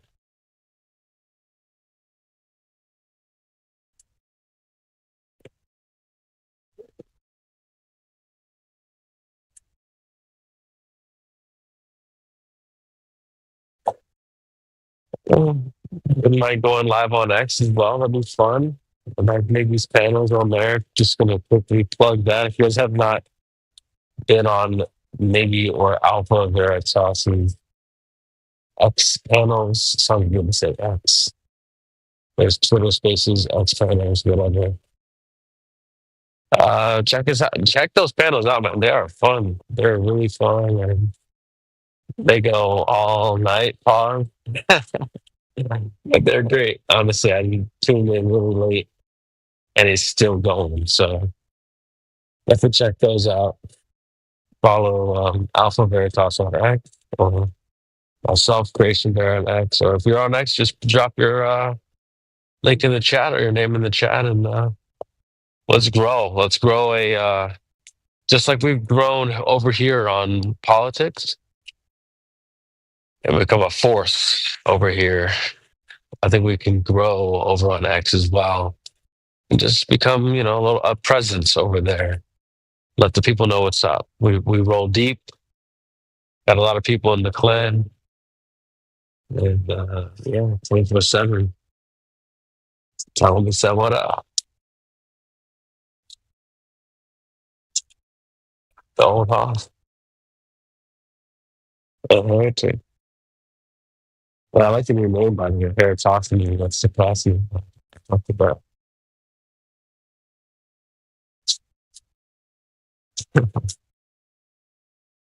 We got a lot of lore surrounding that name these days. I find it all very funny. I think one of my favorite jokes about Eratosthenes, at least from office so far, was like something along the lines of how newbies come in. They'll be like, "Oh yeah, there's this Indian guy," and they start guessing the country he's from, and it's not even close to where he's from. Eratosthenes is supposed to be from. Oh, he's Chinese. This Mongolian guy measured it.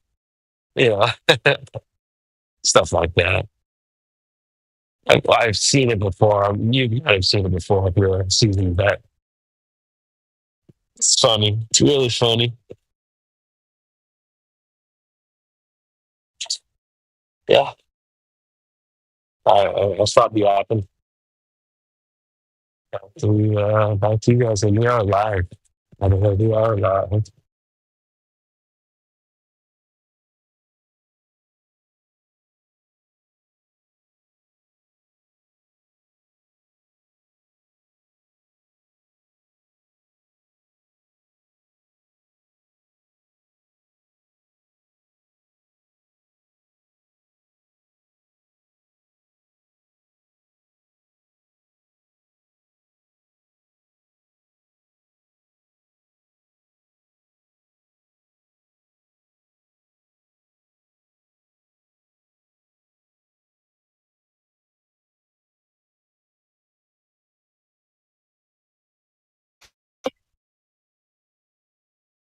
This is not the first.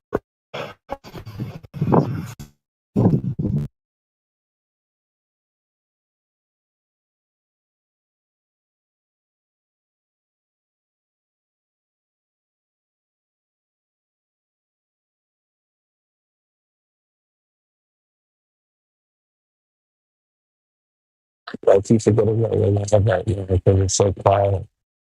Like, I could be listening to music right now, and I'm just like silently listening to it. What the heck are we doing in here? I think I want to pass or like, so I just see the author or if I get listening to some music. Oh, here we go.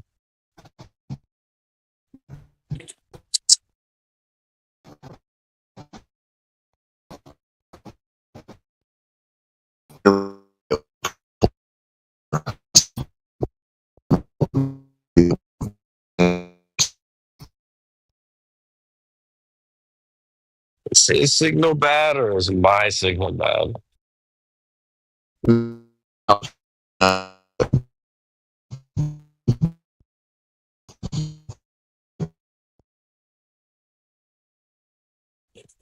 Yeah, old Haas is real better than Dawson, and I have 5G bars over here.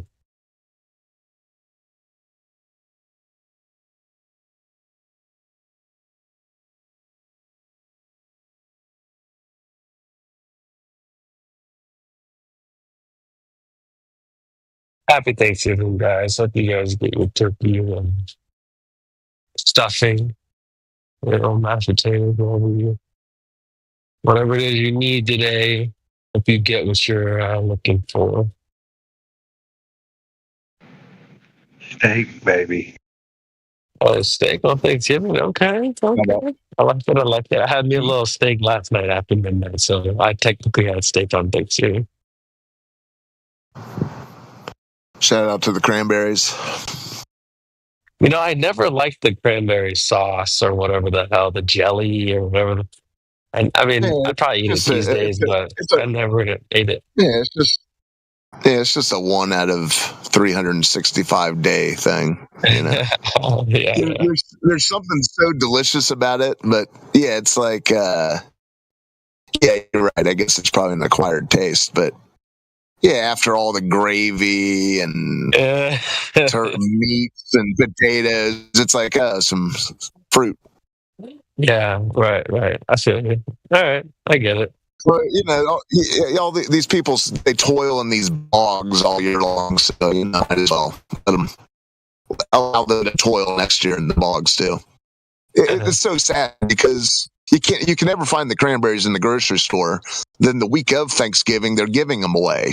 Buy 2 get 1 free. It's just then I don't know. Yeah, shout out to the cranberries.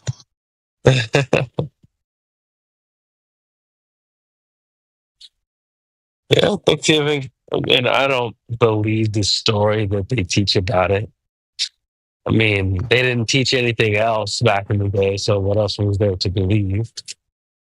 But these days, I don't know what I believe. I just don't think that what they're saying is true, which is probably common for a lot of things. Yeah, I mean, people get hyped after harvests. You know, I mean, it sort of goes without saying. But yeah, it's funny. They have us both believing the Indians with feathers and the Pilgrims with their black suits and gold buckles. They have that kumbaya moment, but they also have the blankets with the pox wiping everyone out. So I don't know. Yeah, I don't think it's true either.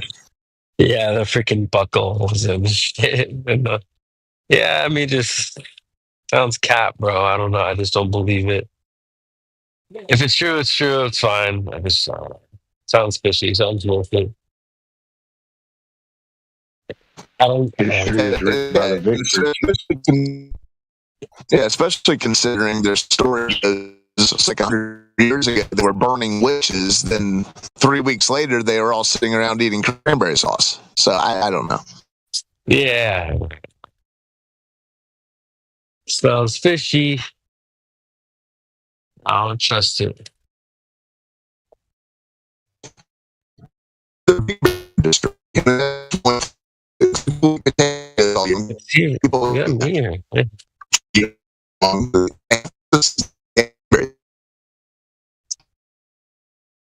Oh, you're roboting.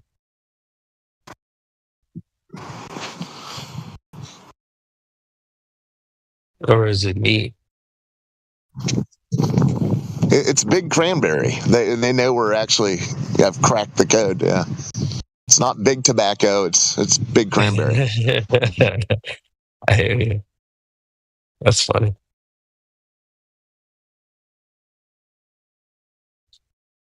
Hey. Is this anyone's favorite holiday? Like, does it have potential to be like top #1 holiday? Thanksgiving. It's a weird holiday. It's kind of full of melancholy, and I don't know. It's a weird one. Yeah, it's depending on where you are. It's towards the winter's it's getting closer to winter, full winter. Yeah, exactly. So it's hard for it to be like, oh, this is my favorite. But I mean, I'm not gonna lie, like the nostalgic vibes are super high on Thanksgiving. I mean, you can really I mean, I can just think back to so many memories eating good food and stuff like that. Like, shout out to you for family. Yeah, it's that's what I'm saying. It's like melancholy. It's weird because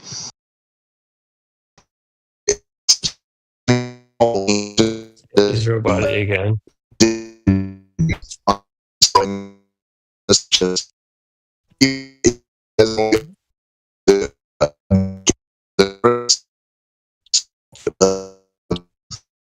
You're roboting again, bro.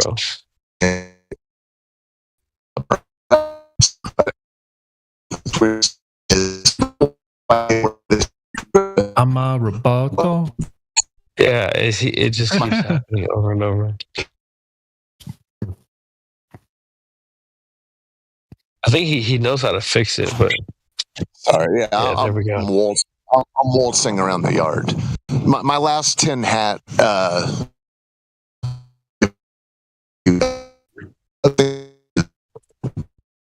It does it again. It's right back. Yeah.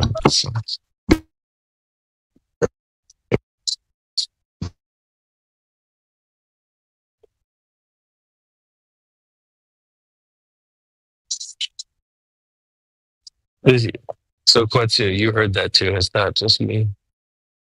Yeah, he's roboting. Yeah, I hear the same. Domo, domo, domo, roboto.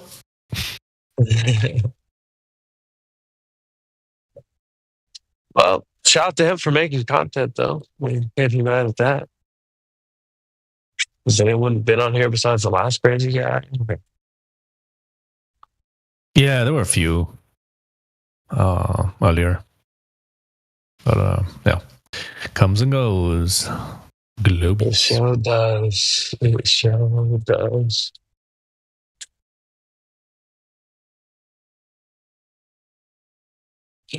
Oh, globies.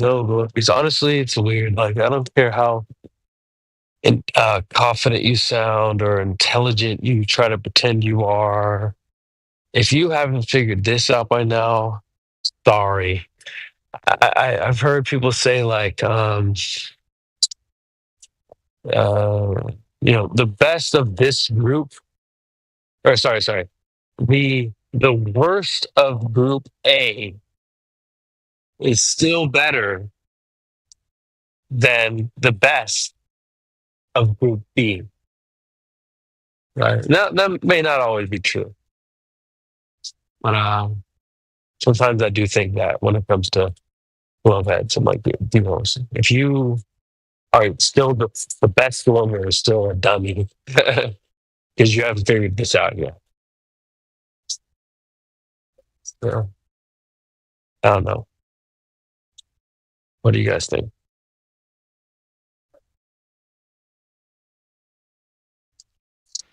I try not to think. I think, it gets me in trouble. I think Mr. Roboto is in my brain now. Thank you.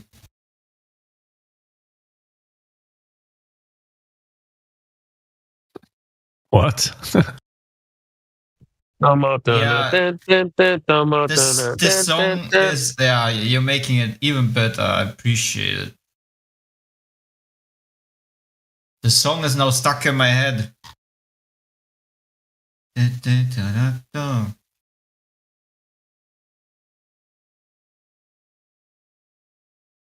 Golly.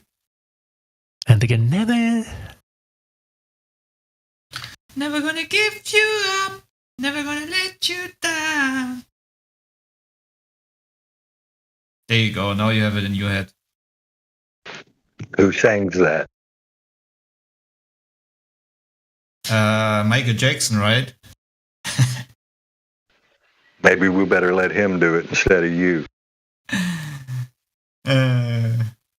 It's Rick Ashley. I know, I was just joking. It's Ricky Morton. I'm joking. Yeah. Is it? Rick. Did you know Michael Jackson's pronouns are he?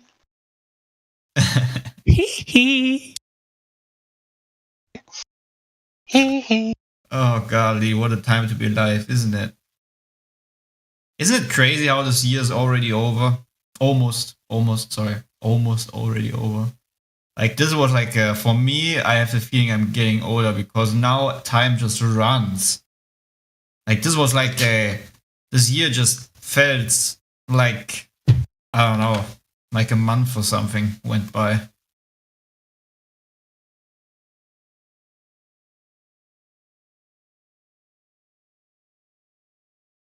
Crazy. Crazy, isn't it?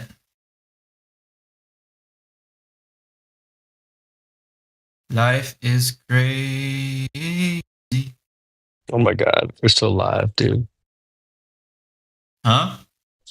We're still live, dude. We're live on YouTube. Yeah, we are alive and live on YouTube.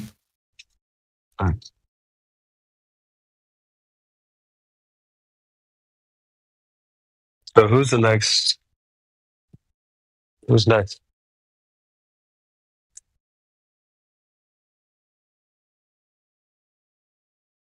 For what? What do you mean for what? Yeah, next for what? Who's gonna get cooked, bro?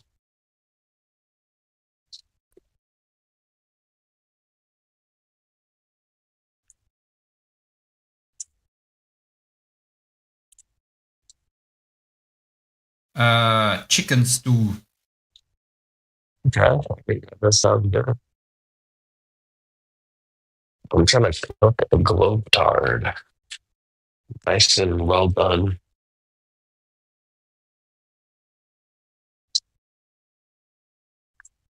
I'm gonna not give you up. I'm gonna not let you down.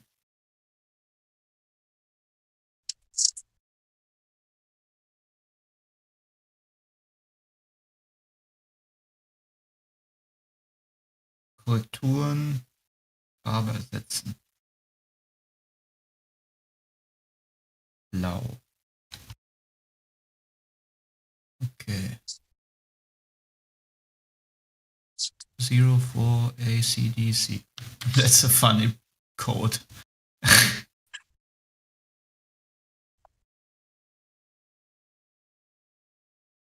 That is funny. For color code. Did I fix it?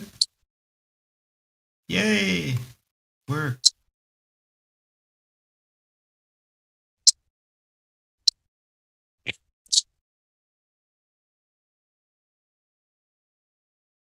So how do I get that green stuff away?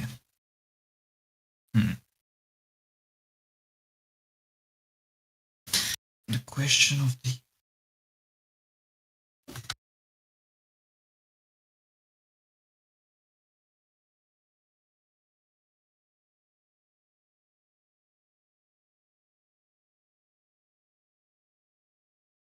Huh.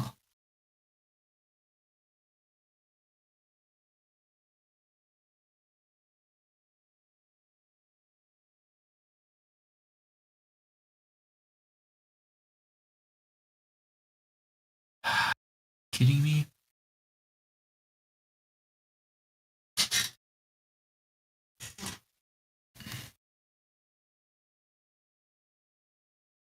Creation Bear.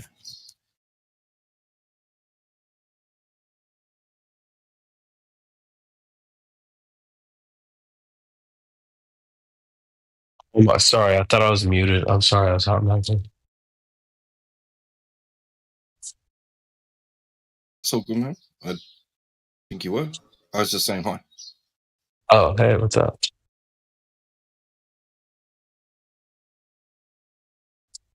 Chilling, bro. What is up? The sky is up. Hey, Clay. You're doing? Huh? I'm doing good. How are you doing? How are you doing, sir? Best I can be. That is good. That is excellent indeed.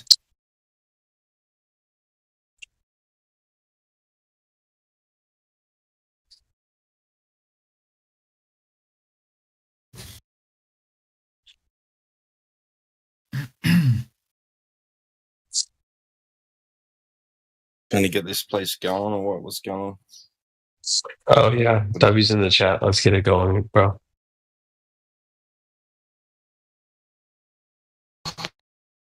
W. Are we live? Oh shit! Oh, we're super live now.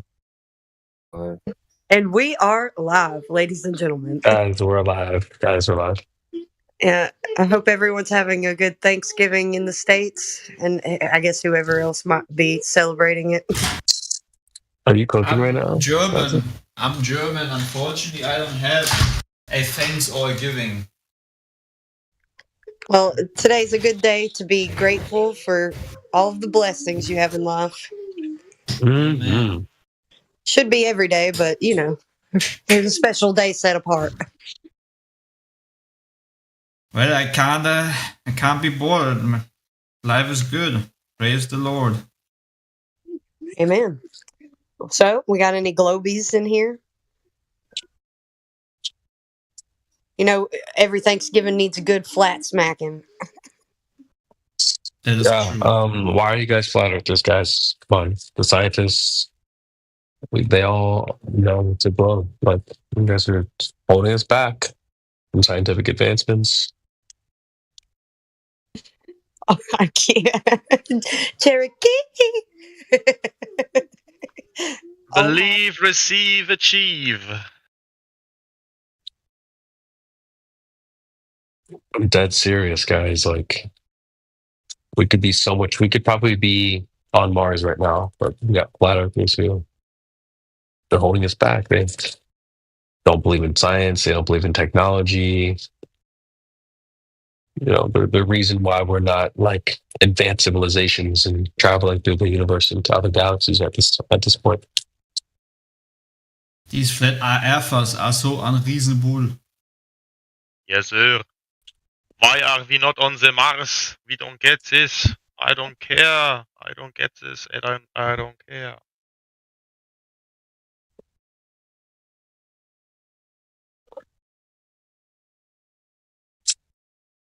You guys think I'm joking? The only reason why we are not on the Mars is because the Germans lost the war. You know, if we didn't lose the technology for going to the moon, we could probably go back a few more times. You know, you flat earthers are the reason why we can't advance into today's technology and society and space. And it's your fault, flat earthers, that aliens don't want to visit us. Exactly. Say exactly. See, you could have had like a revelation moment by now, but we got flat earthers that are like preventing the aliens from showing up. They're not ready for us yet. I completely agree, Flatsy. That's the biggest reason. Let's throw all the flat earthers in prison so that, you know, they realize that our civilization is advanced, so that the aliens will come and there can't be any flat earthers death protesting. Exactly. No, they honestly need to be jailed. Like, you guys are holding us back. Just throw them all in jail. Like, get rid of them.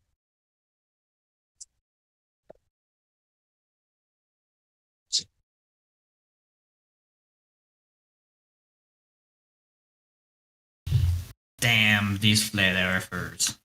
They keep talking about black swan this, black swan that. I don't know anything about birds.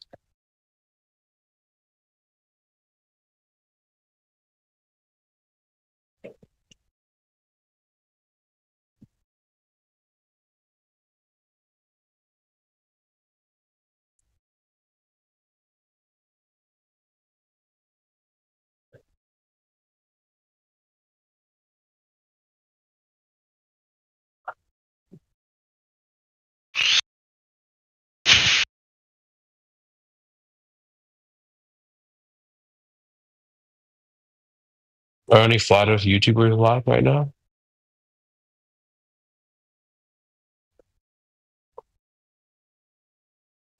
Is there any what?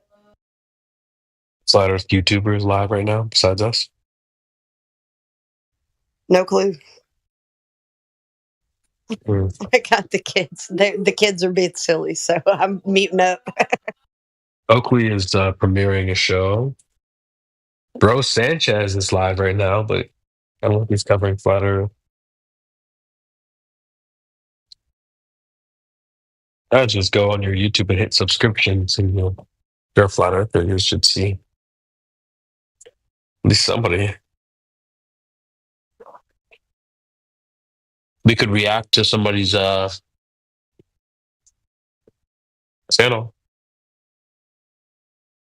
If you guys are here to hang out for a bit, we could react to someone else's channel. With that watch together feature? Mm-hmm.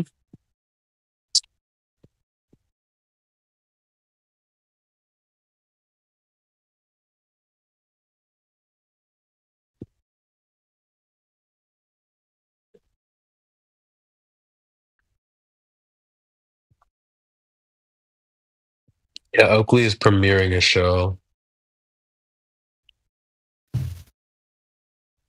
Well, in a minute, I'm going to have to be driving, so I won't be able to do it with you. But if other people want to do, that's a really good thing to do together. Mm-hmm.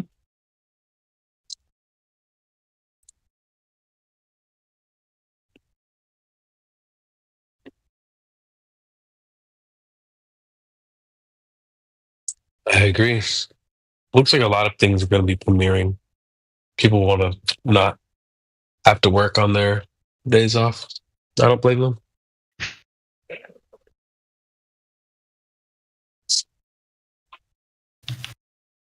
Crow 777 scheduled for a live stream.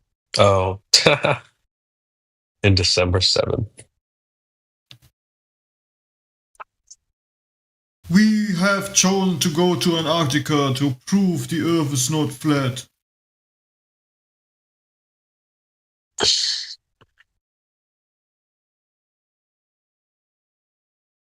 Anybody here rock with Matt from Quantum of Conscience?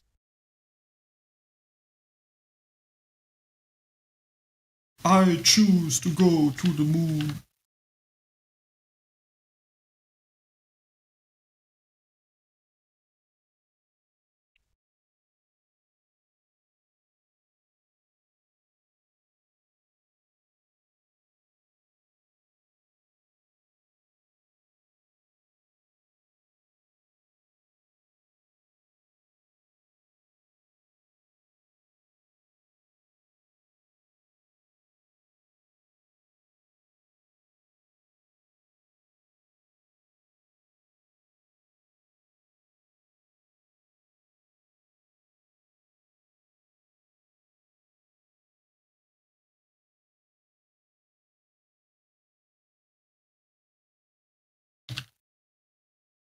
I will go to the moon in nanosecond.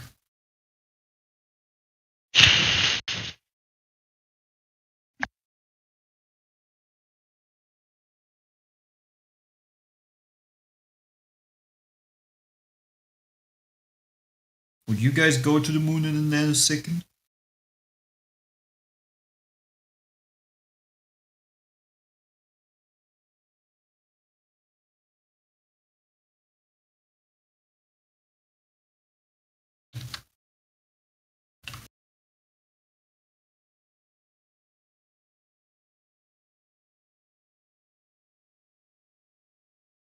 No, even if space is real, there's no way I would go. Forget it. Like, I won't even go skydiving, dude. Forget going in a spaceship where no. Yeah, I would measure sticks and shadows in a nanosecond, but we lost that technology. We destroyed it, and it's a painful process to build it back up again. Yep. Oh. I like when they go, so John, what happens if there's a leak? And he goes, oh, I don't know. There's a leak? Sure, there's something. They have leaks? Oh. Yeah, the Sure, guy they've got something going on. The guy who developed those seals that they use for that, he immediately contacted NASA and said, yeah, that's not what they're for.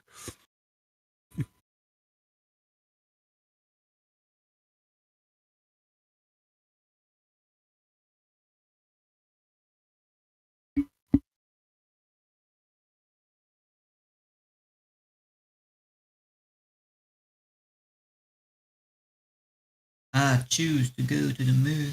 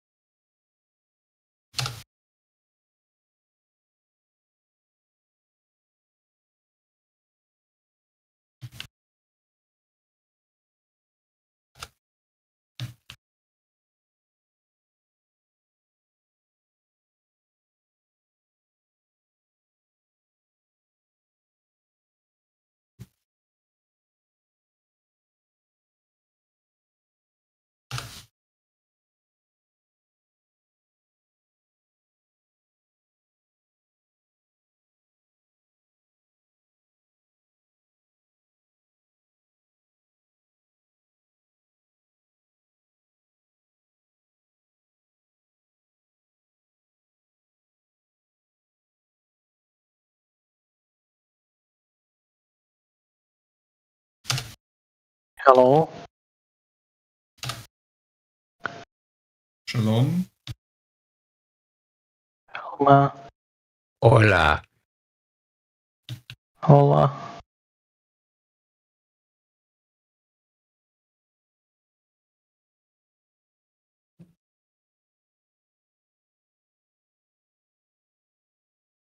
Sorry, what's the meaning of the title of the channel, Flat Earth? Exactly what it says, brother. Flat Earth, what do you mean with Flat Earth? Well, you have so the spinning wobbling did space buff knife and every spinning wood of darkness. Clay, brother, you got to slow down on this guy, dude. Yeah, really? He's got to catch up to you.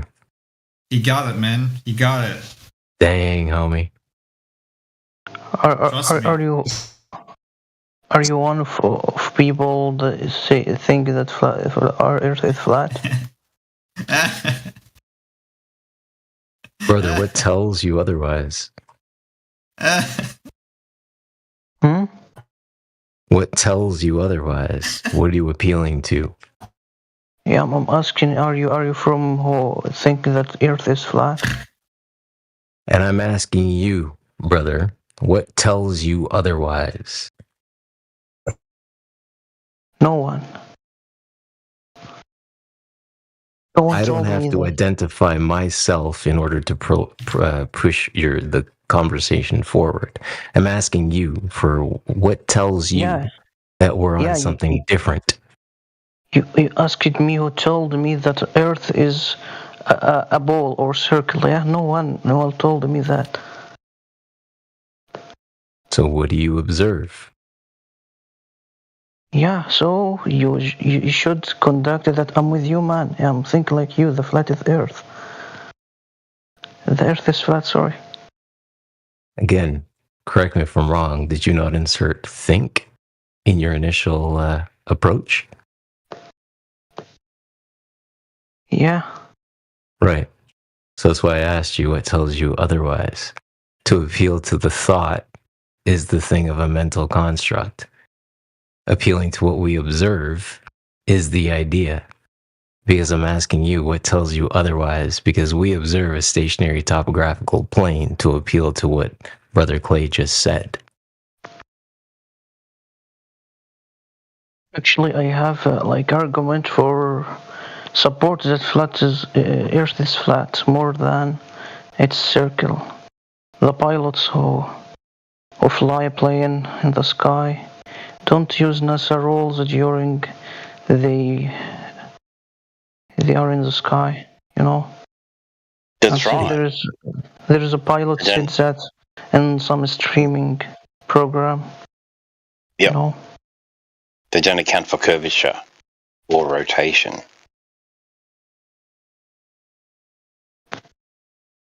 NASA Even their documentation states, from my understanding, that they treat the Earth as a stationary plane.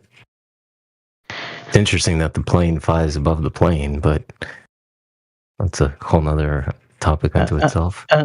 And there is another argument from the scientist physics that you see the pictures that NASA publish on the internet. You know that all of it is simulated pictures.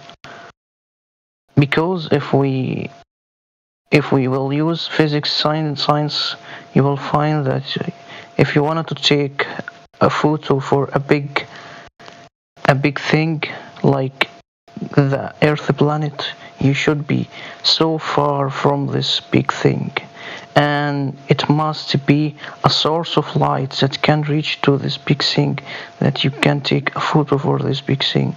But all of photos of NASA that publish on the internet is just simulation. Correct. We would classify as circumstantial evidence. So the circumstance of the photograph has to exist, i.e. the stage has to be set in order for the picture or video to be collected. Now, if we can't repeat that circumstance in order when that evidence was claimed, it gets classed as, again, circumstantial evidence versus direct evidence was something that we would use as the sky moves. We don't, i.e. the land. Yeah, exactly. So again, the idea of what we observe is the horizon appears to be completely horizontal. We go up higher, we see further. Those two things are like literally connected. You can't escape that. Now, the interesting thing is, if we were dealing with something that had a set geometry to it, a set dimension, which is actually the 3959 mile radius claim on the table, then when you leave the surface of like even a stadium as an example, let's say you were getting lifted up by a helicopter, a stadium beneath it has a curved roof like the Rogers Centre in Toronto, Ontario. You gain altitude, you go higher up above that surface, and the convexity of that curve starts to show out even more dramatically as you gain your altitude. It gets smaller and smaller and smaller. Now, alternatively, when we actually observe the horizon in real life, the higher up we go, the further out we see, which really means we can't escape the ground beneath us. Which means that the ground beneath us would suggest, I'm not claiming it, but it would suggest an infinite plane. Exactly.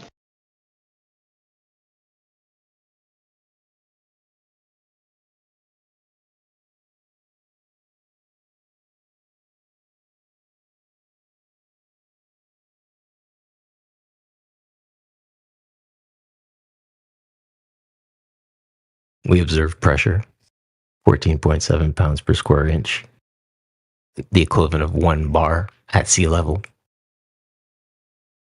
If you go down in the sea, for every 32.8 feet you go down, that pressure increases by 1 bar, 14.7 psi.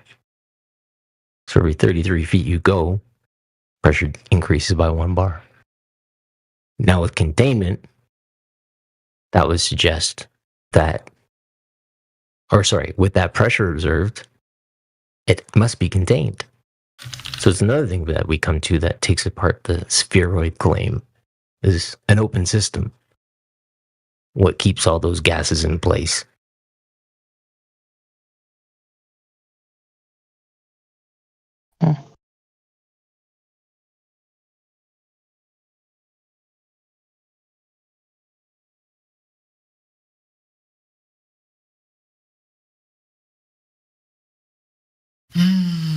Okay. So next thing's gonna be this part.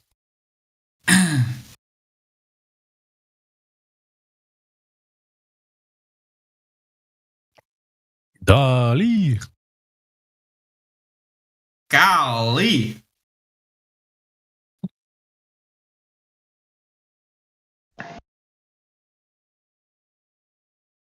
Damn. Where'd you find this?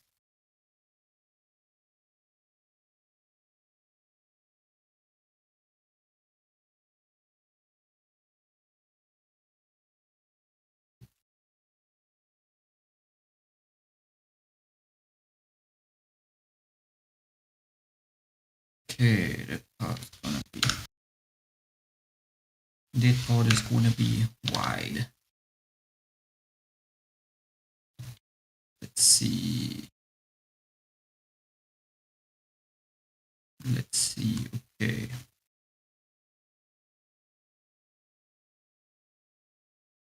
Okay, what is that layer?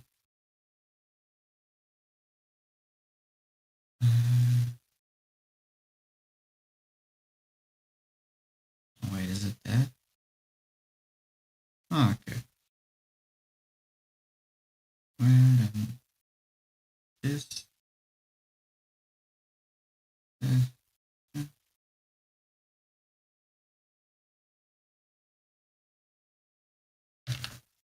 And you know what? There is another strongest evidence. Uh-huh. What's the strongest evidence you said? The flight. The flight travels that out from United States to like Japan. You know, it should pass all over the world, all over continents. So if the planet is pole, why the flights don't fly from United States to Japan from the another direction, like from the Pacific Ocean? Why it pass from Africa and Asia continent? Do you have reason for this? In the time that the other direction is shorter than this direction? Okay, maybe there's so strong evidence refer to the planet is flat. Because if it's a ball like the NASA say, so it is not logic to for flights take the longer path to reach from United States to Japan. So wait, sorry, I apologize, brother. Is your ask of the comparison between the return flight time versus the original flight time? Yeah, why the flights take the longer path? Well, I mean, there is evidence of a jet stream, right? Which is the actual thing that the jets fly upon, the same thing that the birds push upon when they fly. So to suggest that there's some kind of a current that exists, and perhaps that the plane is taking advantage of the current, let's say that current moved in a clockwise direction. Let's take the North Pole as the point, and everything moves in a clockwise direction from east to west. Then let's just say that plane's riding on the jet stream versus against the jet stream. I think that would be a fair guesstimation. Don't you think? The medium it's riding upon? I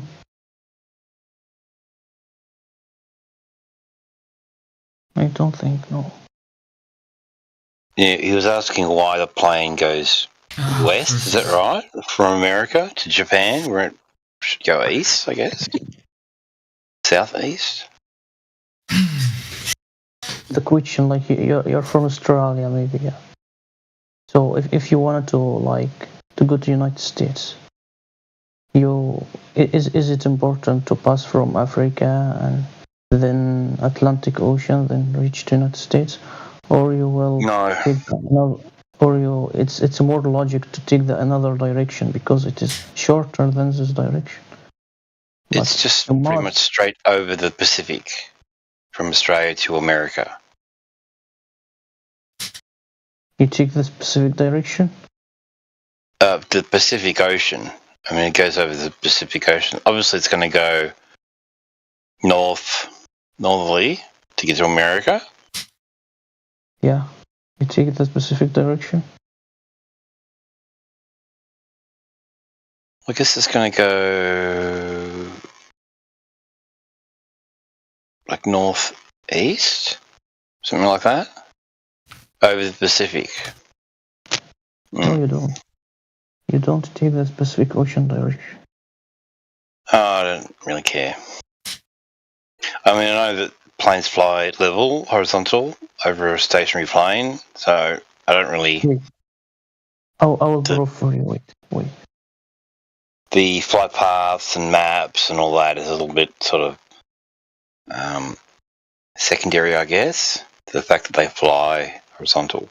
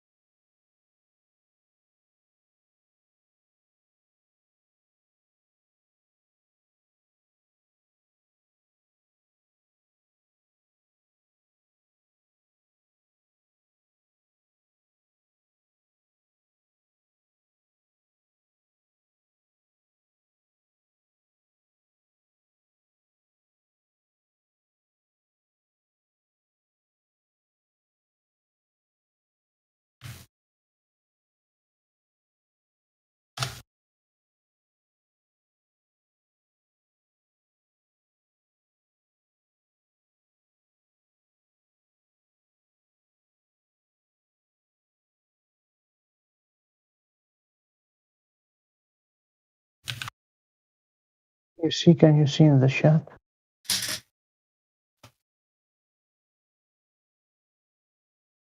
See this?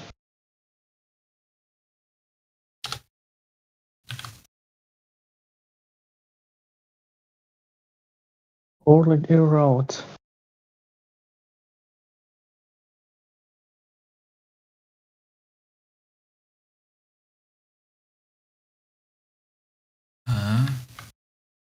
Can you see?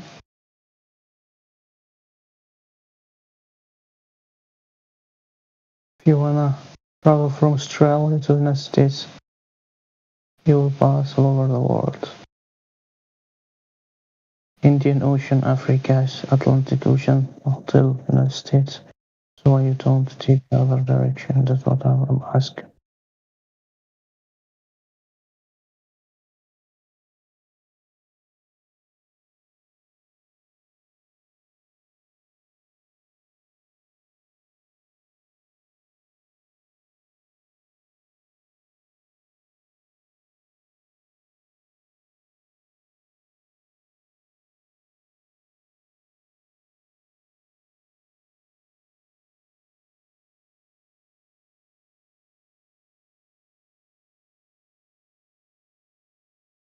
Oh, okay, I get it.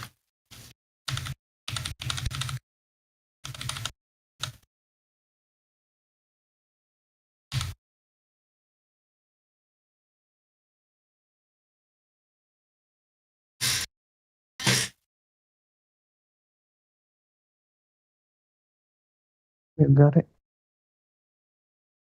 Yeah, potato chip.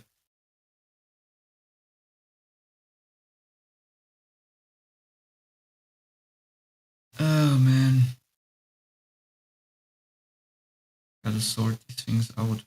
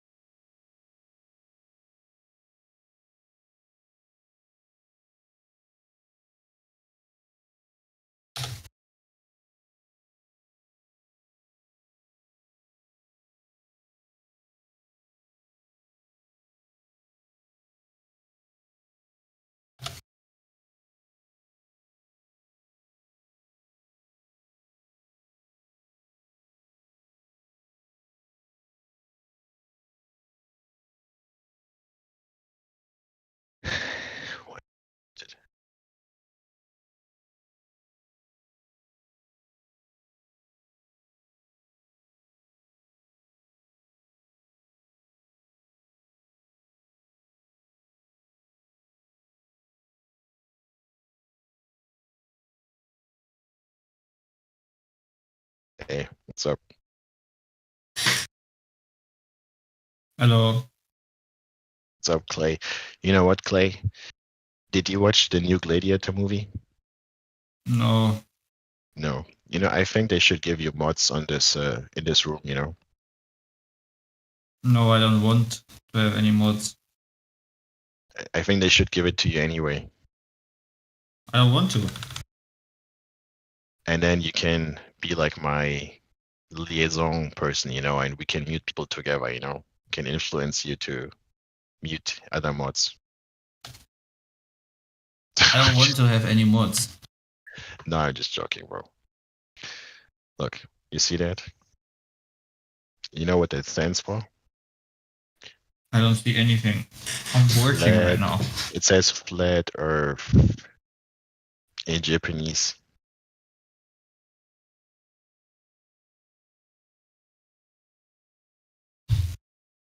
Yeah, you have showed that. You have showed this before. Oh shit, really? Look, I'll show you Yeah, and something that you else, also bro. live in Hamburg and you live near the harbor area. You know what, man? I have my nuts in my hand right now. Cool. You want to see it? No. Look. You're a fucking moron. I have nuts in my hand, man. How is that moronic? You don't like nuts? You're fucking. He couldn't stop laughing himself. Did you get them out of your wife's? Were they in your wife's purse? No.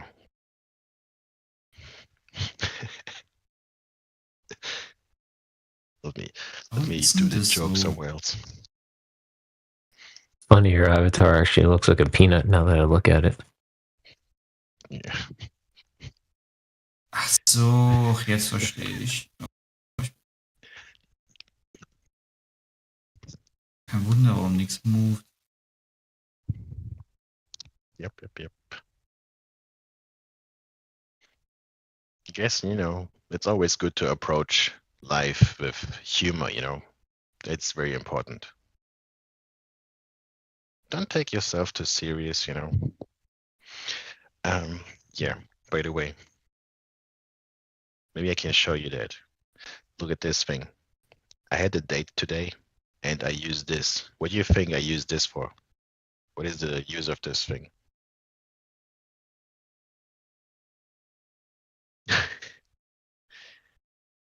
That thing. You use that thing to. I was using this on a girl. No clue? I don't really want to know, actually. If I look at it and you're saying. This is for massaging people, man. You roll this. Okay. In the back. What did you think? Pizza dough was my first thought. Pizza dough. Yeah, what's up, Jared? Jared. Okay, this needs to be lower. We're talking about the flat Earth here. This side needs to be lower. That is this side. This.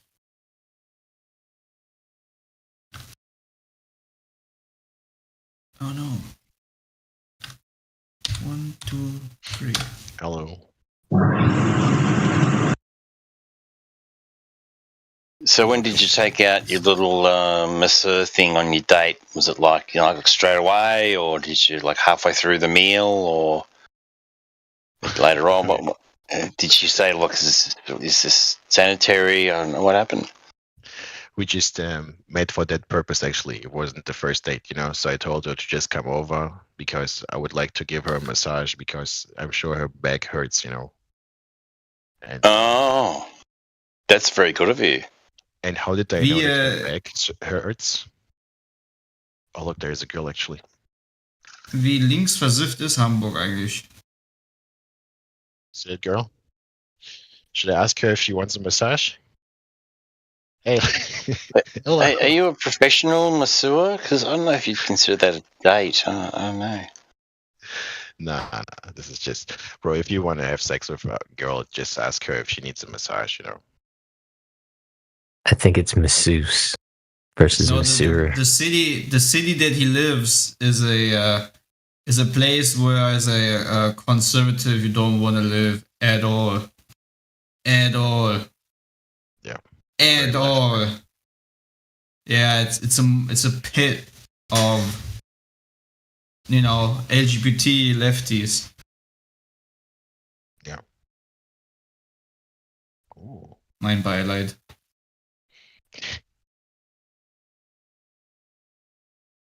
My condolences is what I said in German. Yes. But I like you, Grim. Thanks, man. Even though sometimes you really get on the nerves of some people. Man, I just look. When you observe me, you will never see me trying to start a fight with you guys. Never, right? I never do it. But when you attack me, I will go with the flow. Look, I was here yesterday.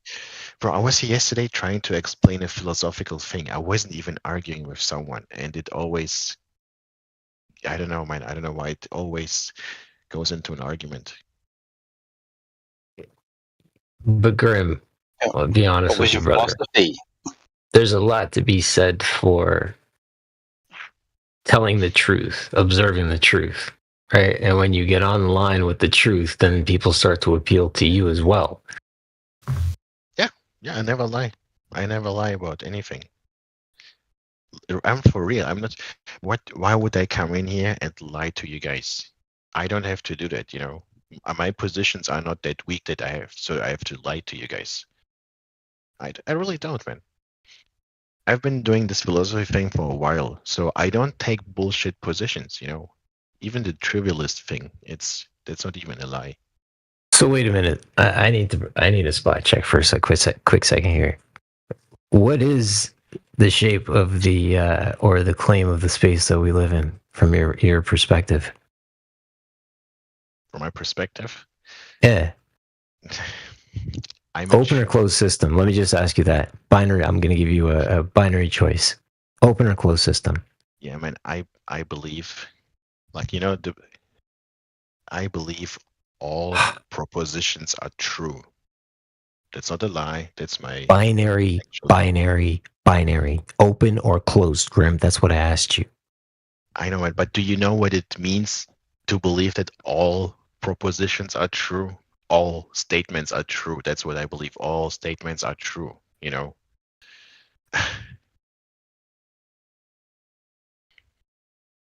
all statements, round and flat, concave and the other one.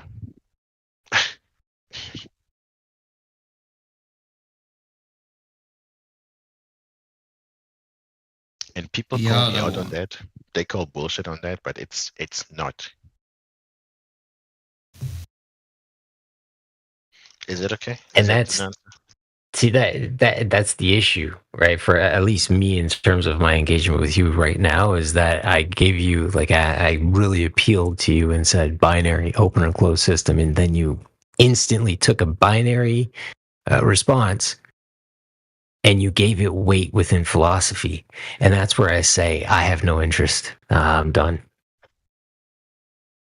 What should I do? Do you want me to lie to you? I can say I believe it's flat. Or I can say I believe it's round. But that wouldn't be an honest response, Yeah, I can lie to you. I can make some shit up. Yeah, I believe the Earth is flat.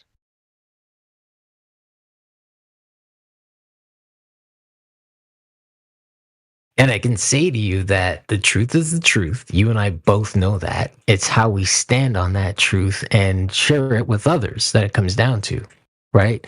So again, the mere fact that you want to take somebody's trying to engage in conversation with you, right? And I give you this, let's call it an olive branch to be dramatic about it, and say binary choice, my friend. And you're like, well, let's philosophize about it.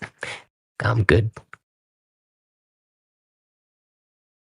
You said we both know the truth, but we both have a different understanding of what is actually true. You believe the Earth is in a certain way, and I believe all propositions are true. Now, what can I do, man? Help me, man. What can I do? Nah, bro. See, when I say it's about the truth of the truth, it's about how you stand upon it, right? Now, when I say we're a stationary topographical plane, stationary, why? Because the sky moves. I have no evidence of the ground moving, period. Topographical, we have mountains, we have hills, we have valleys, we have undersea floor beds, right? And we have islands and all kinds of stuff, topography, right? Plane, because we look out at the horizon and we see a level plane all around us. In fact, it creates a circle because we stand at the center, we see out the radius, and we turn around and we get the circumference. We look up, we see the apex. We could call it the peak of the personal dome if you'd like to go there. But I've said all that to you, and you can challenge me on anything I said and not philosophize it. And literally, it's the truth. I haven't lied to you in anything that I've said. Yeah. Yeah, what can I say?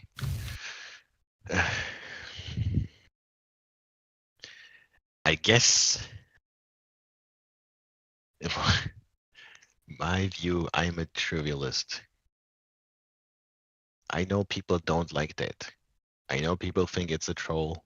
People call bullshit on that, but this is my actual view. I can pretend to have a different view to not hurt people's feelings, or to not seem as if I'm trolling. But then you would ask me to lie about it, But I'm sure you're not asking. I want nothing but the truth. Well, this sounds like a. I've realized now, Grim. Are you a snowflake? I think you're a snowflake, Grim. Snowflake? Yo, is this guy a pussy? What is it? No, I didn't. I'm not going to go there. I'm not going to use that term. But snowflake, literally, because you need Don't forget care. I'm the one with the karate suit, right? Neo, why are you so fucking ugly? well, there goes that conversation. Look, yeah. So, what flurfer wants to get raped and killed in a conversation? Oh. Who wants That it? is how all of them are just give me the Someone choice. needs to stand up. Let's go. Someone needs to Let's stand play. up. Neo, Yay. One second. Did just somebody asked for getting banned? Yeah. Is that what I hear? Wait, who? Somebody just walked in and wants the drama. They want the smoke. Yeah, just choked him. Who's gonna give it to him? And who's want- gonna receive it? Neo's too scared to unmute his mic, unfortunately. I want to talk to Quetzalcoatl. I remember him being really, really dumb.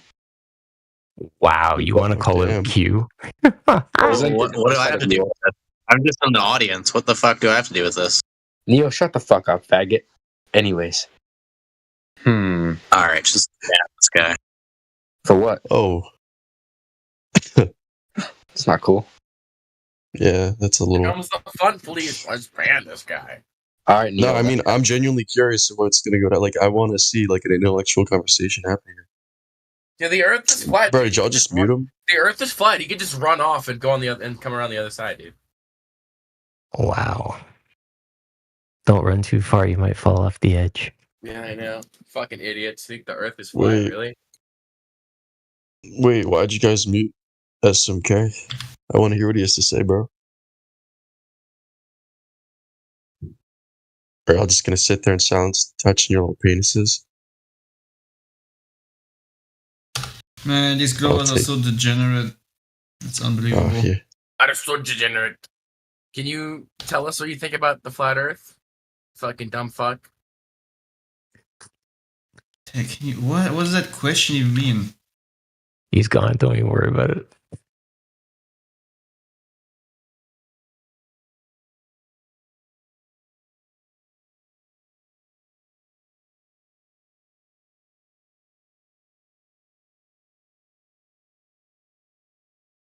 So, Grim, seeing your fellow Globers being so intellectually bankrupt, doesn't that make you like go like, I should do something about this?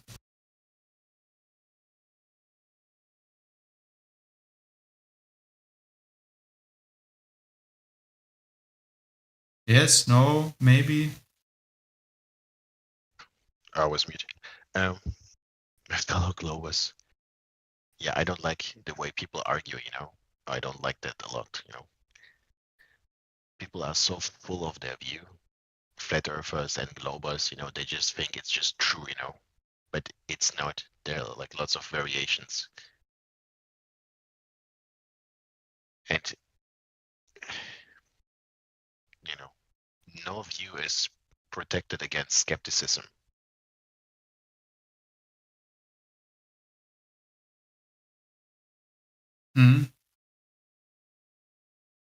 Okay, so my point is that whatever your view is, if you think that your view is like immune from against like skepticism, then I'm against you, kind of.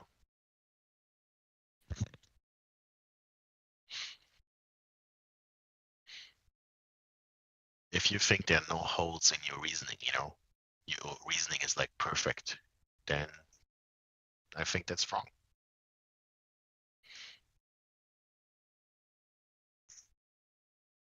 Well, I can agree with that.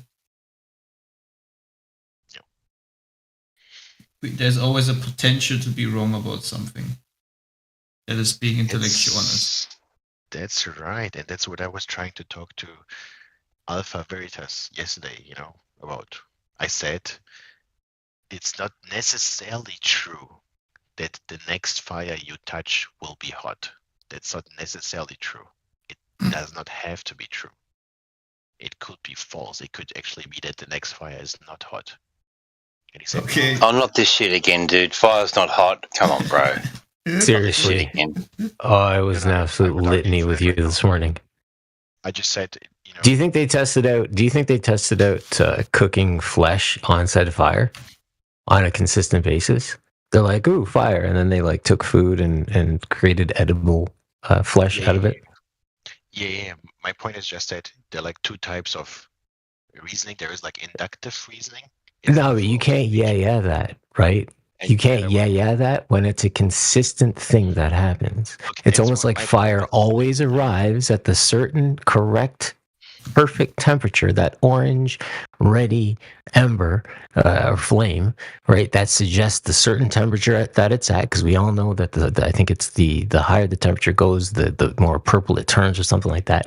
But from a standpoint of when we observe fire, right, we know that it's a consistent temperature. And when we expose flesh to it for a certain amount of time, it cooks that flesh.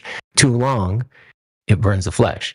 Marshmallow, gone into the campfire. Or a burnt crisp you get back. I will explain it, but this is actually my problem here. I never get to explain why. You never, because you guys don't want to hear why. You just want to. Because it's a consistent thing, Grim, and you're attempting to literally, you're attempting to philosophize the idea why fire's not consistently hot. And this is why people don't appeal to you, Grim. Bro, what is the consistency? It can cook meat. Expose it to meat. Expose it to fire for a consistent time, and you can achieve certain consistency of the quote unquote doneness of the meat. What exactly? The fire. Expose a steak to fire for 5 minutes, and it comes out, let's say, rare. Expose it for 10 minutes, it comes out a medium, right? The longer it goes, right, the time being the thing that you can vary changes the outcome of the flesh that you're cooking. Yes. So attempting to say that the fire is not consistent is borderline asinine. What fire? Why don't we just let him finish? Why don't we just let him finish and then we'll pick it apart? So just let it all out, bro. What do you got? Fire's not hot. All right, what do you got? I'm trying to understand. I'm saying, what fire is he talking about? Who was I talking about to right now? This is your claim. This is your claim, dude. Just go. Who was I talking to? You said you didn't get... The one I was. It doesn't matter. You're talking to the room. You're talking to the room. His chance to explain your fire isn't hot thing. Go. He was talking about fires being hot. What fire was he referencing? Which one? It's your claim. Yeah, this is your claim about your philosophy about fire, right? Protected from skepticism. That's my claim, right? And I'm being skeptical about his ultimate claim that cannot be wrong, right? And that's what I'm trying to ask him about. So, what fire were you talking about? Which one? A fire that you can cook flesh with. Yeah, but which one? Where? Where is it? Where did this happen? A campfire. You set it up yourself. Yeah, it's a fire. Yeah, but what camp? Do you have a point, bro? Do you have any point to this? Yeah, the point is that he's talking about a certain fire he has observed in the past, right? Yeah. Yes. From observing things in the past, how can you talk about fires you've never observed before? You cannot. You can have a justified belief about it that the next fire you've never watched or observed ever fucking before, right? How can you talk about something you've never observed before? You cannot. You can only talk about fires you've observed in the past. And that's the problem with inductive. It's called inductive reasoning. You understand the inconsistency now?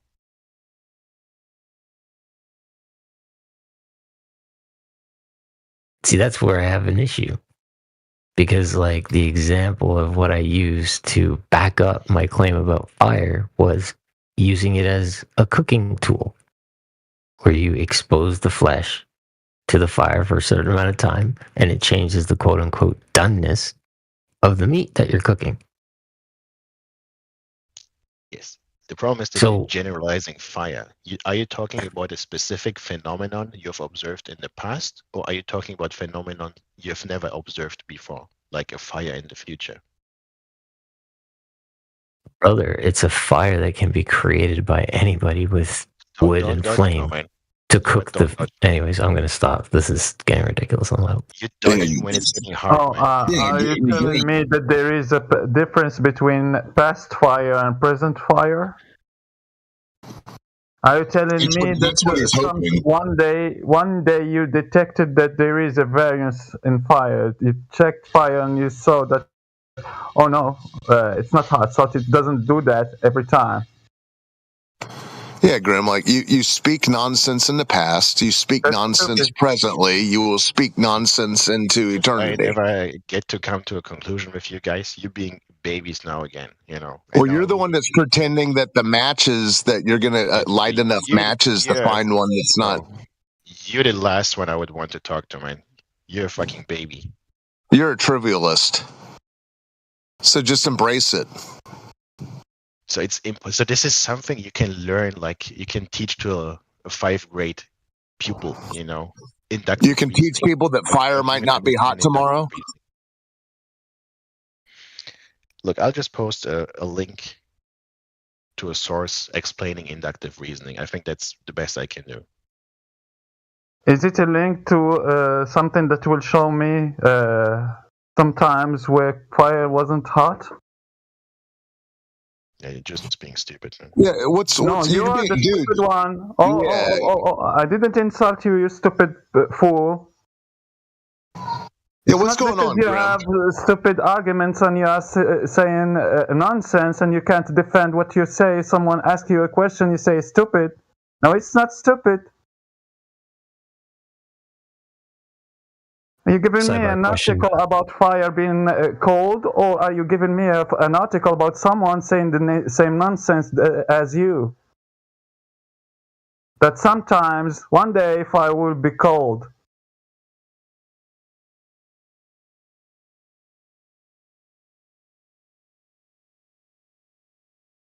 So putting it in one sentence, it's from Wikipedia. It's taking a body of observations, like lots of observations, and then making a general statement out of those observations, like observing like 1 million fires and coming to the conclusion that all of those millions of fires have been hot. And now you make a general statement and now you say every fire is hot. This is called inductive reasoning, but this is not guaranteed to be true, right? This is no, man, this is just standard shit. Because every fire was hot, not just a number of fire that was hot. So every fire was hot, every fire will be hot. Yeah, but yeah, it's standard Imaginarium. Were you caught planning some kind of fire, and this is your defense? Like probable cause or something? It's like oh, you know. It sounds like an arsonist. I mean, it's like, well, it may not have been a fire, it might not have been hot. Is this your defense? Who's your he sounds like an arsonist that's representing himself in court. I'm explaining inductive reasoning to you. This is not even a position to have or to hold. This is just something. This is like a form of reasoning. This is not even a position. Yeah, it's called La La Land. It's a bit near to you, you know, so you understand the difference between that. And then there is another type of reasoning. It's called deductive reasoning, and that's what you guys are talking about, right? Now, something you reason deductively to is guaranteed to be true. Yeah, if you deductively reasoning to the conclusion that fire is hot, it's guaranteed that every fire will be hot. But deductive reasoning is not achieved through lots of observations. It's achieved through taking something that's true and then deducing another truth from it. You're watching 24/7. Okay, Grim, that's fine. It seems like you're hoping and praying for some drastic paradigm shift. Then, I mean, I'm hoping to God, you know, to give you guys